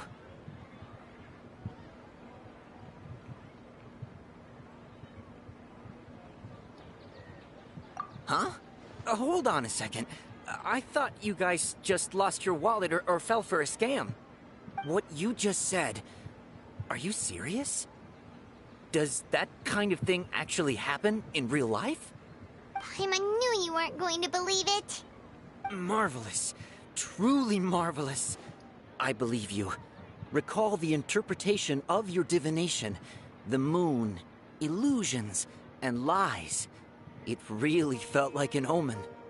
When you say it like that, the divination does sound like it's related to what's going on. Can you read any more into it? I believe that the Archon's revelations are never more than vague hints. Anything more specific is beyond the reach of mere mortals. The book only says, if you trust your instincts and overcome your fears, the sun will surely rise. So that's how it is. Looks like fortune-telling is just fortune-telling. It's no good for practical problems. We haven't made any progress. Who else can we talk to? Paimon remembers that we tried talking to her a couple of times, but she always thinks we're playing pranks on her. You think she'll brush us off again? Yeah, if we tap into Dia's strong sense of responsibility as a mercenary, then she'll definitely take us seriously. At this time of day, Dia's probably just finished beating up those kidnappers. Let's go find her.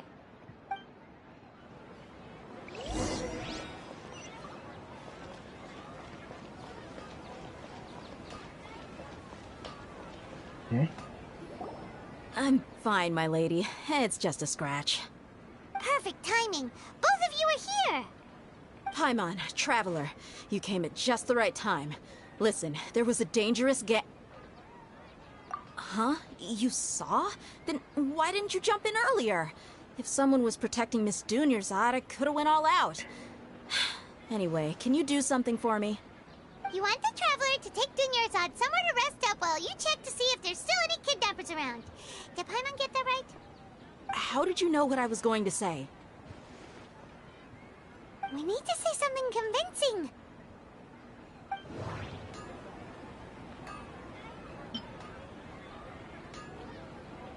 Dia sold her greatsword to raise additional funds. And then she was injured because she wasn't used to her new weapon. Tell her, Traveler!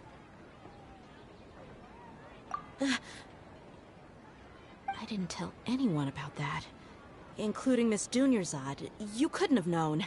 And just now, you literally took the words right out of my mouth. What's going on?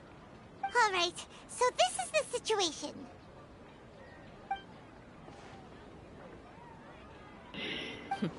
It's kinda hard to believe what you just told me. First, let me make something clear. Most of us desert dwellers might not be the scholarly type, but we do have basic common sense. She's quieter than usual. Uninterested in anything and really gloomy. Yeah, she isn't the same as before, but her parents said that this is how she was like at first. Huh? At first? I don't quite understand what you're all talking about. I'll go rest on the bench over there. My lady, are you angry? All right, I'll give you the benefit of the doubt since you knew about my greatsword. Let's make this a quick trip. Miss Dunyarzad isn't completely safe here.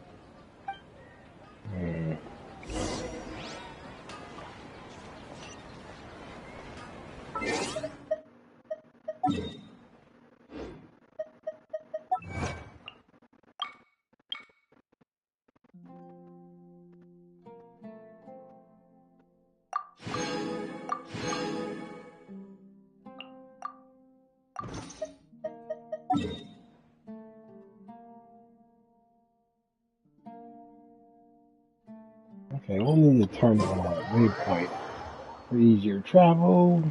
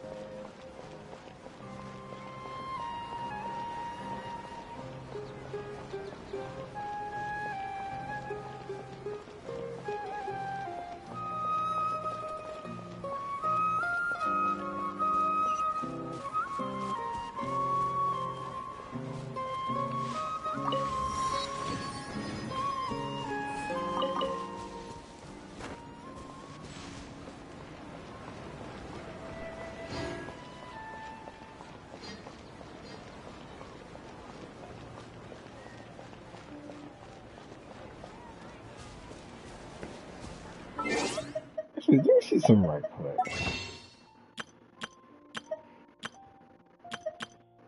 No. All the bonus purchases resets.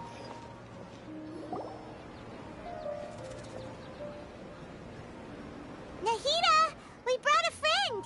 Are you busy? I thought I told you that it won't help to bring anyone here. We just wanted her to see the real Dunyarzad's condition. The real Dunyarzad? Where and who are you talking to? Did she not see her? Huh? I told you that you two are special. Other people can't see me or Miss Dunyarzad here.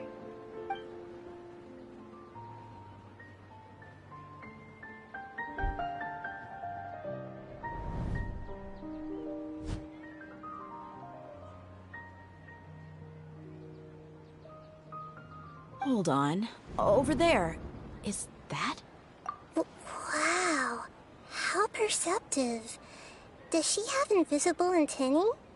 Miss Dunyarzad, she's lying down here, isn't she? How's she doing? Her condition's really bad, and she's basically in a coma. How did you know she was here? I can sense her aura. There are also lingering feelings of something like regret or disappointment. What happened? Do you believe us now? The Sub-Zero's festival has been repeating itself. So, you think the sages are behind this? Yeah, they've always been against us. Wouldn't surprise me if they're using the Akasha to intentionally repeat the Sub-Zero's festival as a sick joke. You have a point. Aside from the Dendro Archon, the Academia's sages are the only ones in Sumeru who could pull off something like this. Maybe there's more to the Akasha than we know. Right! Didn't you awaken our memories using something that looked like a knowledge capsule? That means you must know something about the Akasha! The Akasha relies on the power of a gnosis to operate, as it is the manifestation of the God of Wisdom's power. It compiles the wisdom of the entire populace, and it grants knowledge to the people. A gnosis could do that? No wonder the Akasha is so magical. It's being powered by the gnosis of Sumeru's Archon. So, this Nahida you mentioned, what did she say? She said, and Paimon quotes, "The Akasha relies on the power of a gnosis to operate, as it is the manifestation of the God of Wisdom's power. It compiles the wisdom of the entire populace, and it grants knowledge to the people."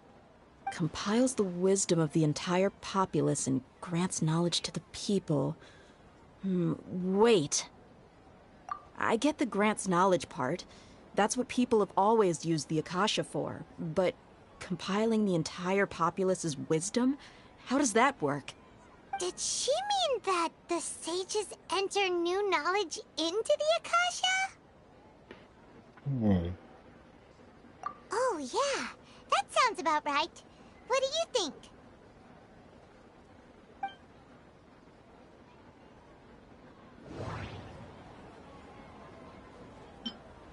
Okay, Nahida said, "The Akasha relies on the power of a gnosis to operate, as it is the manifestation of the God of Wisdom's power. It compiles the wisdom of the entire populace, and it grants knowledge to the people."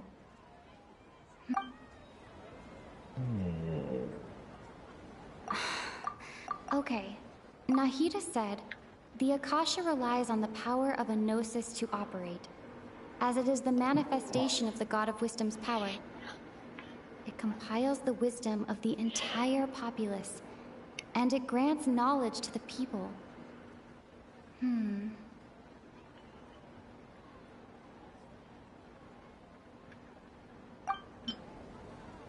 People in Sumeru don't dream.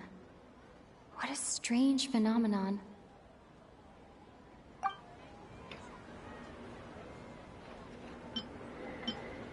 My mind feels exhausted, even though I haven't done too much thinking. What is going on?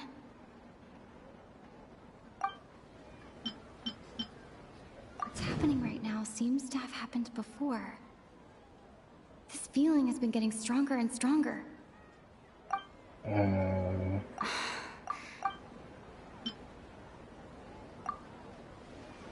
You mean the Akasha is causing our mental fatigue? Huh. Now that I think about it, my head's been feeling unusually heavy. When the desert dwellers set off on their quest for knowledge, a sage once said, "Knowledge always comes at a price." Compiling the entire country's knowledge. You think the Akasha pulled a 180 and is extracting information from us? Who knows? The Akasha can put knowledge into our heads, so who's to say that it can't also poke around in there? We don't know any specifics. What's the point of doing something like that? Just think about it. If you could combine the knowledge of every single person in Sumeru, then you can basically turn Sumeru City into a single massive brain. This hive mind could make breakthroughs in problems that even the smartest geniuses can't crack. An excellent deduction. And the analogy comparing Sumeru City to a massive brain? I love it. In that case, we should take off our Akasha terminals right away. Maybe that'll solve this problem. Yeah, I was only wearing this for show in the first place. Didn't expect the sages to cook up such a conspiracy. Mark my words, when this is over, I'm getting evidence and exposing this whole thing to the public. How does everyone feel? Huh? What is it?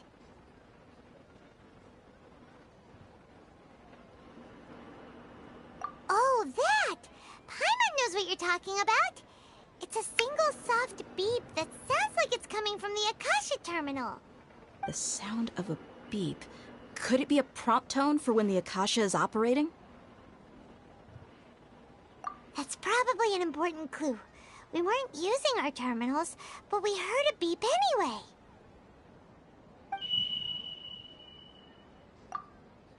Traveler, did you hear that? Wait. I heard it too. Our ears aren't messing with us. There was definitely a beep, but it sounded like it was coming from inside my head. We took off our Akasha terminals.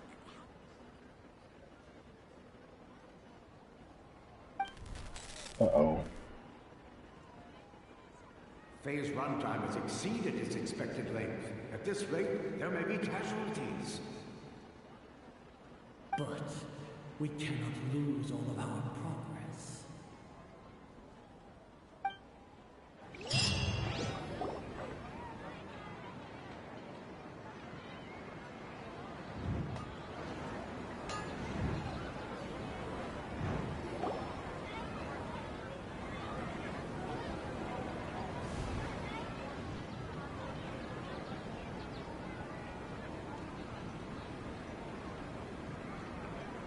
Paimon remembers everything! Good. You adapted quickly this time. We definitely took off our Akasha terminals last night, but we still heard that beep. Why is that?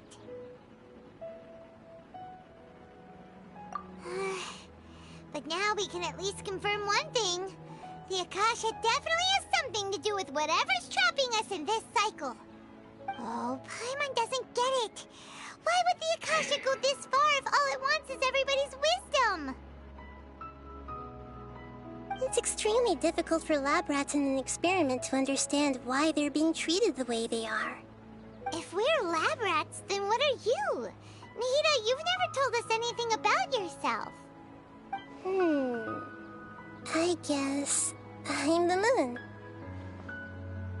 The moon? Wasn't that the result of our divination? Anyway, knowing who I am won't help you get closer to the truth, so you should focus on other things. Don't get distracted and miss any clues. Okay then.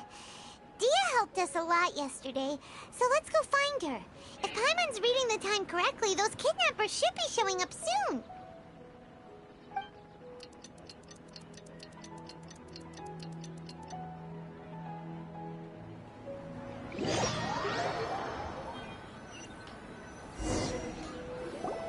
Ah, there you are.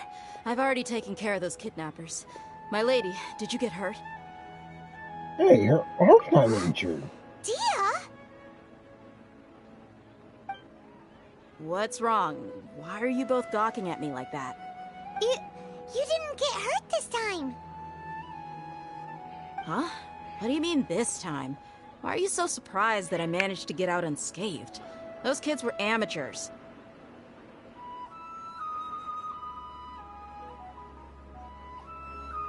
Shh! How did you know about my greatsword? I haven't told anyone about it. Please, don't tell Miss Dunyarzad. Are we breaking the loop? So Dia's lost her memories after all. Anything strange? You already know that I got a new greatsword. If I had to say something, it's weird how such a new weapon could feel so familiar.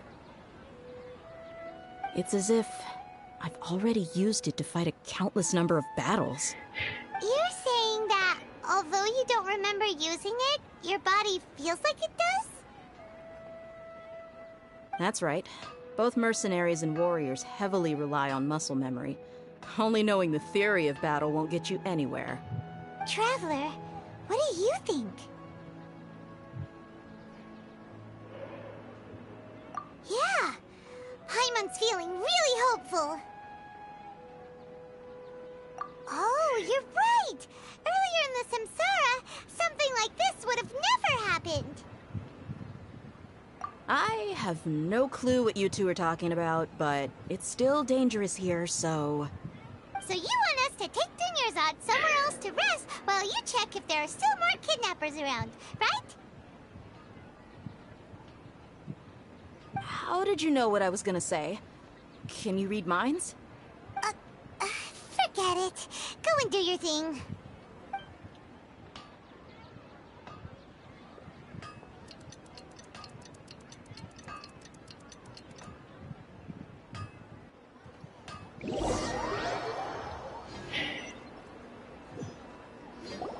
Whew. It's finally nighttime. Aside from Dia not getting injured, everything seems to have stayed the same. Listen, Nahida, we found out that Dia got out just fine today, even though she got injured every other time she fought the kidnappers. Do you think the Samsara has been broken? Have we saved Dunyarzad? Really? Good job on all that progress. Get some good sleep tonight. Yes or no? Tomorrow will come. Everyone assumes this is common knowledge, but the only way you can know that for sure is if you experience tomorrow. How many todays has it been? Is it possible that today will be followed by yesterday? Does tomorrow truly exist as anything beyond a made-up concept?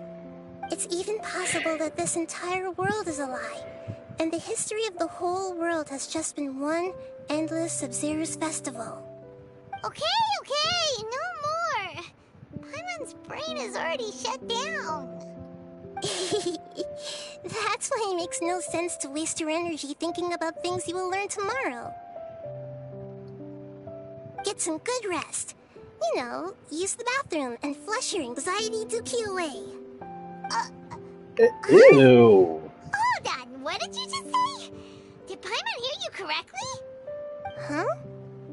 People always say they feel a sense of relief after they take a duk-duk. That's why I suggested you could try that. Is that so strange? I mean, she's not wrong. So against common sense that Paimon's at a loss for words. You were sounding kind of smart just a minute ago.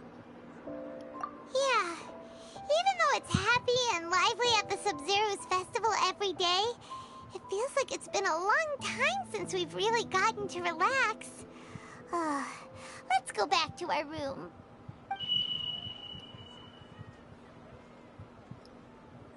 Continue the harvest.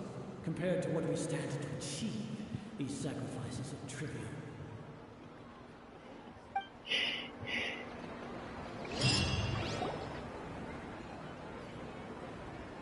We're still in the same day. Nahida, you already knew last night that we didn't break out of the Samsara? Why did you tell us? Would there have been a point? You would have spent the night with new worries, with tomorrow still out of reach. In that case, you might as well rest within that brief moment of hope. An opportunity like that doesn't come by often, and I thought it might help you clear your minds. Paimon thought the Duke did that!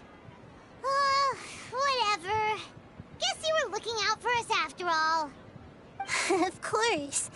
In the time we've been together, you two have been everything to me. Paimon's flattered and everything, but maybe you're taking things a little fast.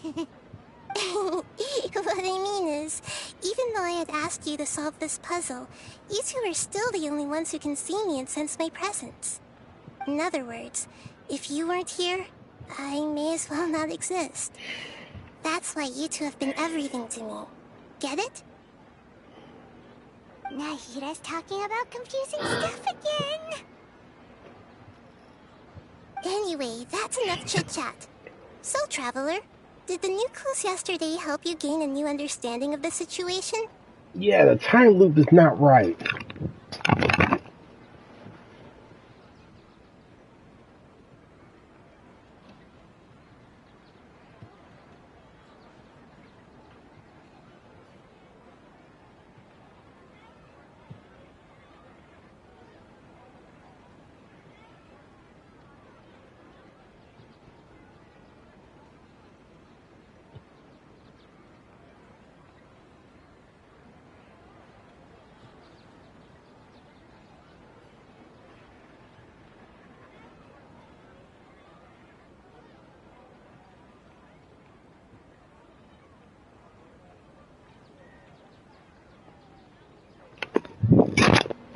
What we're experiencing is similar to a time loop, but it's not exactly it. Huh?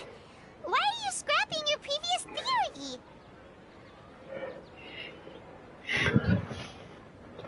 Oh yeah, you're right! Gosh, how did we not notice that? In a simple time loop, people's physical conditions should also reset. So, what's your new hypothesis? Mercenaries rely heavily on muscle memory. And Dia was able to use her experiences to avoid injury in later samsara cycles.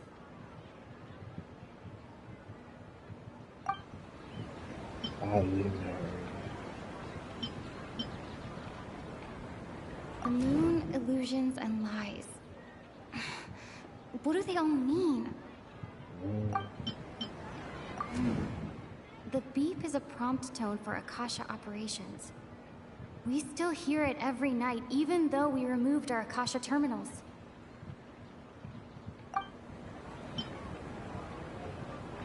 Okay, Nahida said, the Akasha relies on the power of a gnosis to operate, as it is the manifestation of the God of Wisdom's power. It compiles the wisdom of the entire populace, and it grants knowledge to the people. Okay,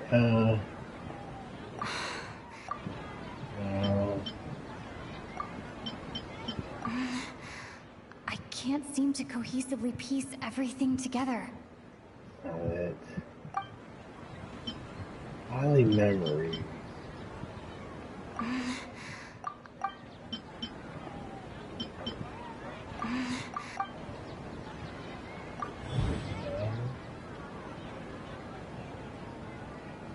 If all our memories of a day are erased at the end of that day, then we would unwittingly relive that same day again and again.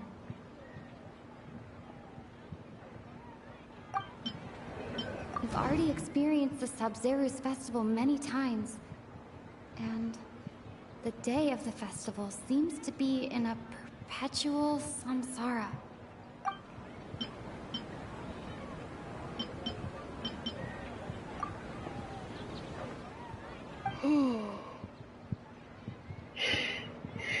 Oh! Then the beep we hear every night could just be indicating the deletion of our memories!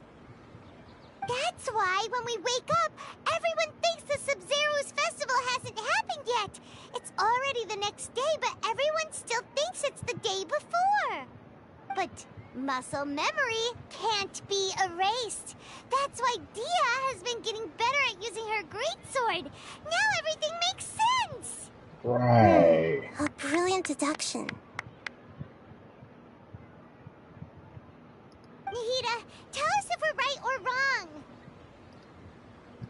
To put it simply, it's as if you've mistaken a pyro crystal fly for a firefly in the night. You lost sight of its true nature because you focused too much on your perception that it glows. That isn't simple at all! Yeah. Why don't you go talk to Miss Dia again? You might learn something new. Right! She did help us find our latest clue after all. Let's go!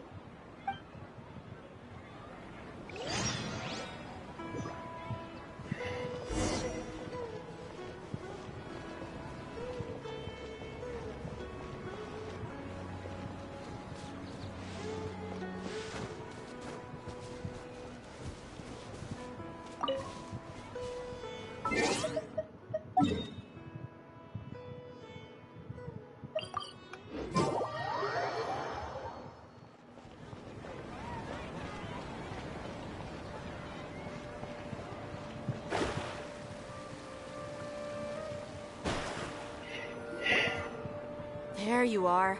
Really took me a while to find you. As expected, Dia also didn't get hurt today. Get hurt? Why would I? Don't underestimate me. Well, you're still getting used to your new greatsword. Huh. Truth be told, I also think it's pretty strange. It just suddenly felt so familiar in my hands and... Wait a second! How did you know I got a new greatsword to begin with? I didn't tell anyone about it. Traveler, could you explain the situation to her today? Paimon's gotten a little sick of doing it. Oh, that works.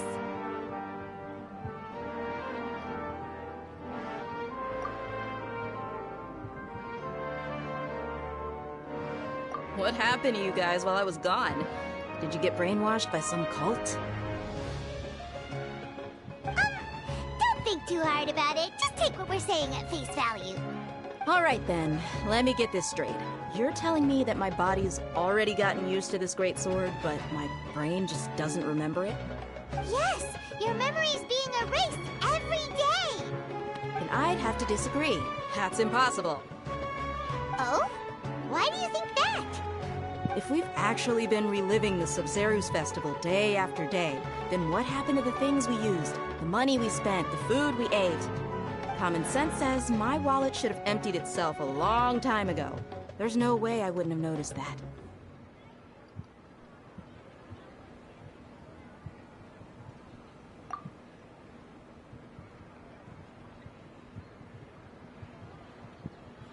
Right! They could use the Akasha to record what everyone did that day, and then use the city's resources to replenish everything! It's not very likely, but it's also not impossible. No, it is impossible. I've got proof. You have proof? Where?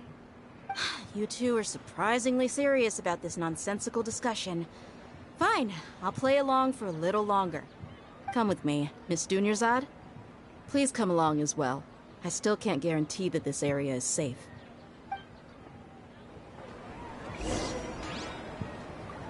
Paimon can't believe it's Dia who wants to show us something this time. 2 days ago, we were the ones taking her to see Dunyarzad.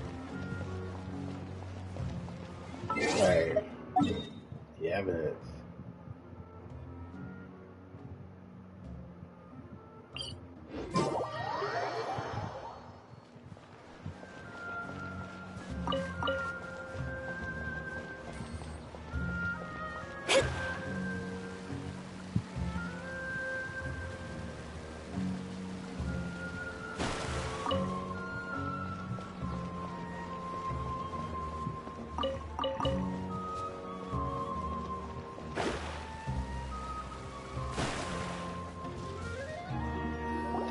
This is it. Huh? This is a wooden training dummy. What about it? See those marks on the dummy? Those are the result of several days' worth of practice. Let's say the sages didn't replace it every day. Shouldn't it be hacked to pieces by now? That's true, but what if they did? Then the sages would have had to reproduce every mark I left during previous training sessions. I'm a professional fighter. My martial school has always emphasized the importance of refined control. The force, angle, and entry point of each strike is calculated and deliberate. That's why I remember every mark on the dummy, as well as my state of mind as I made each strike. It's just as they say, each swordsman has their own unique style, and even the same swordsman can't make the same cut twice. It would be impossible to copy these marks. Is it really impossible? What if they used some fancy machine to carve every single mark? People often say that a camera's photo can never replace an artist's painting because the former has no spirit to it. The same thing applies here. At a mere glance, I can differentiate carved marks from the results of combat training. Hope that cleared things up for you. Hey, is this that new brain exercise game that's been super popular with the scholars lately? It's surprisingly fun. Anyway, it's getting late. I should escort Miss Dunyarzad to Nilu's stage. See you later. Well, back to square one. Is our memory deletion theory also wrong? But at least we've reached some other conclusions in the meantime. Yep, that's true. So, can we think of any new ideas right now? Strange? Paimon feels like everything's been strange lately. Huh? Leaving the city? You're right! It's really strange how we never thought of such a simple solution! Many things should become clear if we can confirm the flow of time outside of the city. Paimon can't believe it! Did we miss this because we're tunnel visioning too hard on our other theories? Or because we're just too tired? How about we go back and ask Nahida? Maybe we've forgotten something about leaving the city.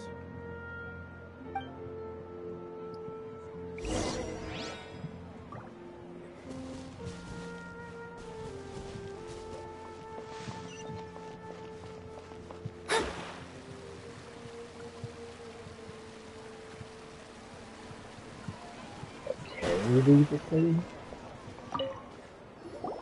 Nahida, we're back! You're back early today. Did you find something new? Sort of. We're mostly sure now that we're not in a time loop.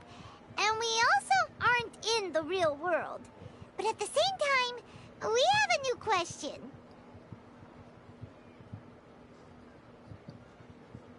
Leaving the city.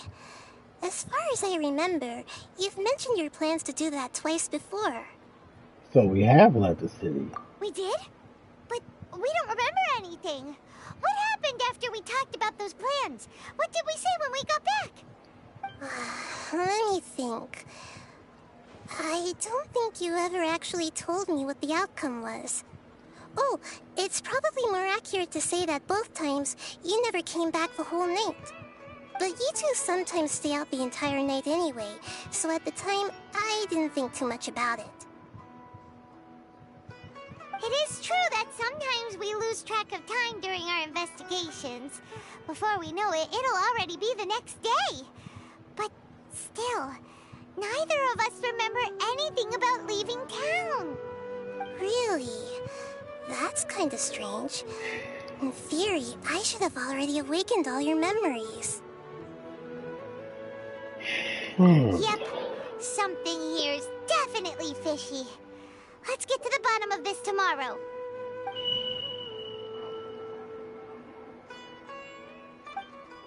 Beeping sound again. Our memories are back! About that... Well, where should Paimon begin? Traveler, aside from your memories that were just restored, I have another message for you.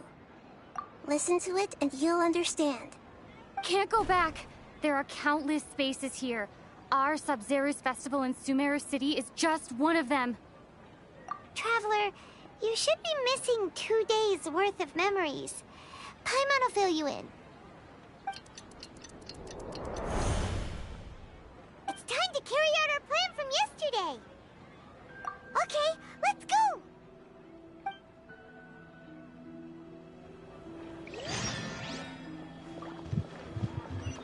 Wait.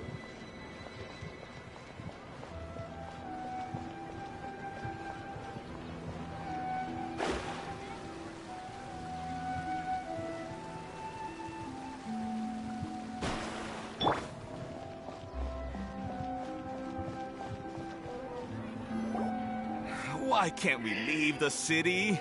What is the Academia up to now? Don't ask me. It's not like I can tell you anything.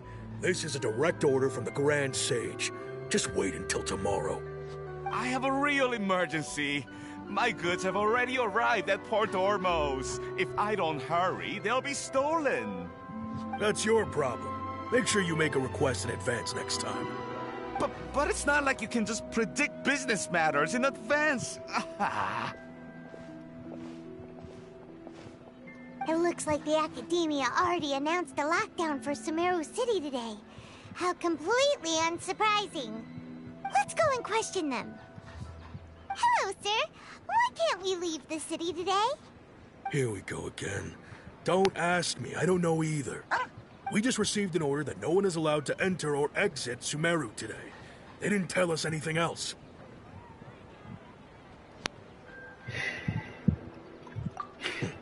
Angering me won't get you anywhere. If I had that kind of insider info, I would have left this stupid post long ago.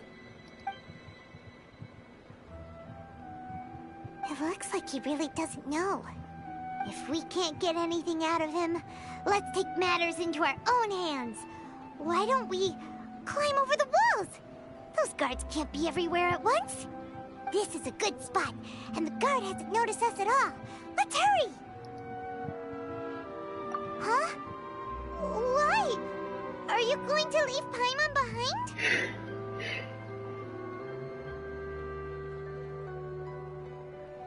But what if things get really weird out there and you get into some trouble? Then Paimon won't be able to help you.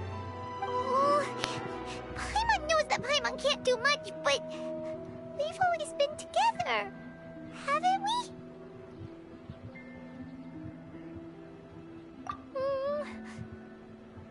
Okay. Paimon will wait for you. Promise Paimon that you'll come back as soon as possible. Just a quick look. And please, be careful.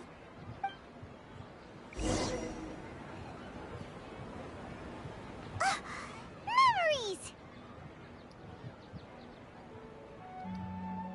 Traveler!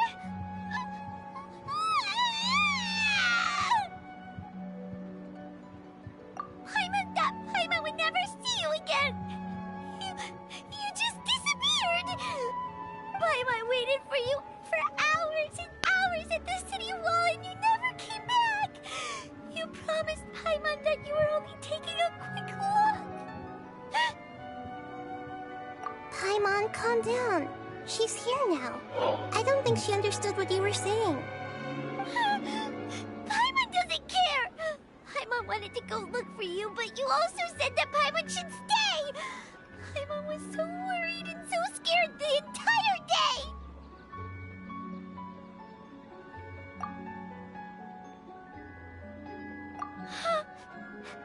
Okay. Paimon will forgive you. The most important thing is that you didn't actually disappear. Oh, Paimon was so scared that you had gone into another world! Okay. Paimon, can you tell us your perspective of what really happened yesterday? I see. Using two people's different perspectives. After that, you left the city. Paimon kept her eyes on you the whole time, but then you disappeared in an instant.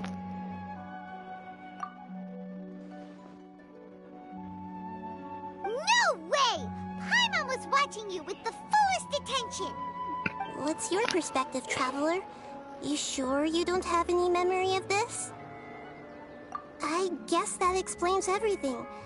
You also lost your memories the last 2 times you tried to leave the city. Those days' memories can't be awoken. So, if we leave the city, our memories will be completely erased? It really sounds like something big outside of the city is being hidden on purpose. But this way, we'll also never discover what's outside. Something like a message? But how can we send it back? Don't look at me like that. I'm not used to being stared at. Well... Okay. You want something that can pass on messages, right? Give me some time and take care of Dunyarzad for me. Yep! Now we're talking!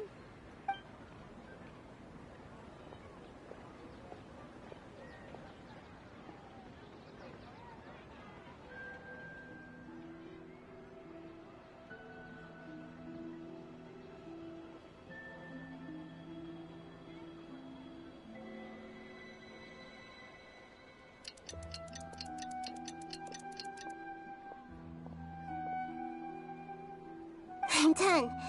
Here you go. What? Isn't this just built an Akasha terminal? I made some little changes. Akasha terminals are already capable of sending messages.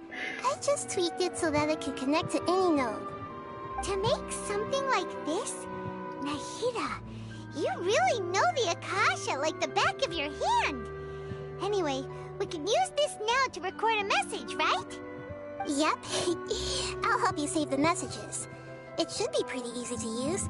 I just can't guarantee the user's status and signal coverage when they're outside the city. We'll never know until we try. At least we're taking the initiative now. Let's go then. Let's expose those sages. All right. Paimon isn't as worried about being separated since it happened once yesterday. But Paimon still isn't happy about it. Okay, see you tomorrow, Traveler. That covers everything that's happened so far.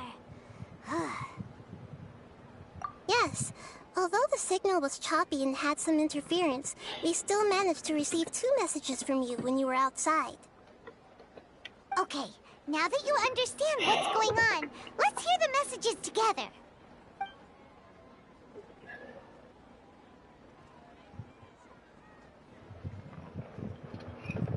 Can't go back. There are countless spaces here. Our Sub-Zero's festival in Sumeru City is just one of them. I've entered another space. Before me are flowing sandstone and howling fish. Impossible and surreal sights. All these spaces are empty, except for the occasional ones that contain mute puppets rather than people. I can't sense any human presence.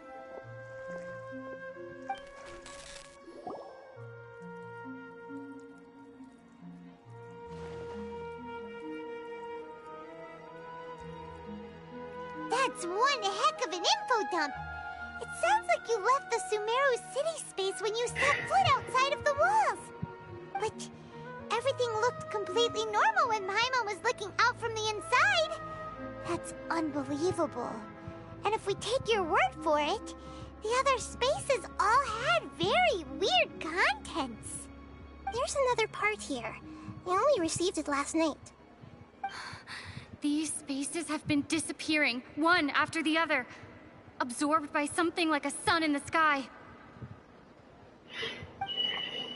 And now, even the final space has also disappeared.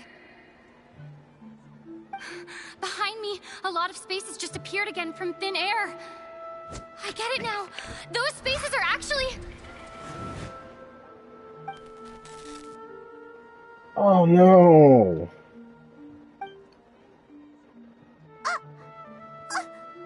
Why did the message end right there? What did the Traveler want to say? What are those spaces? Probably because yesterday just happened to end at that moment. Oh, right. Paimon did hear a beep from the Akasha. Did it come from here or from the message? The message. It should have come from the Traveler's Akasha terminal. After the beep, Traveler said even the final spaces also disappeared. Traveler, what do you think that final space could have been?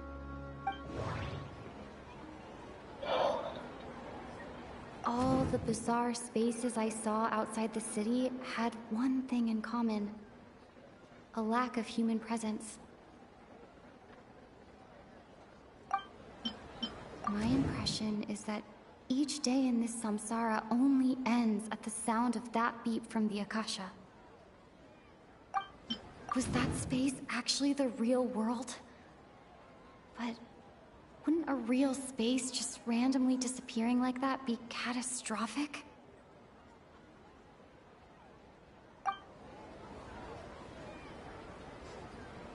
He sure isn't. No, it's not. All the bizarre space... Oh, so that's what it is!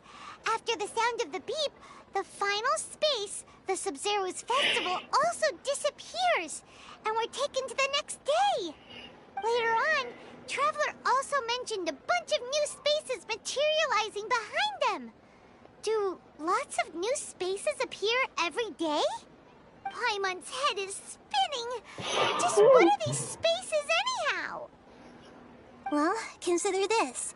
For all the horrors of the Archon War, at its heart, it was just a game where a bunch of gods fought over 7 seats. So no matter how strange or spooky things may look on the surface, maybe all they point to in the end is a small and simple secret. Wow, the Archon War, huh? That's an analogy and a half.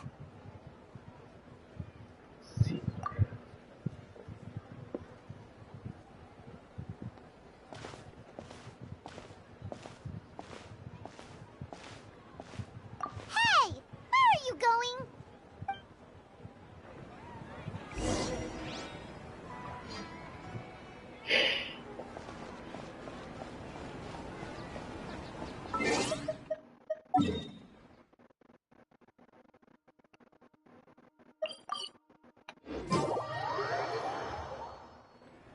Do you want some alone time to think?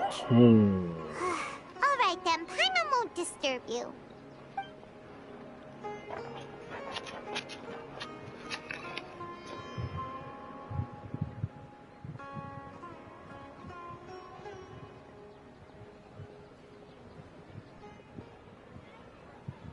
The dance of Sub-Zeros is about to begin. I'm going to go watch it.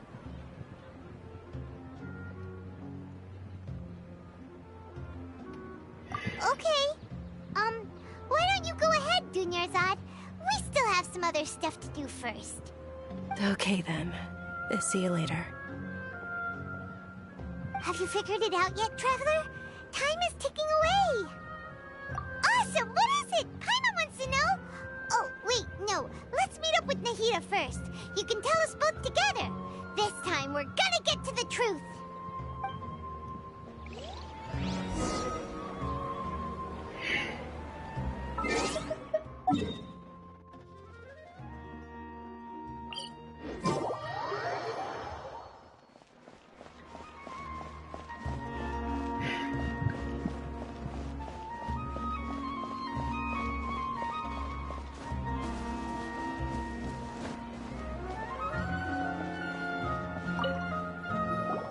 You're back! I've been waiting forever for you two. Judging by the looks on your faces, are you ready to take your Sub-Zero's exam and graduate from the festival? Okay, first off, have you discovered the hidden truth? Okay.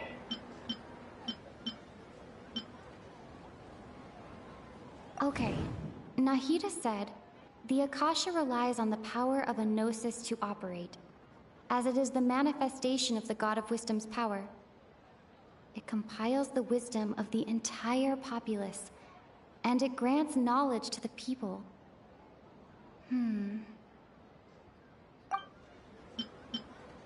All the bizarre spaces I saw outside the city had one thing in common: a lack of human presence.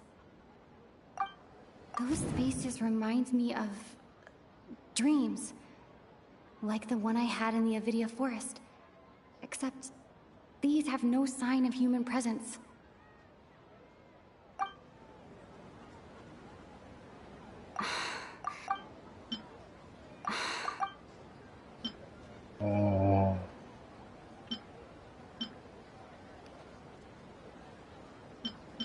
The moon, illusions, and lies. What do they all mean?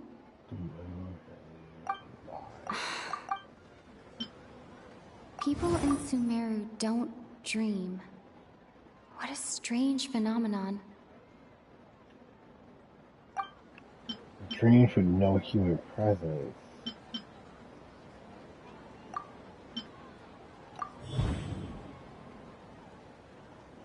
We are all in a dream. It isn't that the people of Sumeru don't dream. Rather, the Akasha is taking their dreams from them.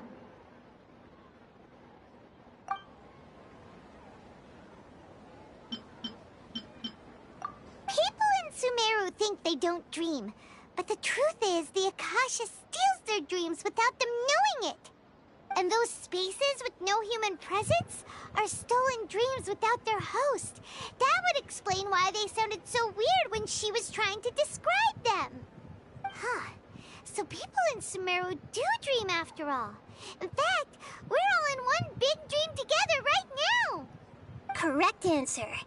Now, how did you conclude that the Akasha is capable of this?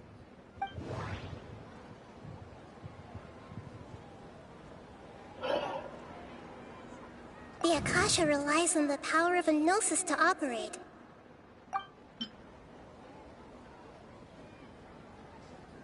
It is the manifestation of the God of Wisdom's power. It compiles the wisdom of the entire populace, and it grants knowledge to the people.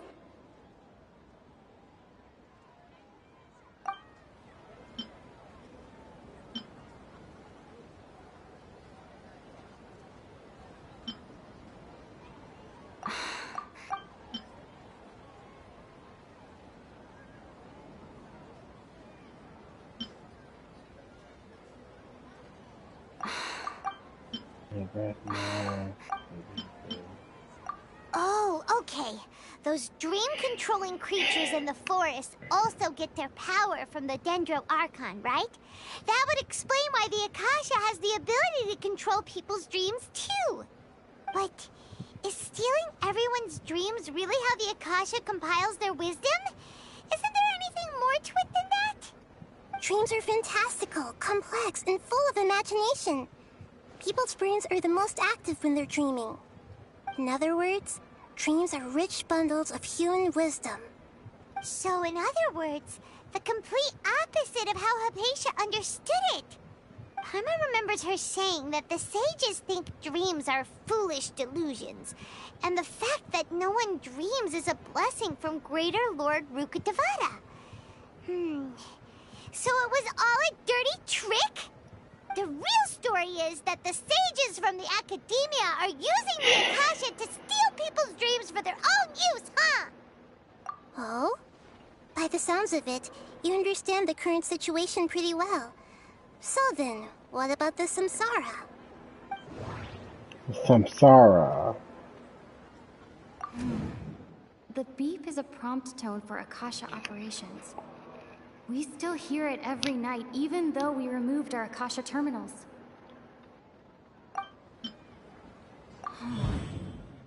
Those spaces kept disappearing before my eyes. But as soon as that beep sounded, many more spaces materialized. Those dreamscapes kept vanishing. But as soon as that beep sounded, more new spaces appeared. The beep and the... The beep is a prompt tone for Akasha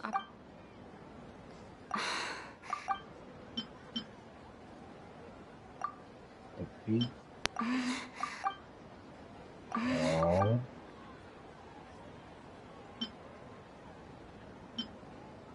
Wait. No.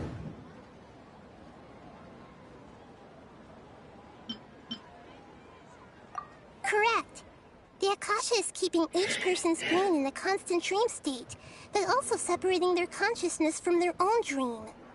Their disembodied consciousness is placed inside the collective dream of the Sub-Zero's festival along with everyone else's, while their now vacant dreams are harvested by the Akasha. No one is any the wiser as another day passes in the dream, and so begins another samsara cycle. People wake up to yet another dream about the Sub-Zero's festival. The dreams that belong to them are once again harvested by the Akasha, and so it continues. So, this is like a dream factory, and the Akasha is a dream harvesting machine. Did Paimon get that analogy right? Very good, Paimon. Using analogies well is an excellent habit to get into. Okay, so that beep we keep hearing is actually from our real-life Akasha terminals. Taking off our terminals in this dream doesn't do anything. Alright, last question. Who am I?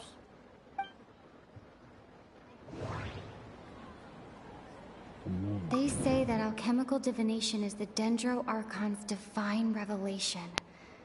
So then, if Nahida has referred to herself as the moon...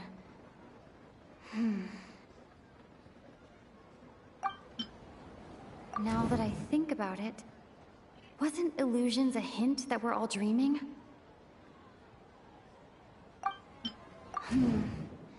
Now that I think about it, wasn't illusions hinting at the sage's deception of Sumeru's people?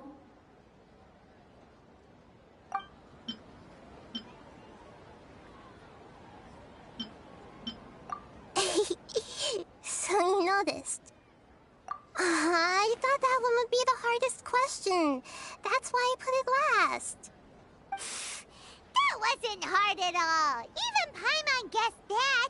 Everything about you is different. We just didn't want to expose you was all. Now that you mention it, Nahida, you've been hinting to us since the very beginning. It's funny. Thinking back to when we were asking all over the place for info about Lesser Lord Kusanali. Paimon didn't expect to meet you like this. Yes, those can wait until we're back in real life. On the other hand, I'd be happy to answer any more questions you have about here and now.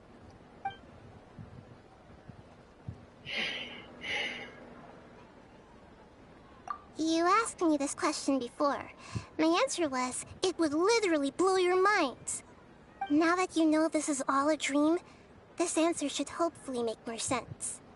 Have you heard the saying, don't wake a sleepwalker? Likewise, if someone suddenly had told you all this instead of you learning it on your own, your notion of reality and dream would be thrown into irreversible confusion. I couldn't expose you to that kind of risk. That's why I could only give you very subtle hints and some suggestions. Long story short, I'm really sorry I had to keep you guessing.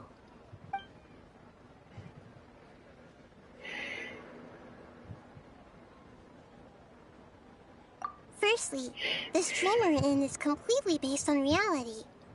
People have already experienced this Sub-Zero's festival, so it would be very difficult for them to find anything that strikes them as surreal. Secondly, you're probably wondering why people don't have any memories from earlier samsara, right? That's because people don't remember their dreams most of the time anyway. And in any case, their actual dreams are being taken away from them by the Akasha. So whenever they wake up in this dream of the Sub-Zero's festival, they don't remember anything from their previous identical dream. That reminds Paimon. Traveler had a dream when we were in the Avidia Forest, but couldn't see what it was about after waking up. Is that an example of what you mean? Yes. Only after receiving the blessing of Dendro can a person gain the Dendro element's dream-enhancing power. That explains the feelings of deja vu. Meanwhile, everyone else has no idea that they are in the Sub-Zero's festival samsara, while their dreams are stolen from them over and over again.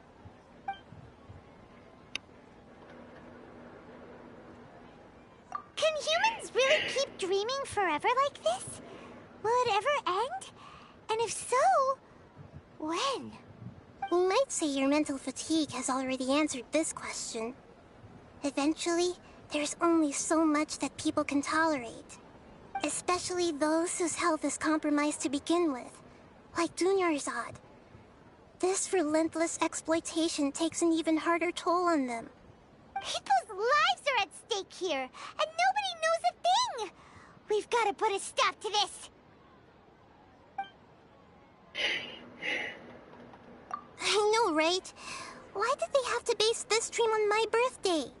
Could it really just be a coincidence? Even you don't know the reason? Wow, now that's strange.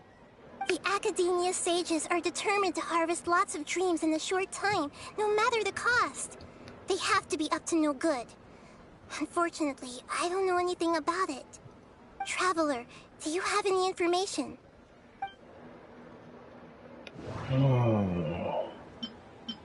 Grand Sage said, go celebrate the birth of that god to your heart's content. Did he mean something more? The birth of that god. That's the part that bugs me the most. That god? Could it mean?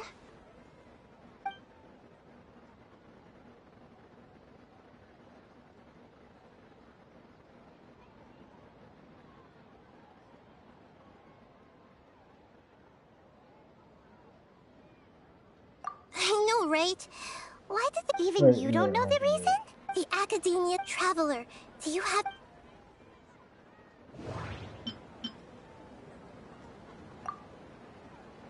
Celebrate the birth of... I didn't...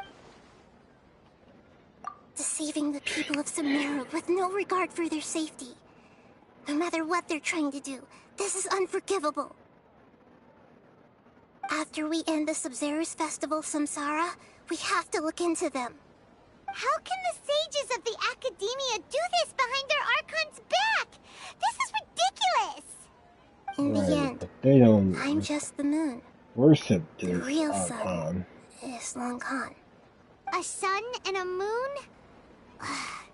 Nahida's talking in riddles again. The Great Lord the Sun. Oh no.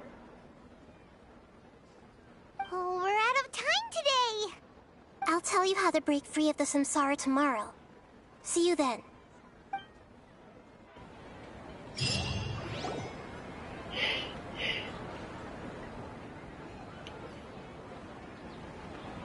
Good morning, Nahida. Wait. Now that Paimon remembers everything, should we instead say good morning, Lesser Lord Kusanali? Hey! What's wrong, Nahida? You don't look too good. I'm afraid that what you're thinking right now is correct. Did Dunyarzad already disappear? No way! Are we too late? The real Dunyarzad's consciousness has indeed disappeared. It can no longer endure the constant dream harvesting.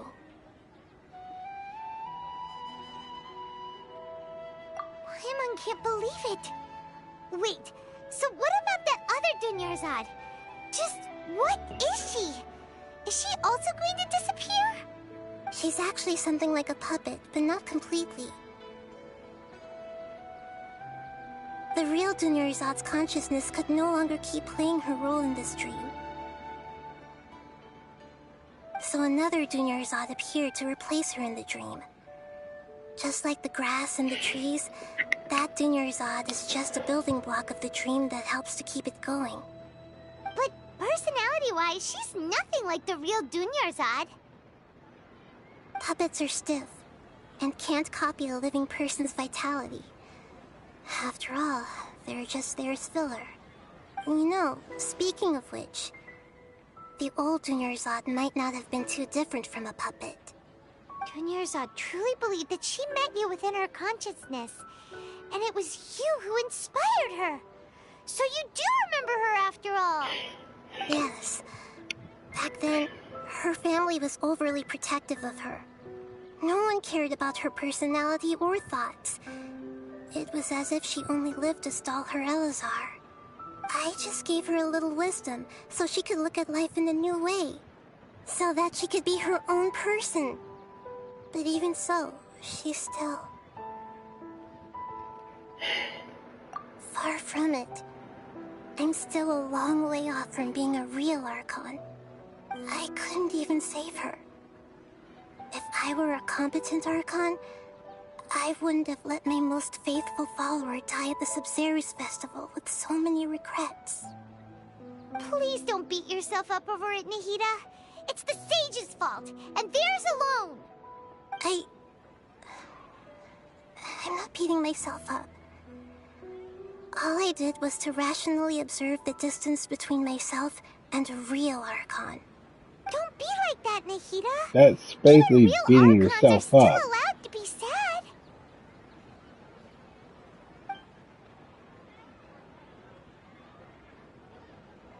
To prevent more tragedies like this, we must end the Samsara as soon as possible. Great, but how do we do that? Although the Sub-Zero's festival dream is under the Akasha's control, only humans can dream. Even the Akasha is unable to create them. That means this dream belongs to a host who created it.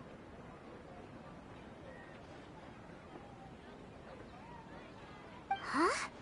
So, how should we find that person? Well, if this is someone's dream, then everything here must come from deep within their consciousness. Which means, with the power of imagination, they can change anything in this dream. Imagination? What do you mean by that? Imagination means breaking through what you perceive as normal. Like when the server at a tavern brings a plate to you, you'd naturally assume that food is on it. However, if you're the dream's host and you become aware that you're dreaming, when you imagine gold and more on the plate, the dream will respond in kind, and the server really will bring you gold and mora. But right now, our host is unaware that this is a dream. No matter how many times they're served, it will always be food. Find some way to make that person realize that they're dreaming. Usually, once that happens, the person will wake up and the dream samsara will be broken. How are we going to find them, though? If it could be anyone, it'd be like looking for a needle in a haystack. And even if we did find them, how are we supposed to make them realize they're dreaming? After all, like you said, don't wake a sleepwalker. It's extremely difficult, yes. But the only ones who can do it are you two. Remember, everything you've achieved up to this point has all been for the sake of finding the host and ending the samsara. As for me, during this time, I'll be out of town. Out of town? Are you going to that place full of dreams where the Traveler went? Yes. I want to try something. There must still be a small wisp of possibility. Hurry and go. Dreams are supposed to be fantastical, romantic, and full of pleasant surprises. Unnecessary things like this samsara need to end. Paimon's still a little upset that we've come this far, only for Dunyarzad to... She was such a good person, with such a simple wish. But fate was against her. Yeah, saving Dunyarzad is what kept us going this whole time. But we mustn't lose hope, Traveler. Dunyarzad would definitely want to see us save everyone else. So let's break the samsara for her sake. Paimon's wondering, do you think the sages would get one of their own to be the host of this dream? Feels like it would be easier to control it that way, no?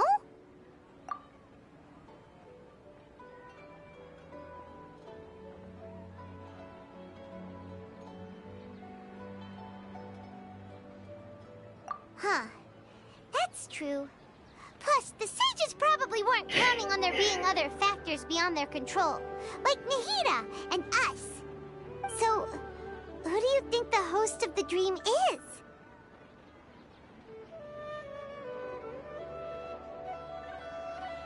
Oh, that would make sense! Ferris, the Knight of Flowers, is a symbol of the wholesome Zeru's festival, right? Pretty core character. Let's go ask him some questions, shall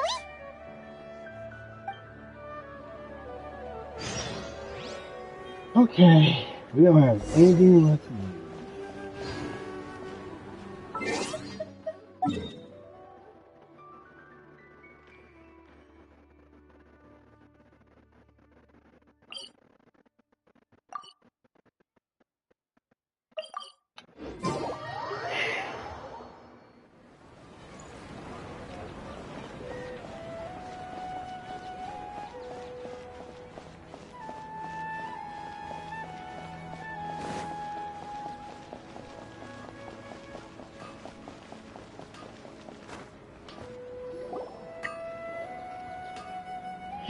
You're back.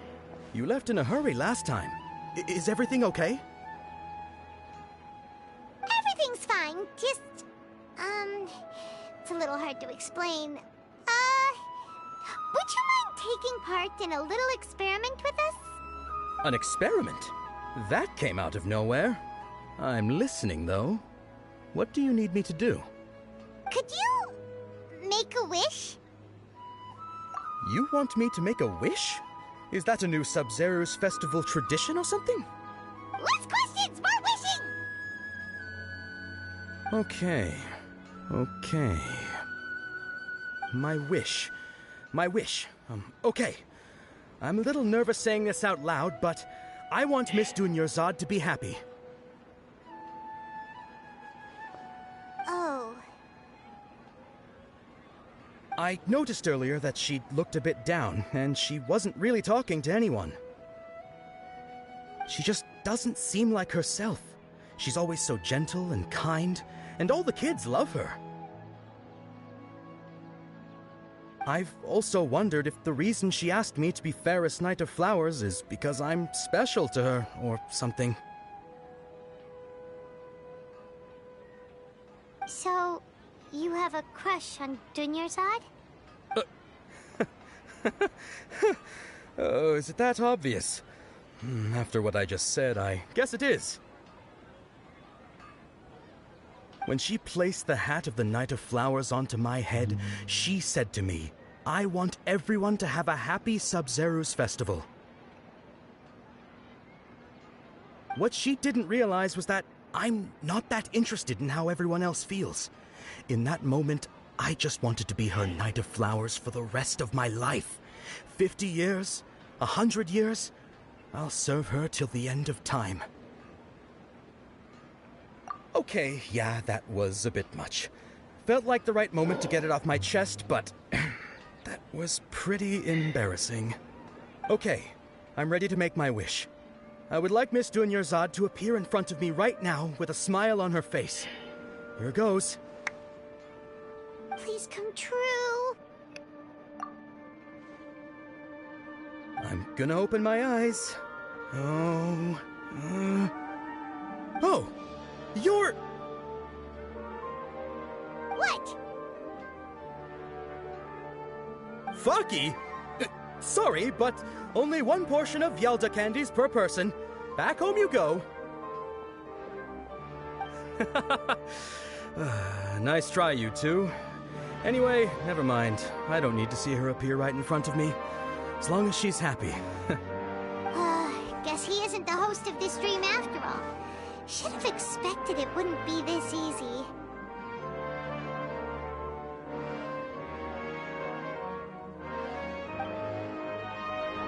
It seems like everyone who knows Dunyarzad loves her.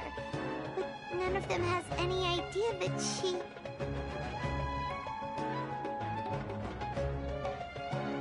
My lady, step back. That sounds like Dia! Oh, right. This is when Dunyarzad bumps into the kidnappers. Huh?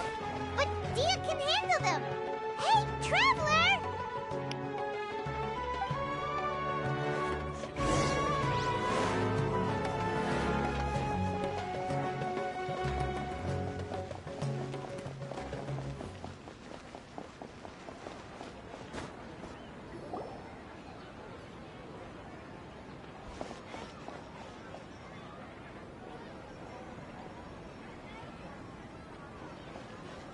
Oh, it's you. Great timing. Please take... Hey, this is my job. The homie Yannis pay me, not you. You... Fine, all right. Knock yourself out. Why are you so worked up anyway? It's not like I don't trust your fighting skills. Anyway, watch yourself.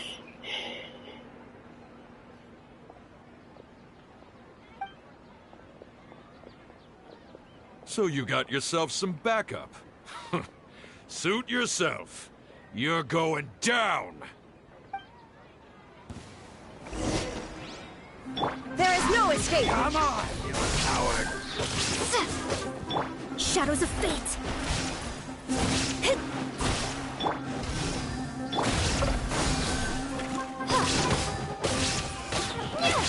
Spring forth!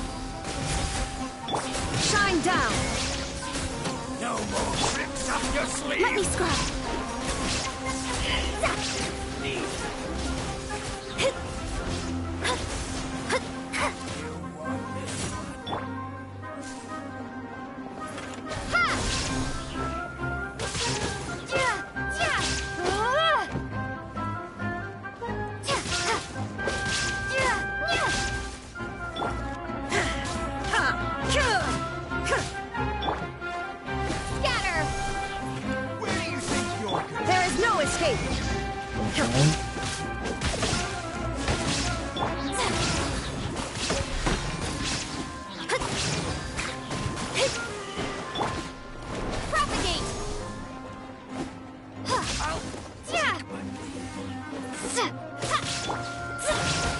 Delve into destiny.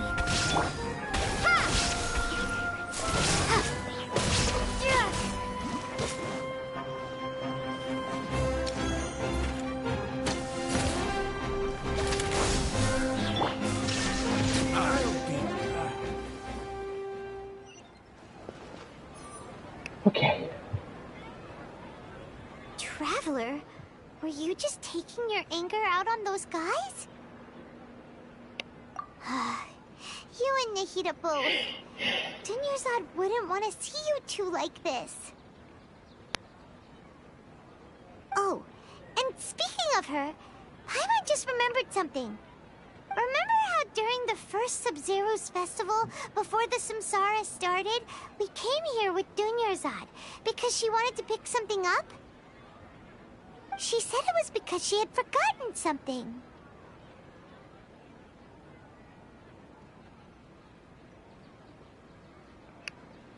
Okay, so Paimon's memory is working so far. Anyway, Paimon also remembers that she is staying somewhere around here. She pointed it out to us the night before the Sub-Zero's festival.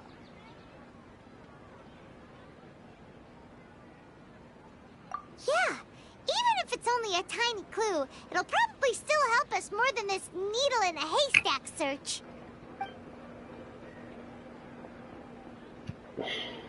This is the place. It's rude to enter other people's spaces without permission, but desperate times call for desperate measures. Hey, the windows are unlocked. Okay, Paimon's gonna take a peek inside.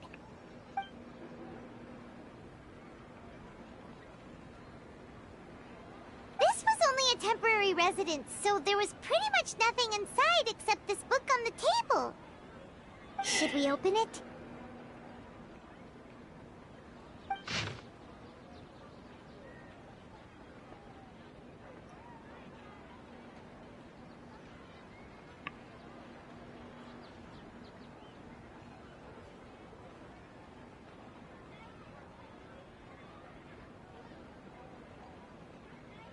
Wow, Dunyarzad wrote all of this. Sounds like she was always thinking of us even while we were away. Even though she was also busy preparing for the Sub-Zero's festival and had all her health problems to worry about. She must have wanted to give this to us as a gift on the day of the Sub-Zero's festival, right?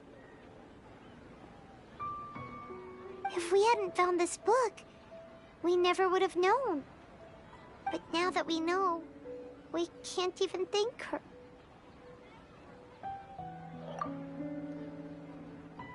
Hey! Where are you off to now?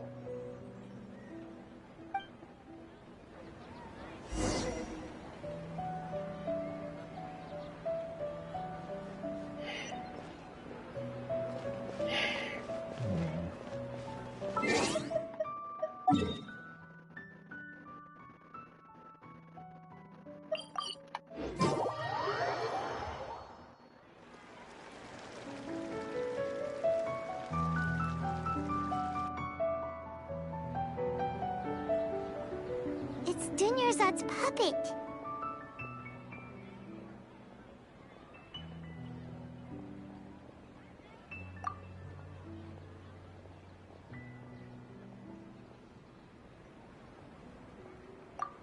Traveler? You must be exhausted. Come to think of it, we've been stuck in this place for a really, really long time. Heck, even the last time we were chatting happily with Dunyarzad feels like an eternity ago.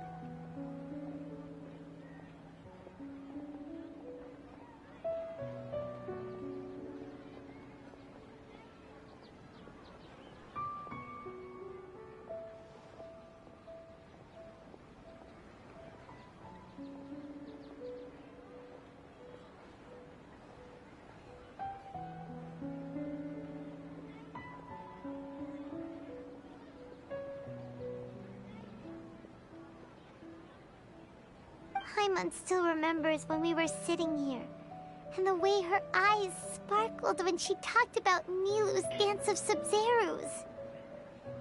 There will always be frustrations in life, but I know that the point of living is not to leave behind any regrets.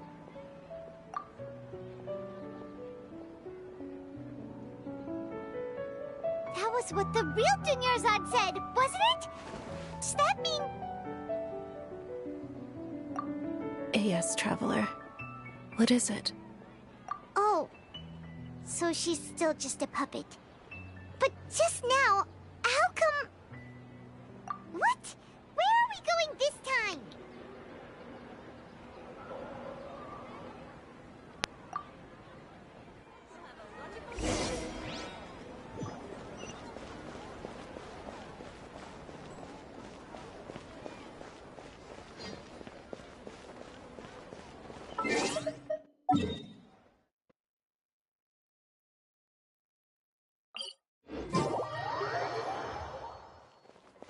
I think everything is starting to make a little more sense.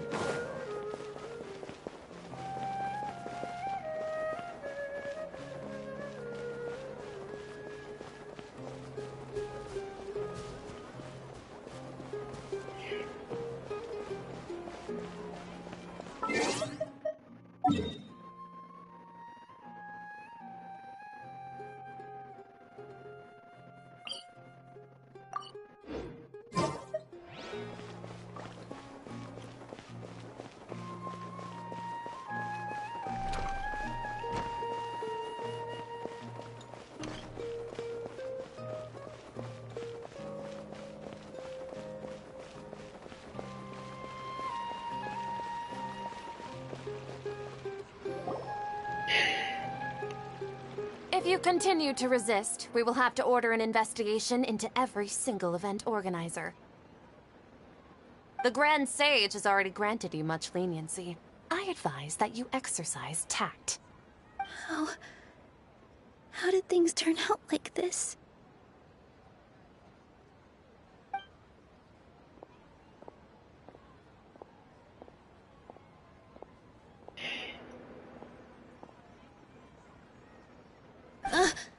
Traveler? You don't have to get involved. He's a sage from the academia. I don't want to drag you into this. Traveler? Traveler? What the heck are you doing? If you get arrested by the academia, that's another day gone to waste!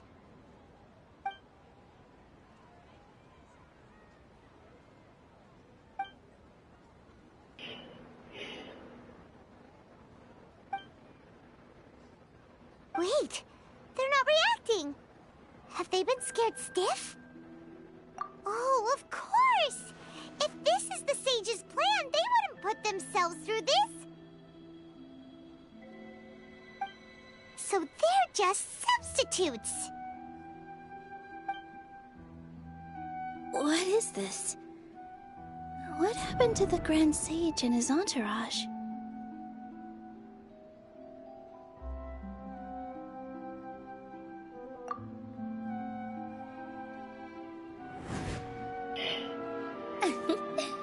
Like I said, they symbolize the goddess of flowers. It's just a shame that all the real Padisaras went extinct after her death. Yes. The Greater Lord brought forth new Padisaras in memory of the goddess of flowers.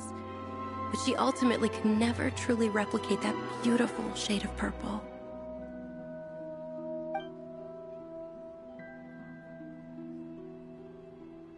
Right. That beautiful shade of purple. Aren't these flowers real Padisaras? Just like the ones from the legend? I didn't even notice.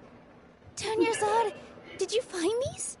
But didn't you just say all the real flowers went extinct after the goddess of flowers passed away? So, how? Yeah. What's going on here? Huh? You guys are acting weird. But okay, I'll try.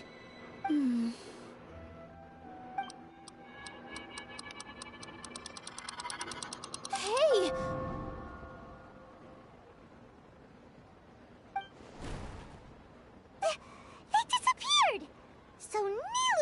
host.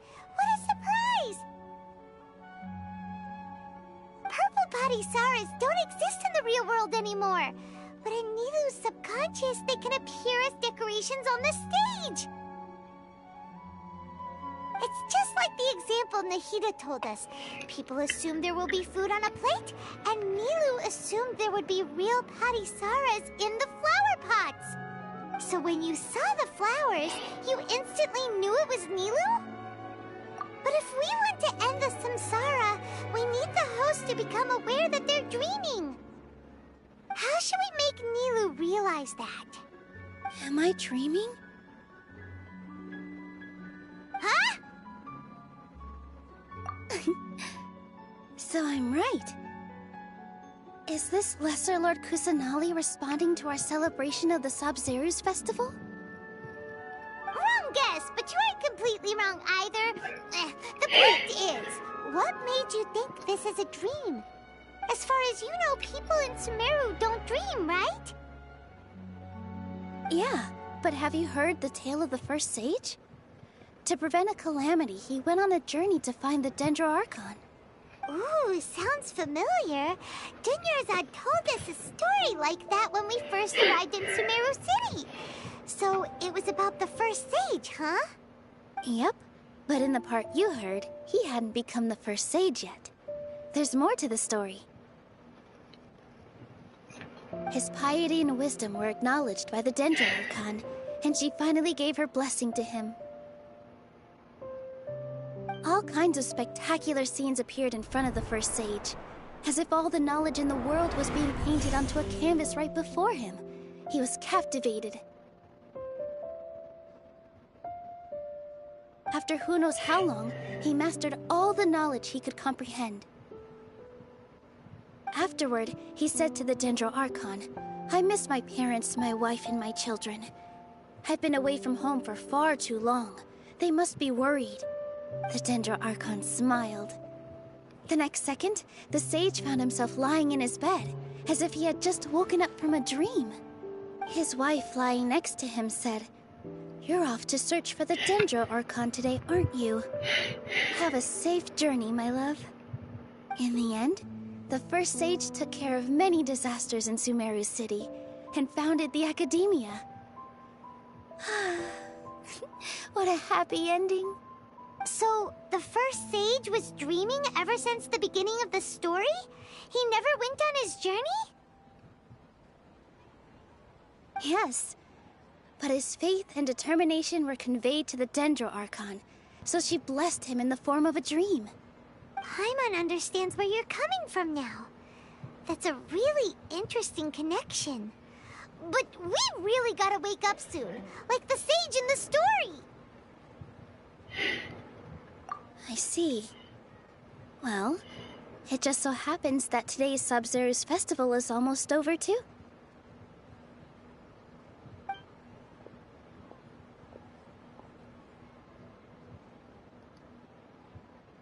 Since we're in a dream, let's make this final dance of Sub-Zeru's as beautiful as we can.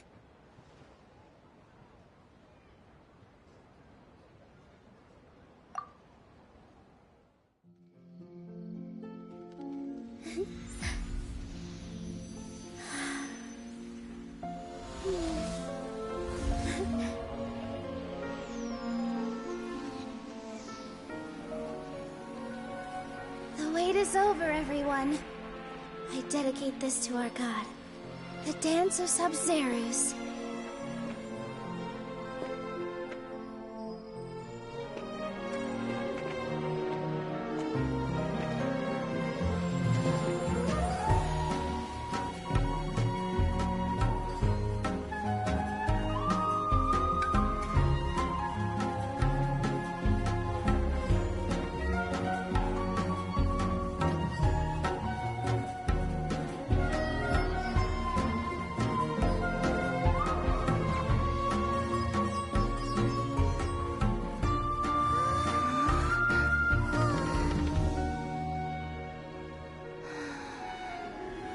I'd be lying if I said I had no regrets.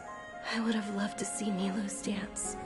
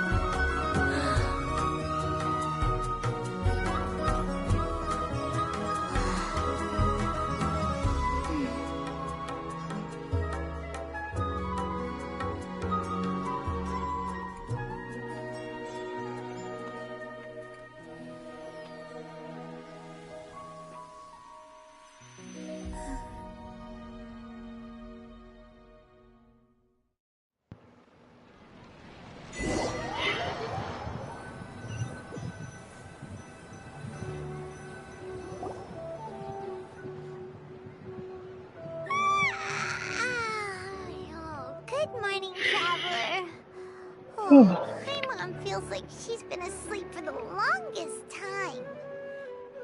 Paimon's head feels super heavy. Did we oversleep? Do you even remember going to sleep last night? Paimon thinks it was after the Sub-Zero's festival. The Sub-Zero's festival! Have we finally escaped from the Sub-Zero Samsara? Quick! Take off your Akasha terminal!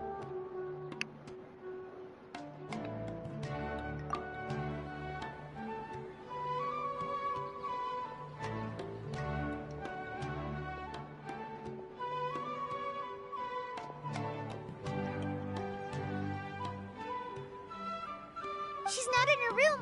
What happened? Huh? What usual spot?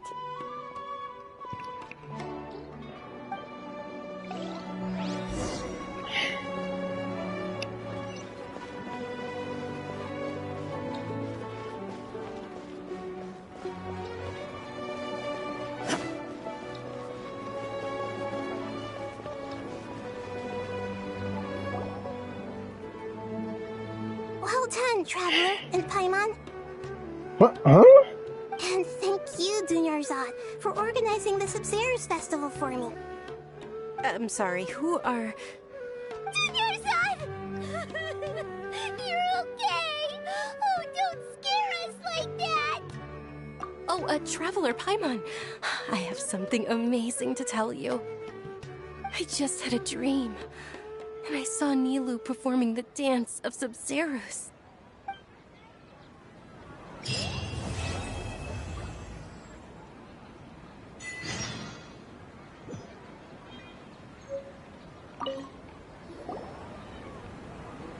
You're actually Nahida, aren't you? Paimon felt like Catherine was acting weird when we met at the Sub-Zero's festival. And Dunyarzad, did you save her? It's a really long story. We shouldn't disturb her. Her consciousness is still weakened. Let's chat somewhere else. How about by the Traveler's favorite bench?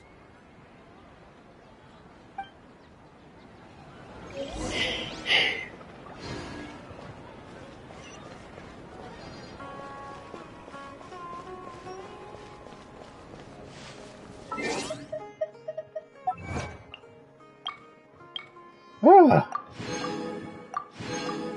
Thank goodness that's over.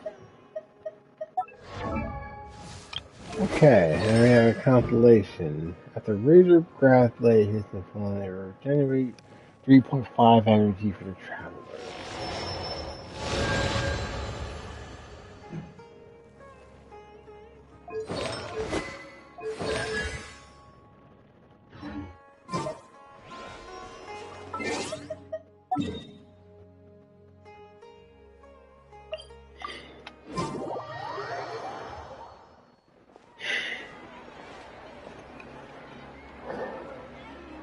Let's talk about Dunyarzad first. It's such a relief that she's alright. After we parted on the last day of the Sub-Zero's festival, I left the city and saw what the Traveler had described. Among the countless dreams, I found one that was growing fainter and fainter. This proved my suspicion. Once Dunyarzad could no longer bear the Akasha harvesting her dreams, her consciousness began to dissipate. But this also meant it escaped the Akasha's control. Such a small fragment of consciousness can't last for very long, though. It will return to its original dream, where both will gradually fade until they completely disappear. I used all the power I had to keep her dying dream alive as long as possible, but it still wouldn't have lasted for much longer if it hadn't been for you two breaking the samsara. So it looks like we did manage to save Dunyarzad in the end. And not a moment too soon. Huh? Why are you two smiling so happily? I thought you'd be so moved that you'd start crying. I need to spend more time observing human emotions. Both are fine. Everyone reacts differently. All right. You two must have a lot of other questions for me, right? After all, you saved my faithful believer. As your reward, I will answer any and all questions. At the Avidia Forest, there was this incense that made the traveler fall unconscious and dream of a huge tree and a red sky. You also heard someone's voice, right? It said world and forget me. Yeah, so you do know! We've been wanting to ask you what that was about, and if the red sky was related to Conria. It seems like the traveler established a connection to Irminsul. That was a message left by Greater Lord Rukkhadevata's residual consciousness in Irminsul. Perhaps her last memory before she died. As you two probably know, Greater Lord Rukkhadevata disappeared after the disaster in Conria. The timings of these events do line up, so your suspicions are reasonable. A message from Greater Lord Rukkhadevata? We thought it was from the Scarlet King. The Scarlet King? That god who died even longer ago? Some present-day desert dwellers still worship him. You probably just heard some of their conspiracies. Okay, so what does the message mean?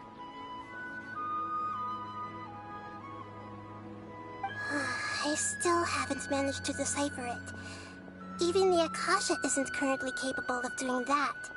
Greater Lord Rukkhadevata's residual consciousness in Irminsul seems to be contaminated with something that has a very dangerous aura to it. Many devoted scholars go mad as soon as they connect their consciousness. I've warned the Academia about this many times, but people still keep falling victim to it. But I believe this is the key to saving Irminsul. That's why I've kept trying to decipher it. So the tree in the vision was Irminsul? Oh, Tighnari also said that Irminsul is sick! Is it because of the contaminated consciousness?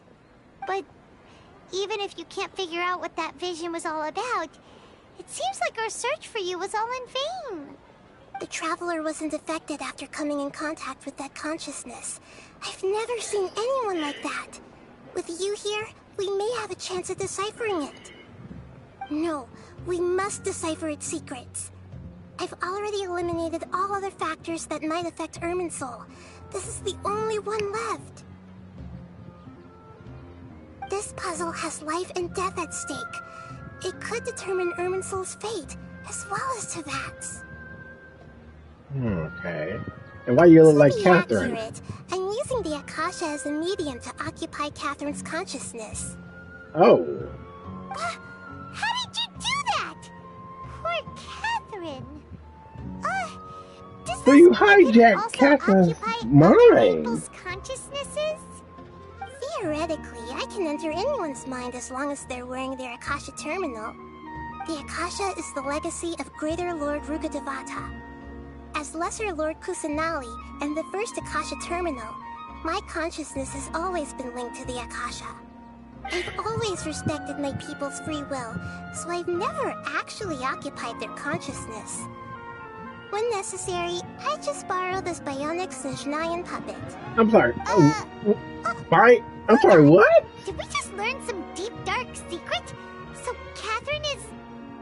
No wonder Paimon felt something was off about her. What about your own body? Why do you need to borrow other people's? Don't you live in the sanctuary of Surasthana?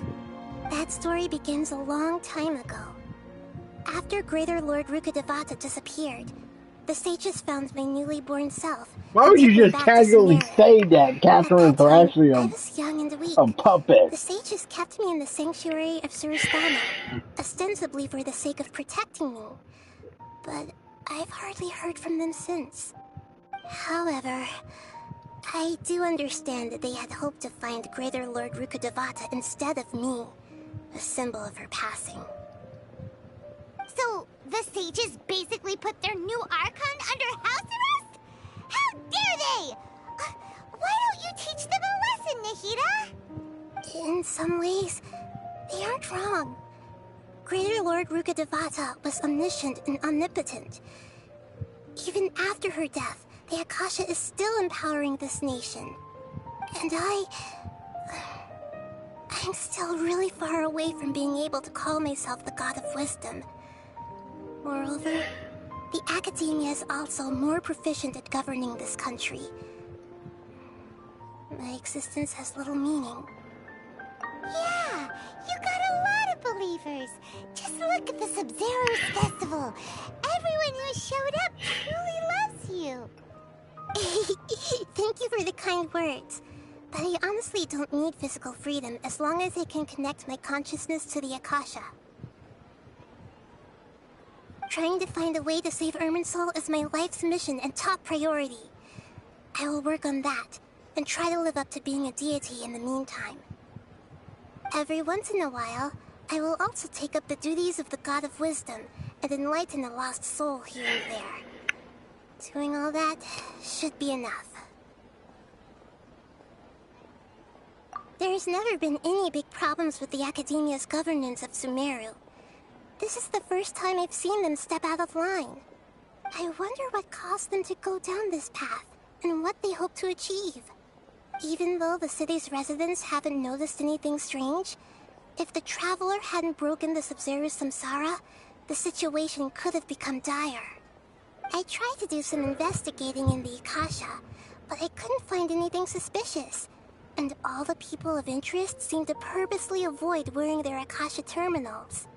I think they're deliberately trying to hide something. Oh, that reminds Paimon. In Gandharvaville, there was a sage who had invited Tighnari to join some kind of project. Could it be related? Regardless, I need to first investigate the sage's motives, make things right, and punish them if needed. But I'll have to be discreet, or they'll see me coming. You mean how the Akasha stops you from having dreams? Yeah, it's been such a long time. No one's noticed something's up? It's not that no one noticed. It's more like no one cared. Ultimately, it's all rooted in the sage's misdirection. Misdirection? The sage has convinced everyone to believe that being unable to dream is a sign of rationality and wisdom. Not dreaming is a badge of honor in Sumeru. Even if the truth is that their dreams are being reaped by the Akasha. With their propaganda in place, the sages can maximize their use of the Akasha to facilitate their research. Besides, Greater Lord Rukkhadevata must have created the Akasha in the hopes that it could be used to its full potential. That's why I've never come out strongly against this. Anyway, the perspective advocated by the sages drowned out any voices of doubt. By now, even those who never use Akasha terminals find it too shameful and embarrassing to talk about their dreams.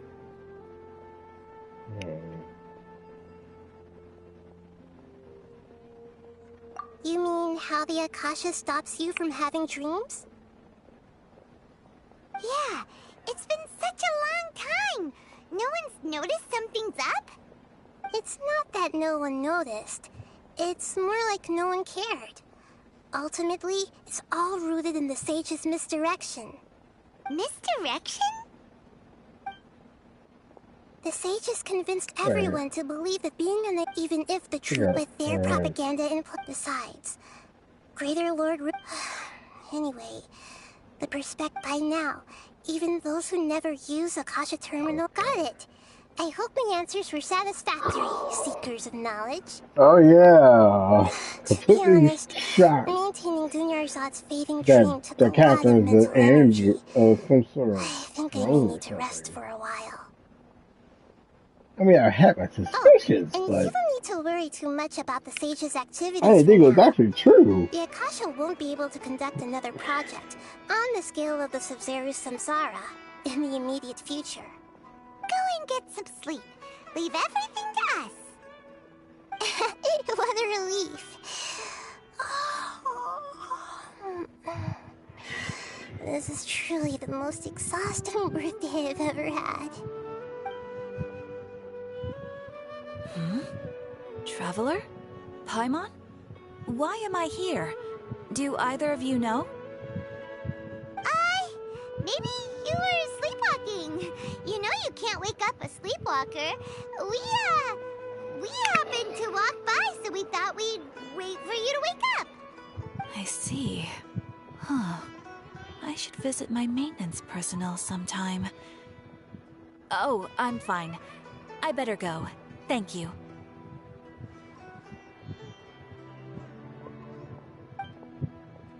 She is a robot.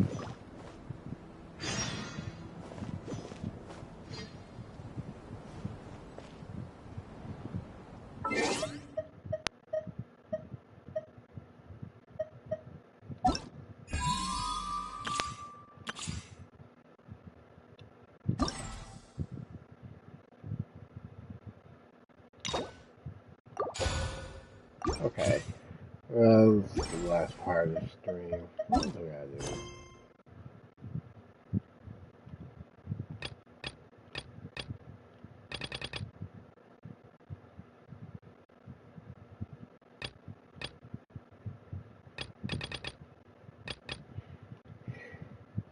Inactivity serves no purpose whatsoever.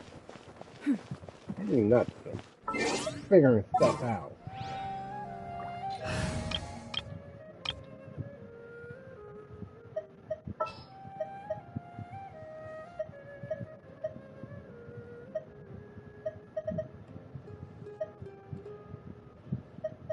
Let's investigate this further.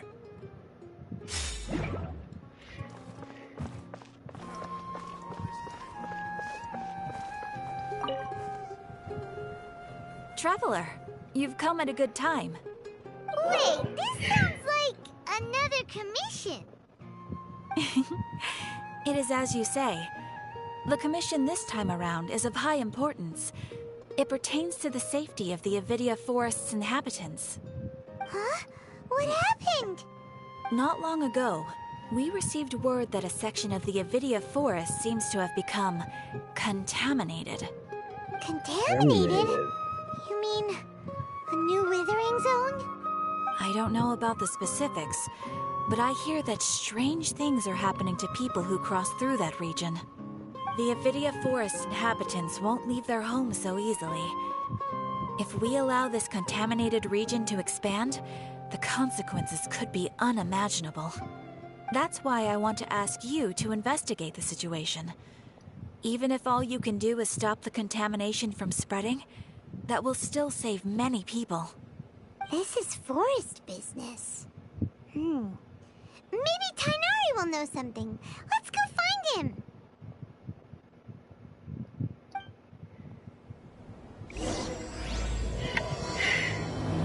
Unanswerable problem.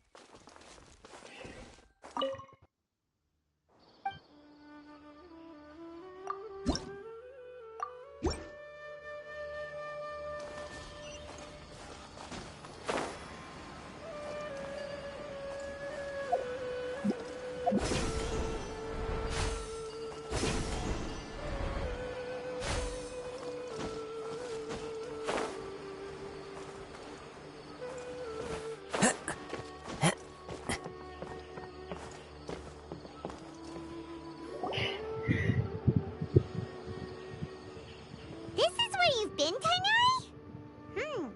That's... Shh. Keep your voice down. Tighnari, everything's spinning. Am I going to die? Tell Mom that I should have listened to her. And tell Suna that I'm sorry for breaking her toy. I didn't tell her because I was scared that she wouldn't play with me anymore. Tighnari, I heard that people turn into birds after they die. Is that true? I feel like I'm getting lighter. What happened? Tighnari, is he? Okay, enough nonsense. You just have a small fever. Take your medication and rest. You'll be bouncing off the walls in no time. Really? Then, can you keep the thing about the toy a secret for now? No can do. You're a big kid now. Once you've recovered, go and apologize. Keeping secrets to yourself won't solve anything. Oh. Hey, let me ask you something. I recall that you're usually pretty healthy. How did you get this sick all of a sudden? I don't know either. Mom's been telling me not to play in the forest. I just wanted to look inside. It's different from before. I got lost and went around in a huge circle. After I got out, I started feeling dizzy. Could it be?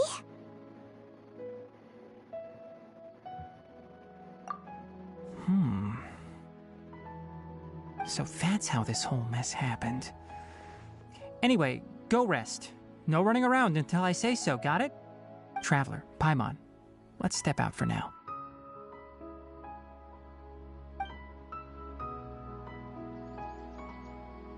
Mr. Forest Watcher, how is my son? I gave him some antipyretics. Let him rest here for a while. I told him that he would feel better after some medicine and rest, but I only said that to comfort him. His symptoms resemble a fever, but something else is causing them. They seem more akin to a disruption in his psyche. Antipyretics won't be of much use. What do we do? Mr. Forest Watcher, you have to help him. If memory serves, a plant called Vasanti grass can help soothe the mind. A small number grow in arid deserts. They usually look like shriveled weeds, but can be revitalized with a splash of water. They're expensive and unable to grow in the Avidya forest's climate, so I don't have any on hand. I'll ask the caravans. Go find Collei, have her prepare medicinal tools and a set of traveling gear for me. All right. Thank you. Contaminated region, huh? Is that why you two are also here? Yep. Is it a new withering zone? Doesn't seem like one. Whether you look at scale, internal conditions, or resultant effects, they're completely different. The only thing they have in common is that they aren't welcome. This nuisance made itself home in the Avidya forest, so I can't turn a blind eye. We feel the same way. All right. Let's contact the caravans first and purchase some Vasanti grass. We can also ask about the contaminated region. There's no time to waste. We have to move quickly. Let's go. Elazar is a truly troublesome illness.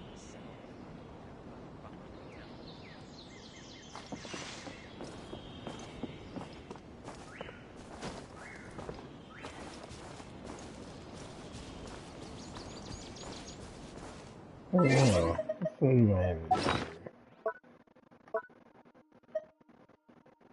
Oh, the exquisite camera.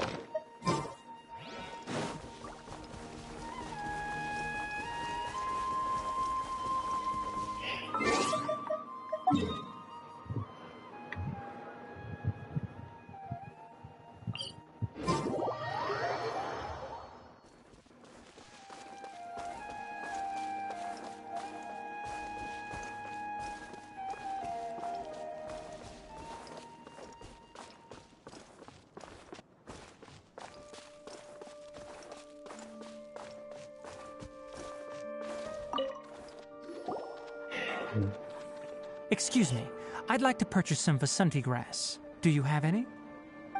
I'm sorry, Mr. Forest Watcher, but we've been closed for the past few days. Closed? Now that's odd. It's my first time hearing you say something like that. It's a long story. Some of our goods were stolen recently. They were mechanical parts that we got from the Academia. Although they're old models, they still fetch a good price on the market. Our caravans had to pull together Mora to afford those parts. Now that they've been lost, we'll likely come up short this trip. All the merchants talked it over, and we decided to raise the prices of our remaining inventory. Until this plan takes effect, none of us can privately sell anything. I don't get it. If these goods are so important, then why not think of a way to get them back? Raising prices won't solve anything. At best, you're shoving the consequences of the robbery onto your customers. Mr. Forest Watcher, it's not that we don't want to. It's just the thief disappeared into the deepest parts of the forest. We asked around, and apparently the forest has been very unusual as of late. Anyone who goes in experiences mental anomalies. We can't keep waiting out here for the thief to come out. All we could do is come up with another solution. So the bandit hid in the contaminated region after stealing those mechanical parts. How many people were there in total? Were they not affected by the contaminated region? That crook came from the contaminated region. As for how many, there weren't any people. No people? Even if I tell you, you might not believe me. Fine. The thief that stole our parts was a huge mechanical crab. What the heck? The Avidia Forest has creatures like that? A huge crab. To be honest, I'd rather not think about giant it. enemy crab? Moved too skillfully to be new at this. It came out of nowhere. Before we could react, it swiped our goods and ran away. We were all shocked. By the time we came to our senses, the thief was already long gone. I see. If we help you retrieve your stolen goods, then business will return to normal? Oh, but of course! Not only that, but you'll become one of our caravan's VIPs on all future purchases of any... Enough. Tell me something that's actually useful. Any leads on that mechanical crab? Maybe one. After our goods were stolen, we specifically got someone to assess the situation. If you're interested, you can go and talk to them. All right. We'll go and have a word.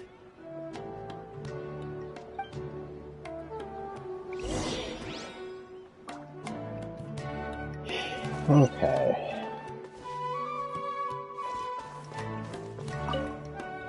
After the goods were stolen, I made multiple inquiries with nearby caravans and residents. It turns out that many others have also been robbed by that crooked crab. However, the crab only seems to be interested in machinery. It doesn't even bat an eye at other valuables. A caravan carrying a large amount of Mora had an uneventful trip, but another caravan had a child whose metal toy was taken. Whatever the case, that thing is a scourge. We'll eventually think of a way to get rid of it.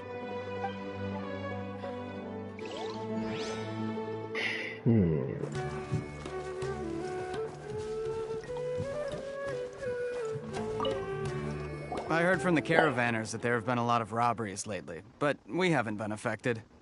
We don't normally see the mechanical crab, and it doesn't disturb our daily lives. It only shows up when the caravans are here, and it runs back to the contaminated region after it's done making a mess. You haven't tried capturing it? We have, but it's too agile and fast. However, we did unexpectedly learn something the last time we tried to capture it. It apparently lives in the deepest part of the forest, so instead of immediately moving its spoils, it first hides them nearby. Once its stash grows large enough, it moves everything in one go. You'll have to move fast if you want those goods back.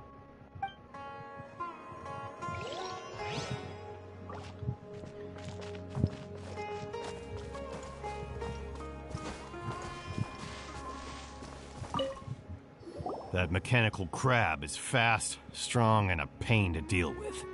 10 of us might not even be able to take that thing head on. Didn't the Academia ban research on mechanical life forms years ago? Where did that thing come from? Our salaries even got slashed because of it. Who would have thought that that robber wasn't a human, but a mechanical crab? This is rough.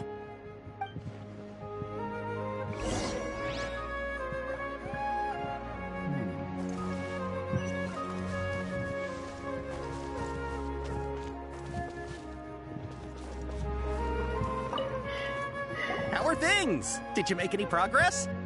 We learned of its behaviors, but much still remains unclear. Assuming normal operational status, mechanical constructs generally act according to their given commands. If I were its owner, I'd command it to steal more valuable things. Or the Mora you made. That would be the most efficient method. But it only goes after mechanical components. This doesn't make any sense. Right. It's really weird. So, you all found a way to retrieve our goods? Do you have any more mechanical parts with you? Yes, I still have a small bag of samples. They weren't taken since I keep them on me at all times. Oh, are you planning to... Under constant external conditions, organisms rarely initiate changes in their habits. Here's what we know so far. It has a mechanical composition, it lives in the contaminated region, and it comes out to steal mechanical components. If we have said components, we can lure it out, capture it, and then make observations for further conclusions. Well, chatting like this won't get us anywhere. We're only wasting time. You're right. We don't have any other options right now. This bag of samples is all yours, Mr. Forest Watcher. If you can get our goods back, the caravans will reward you generously. We don't need anything in return, but I'll be keeping this bag. I may have other uses for it later. We'll also need to borrow a sumpter beast. Our act has to be convincing if we want the crab to fall for it. Oh, yeah, no problem at all. If it means getting our things back, you can even borrow me to do whatever you need. I'll have to decline that offer. Anyway, we'll use the mechanical components and sumpter beast to pose as a transiting caravan and lure out the crab. Once it appears, capture it. I leave the timing to you. Don't worry, we're professionals.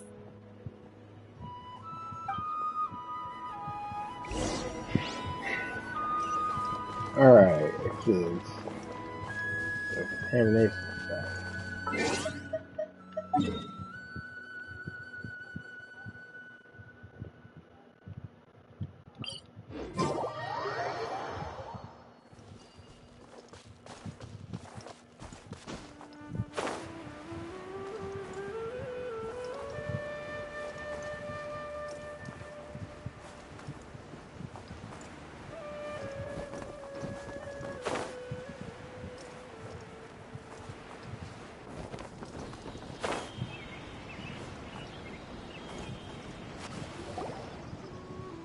Looking at the trade routes and the contaminated region's current perimeter, the goods were likely stolen somewhere around here.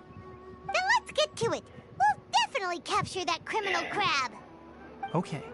We'll start from here and have the sumpter beast with the components on board lead the way. This sumpter beast isn't familiar with us yet, so be calm and take your time with it.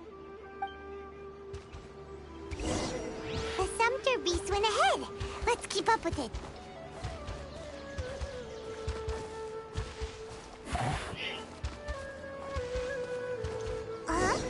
Why'd it stop? Looks like it's loafing around. Or maybe it's hungry. The caravanners grew disheartened after their goods were stolen, so they probably didn't feed their animals as scheduled. Let's give it something to eat. Good thing here, it looks like you could probably ride on it. Alright, it's moving again. Oh, now it's definitely moving.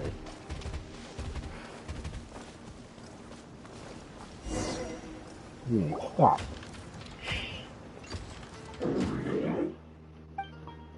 Did you hear something?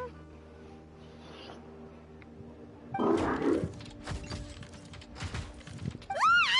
Is that the mechanical crab the caravan was talking about?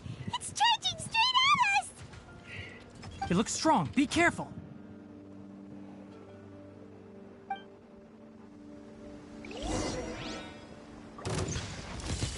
Oh, it's not a giant, but it's Nami crab, definitely. Our bond is strong. Into the wind. Ta, ta. Ya, da.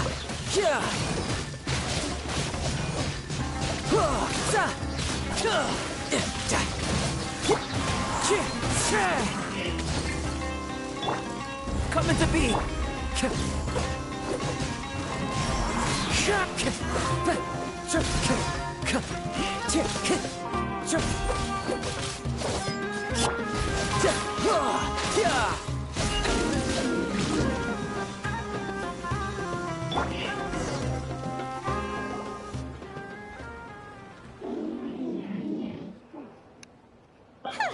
Just try to escape this time, you naughty caravan-robbing crab! Hey, playing dumb won't save you. Spill it! Why are you stealing so many mechanical parts? It doesn't seem capable of comprehending complex questions. Keep an eye on it. I'll search around the area for the caravan's goods.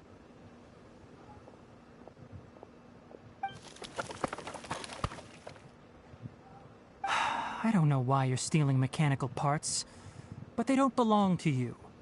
Stolen items must be returned to their rightful owners. Any objections? You came from the depths of the contaminated region, right? How about you help us with something? If you take us there, I'll give you some mechanical parts as a reward. It reacted! We can't be certain yet. Its excitement may be a simple programmed response upon seeing mechanical components. Okay, so you want the crab to lead us into the contaminated region? That's right. The contaminated region has a large and currently expanding perimeter, so it would be difficult to conduct a thorough search. If we charge straight in, we'll get lost like headless pigeons. Also, our new friend here seems to be full of secrets. I've been studying this contaminated region recently, and I have a hypothesis of my own. So to be absolutely safe, it would be best to have a guide lead the way. Paimon gets it now. Does the scuttler understand what you're saying? It doesn't have to, as long as it isn't hostile towards us. I gave it some components that it will definitely take back to the contaminated region. So long as it doesn't attack us, we can simply follow along. It seems to be really happy. Listen to me. Wait for us here. No running off. We'll be back soon. If you're still here when we return, I'll give you another mechanical part as a reward. Understood?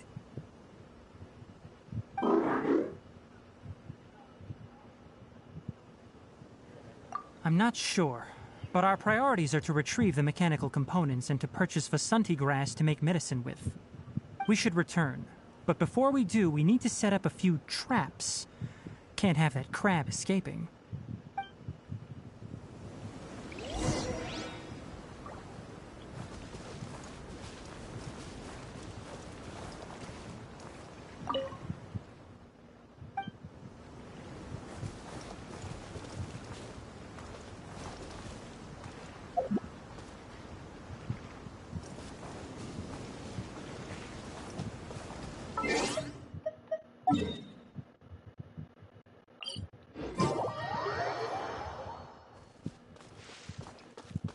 Oh, my mechanical crab friend seems polite enough.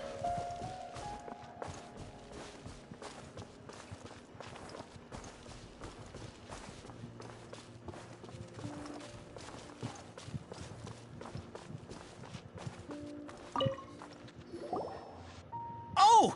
Oh! These are the mechanical parts that were stolen! You really got them back for us! Thank you all so very much. I don't know how I can repay you. Wait, didn't you want to purchase Vasanti grass? Don't worry about the price. They're on the house. How many do you need? 2 is enough. No, that won't do. Here, I'll throw in some more. No need. I've already received a reward from you. Reward? You mean that bag of mechanical parts? They aren't worth much compared to this merchandise. But those parts are very useful to me. just like the Vasanti grass. I retrieved the things you needed, and you gave me what I needed in return. We're even. Oh, and before we go, just a reminder, the forest has an intricate and biodiverse ecosystem. Even if there were no mechanical crabs, other dangers are still present. Take caution on this route. Noted. Thank you all ever so much. Let's return to the village. The earlier we can give the child medicine, the sooner he'll start feeling better.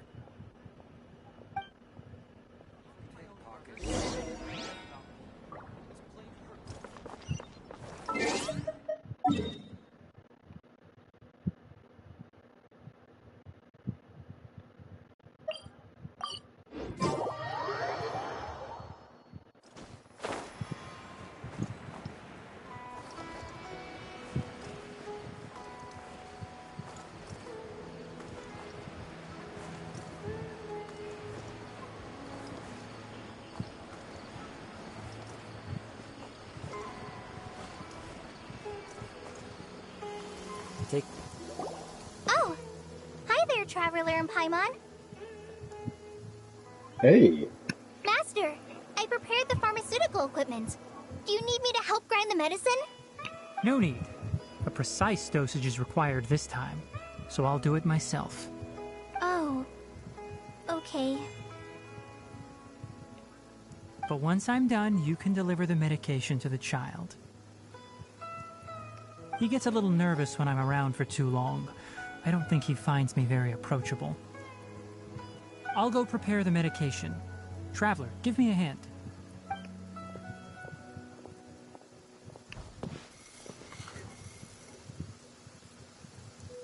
How is he? Doing any better? I feel like he's doing a lot better, and his temperature is returning to normal. That's wonderful!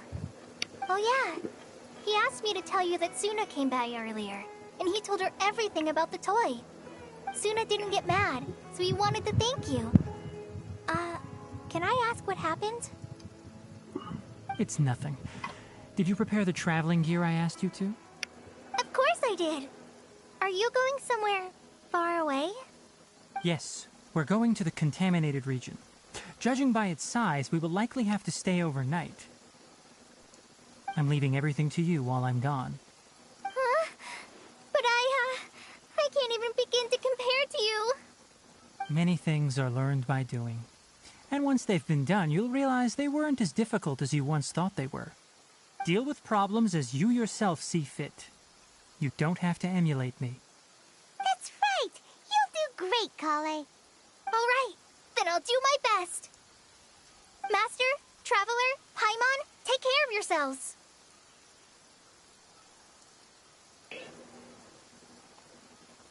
You put too much confidence in me. Anyway, like you said, things will likely be uneventful. Let's return and find that crab.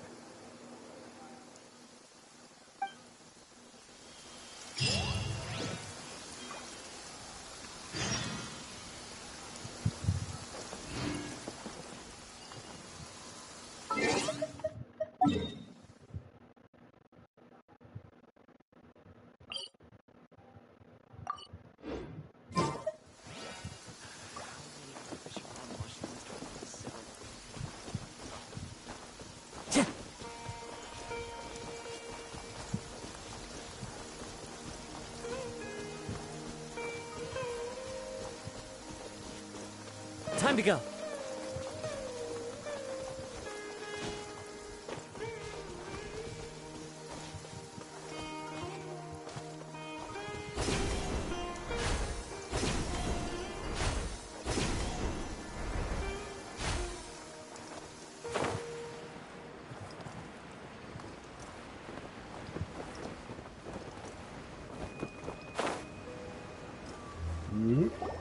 We're here. This should be... Huh? Where's the crab? Did it secretly scuttle away? Huh. The traps weren't triggered, so it should still be here. Odd.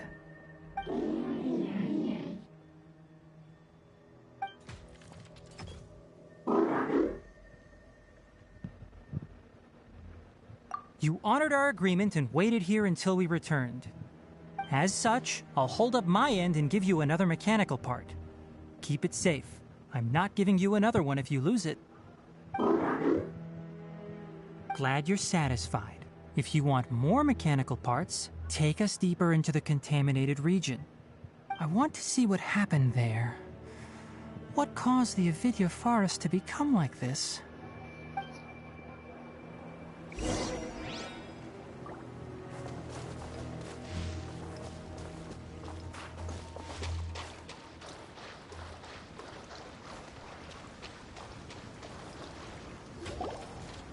So this is the contaminated region that everyone's been talking about. Oh, it definitely looks different from normal. It's like really creepy and suffocating. Do you feel unwell at all? Good. It's as I predicted. Elemental power confers a degree of resistance against the contaminated region's influence. How do you know that? I haven't entered the contaminated region for a proper investigation, but I've conducted quite a few controlled experiments. My observations during our time here have all but confirmed my hypothesis. Look at these flowers. How are they different from normal? This flower species is formally known as the Sumeru rose, but it is also known as the ley line lodestar.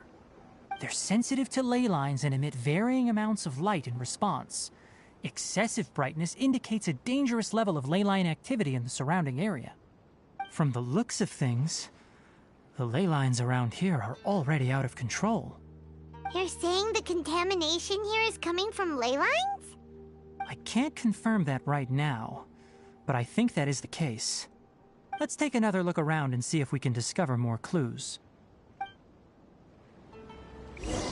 You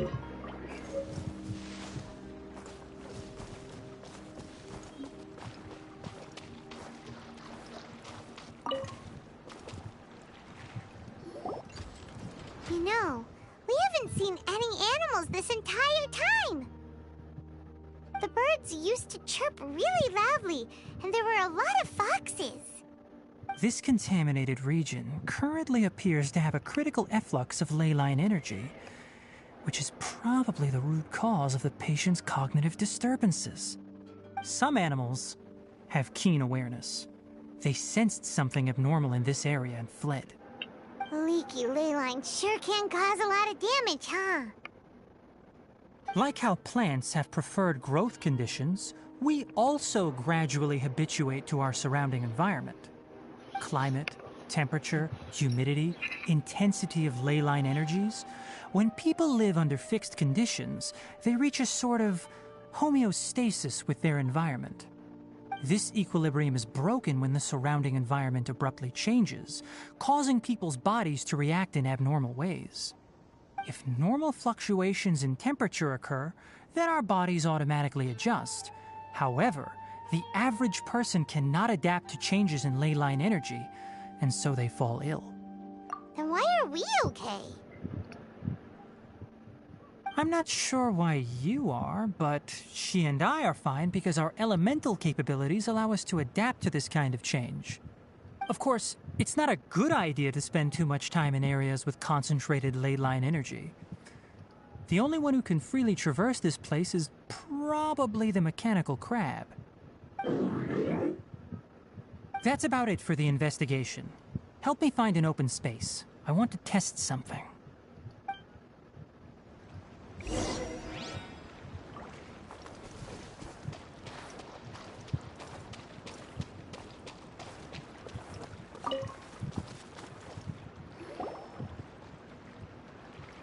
Environment, no wind. Target parameters, normal. Setup complete. Excellent. Looks like it's working. What's this? A purification device that I made. It can absorb excess ley line energy and temporarily stabilize an area. What a neat thing! Let's set up more and cover the entire region! I wouldn't mind if that would actually work. Unfortunately, once this contamination is present, it isn't something that a few purification devices can fix. The purification devices have their limits. At best, they can only prevent the contaminated region from expanding temporarily. If we want to permanently eradicate the contamination from the ley line effluents, we'll need to tackle the source. That's right.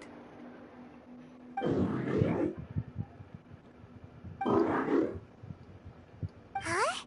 The mechanical crab is acting a little strange. Something's approaching.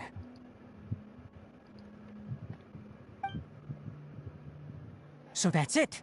Now that the ley line energy has stabilized, the monsters that had left are starting to return. Get rid of them quickly. Don't let them get close to the purification device. Looking for a fight? One with nature. Clouds high. The birds call. Keep using the thing that I'll never have to use it. Hey! Where are you? Wait for us! Let's hurry and keep up!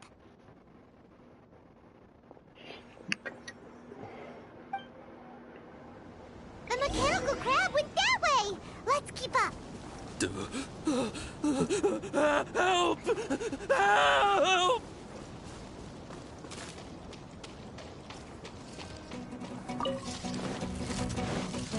Stand with me! Into the wind.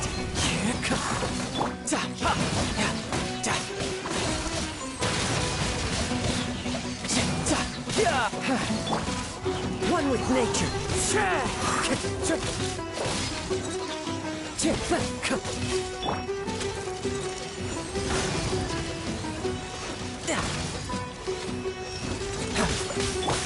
Wind strike. I'll settle this.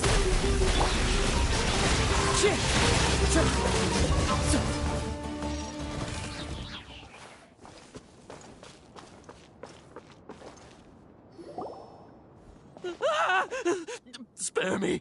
Please spare me! Hey! Are you okay?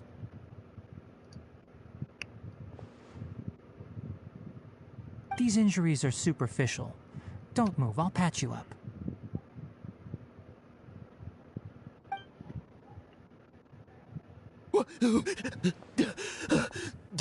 Who are you all? What happened to those mechanical monsters? Don't worry, we took care of them. Oh, good. That's, good. It's a monster! Hurry, attack it! How do we explain this? Krabby here isn't a bad guy. It heard you shouting for help and brought us here to rescue you. It's faking it. It has to be. Maybe it's gonna partner up with the other mechanical monsters and kill me. Alright, Do you calm know down. what's inside the forest? It's all crawling with mechanical freaks. I just came here to pick herbs, but I accidentally went into the contaminated region and almost died. I gotta get out of here. Ah, yes. Yes, I have to escape. Be careful. These mechanical life forms are up to no good. It'd be best if you stayed far, far away from them. No wonder the Academia wanted to completely ban the existence of mechanical life forms. Those things should be annihilated. Are you okay?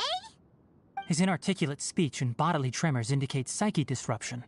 He's been inside the contaminated region for too long. We've purified the ley line energy over there. Follow this path out and you'll soon see the village. At that point, someone will bring him to Collei for help. I already prepared medication that will return him to normal.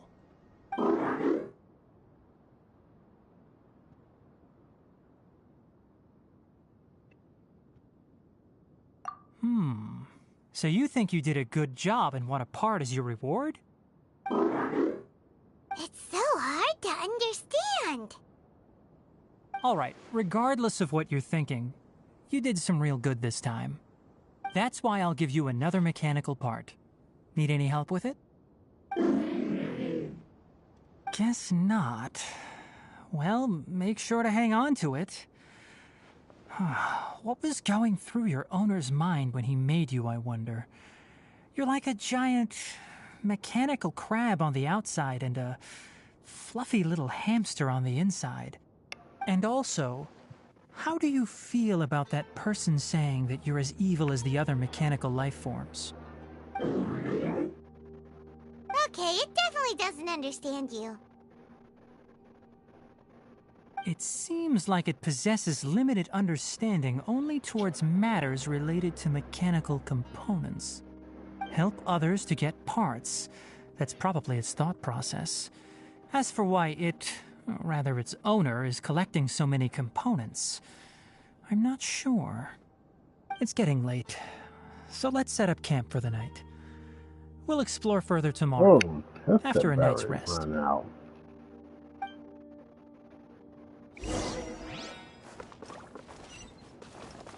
Hey, over here!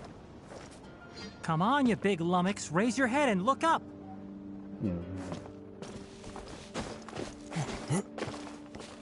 Okay, hold on.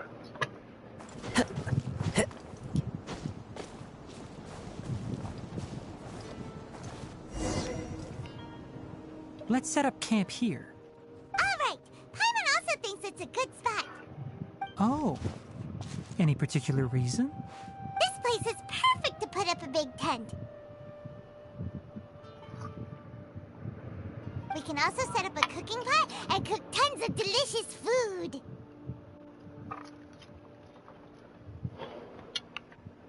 You're not wrong, but the primary reason for choosing this place is because its higher elevation keeps us away from the water vapor below. Rainforests are very wet. You should always be careful when spending the night in damp places.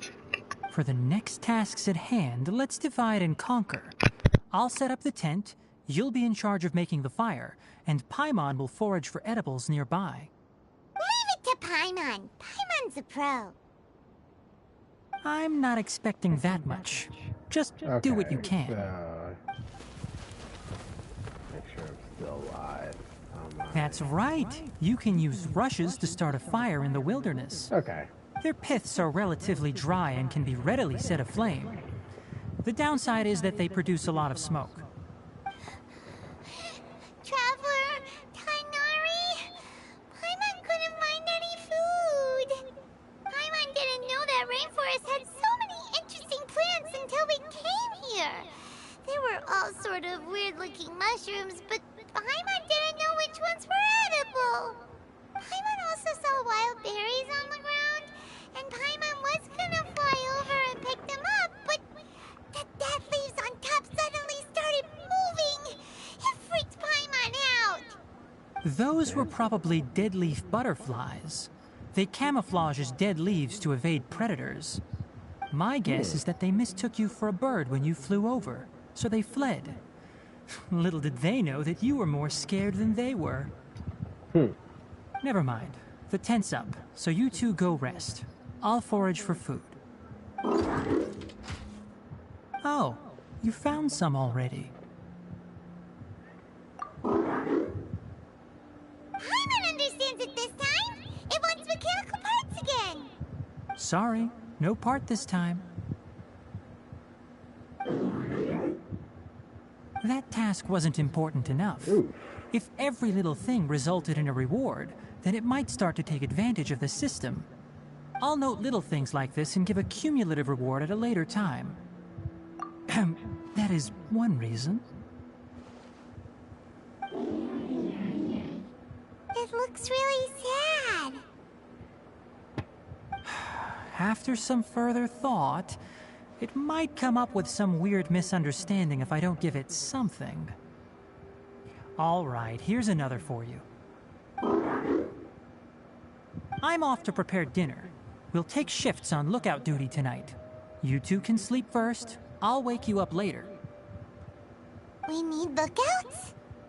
Yes. Even though most animals fled because of the ley lines, we can't completely let down our guard. It's settled then. I'll set up some pest-repelling devices so poisonous insects don't come crawling into the tent. Have a good night. Not too good, though.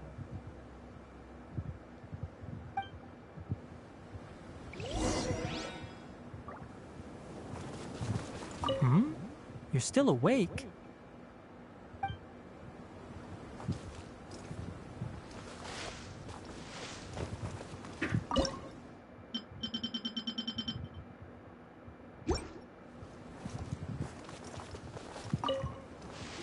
Paimon's getting sleepy. Is this because of the ley lines? It's been a while since we camped outside like this. This feels like when we just started adventuring together. Nighty-night.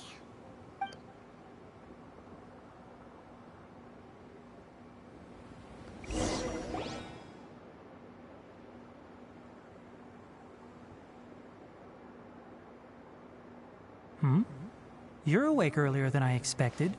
Did you sleep well? That's good. I was worried that you two wouldn't be able to sleep, so I specially used 2 of my homemade incenses. Don't worry. They're made from all natural ingredients. They have a light fragrance and aren't harmful to the body. Speaking of which, have you seen the crab? It was scampering around over there just now, but I don't know where it went. So you can tell. My suspicion is less towards the crab and more directed to its unrevealed owner. A ley line effluence of this magnitude occurred without any warning. Someone probably disrupted the natural flow of the ley lines. Until we fully understand the situation, take extra caution. The academia has banned mechanical lifeform research for years, so the origin of these creatures is very suspect. Topics related to mechanical lifeforms were popular in the Spontama for a time. Some of my juniors had also thrown themselves into such research. They proposed an intriguing idea. Use our knowledge to create a new and practical lifeform that could help humanity conquer nature. However, no matter which modules or parts are installed, a machine is innately a construct that receives and executes commands. They can never possess self-awareness like us or other living organisms. In their pursuit to discover the differences between mechanical and biological life forms, zealous researchers performed unregulated vivisections and other absurdly cruel experiments on animals. Research on mechanical life forms was thus banned. The irony is that the researchers became even more impetuous afterward. Who knows? Maybe this subject will be unbanned in a few years. That's a difficult question to answer. I'm interested in the topic of mechanical life, but I don't like the researchers' attitudes. It's just my personal opinion. My ancestors and the Veluka Shuna of the desert coexisted together and supported one another.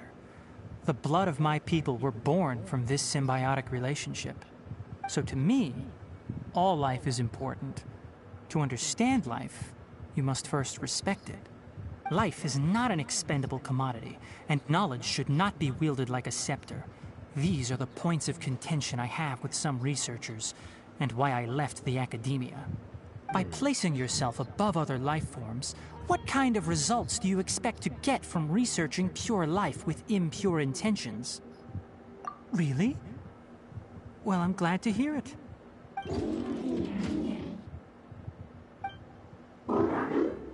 Coffee? Did you prepare this for us? All right. Seeing that you're working so hard to help out, I'll give you another part. You're not planning on using it. Many of your own parts are critically degraded, and you're running low on power. All right. Suit yourself. Oh, and thanks for the coffee, but I'm about to go to sleep. Leave it with her. The night watch is yours. Stay safe.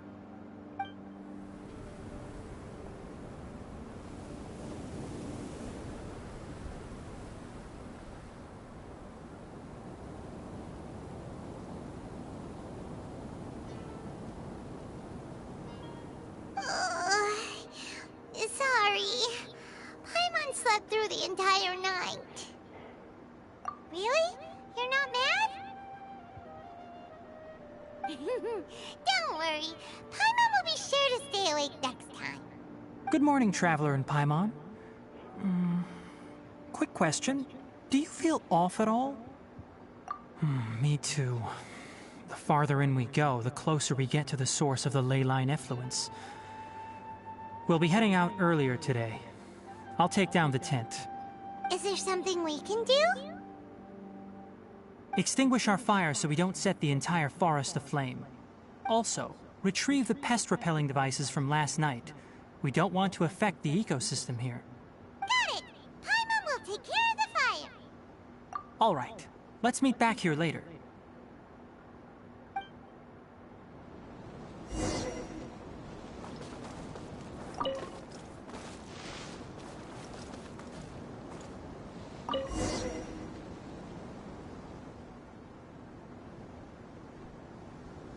All right. It's about time to head out. As we go further in, we may encounter more berserk machines. The effects of the ley lines will also increase. If you're struggling, it would be wise to avoid conflict. Try to conserve as much energy as possible until we reach the source of the contamination.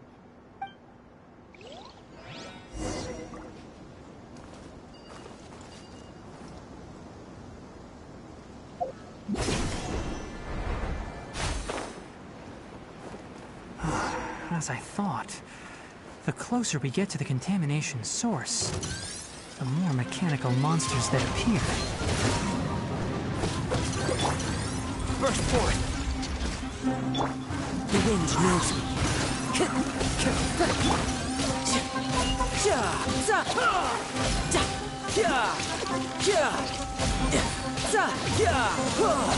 Dissipate! Into the wind!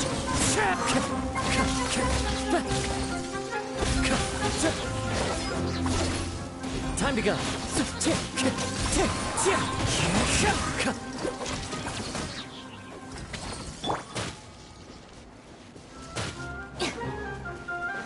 Our bond is strong! Live! Fallen leaves, adorn my night! The wind knows me.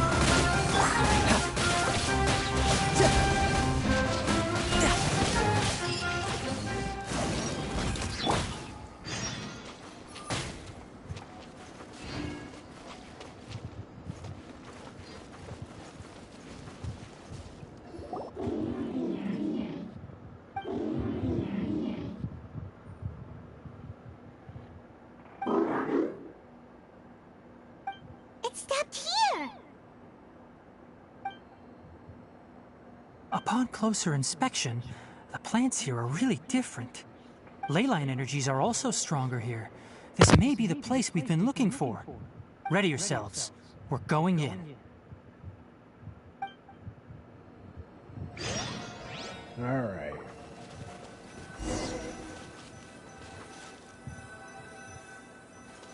Wait, save who?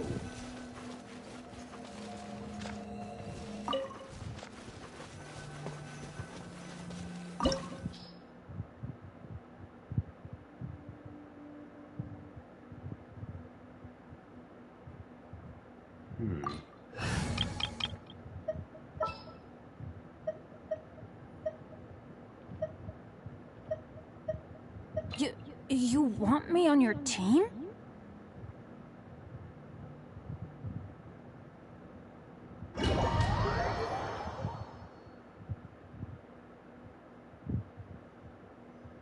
Okay. Stat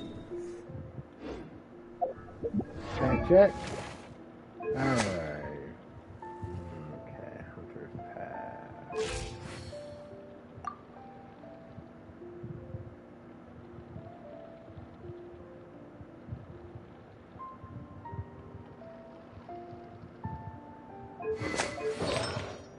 Also use no wizard fly.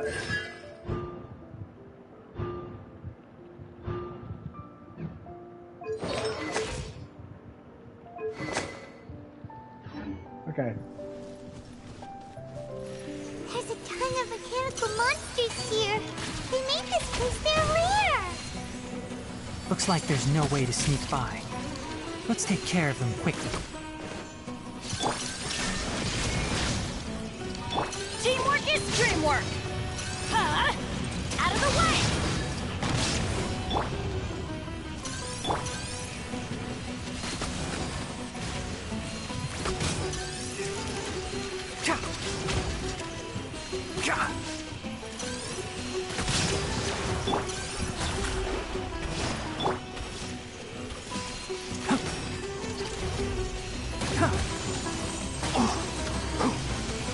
One with the forest.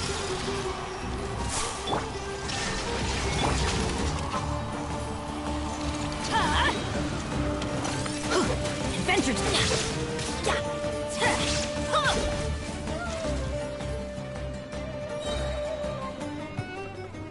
Everybody stand back!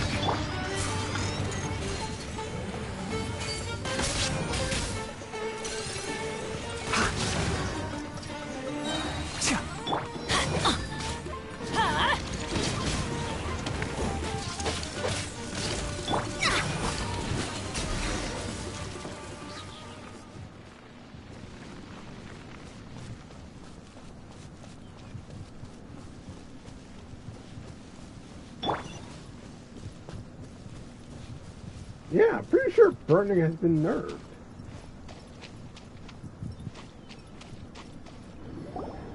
What is this? Leyline energy is spilling out from here. This device, it's extracting energy from the ley lines without end. Who in the world would do this without considering the consequences? The ley lines won't be able to repair themselves if their flow is perpetually disrupted like this. That's terrible! We have to stop it! Let Paimon see. Paimon doesn't see controls anywhere! Standing here is equivalent to being directly showered in leyline energy, which may cause irreversible damage to your body. Take Paimon and get out of here. I'll see if I can find a way to turn this thing off. But you're also vulnerable to the ley lines, right? We're staying. We can't leave you here by yourself. Then let's look for it together. If there is no control unit here, then there must be a trapdoor somewhere.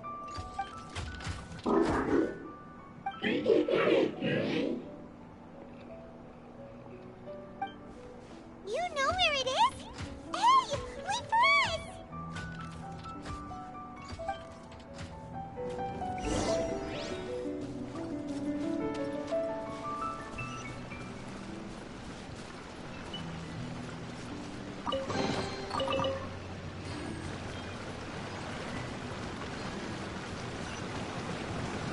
What's this? It'll only show up if you step on it? Be careful, and watch your step.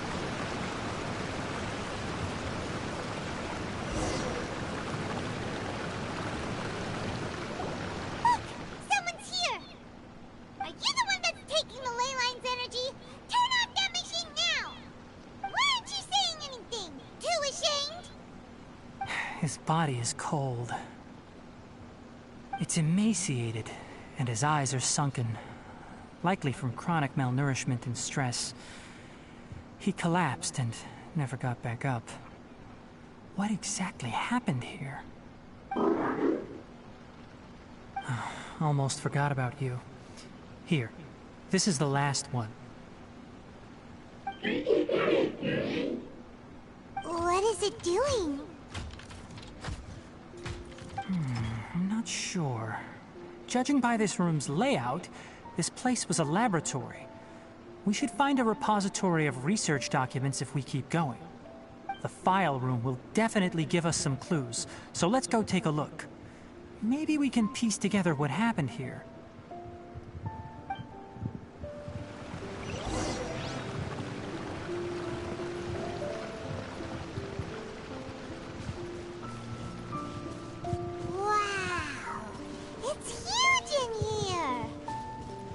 This place is a natural hiding spot with how hidden it is. The pipes continue further. Let's head in.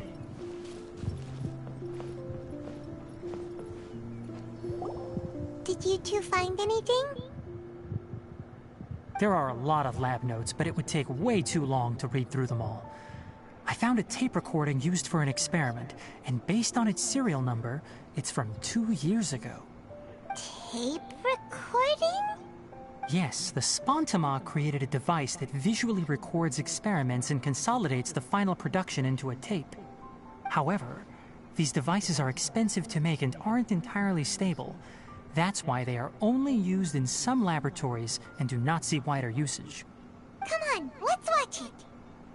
Hold on, let me figure out how to play the tape. Goes in there. Ah, okay, this should do it.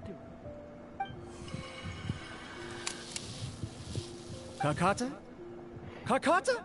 Seriously, I look away for 1 second and you're gone?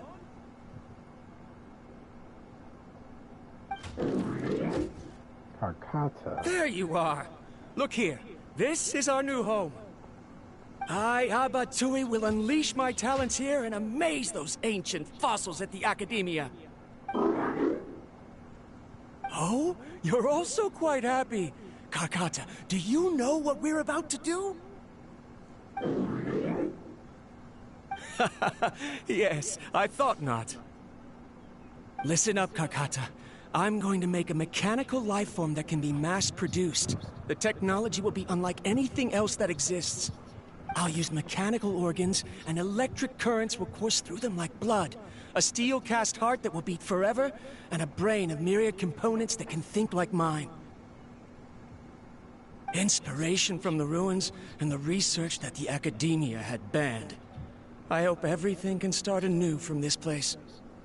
When you can understand our language and live among us, you will no longer be a boring machine, but a truly living being.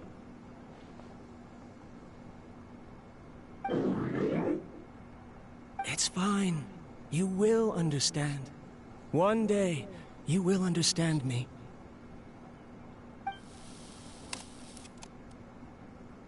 Karkata is the mechanical crab, right? Yep.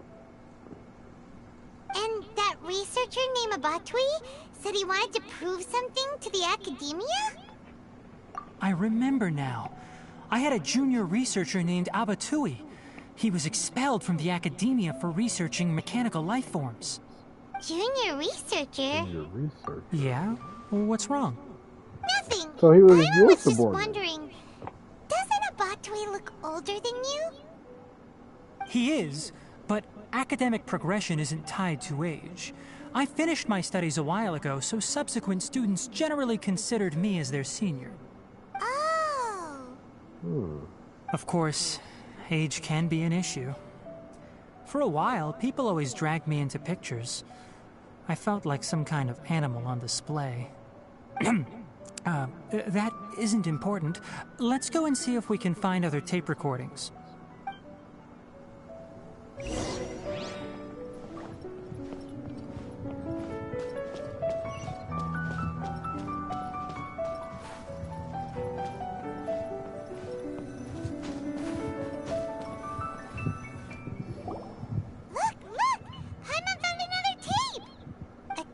Written on it. Let Paimon see. It's from a half a year ago! That's quite the time gap.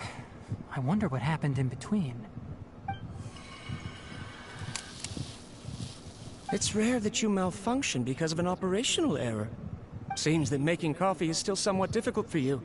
Or is there an issue with my set parameters?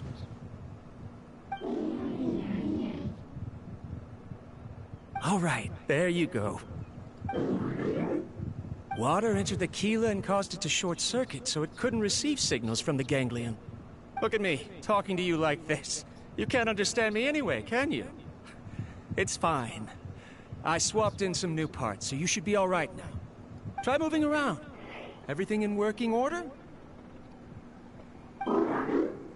Be more careful next time.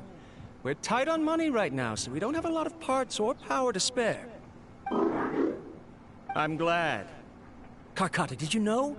Yesterday, I dreamed that you could talk.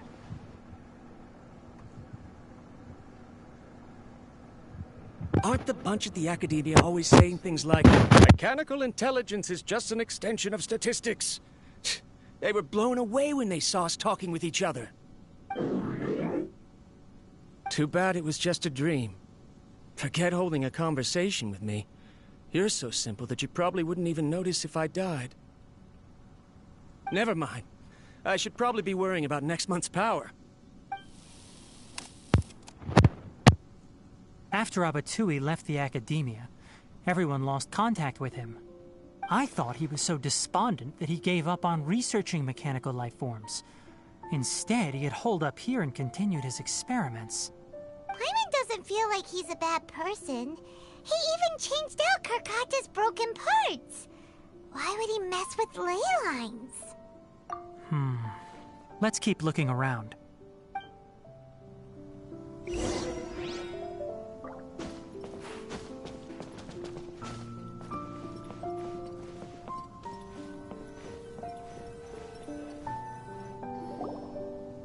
Following the serial numbers, the next recording should be here. The writing is sloppy. Perhaps his state of mind had changed. There's also an undated tape in the wrong spot. Doesn't seem like Abatui put it there. Maybe Karkata helped him with sorting. It's hard to say. These are the last 2 tape recordings. Let's watch them.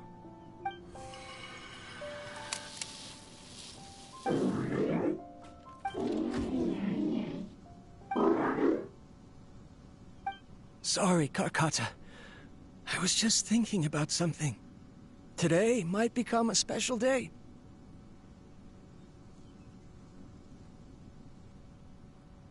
In my recent experiments, I successfully gave you a living being's instincts. When you're low on power, or if one of your parts is damaged, you will prioritize your survival command and proactively recharge or replace your parts. That is a very dangerous thing. And today, I did something even more dangerous. I've officially activated the 3rd generation ley line extractor.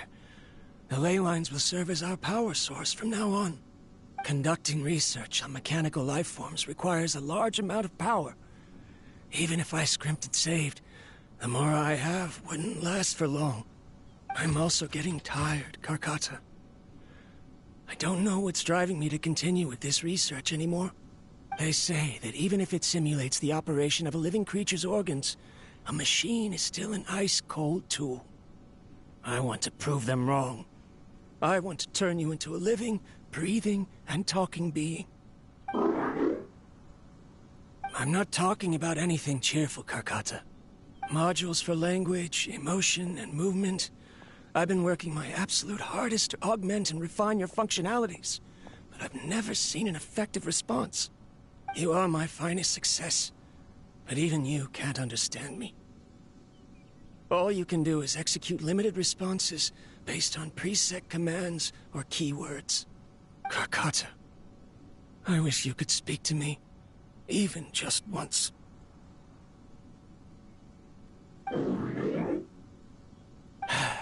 Yes, you cannot understand me, so you cannot answer me either. It is what it is. In a few days, I'll sell the failed ley line extractor for some more and continue my experiments. Life goes on, and I have to as well. I don't have any other choice. This is new. If I place another 2 control modules here to simulate the brain's thalamus... Of course my heart decides to act up now. Why did I cut medication from our expenses? Karkata, come help me.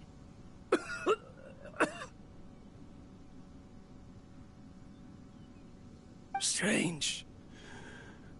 I feel weak. Oh no, I have to shut down the extractor. Shut it off. If we let them recharge indefinitely, they'll go out of control.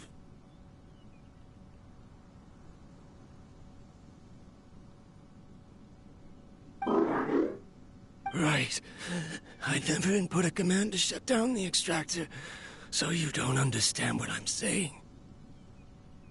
In the end, it's just like the Academia said. Mechanical life forms only bring danger. My research... Was there any point to it at all?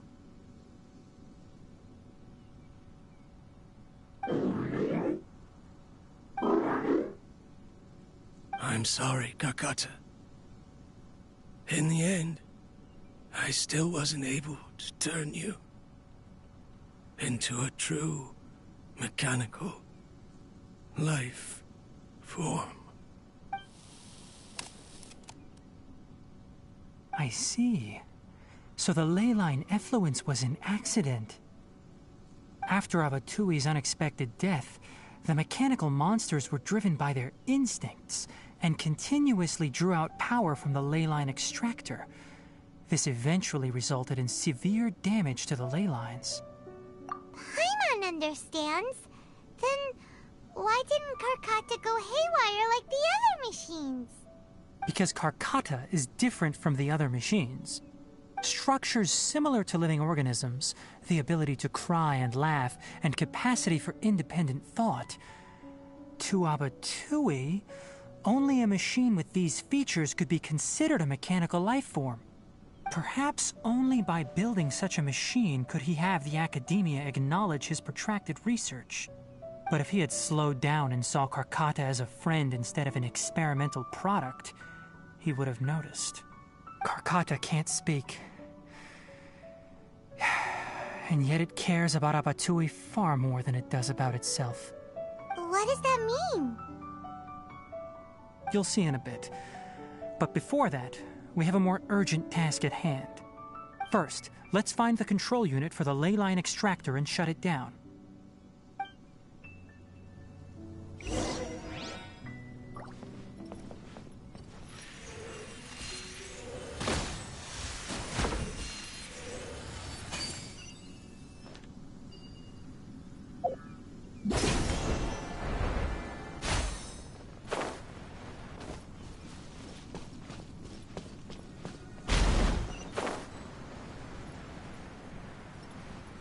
More of this transparent flooring. It feels like a maze.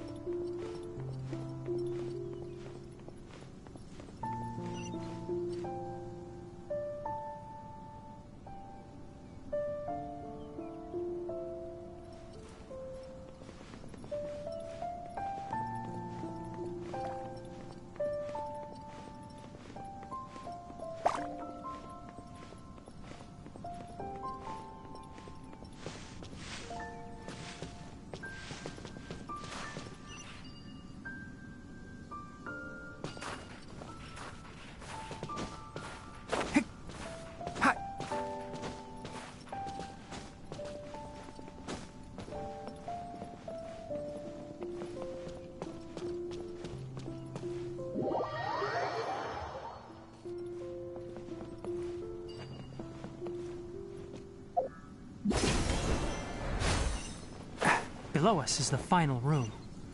The control unit is likely in there. The way ends here. Wanna try jumping down?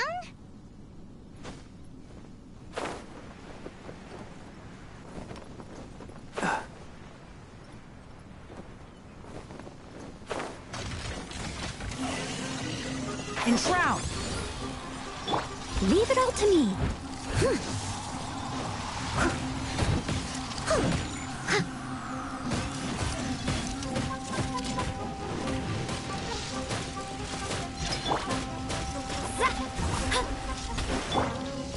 Can't see?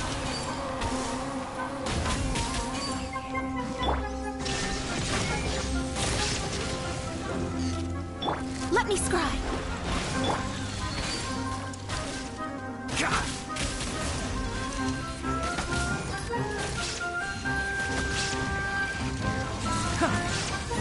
Delve into destiny.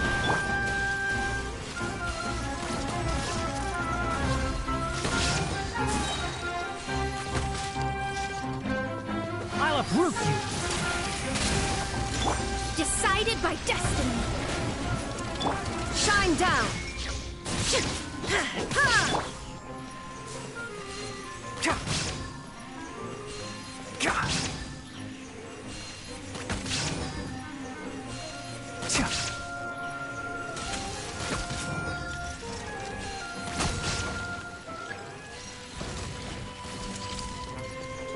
Excuse me.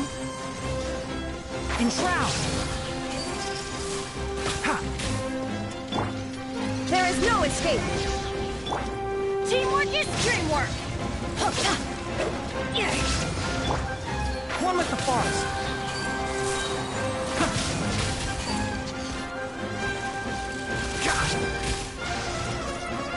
I hear everything.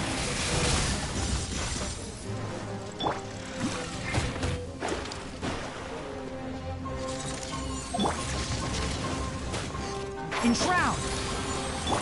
Inazuma shines eternal!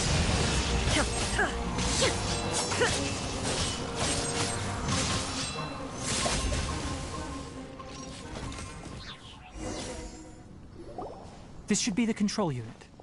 Once we turn it off, the ley line extractor should also shut down.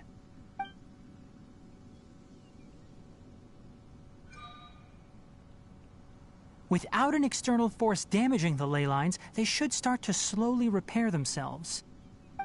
Oh, but I bet you two are more worried about Karkata. Let's head back.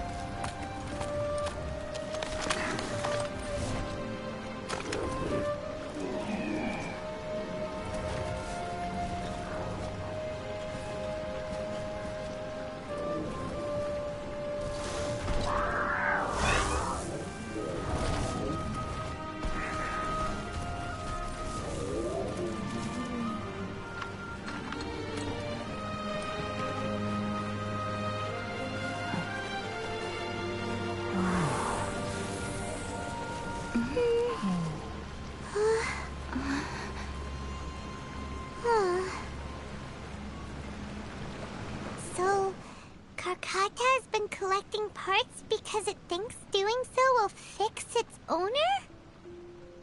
Carcata is unable to understand the concept of death.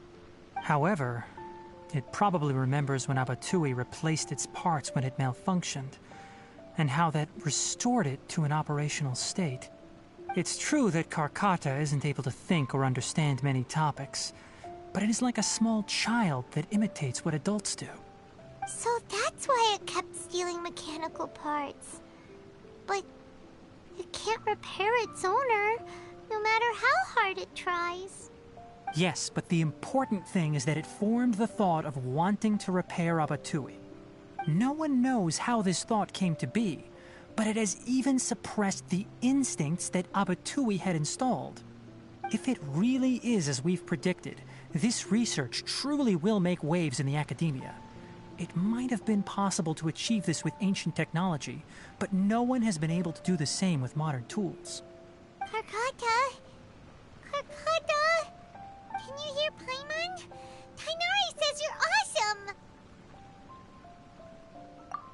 It reached its limit. It hasn't recharged this entire time, nor has it replaced its severely damaged parts. It's a miracle that it managed to hang on for so long. I'm going to confirm that the ley line extractor has shut down. Come with me. Let them be alone for a while.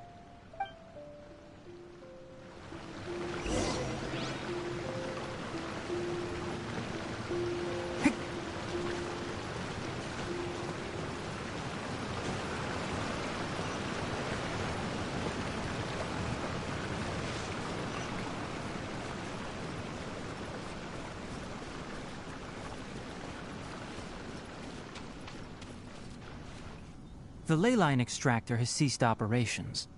Traces of ley line energy are still in the atmosphere, but the effluence's source has been stopped. The purification devices will handle the rest. Moving on, those affected by the ley lines need immediate care. We'll put up an announcement on the bulletin board about the dangers of entering the contaminated region, and for symptomatic individuals to find Collei. According to the Academia's policies, we need to bring everything back. Research materials related to mechanical life forms will be destroyed, and Carcata will be disassembled and sealed away. What the heck? You two should return first. I'll take care of things here.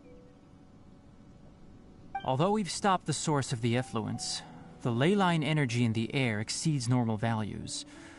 Your bodies won't be able to hold up if you continue to stay here. But... Listen. The Traveler hasn't rested very well, right? Also, it'll take some time to pack up all the research documents. You're not familiar with this research after all, so you won't be of much use here. Tell the Adventurers Guild that the incident has been resolved, and then get some sleep. We can discuss matters tomorrow. Oh, and don't talk about Abatui. The fewer that know about mechanical life form research, the better. All right. Then let's go back to Catherine.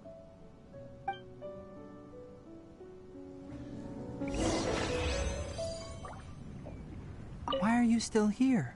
I'll take care of this. Go and report to the Adventurers Guild, and then get some rest.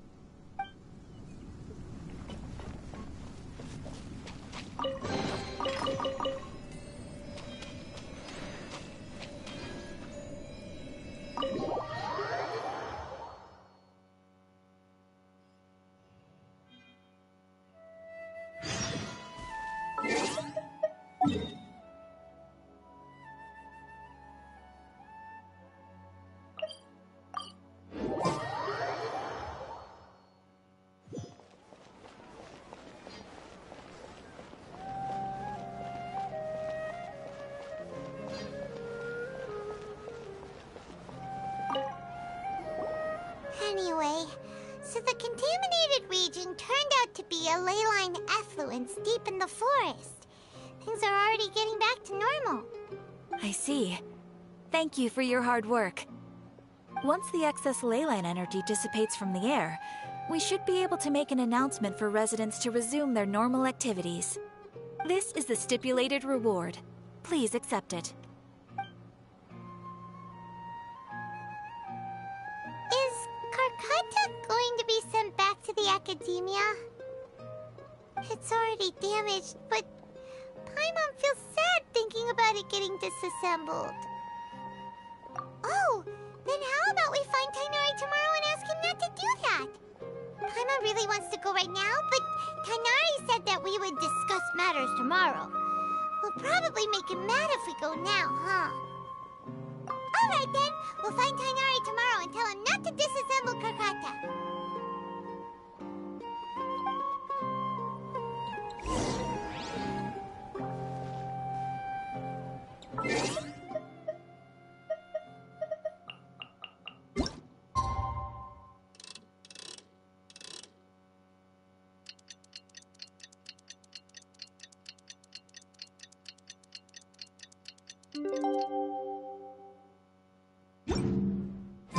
How are you feeling? Sleep well? We should go find Tighnari. How do you think we should ask him?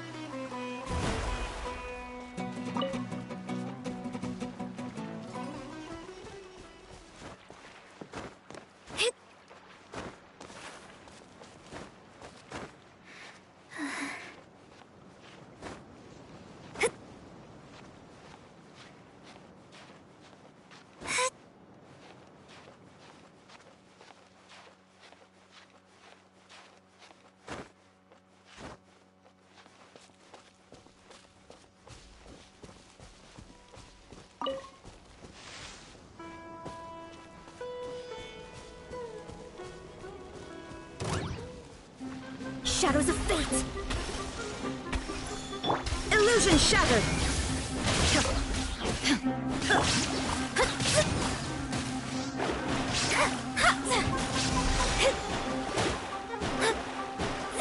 Delve into destiny! There is no escape!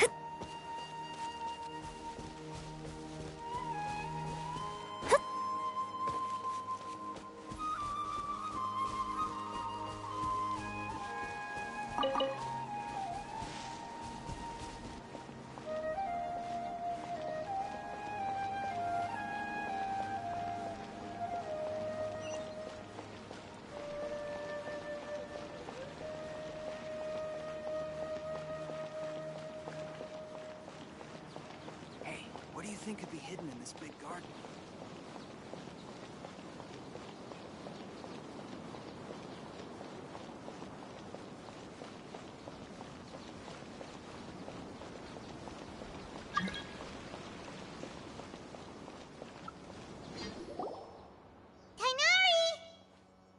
Keep your voice down.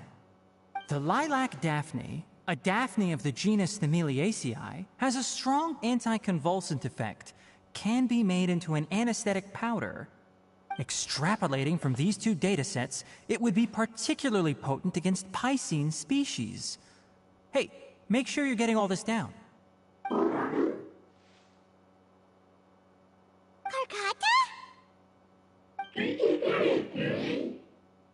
I thought I told you all to keep your voices low. Plants aren't afraid of noise, but your shouting is making my ears ring. You didn't disassemble Karkata? Why would I do that? But Paimon thought you said, according to the Academia's policies...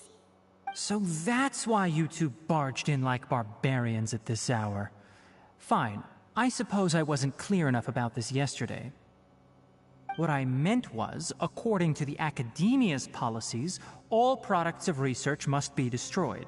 That's why we can't let the Academia discover that place. Anyway, the first thing I did was repair Karkata.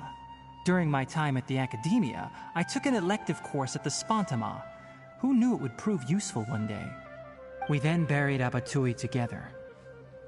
After organizing the research materials, I kept some as a souvenir. Most of it was burned to hide the evidence. I'm not with the Academia, so what do their policies have to do with me? On the other hand, I am the Forest Watcher of the Avidya Forest. I have a duty to protect all life in the forest. All life brought forth in this world has meaning, and Karkata is no exception. If it exists, then it shouldn't be carelessly abandoned or destroyed. That's great! Wait, you just said life form. You recognize Karkata as a true living being now? The possibility exists, is all. It's hard to explain Karkata's efforts to repair Abatui. Abatui only left behind a small portion of his research. Who knows how many commands he installed? Maybe a conflict between all those commands resulted in this sort of behavior. From a more rigorous perspective, it is impossible to conclude that Karkata is a real life form. But the possibility exists. I am willing to believe in that. By the way, I'm not interested in continuing research on this subject. I'm just letting it hang out here because this place is relatively secluded. But as things stand now, it wouldn't be a bad idea to make it my research assistant. At the very least, it can record my experiments. What do you think?